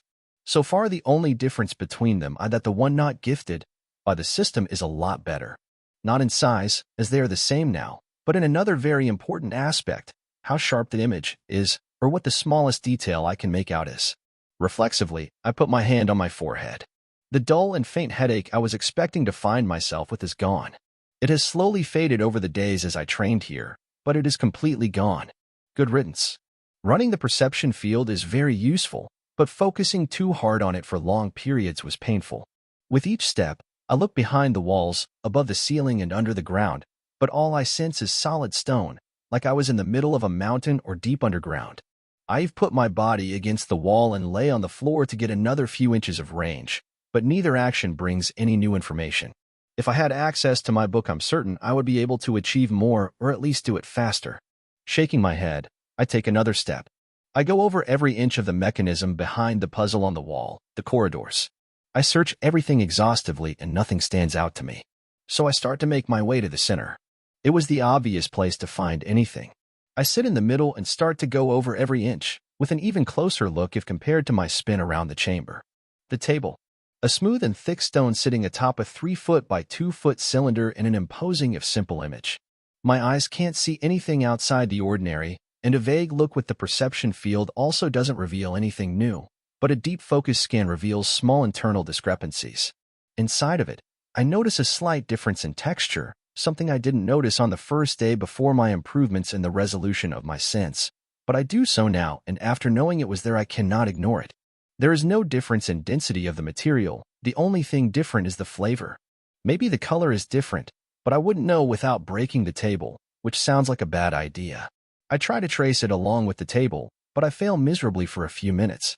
Instead of continuing to bang my head against a wall, I start to run to the initial room. Now at least I have an idea, and all I need to eventually succeed was training. Perhaps I will even learn how the food teleportation runes works and cheese the system. Now, wouldn't that just be peachy? A mental image of the next attack on the village comes to me, but I put it off. It's starting to take too long, but Merlin is there, and he can control the roots well enough. This is important. I didn't hear of anyone else getting one of these trials, so I must make the most of it. Chapter 89. Running back to the initial room at the edge of the map, I start my meticulous search through it, paying special attention to the interior of all the stones to see if I can find any that is even slightly different. But no runes or anything or the sort stand out to me. That is not a surprise. I did this room first just to eliminate it from the list. The next step is where I'm more likely to find what I'm looking for, but it will also be much more time-consuming. Even if each of the dead ends is smaller, they are also spread throughout the maze, and I will be running from one to the next in the shortest path to avoid wasting any time. But it will still take me a good 20 minutes between each. On the first and second one, I find nothing. No differences in the symbols on the walls, no hidden runes, nothing that screams something is different. When I arrive at the third place, instead of going through the motions and repeating what I did in the last attempts, I begin my search from the place the corridor branches out. Over 150 meters of meticulously hugging the walls and crawling on the floor later, I arrive at the end still without finding anything. Could it be that the difference was in the very symbols I have already found? I have already gone through the main chamber puzzles, but perhaps I will find something I missed the first time in here. With that thought in mind, I sit right in front of the puzzle and start lightly meditating while holding the piece in front of me in full mental focus. I ignore all that is not the symbols in front of me and trace each line anew with the slowly growing network of roots within me. I use most of the roots that can reach the spot on my left lung, and a long sheet becomes the map for it. The most precise and accurate copy I can make. There are no small indentations, different symbols, or anything of the sort that I suddenly notice. The only thing I can't check is the dimensions. I place my arm against the symbols in the wall to carefully and painstakingly measure the distance of several points as references in the most precise way possible. I dedicate my full focus for the next couple of minutes to my perception field and meticulously move the roots inside my arms to be able to compare sizes. I run to the next place on the list as fast as I can, and after the 15-minute sprint, head straight for the puzzle. I mentally superimpose the foot and a half image in front of me with the 6 inches new copy in my body and place my arm against the wall at several angles as I compare the measurements from the other puzzle. At first, all I notice is the very same that I did last time. The 9 quadrants that form the puzzle are shifted a 1/4 inch to the sides in different directions. The only difference is in the connecting lines between each of the quadrants, but they shift in exact proportions and angles to match the placement. I take a step back and look at the entire thing. The differing angles on the connecting lines. If it was possible to use them, I could calculate the placements with more precision, but the puzzles in the central chamber don't work like that.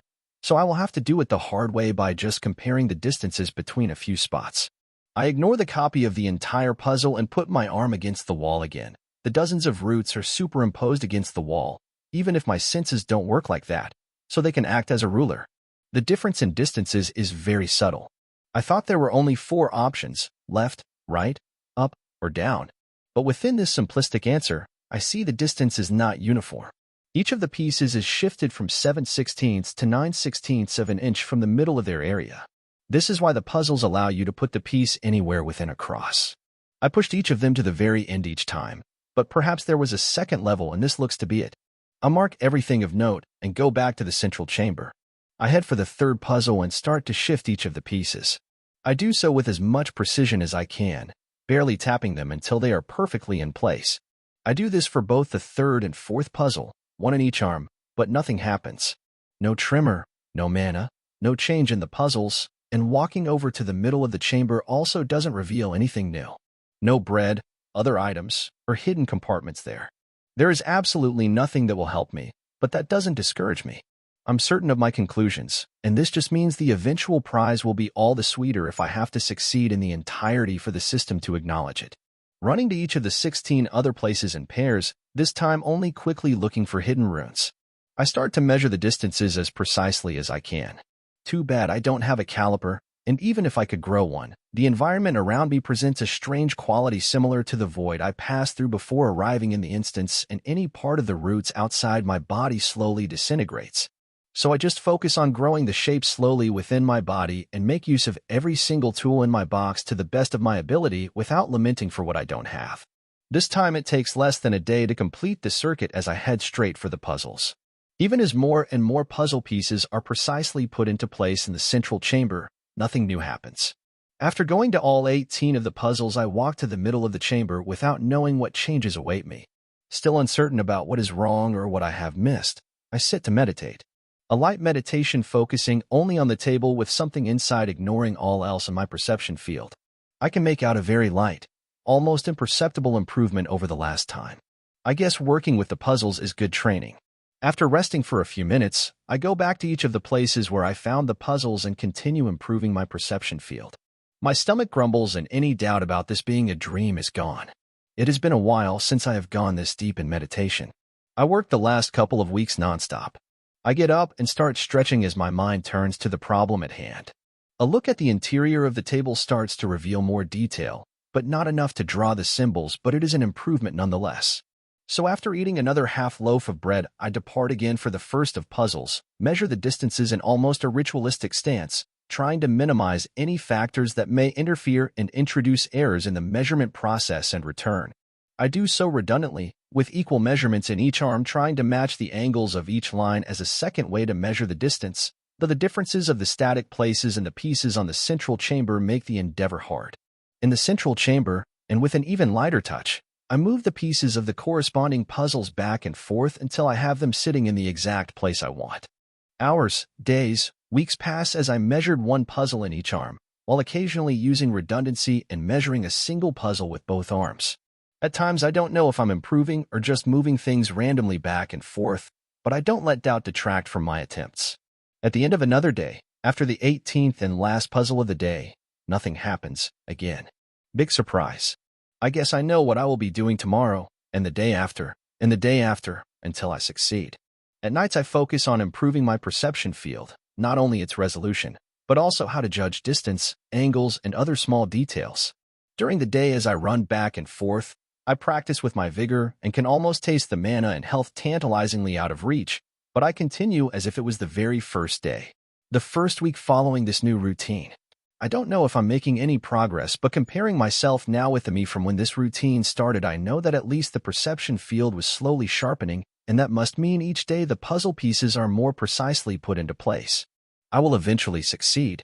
Long after I eat the last of my bread, I finish the last of the puzzles for the day.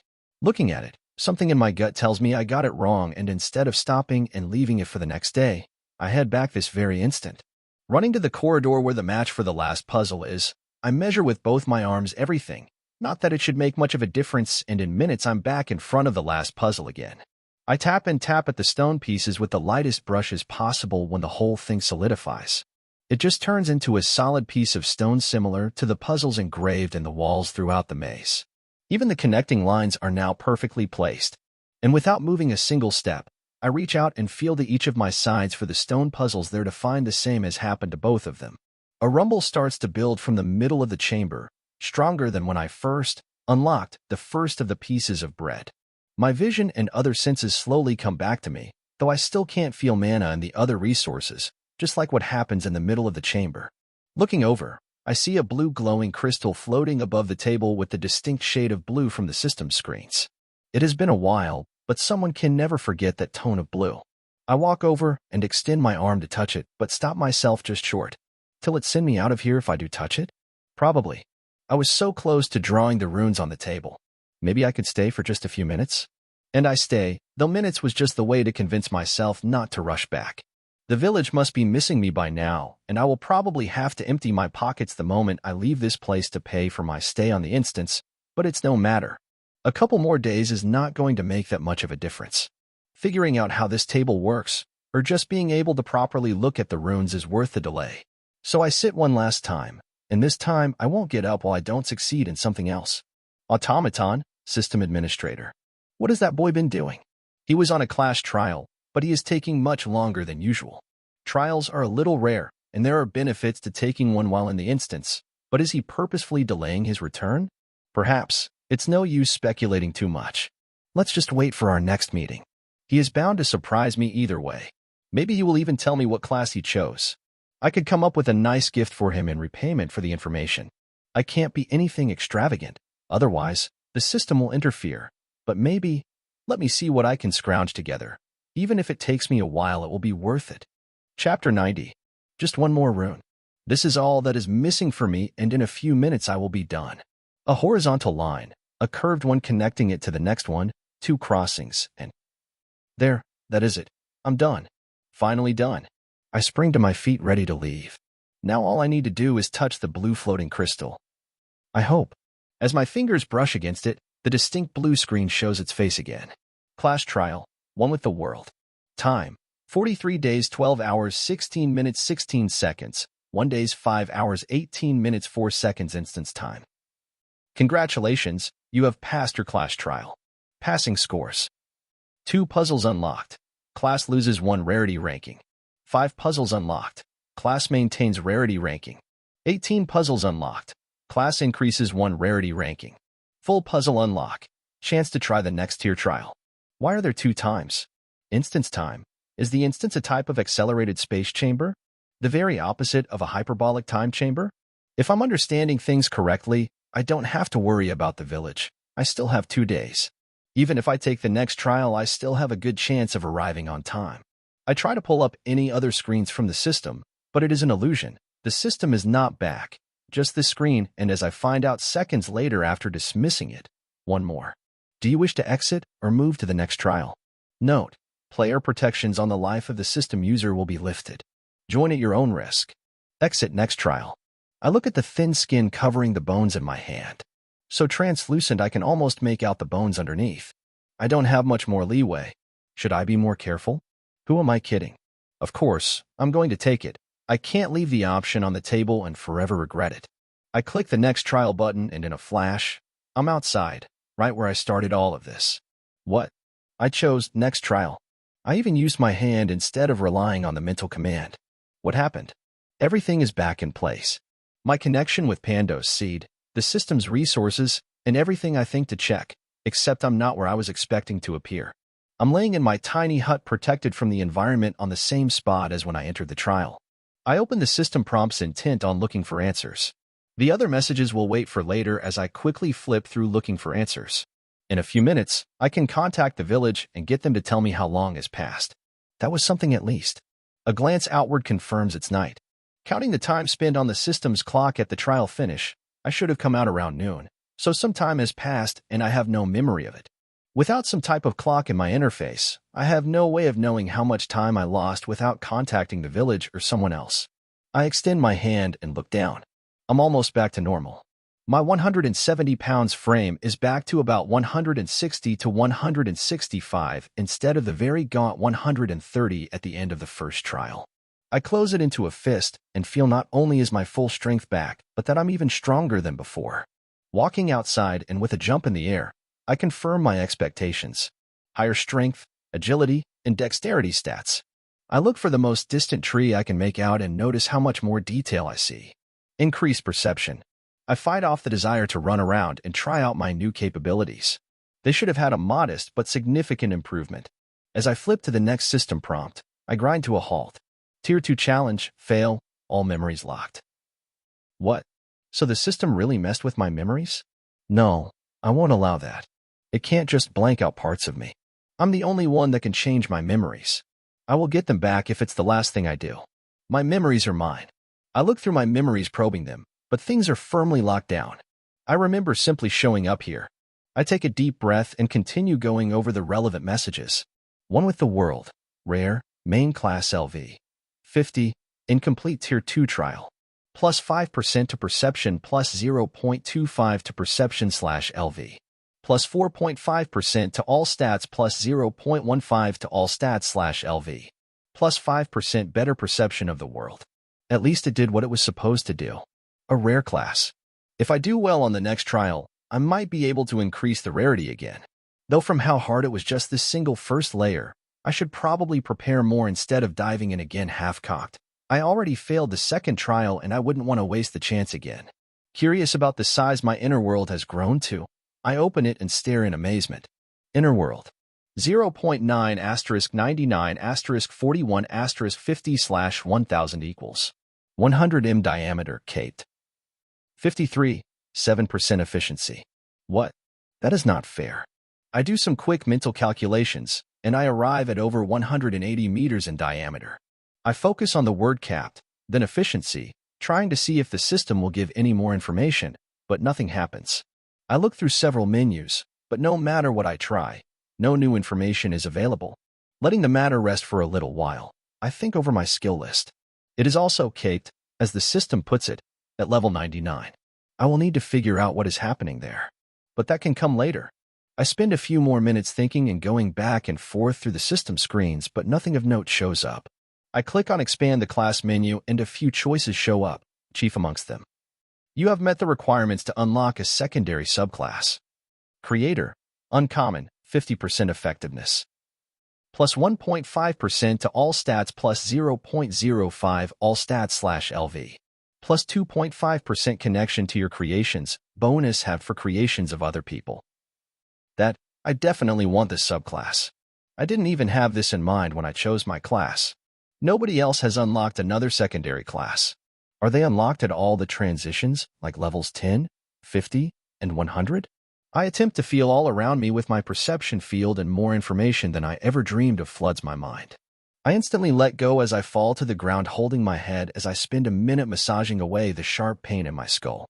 All the while, I can't hold back a grin. I need to be more careful, but for an instant, I felt everything within a 50-meter radius. The hut behind me, the roots underneath, the other side of the imaginary line separating the high-level zone from the medium-level one.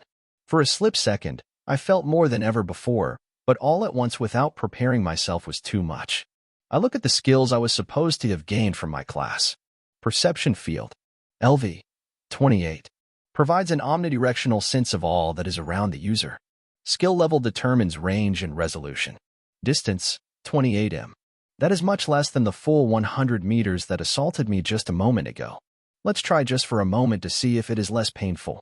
I turn on the skill at the smallest possible size, 1 meter, and slowly expand it. It quickly grows to a dozen meters and more as hits the full 28 meters without any discomfort except the lingering pain. I notice a slight mental drag component to this skill. If I keep it up too long, I would probably start getting the headaches I got with the last perception field when I used it too much, but it also provided quite a bit less detail. I keep going through the log of my main class, and I see another interesting message. Level 25, Upgrade Perception Field. So what I'm feeling is actually the upgraded perception field. It seems slightly better than what I got on the trial, but not by much. When I cross the level 50 barrier, will I get a new skill, or will I be stuck like this again? I look at my book. Is your information trustworthy? Yeah, I think so. Classes sounded really important, and looking at how high my EXP counter was climbing after only months on the instance, high-level people should be at least level 500, but probably much higher. I just hadn't started to run in bottlenecks that would make the advantages afforded by classes obvious. Without the perception field, both the skill and the upgrade would have been of enormous help to me. Anxious, I scroll through the interface looking for the skills from my subclass. Pando's Carrier. Unlocked skill slots. 1. 50% of 2 skills. Nature Control. Level 10 unlock. Active Nature Connection. Level 25 unlock. So I have to choose one of these skills? I look at them both, not sure of what I should do for the moment, but after a minute the answer becomes obvious. Nature Control. I rely a lot on growing and moving roots around, and I doubt that anything this active nature connection can provide would be better than what I already have, but the other skill is different. Even an increase of a few % in speed for roots and branches growth is enough reason for choosing it, and I may even be able to pay less attention to work with the roots. Something that will be very useful during fights. So I pick Nature Control and go to my next subclass straight away. Creator. Unlocked skill slots. 1. 50% of 2 skills. Imbue. Level 10 unlock. Create. Level 25 unlock. This time the choice is not so obvious. The names are too vague for my taste. I try to glean any other information, but this time, the system seems even more intent than usual on its stubbornness, and not even probing it with ether reveals the slightest smidge of information. After a couple of minutes, I stop and leave this choice for later. Maybe I can get some more information before picking one of the skills. Next, I open my stat screen. What changes have the subclass and levels brought me? Over 1,000 mana and a massive increase in my soul stat. Hell, a massive increase in everything. I lay back and start going through all the other messages, but nothing very interesting shows up, so it only takes me another few minutes to empty my inbox. I shudder just thinking about the word. Done with that, I contact the village and ask when the attack is supposed to happen again. It will be later today. Or rather tomorrow. I think it's still before midnight. Could you do me a favor and look at the clock? A few moments later he returns and says, 30 minutes left in the day. Is the attack going to be at noon? Yeah, everything indicates that. Thank you. 12 hours before I need to arrive back at the village. That is plenty of time. No longer worried about it, I start on something it can no longer wait, connecting to Pando's seed. I deepen our connection. All my awareness goes to our bond, and the space surrounding us as his concern starts to fade faster. Everything is fine. I'm back. So, what have you been up to? As I find out, he was also subjected to the temporal effects of the trial. He feels older and more mature, having learned much more than I expected, even though she was by himself. Could I find a way to cheese the system and get more of this accelerated training time? Though it's more like leaving the slowed time zone. Why would the system even put us someplace where time passes slower? Even with the little I learned of magic, I know we have no hope of creating a space to manipulate the forces of time and space. But allowing some of the real time through in a small pocket of space sounds a lot easier, and the runes I discovered on the trial should also help breathe life back to the currently stalled space/time research. Opening my book, I start to go through it and confirm some of my hypotheses about the trial and the runes I copied.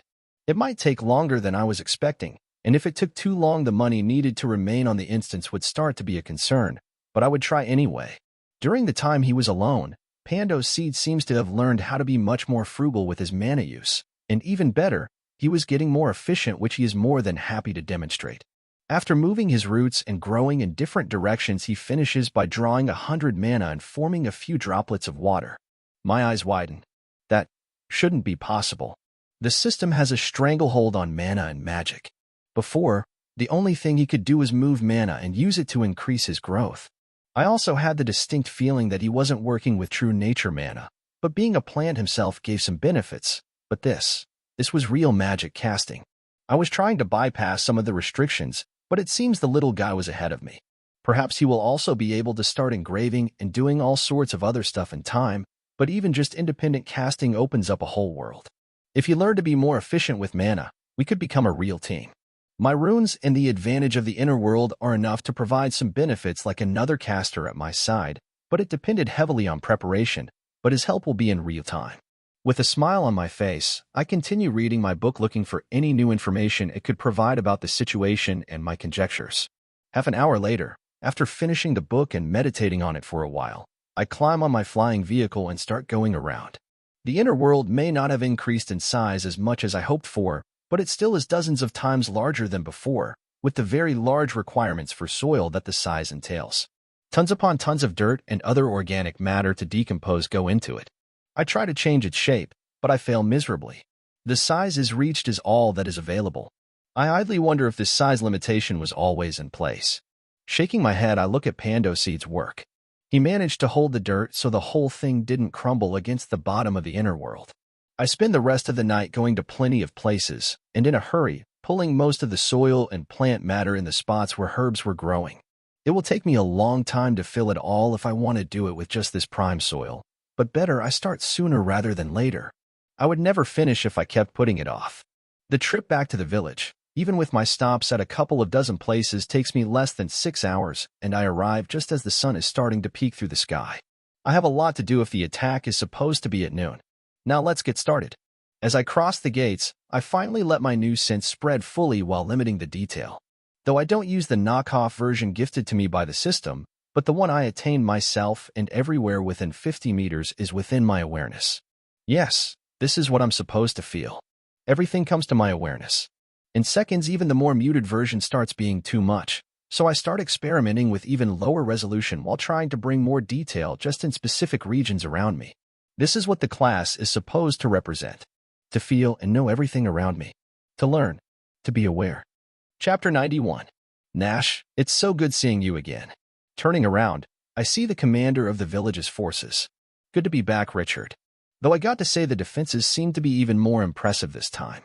At first glance, not much has changed, but I have taken a look behind the curtain with my perception field, and some of the ideas they put into place are marvelous. Even more surprises for when they are needed. Charlie approaches us as well and gives his 2 cents. Yep, and we also started to learn more about the mechanics of the system's strength judgment. Interested in filling the vague idea in my mind, I nod for him to continue. We started moving some things out of the village. We can't go too far, but it's confirmed. What is in other villages is not counted towards our strength, even if they are part of the same governing system. That's why Lord Max's village wasn't suffering any attacks. A few of the batteries are now on the outside of the village. We probably want to put the new ones in your home. We can't do much about the defenses and a few other things, but much of our industry could also be on other places, so we are transitioning what we can out of the village. I will make a couple of security tokens that will allow people to enter my home. Then you can place anything you want there. That would be amazing. That way we won't depend on your presence. Thinking of my little jaunt, I ask, how has the map room progressed? Why do you ask? Well, I moved quite far. You must have gained at least a little range and increase in resolution. Oh, nope. You are no longer considered part of the village by the system. Even your strength doesn't count towards our military strength. Damn. Too bad. Don't worry, Nash, says the commander. I think there is a contract you could sign to solve this problem. He looks at Charlie, the village's closest thing to a leader, who continues. Yep, you have shown up as an independent village a few days ago. You can just sign a treaty with us. I can prepare everything in a couple of hours. Do so? No sense in letting my efforts go to waste, not like I have a map room in my home. We continue talking, and I discover more about the village's mechanics. Stuff I normally wouldn't bother with, but I am apparently the head of another village. I need to know what I am signing up for. After finishing up, I head to the smithy and send my mana into the forge again. I missed quite a few days being outside the reach of my root network, but now I can catch up. Working on the forge is as always a delight, and I learn much of what the smith has taught the other people in the interim as the information is condensed. Not quite as good as being there when Blackwood explained things the first time, but the next best thing. After a while, Blackwood looks at me and grumbles. Aren't you going to say anything? What? Your class. Oh, yeah, I finally passed the trial for it. Even got an increase in rarity. But damn if it wasn't hard. Yeah, I see that. What do you see? I am curious about what he could glean with the restrictions on inspecting. I have my own ways around that, but I wish I knew his. Come on, boy, don't be like that. Fine. I'm finally level 50, and I got access to my skills. Though I got to say, I still don't know what all the hub is about.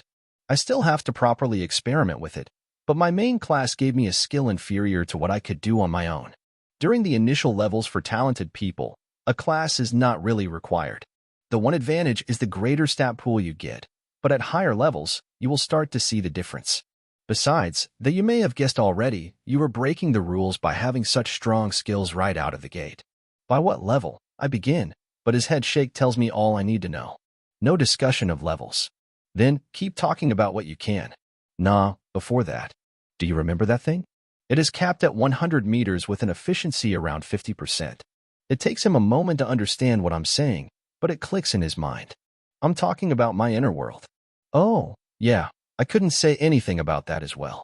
How do I unlock the size cap? To be honest, you are kinda screwed. You are very low level to have the understanding of space/time needed to expand your inner world very much. You will either unlock further range as you level or you will have to expand it the hard way, and that is all I can say about it. But whatever you do, don't delay. I mean, don't screw your entire class over it.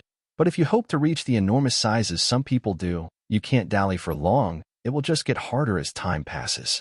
He stops talking, and I look at him trying to make sense of what he has said. I do have the space/time interaction skill, so that might help me a little. Frustration at the lack of information starts to bubble up, but I stomp it. I should be grateful he managed to share even this much with me. On a whim, I ask him, "Well, it's always you helping me figure things out. Are you curious about something? I'm still trying to figure out your symbiosis with that plant. Some of the things you do are impossible."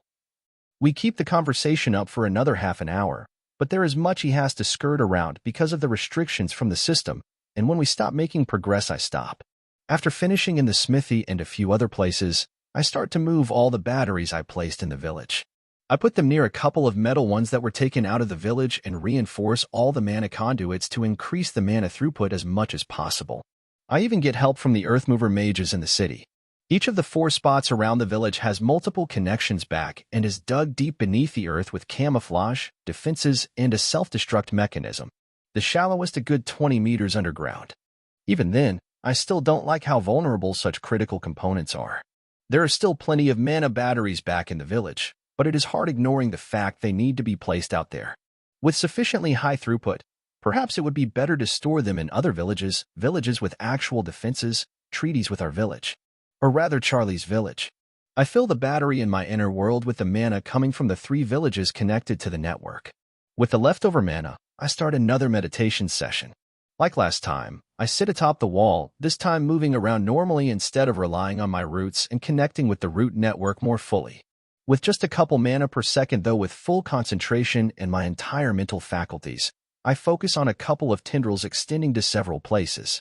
The ones I most focus on are the 2 heading for Max's village, and the 1 heading to the higher level zone. The constant stream of mana makes the process of connecting all the already fully extended roots much faster. Too bad they don't have sonar or some other way of detecting where they are relative to each other. With something like that, as long as everywhere is planted, I would be able to connect the entire instance in 24 hours, 48 even if everything went wrong. I laugh at my wishes. Sure, it would be easier, and I may even be able to make such a seed. But it was not here now, so let's focus on what I can do, and so the miles begin to be covered as I connect each of the seeds to the next one, and the next one, and the next one, furthering the reach of my network. I experiment intermittently with my new skill, nature control. I come to realize the similarities and the differences with what I have been doing up to this point. Unlike my perception field, this skill is more of a mixed bag. In some ways, it is better, like the mana consumption, mental load, growth, and movement speed. But there were drawbacks like nearly stopping my ability to use the perception field through the connection and interfering with the connection, though thankfully it had no effect on the ether connection. Furthermore, there seems to be a hard distance limit of about 70 meters, which was more than my normal range for manipulating mana.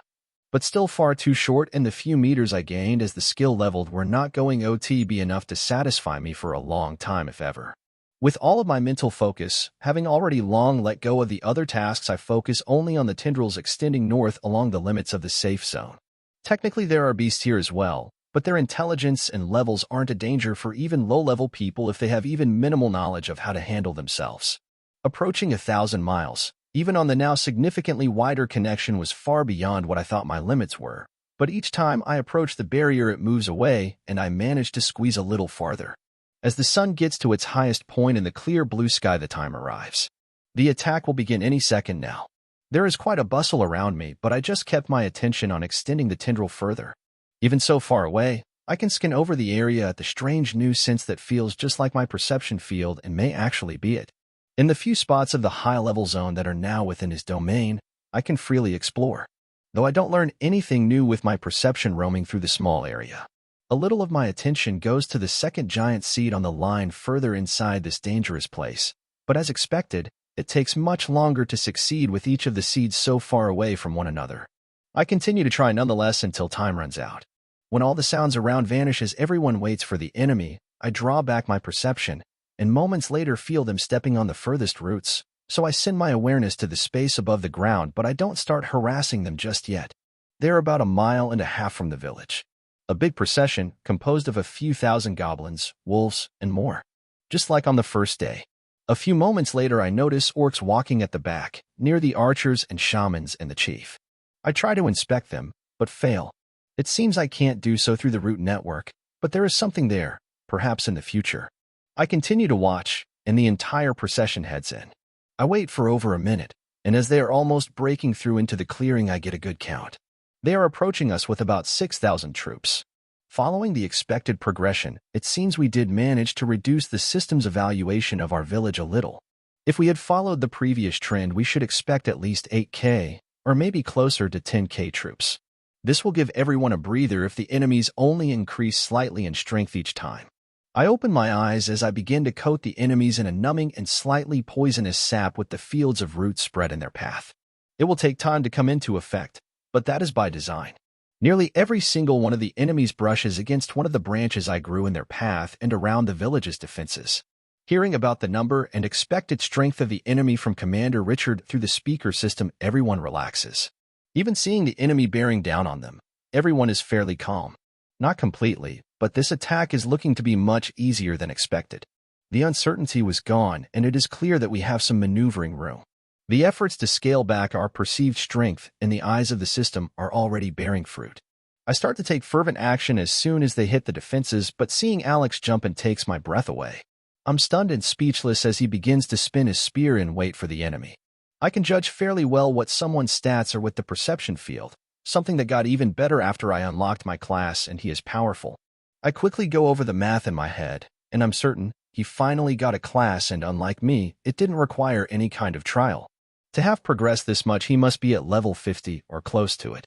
The dexterity and strength hidden in each of his moves are telling, and as I analyze the spear in his hands, I feel a big smile come to my face.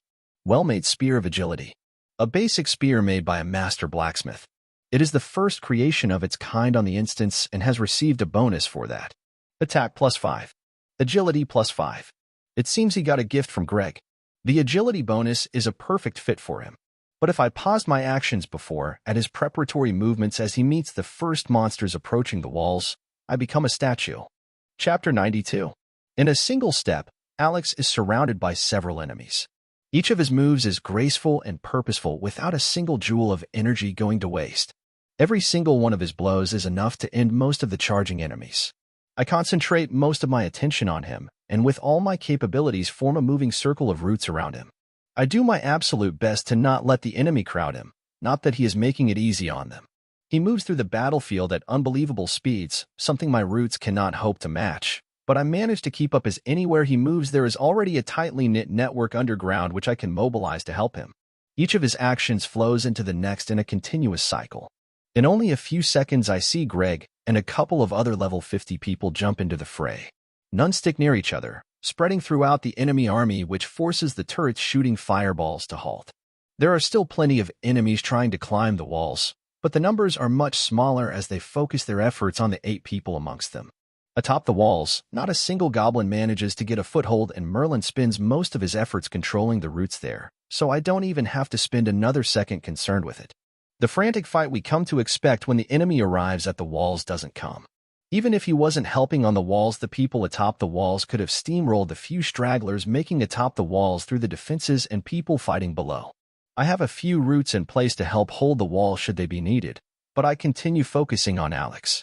I do my best to guide the enemies into more vulnerable positions, not able to reinforce each other, and therefore allowing Alex to be ganged up upon. The leftover of my attention helps one of the others down there, but they manage to hold pretty well. I grow more thin branches with poison and numbing agents like sparse wheat fields. After continuous exposure and the time for it to seep into their bloodstream, they are beginning to slow down. The ones most affected even start stumbling, not fully able to control their limbs. I would even hazard a guess their health meter is going down, though we can't confirm that with the limitation placed by the system. Seeing his forces being quickly massacred, The goblin chief sends most of his stronger troops into the fray, trying to halt the momentum we are building. Shamans start to chant, archers start to concentrate their arrows on Alex and the others, and the much stronger orcs make their way through to surround all of the people amidst their army. The results bring a smile to my face. With hundreds of people not engaged in the fight, with unprecedented idleness, the perfect conditions for a chant to start are in place, and with no planning, just the sound of battle on everyone's hearts and the common purpose it starts. Yeah, or kick their asses, is what I hear, though soon that gives way to a rhythmically thumping on the ground, consuming all the voices as the people atop the walls hit their feet on the ground. The vibrations coming through the ground may be weaker than much of what some of the fights bring us, but the energy in the air and the understanding of what is happening send my heart racing. Eventually, even those few that had been yelling something randomly stop, and they only continue to rhythmically march in place.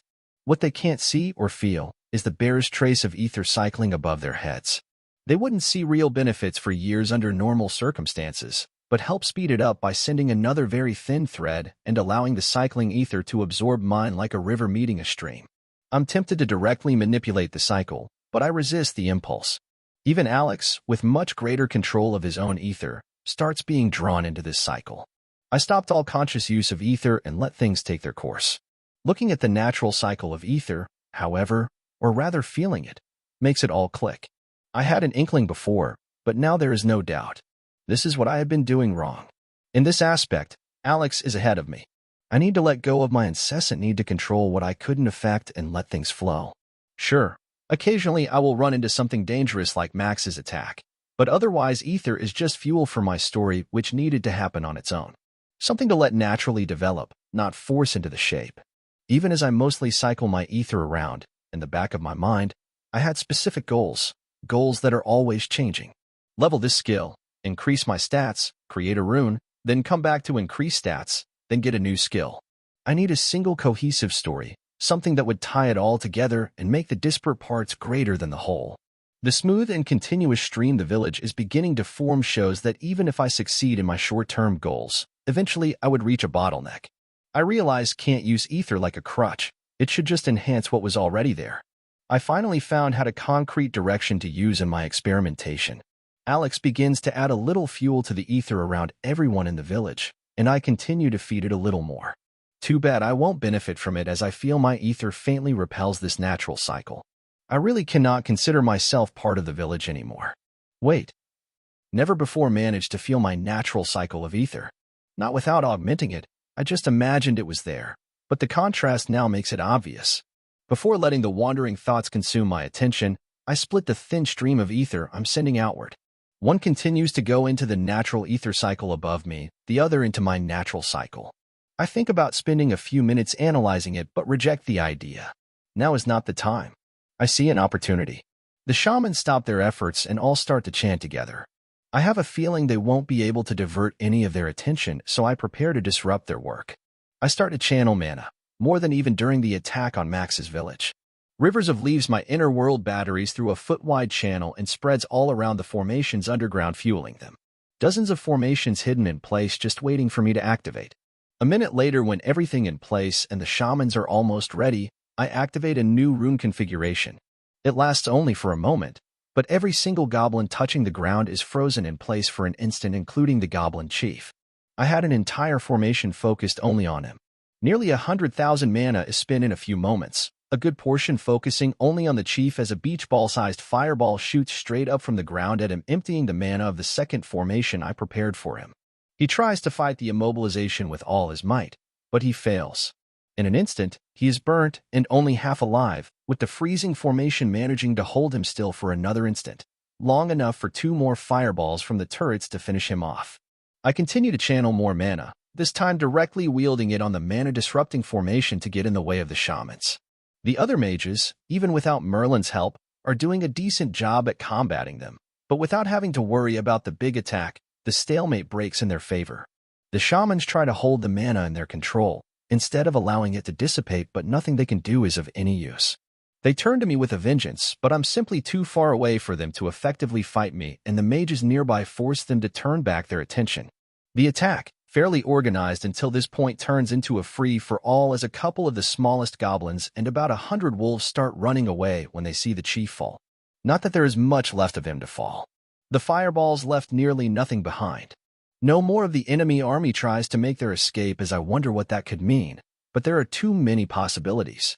When the last of the orcs is downed, with the help of the fireball turrets that finished off the goblin chief, the 3,000 enemies left start being cut down like chaff. They can do nothing to resist, and even the people atop the walls start to jump down and join the fray. Soon, it becomes a free-for-all, though with the strength and experience of the ones joining in, it's clear which direction the battle is heading in. My help is less needed as the goblins left can't mass against a single person, so I continue to help Alex and start to ignore everything else. Merlin, however, is having a blast. Having practiced a lot since the last time, he is an immense help to everyone else, and will likely receive the reward at the end as he deserves. In the thick fray, the goblins don't have the time to dodge his attacks with the telltale signs of his meta magic, but his familiarity with Pando's seed and the roots rose so high he doesn't even need to rely on it to connect and move the roots. Truly a genius. The seconds and minutes meld into each other until not a single goblin stands in front of us. Something in my gut revolts against what has taken place here, but what else could we have done? I get up and start making my way down in Alex's direction. All around him, hundreds of corpses cut by his very spear in a display I never thought I would see from him, not so soon anyway. He could probably give Lord Max a run for his money with a significantly lower level to boot. He should have had the opportunity to explore ether and 100 other things before becoming this killing machine. So young. I rail against the system and its rules. I can do little to change it for now. But one day. I wait a few meters from him in silence as he simply stands there. He feeds into the space above a thread of his own ether, helping the future identity of the village to form. I jerk in surprise as he begins to speak without turning back. Nash. Yes, I say. Out with it. You must have something to say. Not particularly. Nothing that will change anything for the moment. I know that you are not fond of the necessary task to stand against these creatures. Oh, absolutely, but the alternative is even worse. Still, I hope to come up with a solution eventually. If anyone can, it will be you. He says. Don't count yourself short. You have progressed more in wielding your ether even with the system's interference in a week than I did over years with nothing standing in my way. You know it's not the same, not when your life wasn't on the line. Nothing is ever the same, there are always differences. So we simplify things in our head to make sense of them. We distill what we consider to be important. And your speed of progress is very important. It feels almost unfair. I can just cut down thousands of them if they don't overwhelm me, and they stand no chance. It's not even like I'm putting my life on the line against them. He says. Don't ever take this concept too far. If you get sloppy and miss the signs, even the weakest of them could get you off guard. Don't worry, I won't. Still, they are playing the lottery and the price of the ticket is their life. There is still much unexplained. Why do they come? Are they mindless machines? Are they crazy? Do they hate us? Does the system interfere? You get the drift. Until we can figure all that out, it will be a moot point. We both let the silence grow around us. There is plenty of noise from the people already starting to drag the corpses away, but something akin to a bubble forms around both of us for a while. The silence starts growing uncomfortable, but neither of us breaks it right away. It seems wrong to do so. However, eventually it ends, as all things do. Well, let me see what my reward from the system is. I should have gotten quite a few levels. So you finally chose your class? What? He asks at the non sequitur I throw his way. Oh, yeah. How did you know? Never mind. It's something good and I had enough EXP to hit level 50 straight away. Now I'm just waiting to unlock a good class upgrade. Maybe even a subclass to pass level 50. You should definitely wait for a subclass. That was what I was thinking, but so far only Greg and Merlin managed to unlock one. You will do so in time. And come on, you have to know what you just did. I don't think there is a single person in the instance who can match you in skill, not even Greg. He is higher in levels and sheer power, but you showed both dexterity, agility, and skill he will never be able to match. He gave you that spear for a reason. He looks down but doesn't say anything further. I see the telltale signs of him opening his prompt, and I repeat the action. Let me see what rewards the system has for us. Wait, did I check the prompt for the last couple of attacks? I think not. Chuckling, I open the prompt, and I'm greeted by two messages. You have attacked a village on your own. Bonus EXP 4x. Enemies. Humans average. Level 33 x 135. Your contribution awards you 2.78 MEXP 100%. You have participated in a regular trial of your village. Bonus EXP 8x. Plus 150% no medium injuries. Plus 50% made the enemy flee. Plus 25% finished in less than 10 minutes. Plus 25% completely countered the enemy's strategy. Plus 25% overwhelming victory. Plus 25% no damage to the village's defenses. Enemies. Goblins average. Level 36 x 3496. Wolves average. Level 28 x 2135. Archers average. Level 37 x 197. Orcs average. Level 41 x 201. Goblin Shaman average. Level 52 x 40. Goblin Chief average. Level 71 x 1.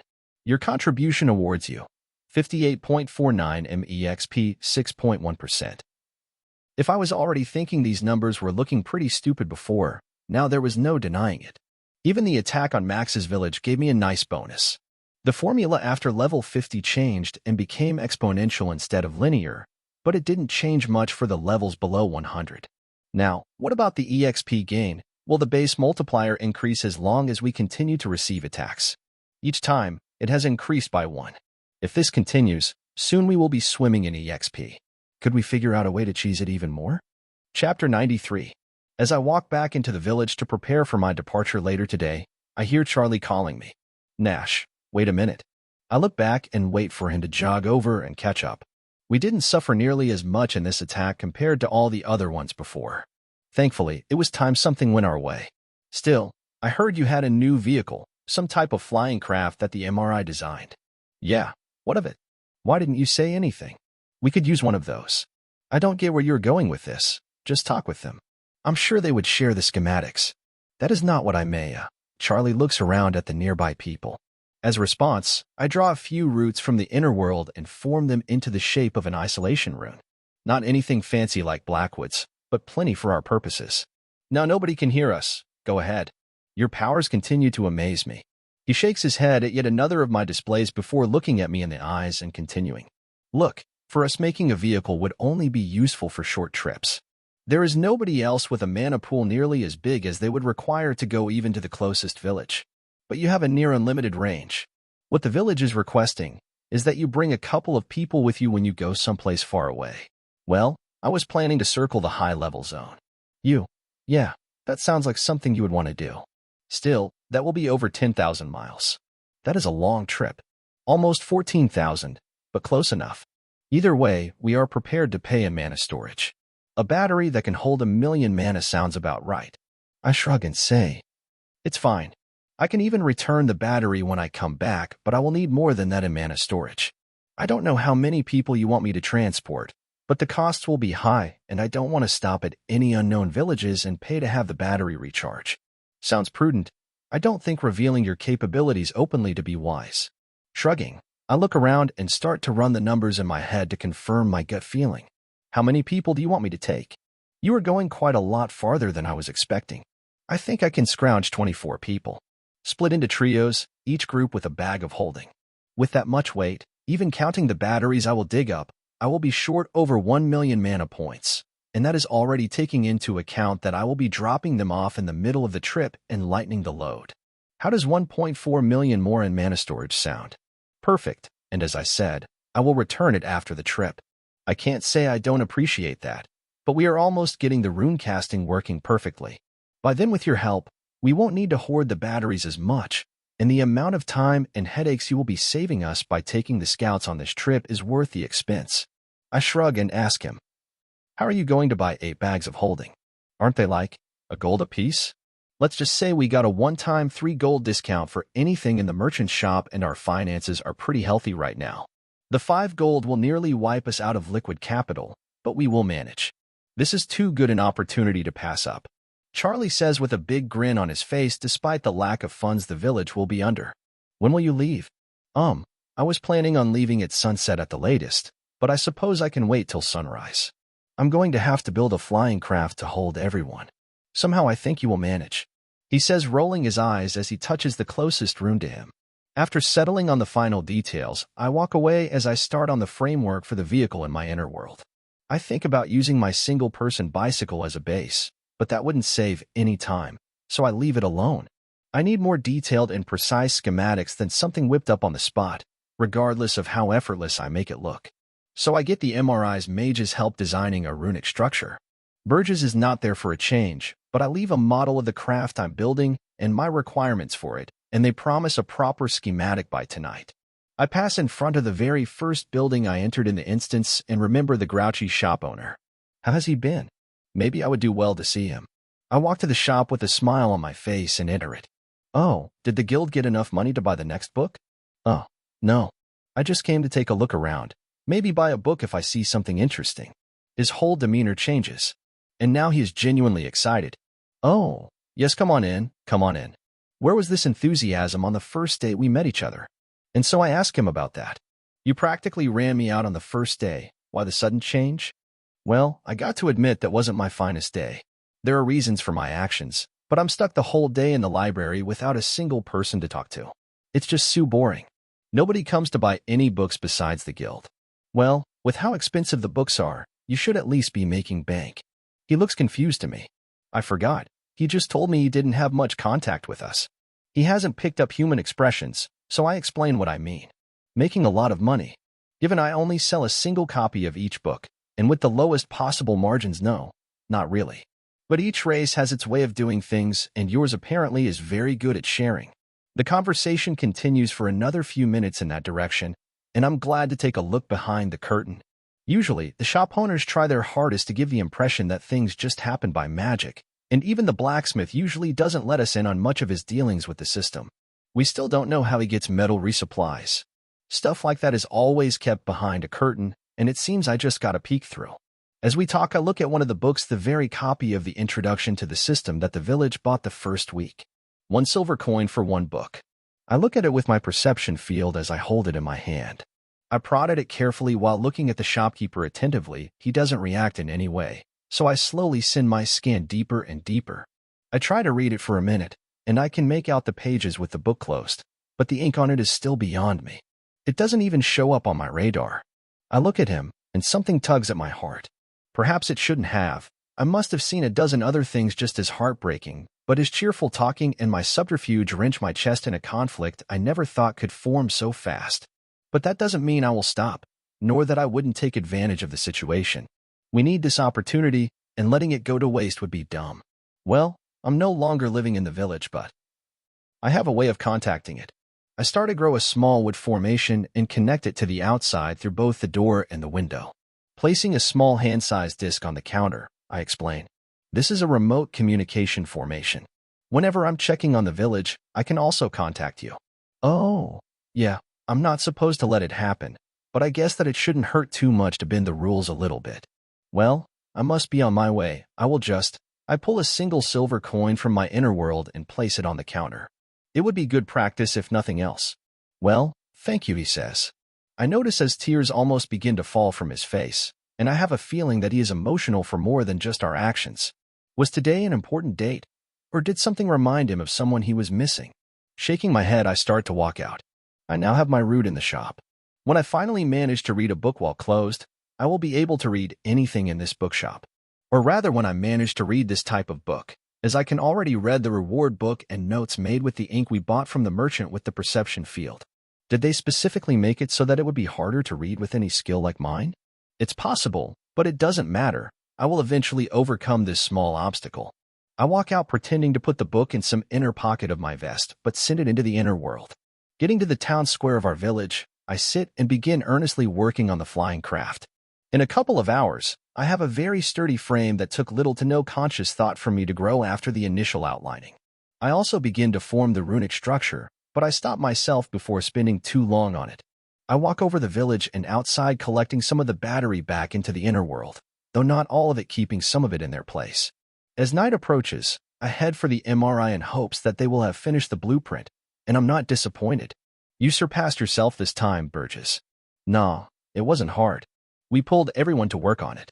And it hasn't been tested yet. There could be something fundamentally wrong with this design. It will work, even if I only get a very mild boost compared to the normal speed or economy over days at high speed. It will add up. Glad that we managed to meet your standards. Now on another subject, we are making progress on data handling and transmission, but our scribe ran out of space to transcribe. "Oh, you have been busy. Here are some more for you to fill," I say, glad that they are making good use of it. From my inner world, I pull a block that should allow for much more data to be stored. There are quite a few things to figure out, but this is a good start. "Show me what you have been up to then." And that is exactly what he does. I occasionally even stop growing the runes on the flying craft in my inner world just so I can pay attention to the small details, and there are a lot of them. This is half the reason I formed the MRI. The big stuff I could probably keep track of, but the thousands of small optimizations, and keeping track of everything is simply beyond mere humans, even with all the mental enhancements from the system. And with enough effort, the small stuff could also eventually grow into something large that I would never have achieved without tremendous amounts of time. After getting an update on the more promising lines of research and what they had achieved in the last few days, I finish with mana batteries and my supply hunt for the trip before returning to the central square. There I start a light meditation to speed up the craft not only in time but also to make it good. Whipping up something like the small formations that I make throughout the day was all fine and good, but there is something intangible about working on something and getting every last bit of potential out. Instead of going just 80% of the way there like with most of my formations. In battle and during daily use, it is simply dangerous and wasteful to spend hours on something that could be done in seconds or at most minutes, but if I had the time, even a 1% improvement could be the difference between happily ever after and ending as a chew toy for a certain panther. Going over the designs from Burgess, I saw so many of the ways my shortcuts were hampering my formations. I need to practice both, and tonight it's time to improve the true craft, which requires time. Peaceful and serene, I meditate with the light from the moon at my back with all of my attention on polishing the details of the flying vehicle. 2 hours before the sunrise, I look at the gray sky and stop my work. If I was already doing the full round, I might as well do something else. So I lay back to get a little sleep. After all, I had just decided to spend days awake for the whole trip. As the first rays of light start to hit me, I get up and open my eyes, already knowing all around me. Not to the full 100 meters diameter, but enough that I make the whole group waiting for me while avoiding a headache. "Hey, is everyone ready?" As they nod, I start a work of magic, blinding everyone for a moment and moving the earth, pretending that I am bringing the craft from underground. They all open their mouths, looking at a long wooden flying ship. No windows, just a pair of doors at the front of it. A 9 meters long sleek main body with poles extending forward and backward. One of them, a little more talkative than the rest, exclaims, "Hell yeah, we will be traveling in style." Chapter 94. With the design improvements and the greater length, this baby should be able to hover at 45 to 50 meters in altitude. After everyone climbs on board the sleek, fully enclosed wooden craft, like two longboat hulls glued on top of one another, I pour mana in the levitation runes until we are some 40 meters above the central square. Then send mana to the propulsion formation. We slowly gain speed, going over the back wall and then turning to the closest spot in the high-level zone. I connect the batteries straight to the craft, and with one less thing to do, the small but constant attention needed to drive the wingless plane becomes the main drain on my concentration. I look to the others and ask, "Well, does anyone want to pilot it?" A dozen hands enthusiastically shoot up, and I grin at their reaction, though I don't blame them. Who wouldn't want to pilot a flying craft? I was only giving it up because I had other things to get in order. "Okay, you guys can take turns as I meditate. Now let me show you how to direct it and operate the magical compass. It's a different and much more precise variant than what we were using before. You place a hand here," I say, putting my hand in the control panel for those who want to interface with the craft without any mana, or who didn't have the requisite control. I show how the magical compass and steering mechanisms work before sharing my thoughts on how to keep track of the high-level zone boundary.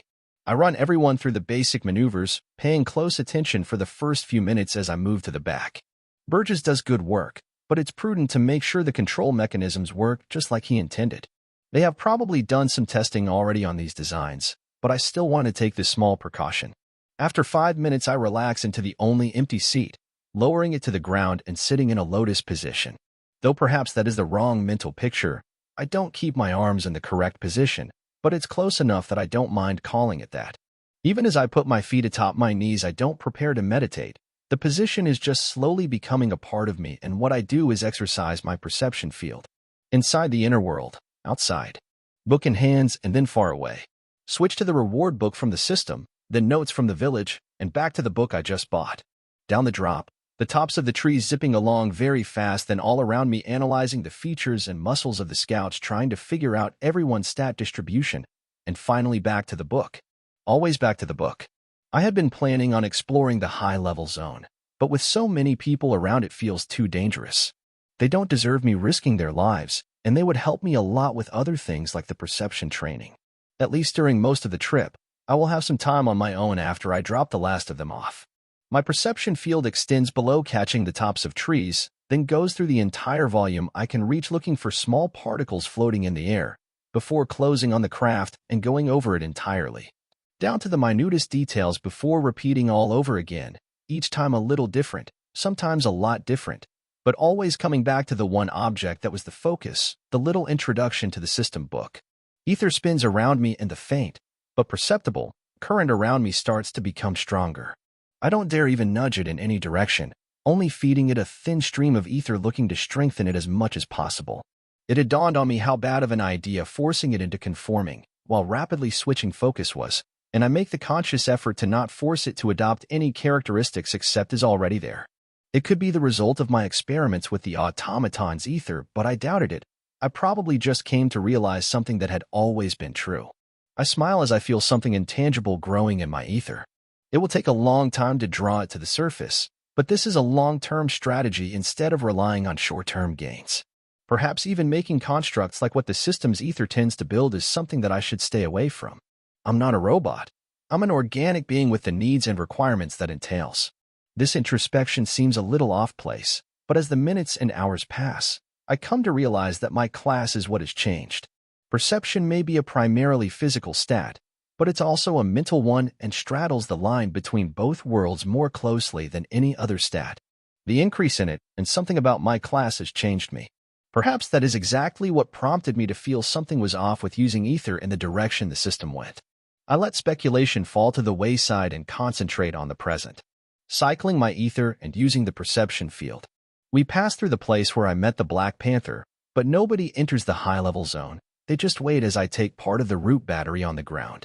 A few minutes is all I need to refill the batteries in the inner world to the brim, while leaving the rest there completely empty.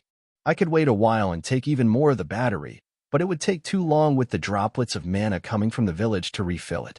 We start the longest leg of this journey, and before going back to fully concentrating on the book, I take my time to mount a contraption I forgot to include in the original build of our plane. Growing a few holes, I mount it in the middle of the path as it begins to shoot seeds out, and the plane starts to spread hundreds of small seeds in a shotgun approach. My stock will be nearly emptied, and I don't have access to any leftover mana to grow more, but it is worth it.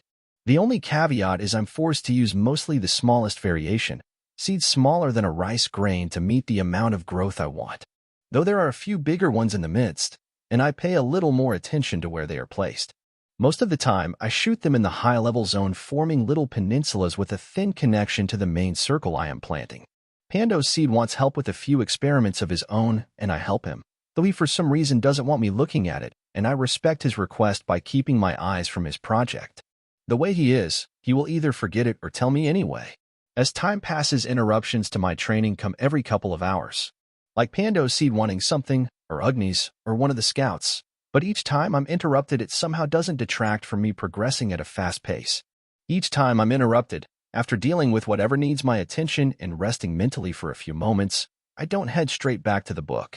Most of the time, spend a few minutes with my focus on the roots growing within my body. I try to upgrade each of the cells while shaping them as runes, so if I'm ever in a position like the first class trial again, I will have a little bit of mana at my disposal. Even with me living for more than a month in the trial, my skills with the perception field climbed very slowly inside. The conditions in that place were different. Now that I'm back into the special environment of the instance, the insights prompted by the system in the air provide feedback to my actions that greatly accelerate my training once again. I would guess that it uses ether for this as well, though in amounts so small that I have no hope of feeling it anytime soon. But it isn't just about the instance. Somehow being interrupted seems to improve my progress. So perhaps taking breaks is a more effective way to train, at least for some things. I could just focus much more by taking these regular breaks. We continue, and after reaching a quarter of the way, the scouts begin heading out in trios outward in the direction of the villages, expanding the map even more before they return. As each group leaves, I hack off pieces of my craft, and make it both lighter and therefore a little less mana-consuming. I had calculated a very tight budget and didn't want to reduce my 160 km/h speed for lack of mana. Days later, after the last of the scout groups leave, I look to the high-level zone, and daring the creatures there to try something, I enter it. Without anyone else in tow, I start to explore the place tentatively. I don't take long by following a very similar path to come back to the village as I followed for the last couple of days. My eyes are beginning to droop even as each of my breaks was starting to get longer and longer, but I didn't want to stop for sleep because if there is some type of reward with similar unlock conditions to the ones from the map room, I wanted to know. I move inward ever so slightly, a few meters at a time, and tap the magical compass each time, moving the line supposed to represent where the division of our realms is. Daring the beast as I try to find the very edge of the high-level zone so I could leave it in moments. In a minute, I see one of them pursuing me. I adjust the compass for the next few minutes before quickly leaving and continuing onward. I begin to weave in and out before entering again, this time for a few minutes. I hear the howl from some type of feline a little later. A few seconds after I look and see 3 monsters pursuing me. Even at my speed, somehow they can keep pace with me. All of them are quadrupeds, and given the top speed of some of the animals back on Earth topped at over 100 km/h, their speed didn't seem that out of place. Though they would also be dealing with similar limitations as myself, such as air resistance, which made their stamina all the more impressive. They keep perfect track of the craft flying at 160 km/h, bearing 261 degrees at a 45 meters altitude. About 15 minutes later, something changes. As another beast joins in, totaling 10 or 11, I can't be quite sure of their exact number with them outside my perception field range. They start to do something with their mana. My hands turn clammy and the bottom of my stomach feels out. They're over 100 meters away. I shouldn't be feeling anything, not unless they are purposefully spreading mana around, just like the first attack from the mammoth after we got to the instance. But this is not like that. It's not a sound attack. There is just so much mana being compressed that some of it is leaking, and I doubt the effect is as innocuous as simply freezing me. I send mana as fast as I ever did before, well over 100 mana per second to the propulsion runic formation while almost breaking the handlebar from tilting it all the way to the right. Something passes over me, something that shouldn't be possible, and it doesn't feel much like mana. Something slimy that covers everything around me, but also is partially intangible and without weight. As I struggle to make sense of it, the craft is pulled to the ground gently. Even after all the size reductions, it still has a beefy mana shield and the full length of rune constructs. The mana shield, however, just pops without me even feeling anything putting a strain on it. Not even with internal mana capacitors feeding it can keep it up, and when I think things can't get worse, the repulsion rune fails. The resonance I long started to ignore in my mana since stopped struggling and is just gone. Free fall takes hold as the repulsion and propulsion runes completely fail, though thankfully I'm still heading in the right direction, outside of the high-level zone. Just 2 or 3 seconds and I will be safe. I crack my head against the ceiling as my teeth sink in my tongue. Trying to ignore the pain, realization hits me as the strange feeling in the air coalesces throughout my perception field. The mana becomes almost solid, like a slimy and flexible rope attached to the ground, and the craft swings my momentum to the fast-approaching ground. Instantly, I send it to the inventory before summoning the original flying bicycle and the shield coffin around me. The improved remnant left after Max's attack surrounds me with another shield, and I pump my mana pool to the propulsion runic matrix, not wanting the distraction of pulling mana from elsewhere. The small flying bicycle, barely fitting the coffin inside, creaks in pain as I push it far beyond what it was intended for.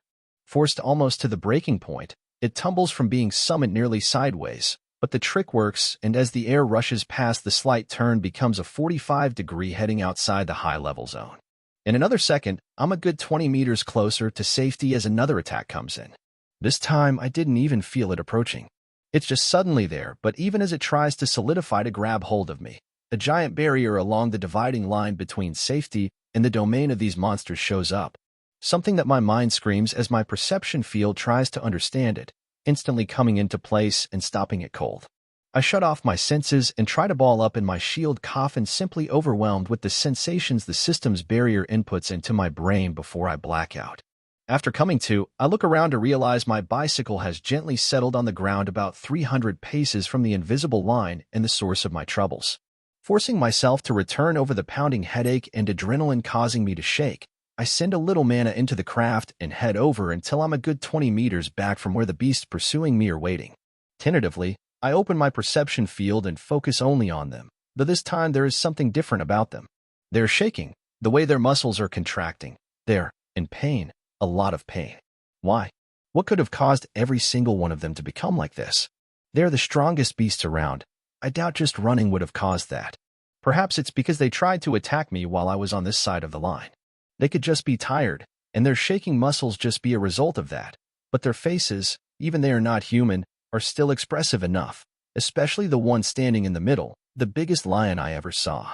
Strip Lion, level 126. His face is contorted. I think of trying to communicate with him through my telepathy skill. But that is one of the skills I can't use through the root network, needing to touch the subject for maximum effectiveness, and even the thought of trying my luck again inside the limits is enough to cause my mind to shut down. I distance myself to go over what has happened to my flying crafts. I hope the damage is not extensive. I want to get back to the village soon where I can sleep as much as I want. Chapter 95. Questions swim in my head as I head back to the village without even getting close to the barrier. It must have lasted only a few seconds because I didn't see it again when after blacking out, and I had seen no sign of it since. After everything that happened, I doubt I would see it again, not unless the very system has to protect me from the monsters on the other side should they try to attack me. That is the only thing that makes sense to me about the source of their pain. Some type of punishment of the system. Even a day later, the experience still makes me shake, and I want nothing else other than to return to the village directly. But I need to go back to my hut right outside the Black Panther's territory. I'm counting every mana point in order not to run out in the middle of the trip, and the mana stores there are closest ones. I connect with the tendril extending north once in a while, but drawing mana from it is too troublesome on the move, and I don't want to waste even a second by setting down here. So I continue heading for the battery I left in the hut. It was not the largest, but it would be enough for the last leg of the trip, and a couple of hours later I arrive. Without taking even a moment to sleep, I sit in the little hut atop the battery in the roots underground, shaded from the sun high in the sky and protected from any attacks by the formations and the shield. I refill the mana stores and start to look around, relying on my connection to the network of roots. I struggle to push my perception through.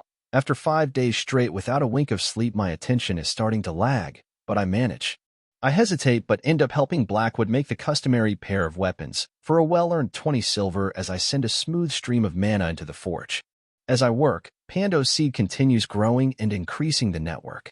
After finishing, I look around searching for anything interesting. Hundreds of square miles of land, a good portion of it inside the high-level zone. As I brush my perception against one of the inner islands in the high-level zone about 100 kilometers south, I find something different. I go over it again and again with my brain still scattered from the ordeal and the lack of sleep, but finally I see what my subconscious was hinting at and let out a hoot. Hell, yeah. I find a lot of silver or just at the edge of my field on one of the underground tendrils. I start pumping a lot of mana in that direction, no longer feeling the tiredness. As the roots underground grow closer and closer to the source of my excitement, though, without the speed boots of my subclass nature connection skill given how far away it is, a picture is painted in my mind. A picture that I had not thought was possible and so didn't search for consciously.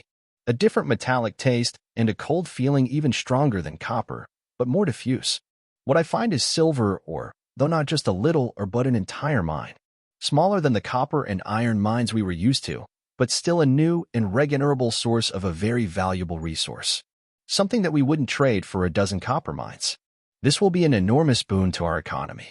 Looking in the direction of the mine, I rub my eyes and my gaze passes over the panther's territory. I approach the red line in the ground, forcing myself not to let the fear take hold of me, and after passing an arm into it, I wait for the beast to come running. As it gets within 50 meters, it leaps at me far faster than I thought it could, so I jump back. Though this time it's not the mad scramble of my last encounter with the 11 beasts that almost cost my life. My mana shields and defenses are all working like intended, and I'm on the safe side of the line. I go over each inch of its body again, inside and out, trying to find how it suddenly got so strong, though it's using the identifying function of the system that answers the question. Black Panther, level 129. That is a much higher level than I expected. How did you increase in levels so quickly, and even more important, will you keep increasing in levels this fast? What prompted the abrupt change? By day 60, there wasn't a single one of you with a level higher than 110, Now you are 20 levels higher than the strongest beast of a couple of weeks ago. Is the system intent on denying us entry to this zone? Always moving the goalpost further and further? Even if I was over level 100, it would not change enough for me to be able to enter it. I didn't choose a single direction to take my stats into, being a better fit to fight multiple enemies over a large area instead of a single one. Maybe not even a dedicated combat person like Greg could hold his own if he was your level, and you just got much stronger out of nowhere. I look back in the direction of the village and my home, and then turn my eyes south to the silver mine. My gaze goes back and forth, but in the end, I just sit down again. It would make little difference if I was there in person. All my actions would have to be done with my roots. I can't enter the high-level zone, and after witnessing the strange abilities these high-level mobs showed, I'm not going to push my luck. So I begin to work on a smaller and more efficient vessel just big enough for a few kilograms of silver that will be able to move independently. Next, I start growing roots throughout the length between me and the mine's small mana charging pads while Pando Seed grows more roots in the direction of the silver mine. About 10 minutes later, I send the small toy boat on its way floating 2 meters high. I try to keep track of it, though soon I realize my idea won't work. Even including a communication rune to keep in intermittent contact, the small toy isn't very good at flying straight. I was bound to find something that I thought was easy to do and didn't work well in practice one of these days. But this was a surprise. Maybe other people will be able to fix what the problem is or maybe find workarounds, but I give up on it for now. Looking away from the panther to the south, and I think of letting it go. It would be there if I returned a few days from now, or I could always send someone else, but I can't. So I push through the exhaustion and fly over to the mine at about 170 kilometers an hour. Faster than the 150 kilometers cruise speed of the flying bicycle, but still far short of the wasteful 10 mana a second for about 200 kpm that it could reach. That is not something to be doing often or for long periods of time. Anything so I can shorten my trip and get some deserved sleep without wasting too much mana, and I was game. A contradiction of thought given the very action of heading to explore this new development instead of heading back right away. I get there in less than 40 minutes and sit on the ground to continue the growth of the root network Pando Seed had taken over during the trip. It hasn't stopped for a moment as I could connect to the roots underground through my inner world even without touching the ground.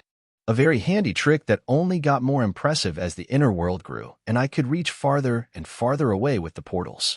I need to find a way to expand the inner world soon. Being limited in size was putting a big hamper on my more ambitious plans, but it was already a good size. So even I failed, it wouldn't be the worst thing in the world. As my entire awareness focuses on the mine a good 600 meters beyond the dividing line, I find a few of the biggest chunks of rock and start growing thin roots to encompass them, wiggling them back and forth, and like baby teeth, after a good long while. The smaller ones start to fall out without needing to get pliers or to go to the dentist. I use my earth magic to create a fist-sized tunnel through the soil and cover it with roots, before rolling the pieces of, or back to me. After the long track, I put my hand in the hole grabbing the thumb-sized chunk of silver ore. I lift the small rock and look at it against the light of the sun, before sending it into my inner world and focusing the perception field on it, judging the concentration to be around 1%. I didn't know if that was low or high, but if the other mines in this instance were any indication, this should be a very rich ore. Back on Earth, there were very few mines that produced or even approaching the quality we found routinely in the instance. With mines so close, I realize I can't go back before picking all the low-hanging fruit in the mine, and with my full focus, I start to bring chunks of ore, some as big as a fist, others smaller than the tip of my pinky, but all parts of the process. I extend the wood tendrils out to every single inch of the mine, crawling along on the stone floor and walls like snakes, and bringing forth every single piece that I can extract without specialized mining tools. This mine is on the smaller side, perhaps a tenth of the size of our main copper mine, and it can't regenerate the loose chunks of ore fast enough for even a single person working hard, but an hour later, I look at the pile in my inner world and smile. I extracted over 200 kilograms of ore. In the copper mines, we can extract 20 times that amount in loose stones, and with a concentration of metal in the ore much higher. Instead of something like 1%, it varied, but it is always above 30% for copper or iron, and that number was even higher for tin, though we have little use for the soft metal. Bronze may be stronger than copper, but for magic it was inferior, and we could process iron and steel easily enough. But I shouldn't complain about the size of the mine or anything else. This was already much more than what I had access to just a day ago. This batch once smelted would be a good 2 kilograms, much better than relying on melting silver coins anytime I want to engrave on better materials than copper. Now I've finally got access to proper metal to make Pando's coins, which is bound to increase in value.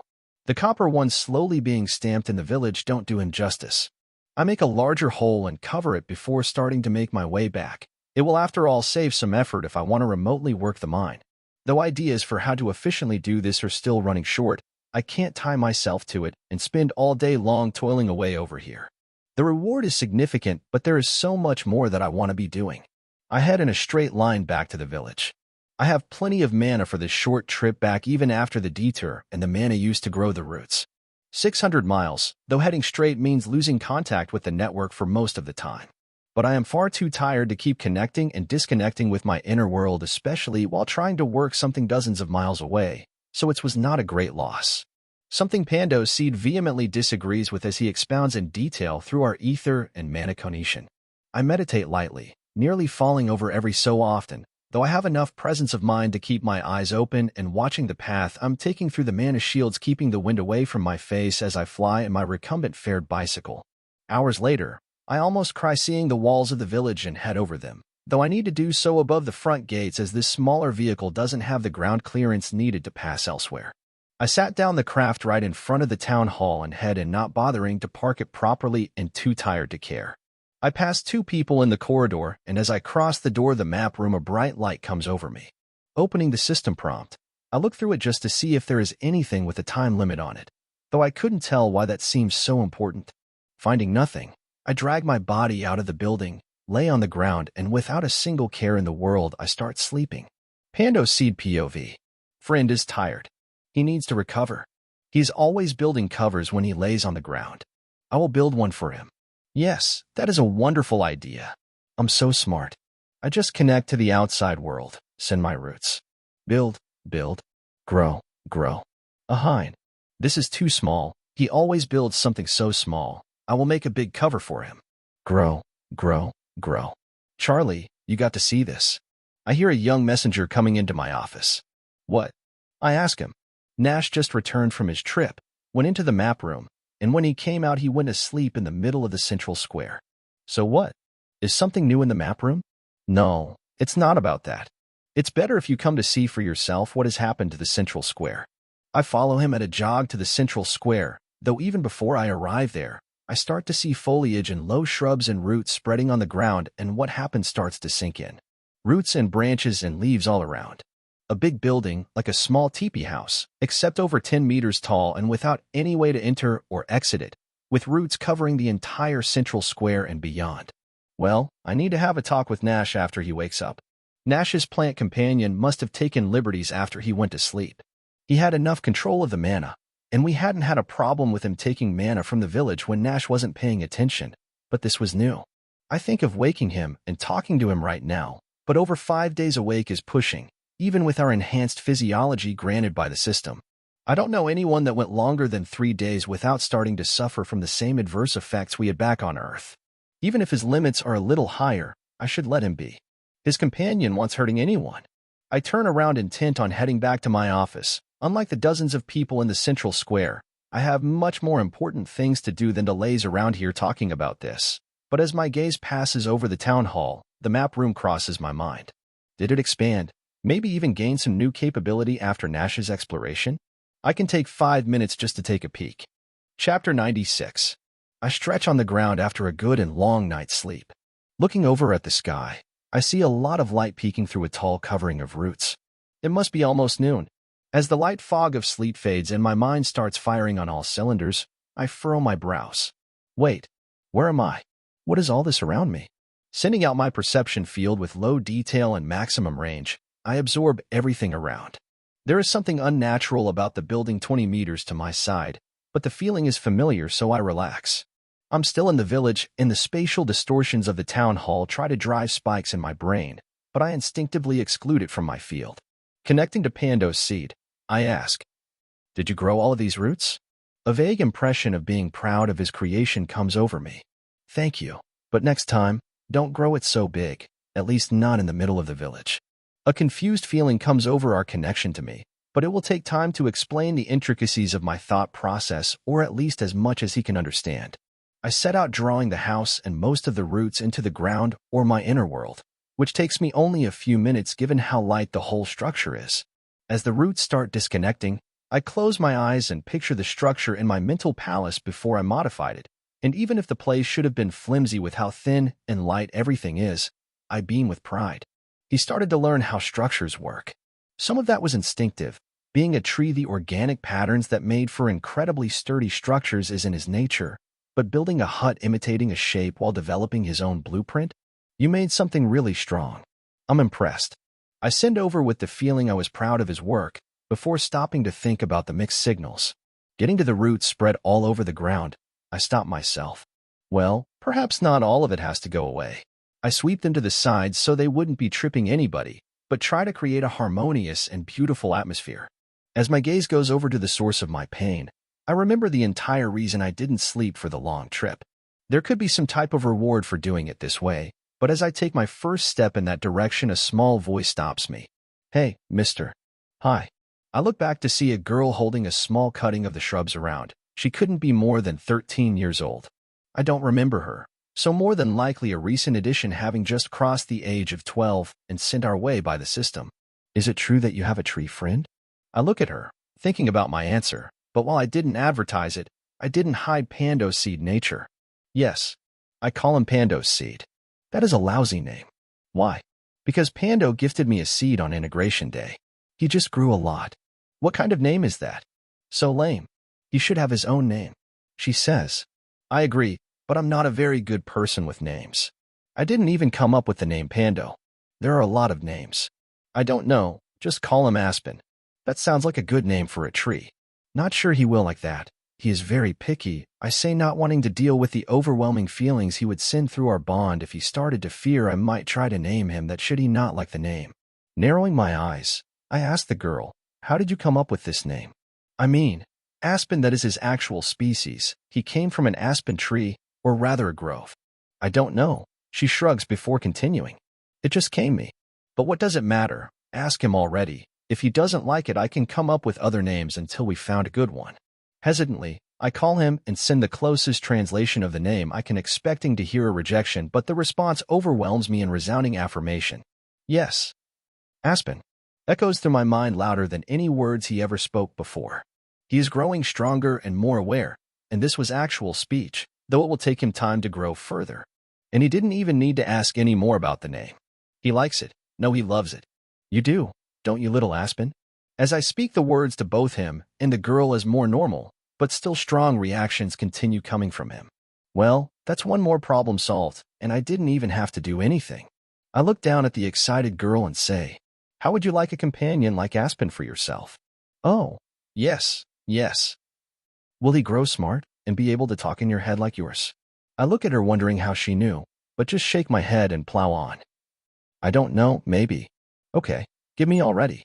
Excited at the idea, I draw on my entire collective knowledge and sit in the familiar cross-legged position before stippling my fingers together and starting to focus in creating a little seed like Aspen. I doubted the girl will be able to interact with it like me, but even if all she can ever do was to talk with it, it will already be enough. I try to send into the seed as much of the knowledge of Pando left behind for Aspen to unlock as I can with the newfound closeness the system was somehow nurturing between me and Aspen. Though I doubt the system's actions are intentional. It is such a cheat to be able to cast spells hundreds if not thousands of miles away. Hell, I wouldn't even have found the mine for months, possibly years if we had to grow strong enough to challenge the monsters in the high-level zone. It may have outside of our future altogether if they kept growing so much stronger by the day. The seed I end up with is the size of a penny with tendrils sticking out. The girl moves closer at my prompting. Are you certain it won't hurt? Yes, I'm certain. It will stay quiet right above your eye. If you develop nature mana, it will help you a lot. I think. I say goodbye to the girl who goes around running with a skip in her steps before I walk into the town hall. Finally ready to find out if the trip was worth it, and especially if keeping myself awake for so long was needed. Getting there, I see a dozen people poring over the map, each with their own part of the table as if they were using a giant touchscreen, though the paper-like feel is very different from the white, slightly bluish light of what we had back on Earth. Stepping inside, I recognize one of them, and I head over with a grin. Charlie, He looks back at me for a moment before his mental process catches up. Nash, hi. He gestures for me to approach before turning back to the map. This time you surpassed yourself. Take a look at this. He zooms in on a restaurant of our village, further and further, until I can see someone leaning against the door, and not as a blob like before, but with decent definition. Yeah, we expected that the increase in resolution. What is the big deal? Shaking his head, he zooms out until the 2 feet section of the table he has drafted for himself is showing the entire instance. I furrow my brow staring at the much larger area now covered. But there is still a giant empty circle in the middle of the map. So much for increasing it to include the entire high-level zone. He swipes to one of the villages on the north, some 2,000 miles away, and zooms in on a few people in front of the merchant shop. As he enlarges the picture with a gesture anyone who has ever owned a smartphone would recognize, my jaw drops. We can see a couple of people with just as much clarity as in our own village. Holy. Exactly. We have much more contact with other villages, but the instance is far too large, and there is plenty we can learn about other villages. We will be able to complement our efforts with the ones with better industry and organization without any problem. It will save us so much time. I can only imagine, I say. We can make out details even from the other side of the instance. Tracking individual people, following our scouts, getting messages from them, and several other things. The size of the writing they have to do is quite small compared to before. Letters only a foot or two in length will easily be legible. Your network is very useful, but this doesn't require any infrastructure. I'm glad my sleeplessness served a purpose. That is not all. The map only showed the largest mines and sources or before, but take a look at it now. Charlie comes back to near our village, and after tapping a new icon on the edge of the area he was using, the view of the map changes with many of the details fading from the satellite view and becoming closer to a traditional hand-drawn map. Something much less visually saturated, and I see the hundreds of spots surrounding us, along with the dozens of mines in our vicinity. I lock my eyes on another copper mine, this one much closer than the one we currently use, less than 5 miles from the village. How did we miss a mine this close? It's much smaller than the one we are using, and it was very well hidden. We will need to enlarge the entryway. It's barely a foot wide right now. Too bad it can't show the high-level zone. Charlie grins and moves the view again before speaking. I would have preferred to have access to the entire map, but we have a few pieces to study. Zooming in on the spot with my little hut near the Black Panther's territory, I see spots and tendrils fill out, instead of being a solid white. After only a moment, I realize the significance of the strange shapes. How didn't I immediately notice that? So, I'm assuming this is a perfect map for how your root network has extended into the high-level zone? As far as I can tell. Taking a piece of the ore I brought back, I ask him, can you zoom in about 100 miles south and 600 meters inward? Sure, what you were looking for. I grin widely at him, griping the piece of ore in my fist. A silver mine. His eyes go wide and we look for exact spot. Although I'm glad to see the spot, there is no mark like on all the other mines spread throughout the instance. Too bad we can't get to it. He mutters. Who says we can't? I have to admit it isn't very convenient, but I have a few ideas in mind. Even without any further input from me, Merlin could plant himself there and collect pounds of silver every hour, but I think there are more effective ways to work. We both move out and let the cartographers and other professionals do their jobs, cataloging all of relevance on the map and scrubbing through the entire instance. As we walk out of the town hall, he asks, what are you thinking? We can't waste Merlin. We only have him able to use the roots and meta magic. Not sure yet, but we can have a remotely controlled carriage breaking the rocks and carrying it back. Not very efficient, but I'm certain we can figure out at least something like this and probably more advanced designs. We should have a meeting with Stuart later. He is bound to have some good ideas. So I'm guessing you didn't bring any back? Lifting my hand and opening my hand, I show him the thumb-sized chunk of ore. Oh, but I did. Not sure about the concentration, but I estimate get 2 kilograms of silver after smelting it. He whistles at my bounty. All in a few minutes of work. Closer to an hour, but yeah. Though I can probably work even from here and have someone pick you up or to bring it back. I told you before, but I will reiterate, you never cease to amaze. I'm kind of breaking the rules. Everyone should catch up to me in most aspects over time, I say before changing the subject. Are you going to be selling the information you are collecting from the map to other villages? Maybe. I think we may be better served by providing it for free, with a few concessions backed by a contract, of course. Of course, I say, But my mind turns back to the map and my tone turns grim.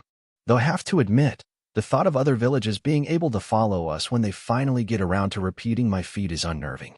They can just follow anyone traveling over open terrain, and even going through where the trees are denser we may not lose them. Yeah, I was thinking of that as well. We can probably come up with a basic runic camouflage, we just have to keep the mana costs low.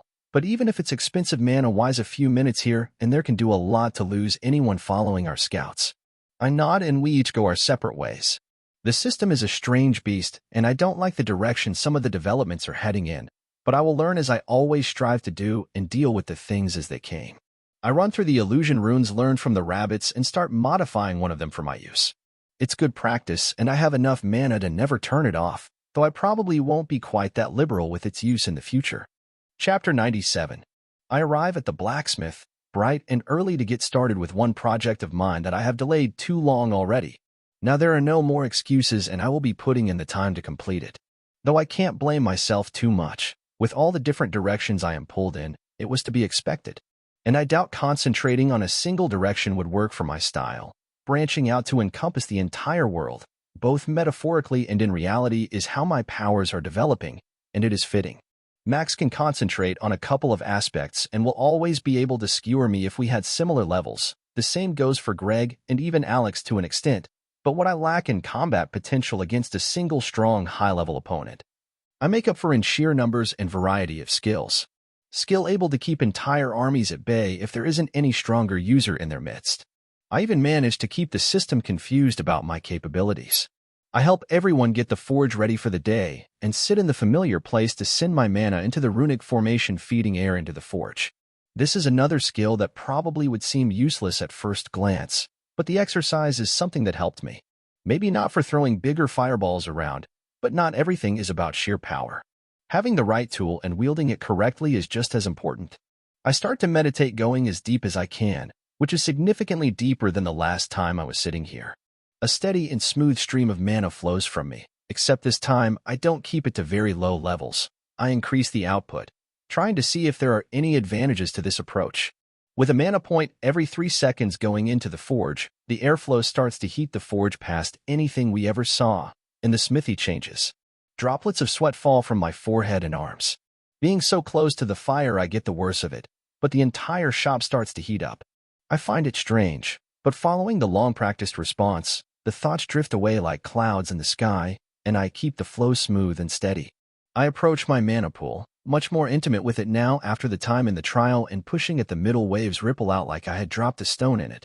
I let the very waves rippling out determine how much mana went into the plate, and the sinusoidal waves of mana speed throughout the input plate, bouncing and resonating within the runic formation.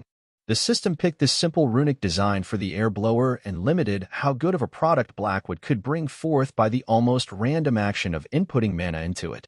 The creation he starts to forge goes much further than any he brought forth before. The rhythmic pounding of metal has an intent and intensity that I never felt before, and it's almost as if something is forging my own body. The heat is overwhelming, and trying to trace the changes, I go deep and let all thoughts fade. Barely as I start to get my rhythm, I feel pain coming from my mana pool and I open my eyes. Just 3 mana points left in the tank. Looking over, I see Blackwood working on a longer blade than a spear, but it's not finished. Getting up, I watch as he rushes, trying not to ruin the halberd's blade. Close enough to a spear that nobody in our village would feel ashamed swinging it. Though describing a couple of holdouts still wielding swords as ashamed would not tell the whole story. They are keenly aware that for as cool as swords are, they are weapons of practicality, not dedicated weapons of war. Even most of the diehards have moved away from using swords as their main weapon, though plenty had backup weapons to be drawn in close quarters and places with little maneuvering room, and that is where swords shine. Our identity as spear wielders, with a few people branching into other polearm weapons like war hammers and halberds starting to be felt even in the ether on the air, though my sensitivity was not enough to parse what was happening more specifically. I watch as the system forces the smith to miss his intended blows during the forging process. With my improved perception field and a lot of training, the system's interference in his movements is glaring, and I try to feel where he intends to strike and glen as much as possible, not based on his movements, but where he was aiming before being restricted by the system. I barely start, a smile forms on his face, though he doesn't stop or acknowledge my actions in any other way, keeping his concentration on the successive strikes. So he somehow noticed what I was doing. It seems my perception field, even without using the skill, is not quite as stealthy as I had hoped for, but at least using it in the bookshop is still an option. Or he is just a much better poker player and was watching me, looking for signs of me using the perception field. Though I'm distracted as with each of his hammer blows my heart wrenches. What had been about to become the most beautiful and well-crafted weapon I ever saw is further and further twisted and bent in unnatural ways before he fixes it. Thankfully, he finishes in a couple of minutes before going to the grinding stone. Everyone else stops gawking and return to their work. I frown at his movements on the grinding stones. I never saw much difference between his intended moves and what he did as he was sharpening the weapons, and this time is no different. Does the system not care about the sharpening as much? After a few seconds, I look at everyone making themselves useful and I start work on my project, though before I'm far on the runic design phase, tweaking the design from Burgess for my next staff. About a pound of silver arrives from the smelters. Too bad Stuart isn't in the village at the moment. That meeting will have to wait for later, but at least I had all the metal I could want. Blackwood looks along the edge of the blade and nods emphatically at his work. I could only salvage a +5 with this halberd. He says, I just wish I had enough mana to last until you completed the weapon. I doubt it would have been just +5 in that case. I say, lowering my head, if this was how long these weapons need to be forged, I won't have the mana for weeks, maybe months. You guys didn't tell him? Tell me what? I ask, placing a pair of deep steel ingots in the forge to begin work. Take them out for a moment. You are going to want to pay full attention to this. I follow his request, and as I see a spear in his hands, the hammer falls from my grip, and I realize how right he was. Any pain from the ruining of the halberd is gone. All thoughts of my own projects vanish. Tentatively, I inspect it, already knowing what it says in my heart, but wanting confirmation nonetheless. Spear of the Wielder. Attack +7. Agility +7%. A named weapon made for the wielder of the spear. It isn't just a small improvement, but 2 steps up the ladder. The description is simple and short, but the percentage bonus is beyond my wildest dreams. For people that focus on 1 or 2 attributes, the percentage would be better than any equal flat bonus. Plenty of people were at over 100 points in their primary attribute, and there are a few with more than 200. You made that with Alex in mind? Is that some title of his? I saw an opportunity and I took it. We sent out a message, but he hasn't returned yet, and from what I heard, the village's finances are tight at the moment. Even if he had come, the price is quite steep. He says, did we unlock something good? You don't know the half of it. You skipped a step and got a hidden achievement. I can now forge +5 weapons freely, and I can start working on armor. Will I be rich now? I mean, with all the +5 items. He looks at me through the corner of his eye and says, no, unfortunately not. You only get paid if you make a better weapon than the normal weapon I produce, though in compensation your cut is increased. Who comes up with these rules? They seem so random. He shrugs his shoulders, before placing the spear on a wall mount and answering me. That is the system for you. There are stories from times long past, before the council. If they are to be believed, the system was a lot looser back then, and this myriad of intertwining of rules were quite different back then. How much do I get? This weapon costs 2 gold, so 40 silver for you, Blackwood says, extending his arm. And the other one was just a +5, so you don't get anything for the halberd. But talk with Charlie about the fact I now can make dozens of +5 weapons a day. You can negotiate a cut from any sales outside of the village. It was your contribution that allowed it, and you are not technically part of the village. There are a few rules about that. I hadn't thought about that. If he tries to stiff you, you can always say you don't want me producing any weapons with your achievement. The rules over it are a bit iffy, but most blacksmiths would respect a request like that. Can I? My heart beats faster as a thought crosses my mind. Can I go to work on other villages' smithies and help them forge +5 weapons? Permanently? No, there are limitations in place. All you can do is send you mana like you do here. What else about these limitations you can tell me? You can only improve weapons on a single forge per day, and you still only get paid for weapons above +5, no matter which forge you are working on. Oh, it would be too easy if I could just spend the whole day going from one forge to the next. Hell, I could probably work on them simultaneously if it was allowed. I say, slumping my shoulders. Though as I move back to start working again, I remember my subclass Creator. I still haven't picked the skill from it. Creator. Unlocked skill slots. 1, 50% of 2 skills. Imbue. Level 10 unlock. Create. Level 25 unlock. There are no descriptions, the names are short, and I have no context to know what each skill does. Looking at the blacksmithy, already gifting us more knowledge after the double tier I just unlocked, perhaps he can tell me something about it. Master, I have a subclass with a couple of skills, and I don't know what to pick. I shouldn't even be surprised. 2 subclasses at level 50, okay. What skills? Either imbue or create. I got the creator subclass. His eyes go wide hearing my words, and he looks around saying to everyone, "Nobody heard a word about this. Do you understand me?" Everyone nods, and I relax my shoulders. Each of them is trustworthy, but there is no sense in spreading information more than necessary. They had no reason to know stuff like that, and it wouldn't help them in any way. I just didn't expect this to be such a big deal. He puts down his hammer, and we head to the wood storeroom at the back. After raising the runic protections in his smithy, he starts. I shouldn't be surprised you managed to unlock another subclass after you got the level 10 one. But creator? That is something very rare. I could have chosen it as the main class, but one with the world seemed a better fit. That is the most important aspect, though with your capabilities, instead of a stone around your neck, a bad class would probably still be manageable. Especially with the right choices for subclasses as you unlock them. So what is your recommendation? The create skill. Imbue is very good, but against create it is no contest, and if you unlock the upgrade, choose it over anything else. I grimace, thinking over the other skill I had upgraded, though this time it is probably different. Okay, so what does it do? Chose it and see. So I do as he suggests before looking at the description. Creation, level 1. Passive effect, provides insight into any creation of the user. Active effect, use mana to create something out of nothing. Oh, it's open-ended, but I can see the possibilities. It will make anything you make better passively, and the active effect comes with a lot of restrictions, but you have plenty of mana to burn.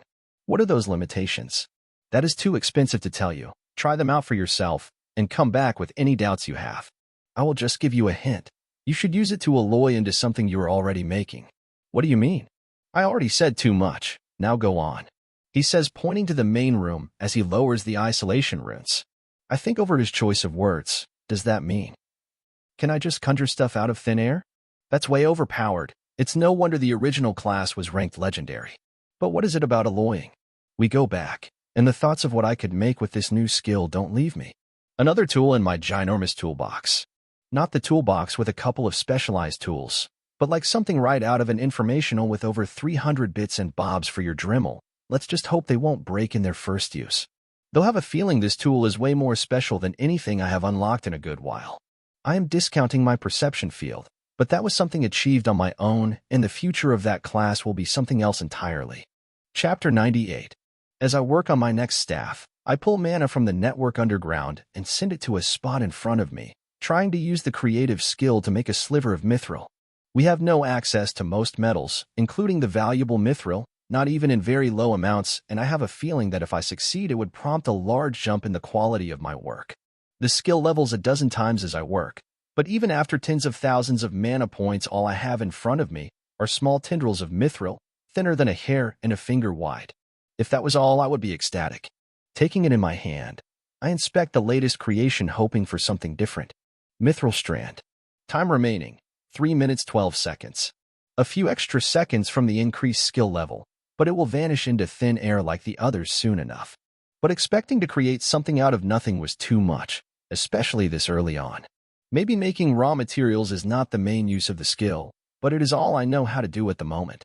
I try making something more humble, a sliver of copper for a couple of mana points, and I'm glad to see the timer is much longer. Time remaining, 1 hour 35 minutes and 12 seconds. Will it properly meld in an alloy? That was probably what Blackwood meant, but what if it disappeared the entire piece? I start making a dozen other test batches and melting the silver slivers into copper or iron to see what happens. A few strands of silver and a copper, just like what I used in my first forged staff. The timer goes from around 30 minutes to 30 hours, but it's still far too short, especially given that I already had access to a lot of silver. Perhaps I needed to be practicing the skill a lot more before I try to make something with it. Just as a test, I try to put a single sliver of mithril into silver, and though I would guess that the result would have been the best alloy I ever worked with for engraving, I don't find out. The temperature doesn't even soften the mithril, But even if it increased to an hour or two, it wouldn't be enough for practical use. That would require a day at the minimum. I put everything back into my inner world before starting work on the staff again. I could dream all I wanted about what it would feel to engrave on Mithril, and an hour was a world better than a few minutes, but it is not worth the trouble. As my hammer falls to hit the deep steel rod, which will eventually be rolled into a cylinder for the staff, I try to look at it like my roots. Just something to mold into shape, and at every hammer strike, I try to imbue each of my actions with the active component of my skill. It slowly conforms to my will ever so slightly more than usual, though I can't be certain if it's this skill, my natural progression in smithing, or something else. As the rod slowly becomes a band and then a hollow cylinder for my staff, I engrave runes with pure silver on the surface. I could have splurged on gold, but there is a chance I will no longer have the income from the smithy if I can't reliably help make a +6 or 7 weapon, and a single gold coin would probably not change the alloy that much. I finish a good 2 hours after I restarted, a lot longer than most weapons take, though the extra time pays off. Well-made staff. +5 attack. +5 wisdom. +1% increase in magical attack power. Mana charge, 0/21. Yes, finally a percentual increase for magical attacks. Burgess improved on the current designs after reverse engineering the staves from the shamans, but they use an entirely different runic system, maybe even purposefully made incompatible with us. Nobody had yet successfully made it work, but my success gave him a little more direction to continue his research, and I guess this is just the tip of the iceberg. After I cracked open the gate, we learned a little and would broaden our depth of knowledge in yet another direction. I say goodbye to everyone in the shop and head off to handle all the other things I wanted to work on. That just took me over 4 hours, far longer than I usually spend at the forge, but today was special and I don't regret a single moment. I go looking for Stuart again, but he still isn't back, so I come back to work with Burgess. They have made a lot of progress in the last week or so, and I wanted to see if there was anything that I could take from it beyond the design for the staff. As I approach the MRI, I listen to him speaking. No, the small distortions destroy any of the runes in moments. Even trying to shield them is useless. They need to be further away from the engraving. But that allows much more interference and warping. We have to figure out how to effectively protect the runes. Replies one of the researchers. I enter and see him hard at work with 4 other researchers at the table. What are you guys working on? I interrupt. The runes you brought back that are supposed to be teleportation or something brought life to the spatial research. It's been too long and we haven't made any progress on it, says the same researcher. Show me. Maybe I may have some idea. Okay. They start going over their problems. It has been over a month we made any progress with the teleportation runes to reach the place the wolves spend the day and the rabbits spend the night. Though there is a good chance it would not be that useful even if we eventually manage to reach that place, just understanding how to do so is a nice addition to our magic studies. As they run through all the runes they know that affect space, and I start to map out their effects and how they interact when combined, something slowly starts to bother me. Something about their nature is off, and I start growing a few variations in my inner world. As each iteration of their design goes even faster than what Merlin could do with the roots, progress on it is rushing along at unprecedented speeds. The table in my inner world starts seeing more and more designs. I shift the roots atop the table in the shape of the runic designs they come up with, and inside the inner world, I let my mad scientist ideas run wild, following all the tangents that hold some promise. I rarely had such strong intuition, and I fully trust at this time. My main class, One with the World, seemed to make me even more aware of whatever my intuition tried to tell me, and I am fully enjoying the benefits. Hours later, one of the designs starts showing strange signs in the inner world. I move it away from the other runic formations to see if it's about any kind of interference, but the change that grabs my attention happens on the edge of the inner world. I look at the widening gap between the hemisphere of dirt and the edge of the space. Just a few inches, but as I continue to drag the meter-wide formation closer, that gap grows, expanding to almost a full yard when the runes are touching the outer barrier. That is what I'm talking about. Finally, some progress on my inner world. I feared that I would be stuck at the limited sizes the level increases allow. I'm going to stop for a while. I need to work on something I just discovered, I say as they're unaware of everything happening in my inner world. I move off to the side and concentrate fully on growing the same patterns repeatedly around the inner world. Along the bottom between the soil and the limits, and growing in the air to form a giant dome covering everything. I spend the entire night consumed by it. Everyone else leaves me there sitting cross-legged on the ground as they go to sleep or work on their own projects. mana, my connection to Aspen, and the new skill, creation, all come together to help me in forming a spheric runic formation all around the inner world. I work hard on making it smooth and balanced braces and bands to distribute the weight all around, and I'm not disappointed as the whole structure stays in place. Though if that had failed, I could always stop generating gravity on the edges of the inner world. By sunrise, the inner world has grown to be in all directions a few inches more than the initial attempt. About 96 centimeters. I tried plenty of other designs in small places, but nothing was much better than the first one. I failed to grasp the intricacies of how and why this rune configuration worked. There is something in the logic that is escaping me, but instead of continuing to bang my head against the wall fruitlessly, I get up, smiling. I had made some progress on it, and that's all that matters. With an inch of ground, I will fight and improve on the design, so it is not hopeless. With a pep in my step after the lucky find, I go to find Stuart.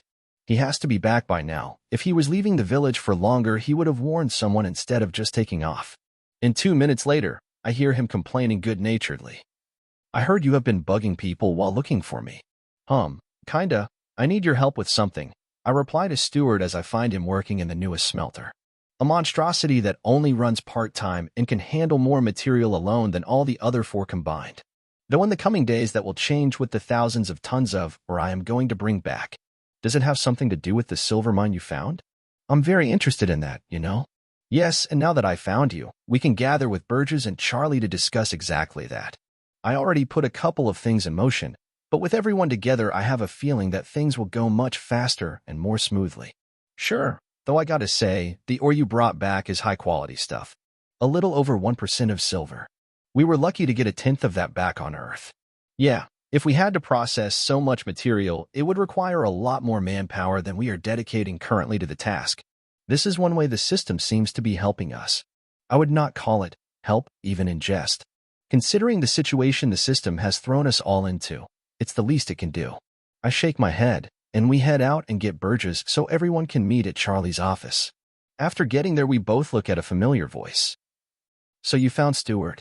I don't know why you were so insistent on having everyone together, but fine, says Burgess as we all sit waiting for Charlie to finish writing a letter and talking with 2 messengers.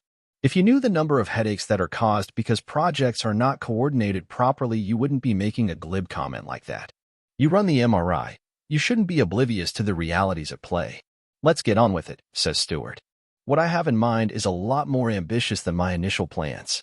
I mean, 1 silver mine is all well and good, but the logistics of making it work and expanding my network so I can find all the other resources in the high-level zone are complicated. With the sudden increase in the mob's levels, I trail off. Yeah, says Charlie. They have been increasing by over a level every day for the last 2 weeks. Damn, shouldn't we get the commander here on it? He already knows, and this is not a meeting about how to handle the mobs, just something to keep in mind. I don't think Nash wants to enter the high-level zone just yet, says Charlie. No, that is not my goal. What I want is an effective remote mining strategy. I have a couple of sketches, but you are bound to have good ideas making some type of remote mining tool. I say to Stuart. He bites his lip before saying, why can't we just tunnel underground? Didn't you say it was located some 600 meters in? That is not a very long tunnel for access to a silver mine. I look at him not having thought of the idea. Maybe, but Charlie interrupts my thoughts as shakes his head and speaks. Wouldn't work. We tried exploring the high-level zone this way. Any tunnel large enough for someone to move through is immediately attacked. So even with an autonomous vehicle, you will have to make it small or not rely on tunnels at all. I didn't run into that particular problem, though I did find out that not even the sky is safe. They have some strange powers. They instantly popped my mana shield, and I almost crashed full speed on the ground. I interject. I had forgotten to ask you how that went. So, air raids are a bad idea. Charlie asks. Monumentally so, I say. How large can the tunnel be? Up to 1 foot is safe. Maybe 1.5 feet. 2 foot wide is instantly attacked, and anyone moving underground is also attacked no matter the width of the tunnel. Charlie answers. I look at Stuart, and he grins at me. Oh, I can work with that. Now we just have to see if you 2 will be able to deliver on the idea I have in mind, I say looking at Sturt and Burgess. The conversation keeps going for over an hour, though after a while Charlie leaves no longer having much to contribute even as we hog his office and outline a general direction for the project. Yes, I'm liking the direction this is going. And after setting it up, it will provide a lot more silver without being a drain on my precious time. We keep going until we all have a good plan before going our separate ways to start our work. Chapter 99. For the next few days, I work frantically to get everything in order. The mine, my inner world, expanding the network in the wild and adding more villages. Each village in the network that accepted my invitation started adding a little more mana to the pot and increased the budget I had to work with. Though as a couple of villages started to make further inroads in the runic business, they might start hoarding their mana for their own use. My understanding of runes fueled by the promising research lines in both the Institute and Merlin's Academy grows by the day. I made the trip back to my home occasionally to work there, but there was too much that required me to be in person in the village. I walk out of the forge with another 40 silver in my pocket. Blackwood may only have made one weapon on the previous days, but the reward was significantly bigger than before, and I would soon see the money from Charlie's agreement with the other villages. I doubted there is anyone with this much capital in the surrounding villages, possibly in the entire instance. Even after almost 3 months, few jobs pay more than 20 or 25 coppers per day, and that means without spending a single copper coin most people would need one of these high-end jobs to gather the 4 silver coins at the end of the 3rd month. Just a few more days, as the few who didn't have enough saved up worked frantically to scrape the last few coins. I look in the special space where my book resides as I jog back to my hut in the village. I will get to you in just a few more minutes. Let me just check the messaging system. I touch the runic structure embedded in the inner part of the wall as I cross my door, and seeing that no other village tried to contact me, I send my awareness to my inner world. There I find a small cube of grown roots with much of the written knowledge, and notes the village generated on magic and how the system works. The exact type of knowledge that the book seems to prefer the most, though I know by heart most if not all the village's magical knowledge. It was just a test. And if we keep expanding the MRI in the academy, the amount of material coming out will be beyond what I could hope to read on my own. I for the first time earnestly use the forging tools I prepared in my inner world, and light a fire which the aster and the other rabbits seem intensely curious about, though they are smart enough to keep their distance. In the inner world goes my book, and I open a pair of portals so I can pass my hands inside, though that is probably the wrong way to describe it. Not even an atom of my own body can enter the space. The portals just deform like a form-fitting glove against my skin. In practice, it makes little difference if I can enter it or not given what I'm working on right now. The reason I can't put even a hair of my own in the inner world while other living creatures can still inhabit it is a mystery, but it is possibly just another quirk of the system. Or perhaps it worked by using my body in some way, and trying to put something within itself is simply impossible. The first rune I created, the bedrock of all our communications, is very handy in proving all kinds of strange and new interactions with the system's runes. We were hard at work studying the runes from the teleporting mobs, the ones from my trial, and ones we traded with another village that had little use for them, though they kept the source a secret. I shake my head trying to get rid of the headache starting to form after thinking about the spatial mechanics. I already spent long enough working on space runes during the last few days. It is becoming important, but I need a break now and then. With everything in place and the silver and gold heating up, I take the leather-bound book and start carving its exterior in a carefully arranged runic design. After a good half an hour, long after the metal melts, I start pouring them in the sulks of the leather, and similar to my tests, there isn't even a hint of smoke as the molten metal conforms to the carved-out shapes in the leather of the cover. I don't know if this is the right course of action. For all I know, I could be ruining it, but I had delayed this step too long already, and I still didn't have any more information, though my gut tells me I am at least in the ballpark. I don't overfill the cover, leaving plenty of space for other materials and new runes to be worked on. I open the book and start using an expensive, but necessary bottle of engraving ink prepared just for this. Though engraving ink is just a fancy name for ink laced with silver and gold, which the improvement in magical conductivity is worth the cost. I open the last page of the book, though I need to take a little care, for if I try to leaf from the start to the end, there seems to be an endless number of pages in between. I hope that means I don't have to worry about ever running out of room for new information to pop up. I ignore the pain in my heart as over a gold coin is absorbed in the pages. For now, the only source of gold is from coins, and the merchant is more than happy to trade 100 silver coins for it. At least I no longer needed to worry about silver so much with the steady supply coming from the mine. I start on another more extensive runic design with specially designed contact points so they touch the inner parts of the formation on the cover. Dozens of pages in the back are filled out with intricate designs that don't require a lot of mana. Hours pass and the sun finishes its climb in the sky before starting to fall again before I'm finished with the back and the front of the book. As I start to inscribe the first page instead of just adding a note, the first few pages start turning blank, and all the filled pages move a little closer to the middle of the book. It's almost as if it understands what I'm trying to do, or just by sheer coincidence, I'm doing exactly what is the proper way of going about upgrading a book. When I am finished, I close the book so the formation will come into contact with itself and send a couple of mana points into it. 5 mana points fill the small battery.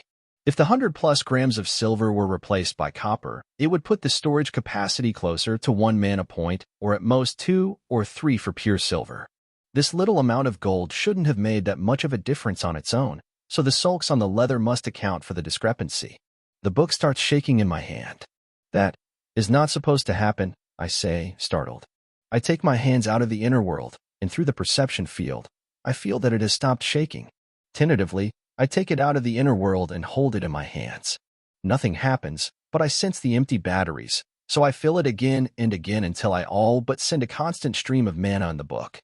An ever-increasing stream of mana leaves my pool until it starts running dry, and I take mana from the battery, but a violent reaction from the book sends me tumbling around. So, you don't like other people's mana? Looking at a smaller battery, I take the mana from the last couple of days.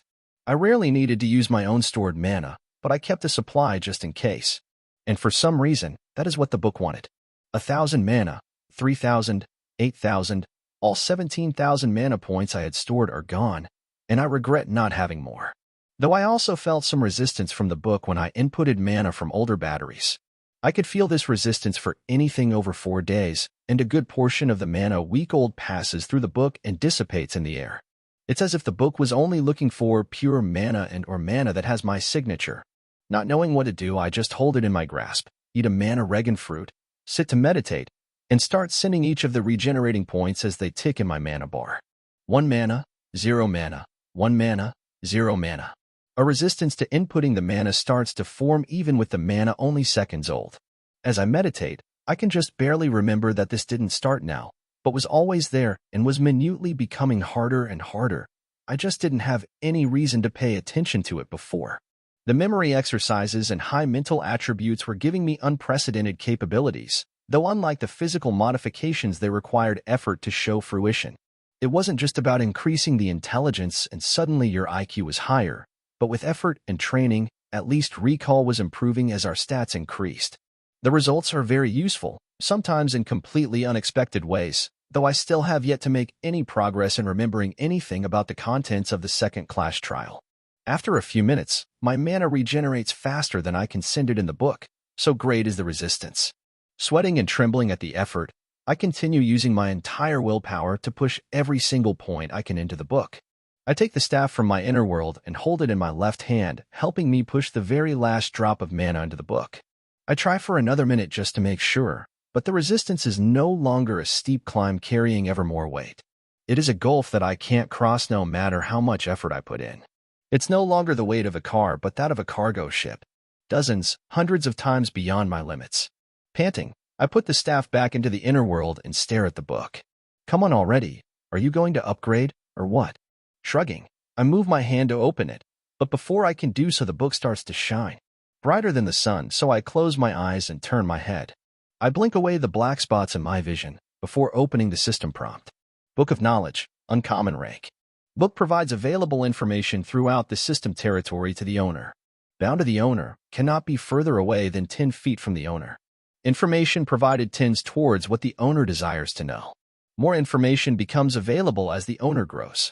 More important information can be obtained by upgrading the book. The rank can be increased with a massive infusion. Other bonuses may be acquired. Abilities. Grimoire. Store complex runic designs to remember and speed up their creation. What has changed? At the bottom is the obvious change, and I will experiment with it, but I take a look at the notes from the old prompt and compare it word for word, before grinning at the change. In the very first line, it's no longer commonly available information, just available information. It's an improvement already, and the direction the book will take starts becoming clearer. Sending mana into the runes outside the book isn't easily, but it doesn't empty. So I place it on top of the repository of knowledge I made in my hut, and I feel as something happens. A couple of mana points start going down, but it accepts the mana from the village's batteries, and I grin. It was just during the upgrade process that there was that particular limitation. Good. After less than a minute, I feel the mana draw slow to a trickle and then stop. Did it? It's not supposed to do that. The mana flow should have continued to be about 1/10 of a mana point constantly until it runs out. As I take the book, I see a couple of runes have changed inexplicably, and it only takes me moments before I realize the change. It has a mana switch. Shrugging at the change the upgrade brought to my design, I open it, and I'm greeted by a lot more pages filled out.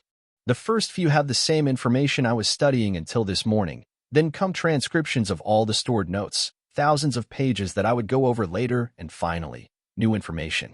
I learn about dozens of runes and hundreds of rules on how runes interact with each other. I learn what effects runes have on each other and the environment, and I learn about the history of the system. I learn the culture of other people and a little more about how integrations progress. There are a lot of missing pieces to the puzzle, and just this single read-through won't be enough, but the lack of knowledge of the system is starting to wane ever so slightly. With this information, our chances just got a little better. We have a real chance to beat the Council's game. Not because it will be easy, but because we are starting to learn. We need knowledge, and now everyone can start contributing. Notes taken on the other side of the instance can be inputted in my book, and knowledge will be generated based on whatever algorithm governs it. If you know thyself, and you know thy enemy and all that. And this is a way of learning about ourselves, our enemies, and maybe even potential allies for Earth. Chapter 100. I leave my little hut feeling something strange in the air. Wind blowing, still slow but faster than the very light movement from day one. Before, not even the finest dust particles were lifted from the ground, but as I squint my eyes against the light of the sun, I can see them floating in the air. Nobody has passed through this alley in the last half an hour or so, and that means this is the result of the faint wind. My perception field is handy that way. Even keeping it close by, I can still perceive people up to 20 meters away instinctually.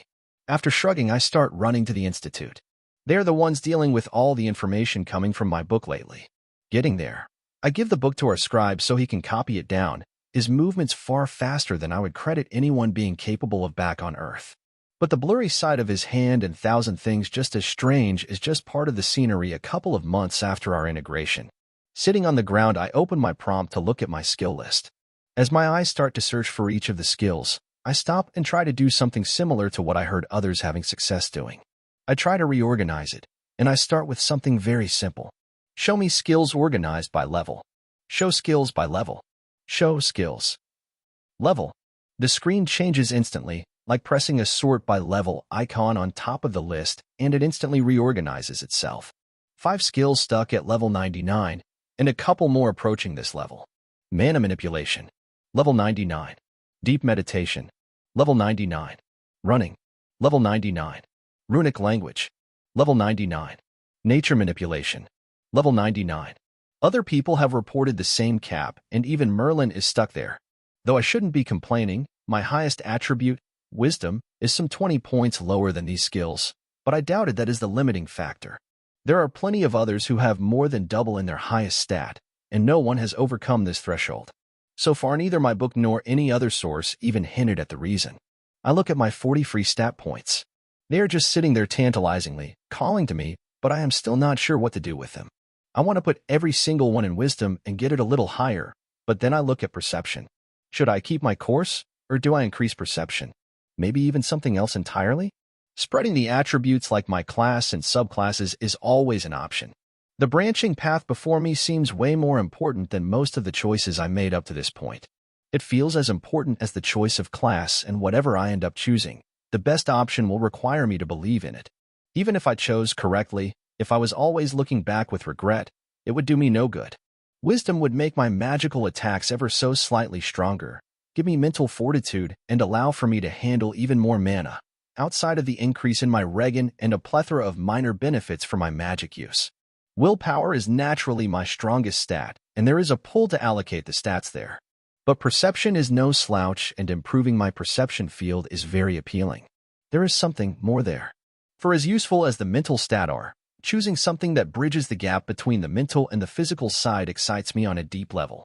Except the benefits aren't tangible, and maybe it would be better to improve this particular skill back on Earth in the years we will have before other people start invading our planet. I can even go the pure power route and increase my intelligence and scramble to reach what is in Merlin's reach.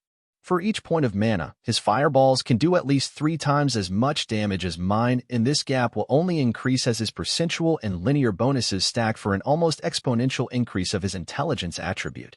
There may come a time where his intelligence alone could be greater than the sum of all my combined attributes, and that single thought stops me in my tracks. I don't regret choosing the balanced approach. Focusing on a single attribute didn't mesh well with me, but I chose One with the World for my main class for a reason, even if nobody else can understand why. Pushing ahead following what I believe in will give me the most benefit. I start putting all my points in perception. Every single one of the 40 points, and cracking my eyes open, I press the confirm button. Done. There is no changing it now, and I am happy with my choice. I will never catch up with the likes of Merlin on raw power, and trying to keep up, even if I could for a time, would be folly. My path leads elsewhere, through different valleys and mountains, and trying to conform to what Merlin has done would be a disservice. I take the plunge with no compunction, ready to rely on my wits and varied tool set, along with the sheer amount of mana and mass my companion provides me with. Looking at my stats screen, I'm left a little disappointed. I knew what was waiting for me there, but I'm still disappointed at the very modest increase in everything but perception. After my decision not to push on with Ether, the fast increase in stat points has ground to a halt. I could have probably pushed a little while longer without suffering much from the adverse effect of forceful Ether usage, but it was best to cut these things on the knob, especially as I didn't know what the eventual cost will be of overly relying on Ether. But I have to find an alternative way to increase my stats. That is the only path to realistically get stronger. I will be stuck at level 50 until I took the next trial class, and even if I don't mind wasting the chance and risk lowering the rarity of my class and the potential it has, I need to wait for the 30-day countdown to tick down to 0. Shaking my head, my mind goes back to the path before me. I had a feeling the stat cap that I will reach is still the same, but with the slow training without Ether or better techniques, it will take a lot longer to reach it. Maybe even centuries, and I want to shorten that by a lot. And if this new method somehow kept the system's interference at bay, all the better. I'm not too enthused about letting the system keep sending its Ether constructs into me every time I'm about to increase my stats on my own. My frown, however, doesn't last long when I start noticing more in front of me. I blink a few times as my eyes go wonky. I close them for a minute, and when I open them, whatever change the system was making is done. There is so much more information. With my peripheral vision, I can make out details that many people may have missed even if it was in front of their faces, at least before the system. Most people without locked stats have close to 20 in perception, which is worlds beyond the normal state of affairs back on Earth. I squint my eyes as I look at a spot in the wall. My vision zooms in, and it's almost as if I'm inches away from the wooden walls. Details that would have escaped me before the system unless I was with my nose right against the wall are now visible from meters away. The small indentations in the wood, the slight color variation between the fibers, and even the individual splinters. I sniff the air lightly, and I can sense so much more. What is organic, and if it was one of the buildings we had made in the last couple of months, I could understand a subtle smell, but this is one of the original buildings of the village. It shouldn't have the strongest smell. I get a knife from the inventory and nick the wood in the wall. A blast of odor hits me as I inhale deeply, and I almost tumble backward. That was unexpected. If my normal senses experience changes like this, what improvements does my perception field hold? Though I need to be careful and get used to the stronger senses, almost fainting in the middle of battle is not a good idea. At the door, someone peeking their head and interrupts me. She enters the institute while staring at me. I close the system prompt and stretch my whole body. I didn't spend long sitting, but I had a feeling she wanted me to follow her, and I'm proved right in just a few moments. Nash, we ran out of seats. Can you refill the barrel at Scout Central? She says, referring to the little watering hole for the 60 or 70 dedicated scouts in our village. Sure. You ran out already? Yeah, and if you want to leave even more behind, they won't go to waste. There aren't that many of you. I left well over 200,000 small seeds last time. I say, referring to the other scouts.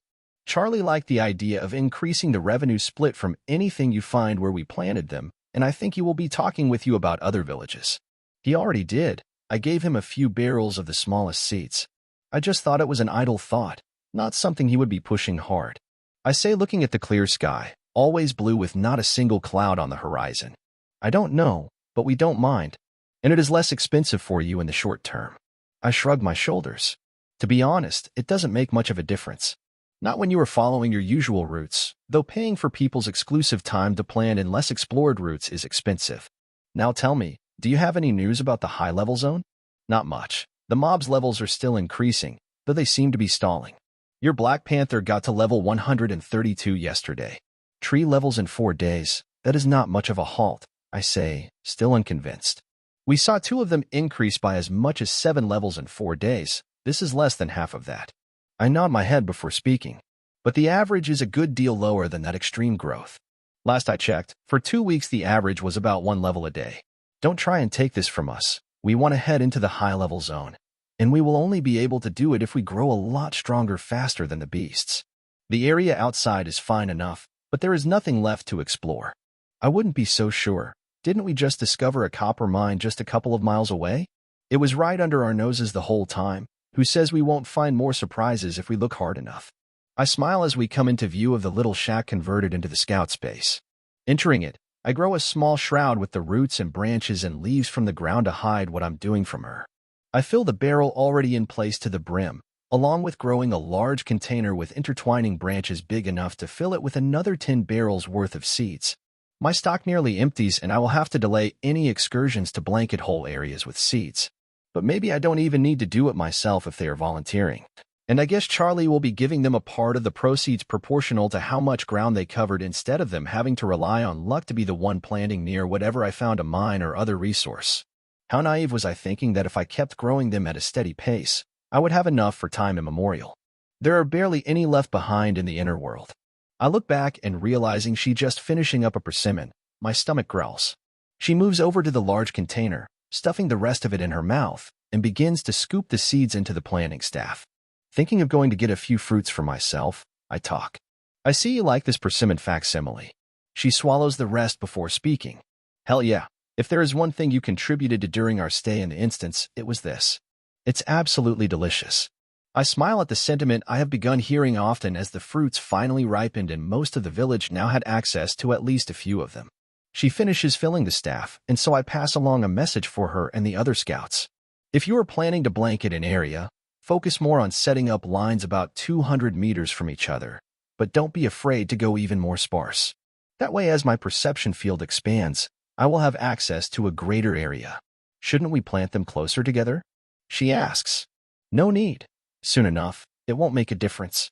Okay. Watching her move out of the village while extending my perception field to the maximum range, about 52 meters, I walk to the back wall of the village where the persimmons are growing. They needed a little mana to make them mature in weeks instead of months, but it is worth it. As I relish the meal, my perception focuses on the nearest trees through the network. I have seen Pando's seed. Nope. I have seen aspen absorbing plants into itself and experimenting with them in past, but there is something tantalizing about it. Maybe I could improve on the method. I extend the tendrils and start pumping mana to the trees a mile over at the back of the village. I skip the closest ones, as we will probably start cutting them down soon enough. It takes me time to absorb the hundreds, thousands of kilograms of biomass that make the tree I chose. Each inch is a struggle, though it is a fight that relies mostly on my willpower and control. With a very thin stream of mana for a few minutes, I add a good 1,500 kilograms of mass to Aspen's network. I could add about 30 trees every hour at this pace. More mass than I could reliably grow, and would cost me just a couple of hundred mana points. But that takes too long. Aspen doesn't weigh much when it comes to it. He has spread over thousands of miles, but it is mostly in thin lines except in the few spots I spend a lot of attention and mana growing and thickening the roots to make batteries or other runic formations. This is an option in some cases, but after thinking for a few minutes, it doesn't seem worth the time investment. After wiping my chin with a cloth and sending it back into the inventory, I get up. I failed to find something worth my time here, but if Aspen wants to do it, it will help him gain more biomass. He may even have more luck in coming up with a better method. What I am about to explore are the changes that the 100+ perception brought me. No one else experienced a sharp change after crossing the 100 stat point threshold, and that means I was missing a piece of the puzzle. Though I could always be blowing this out of proportion, maybe I just increased the stat a lot more than most people did at once and was shocked at the change. Curious, I head off to play with the perception field and see the changes there. Regardless of the reason, I am bound to have made significant improvements there and gotten closer to being able to read the letters in the book. Bookstore, just you wait. I took at least one step in the right direction, and soon I will be coming for you.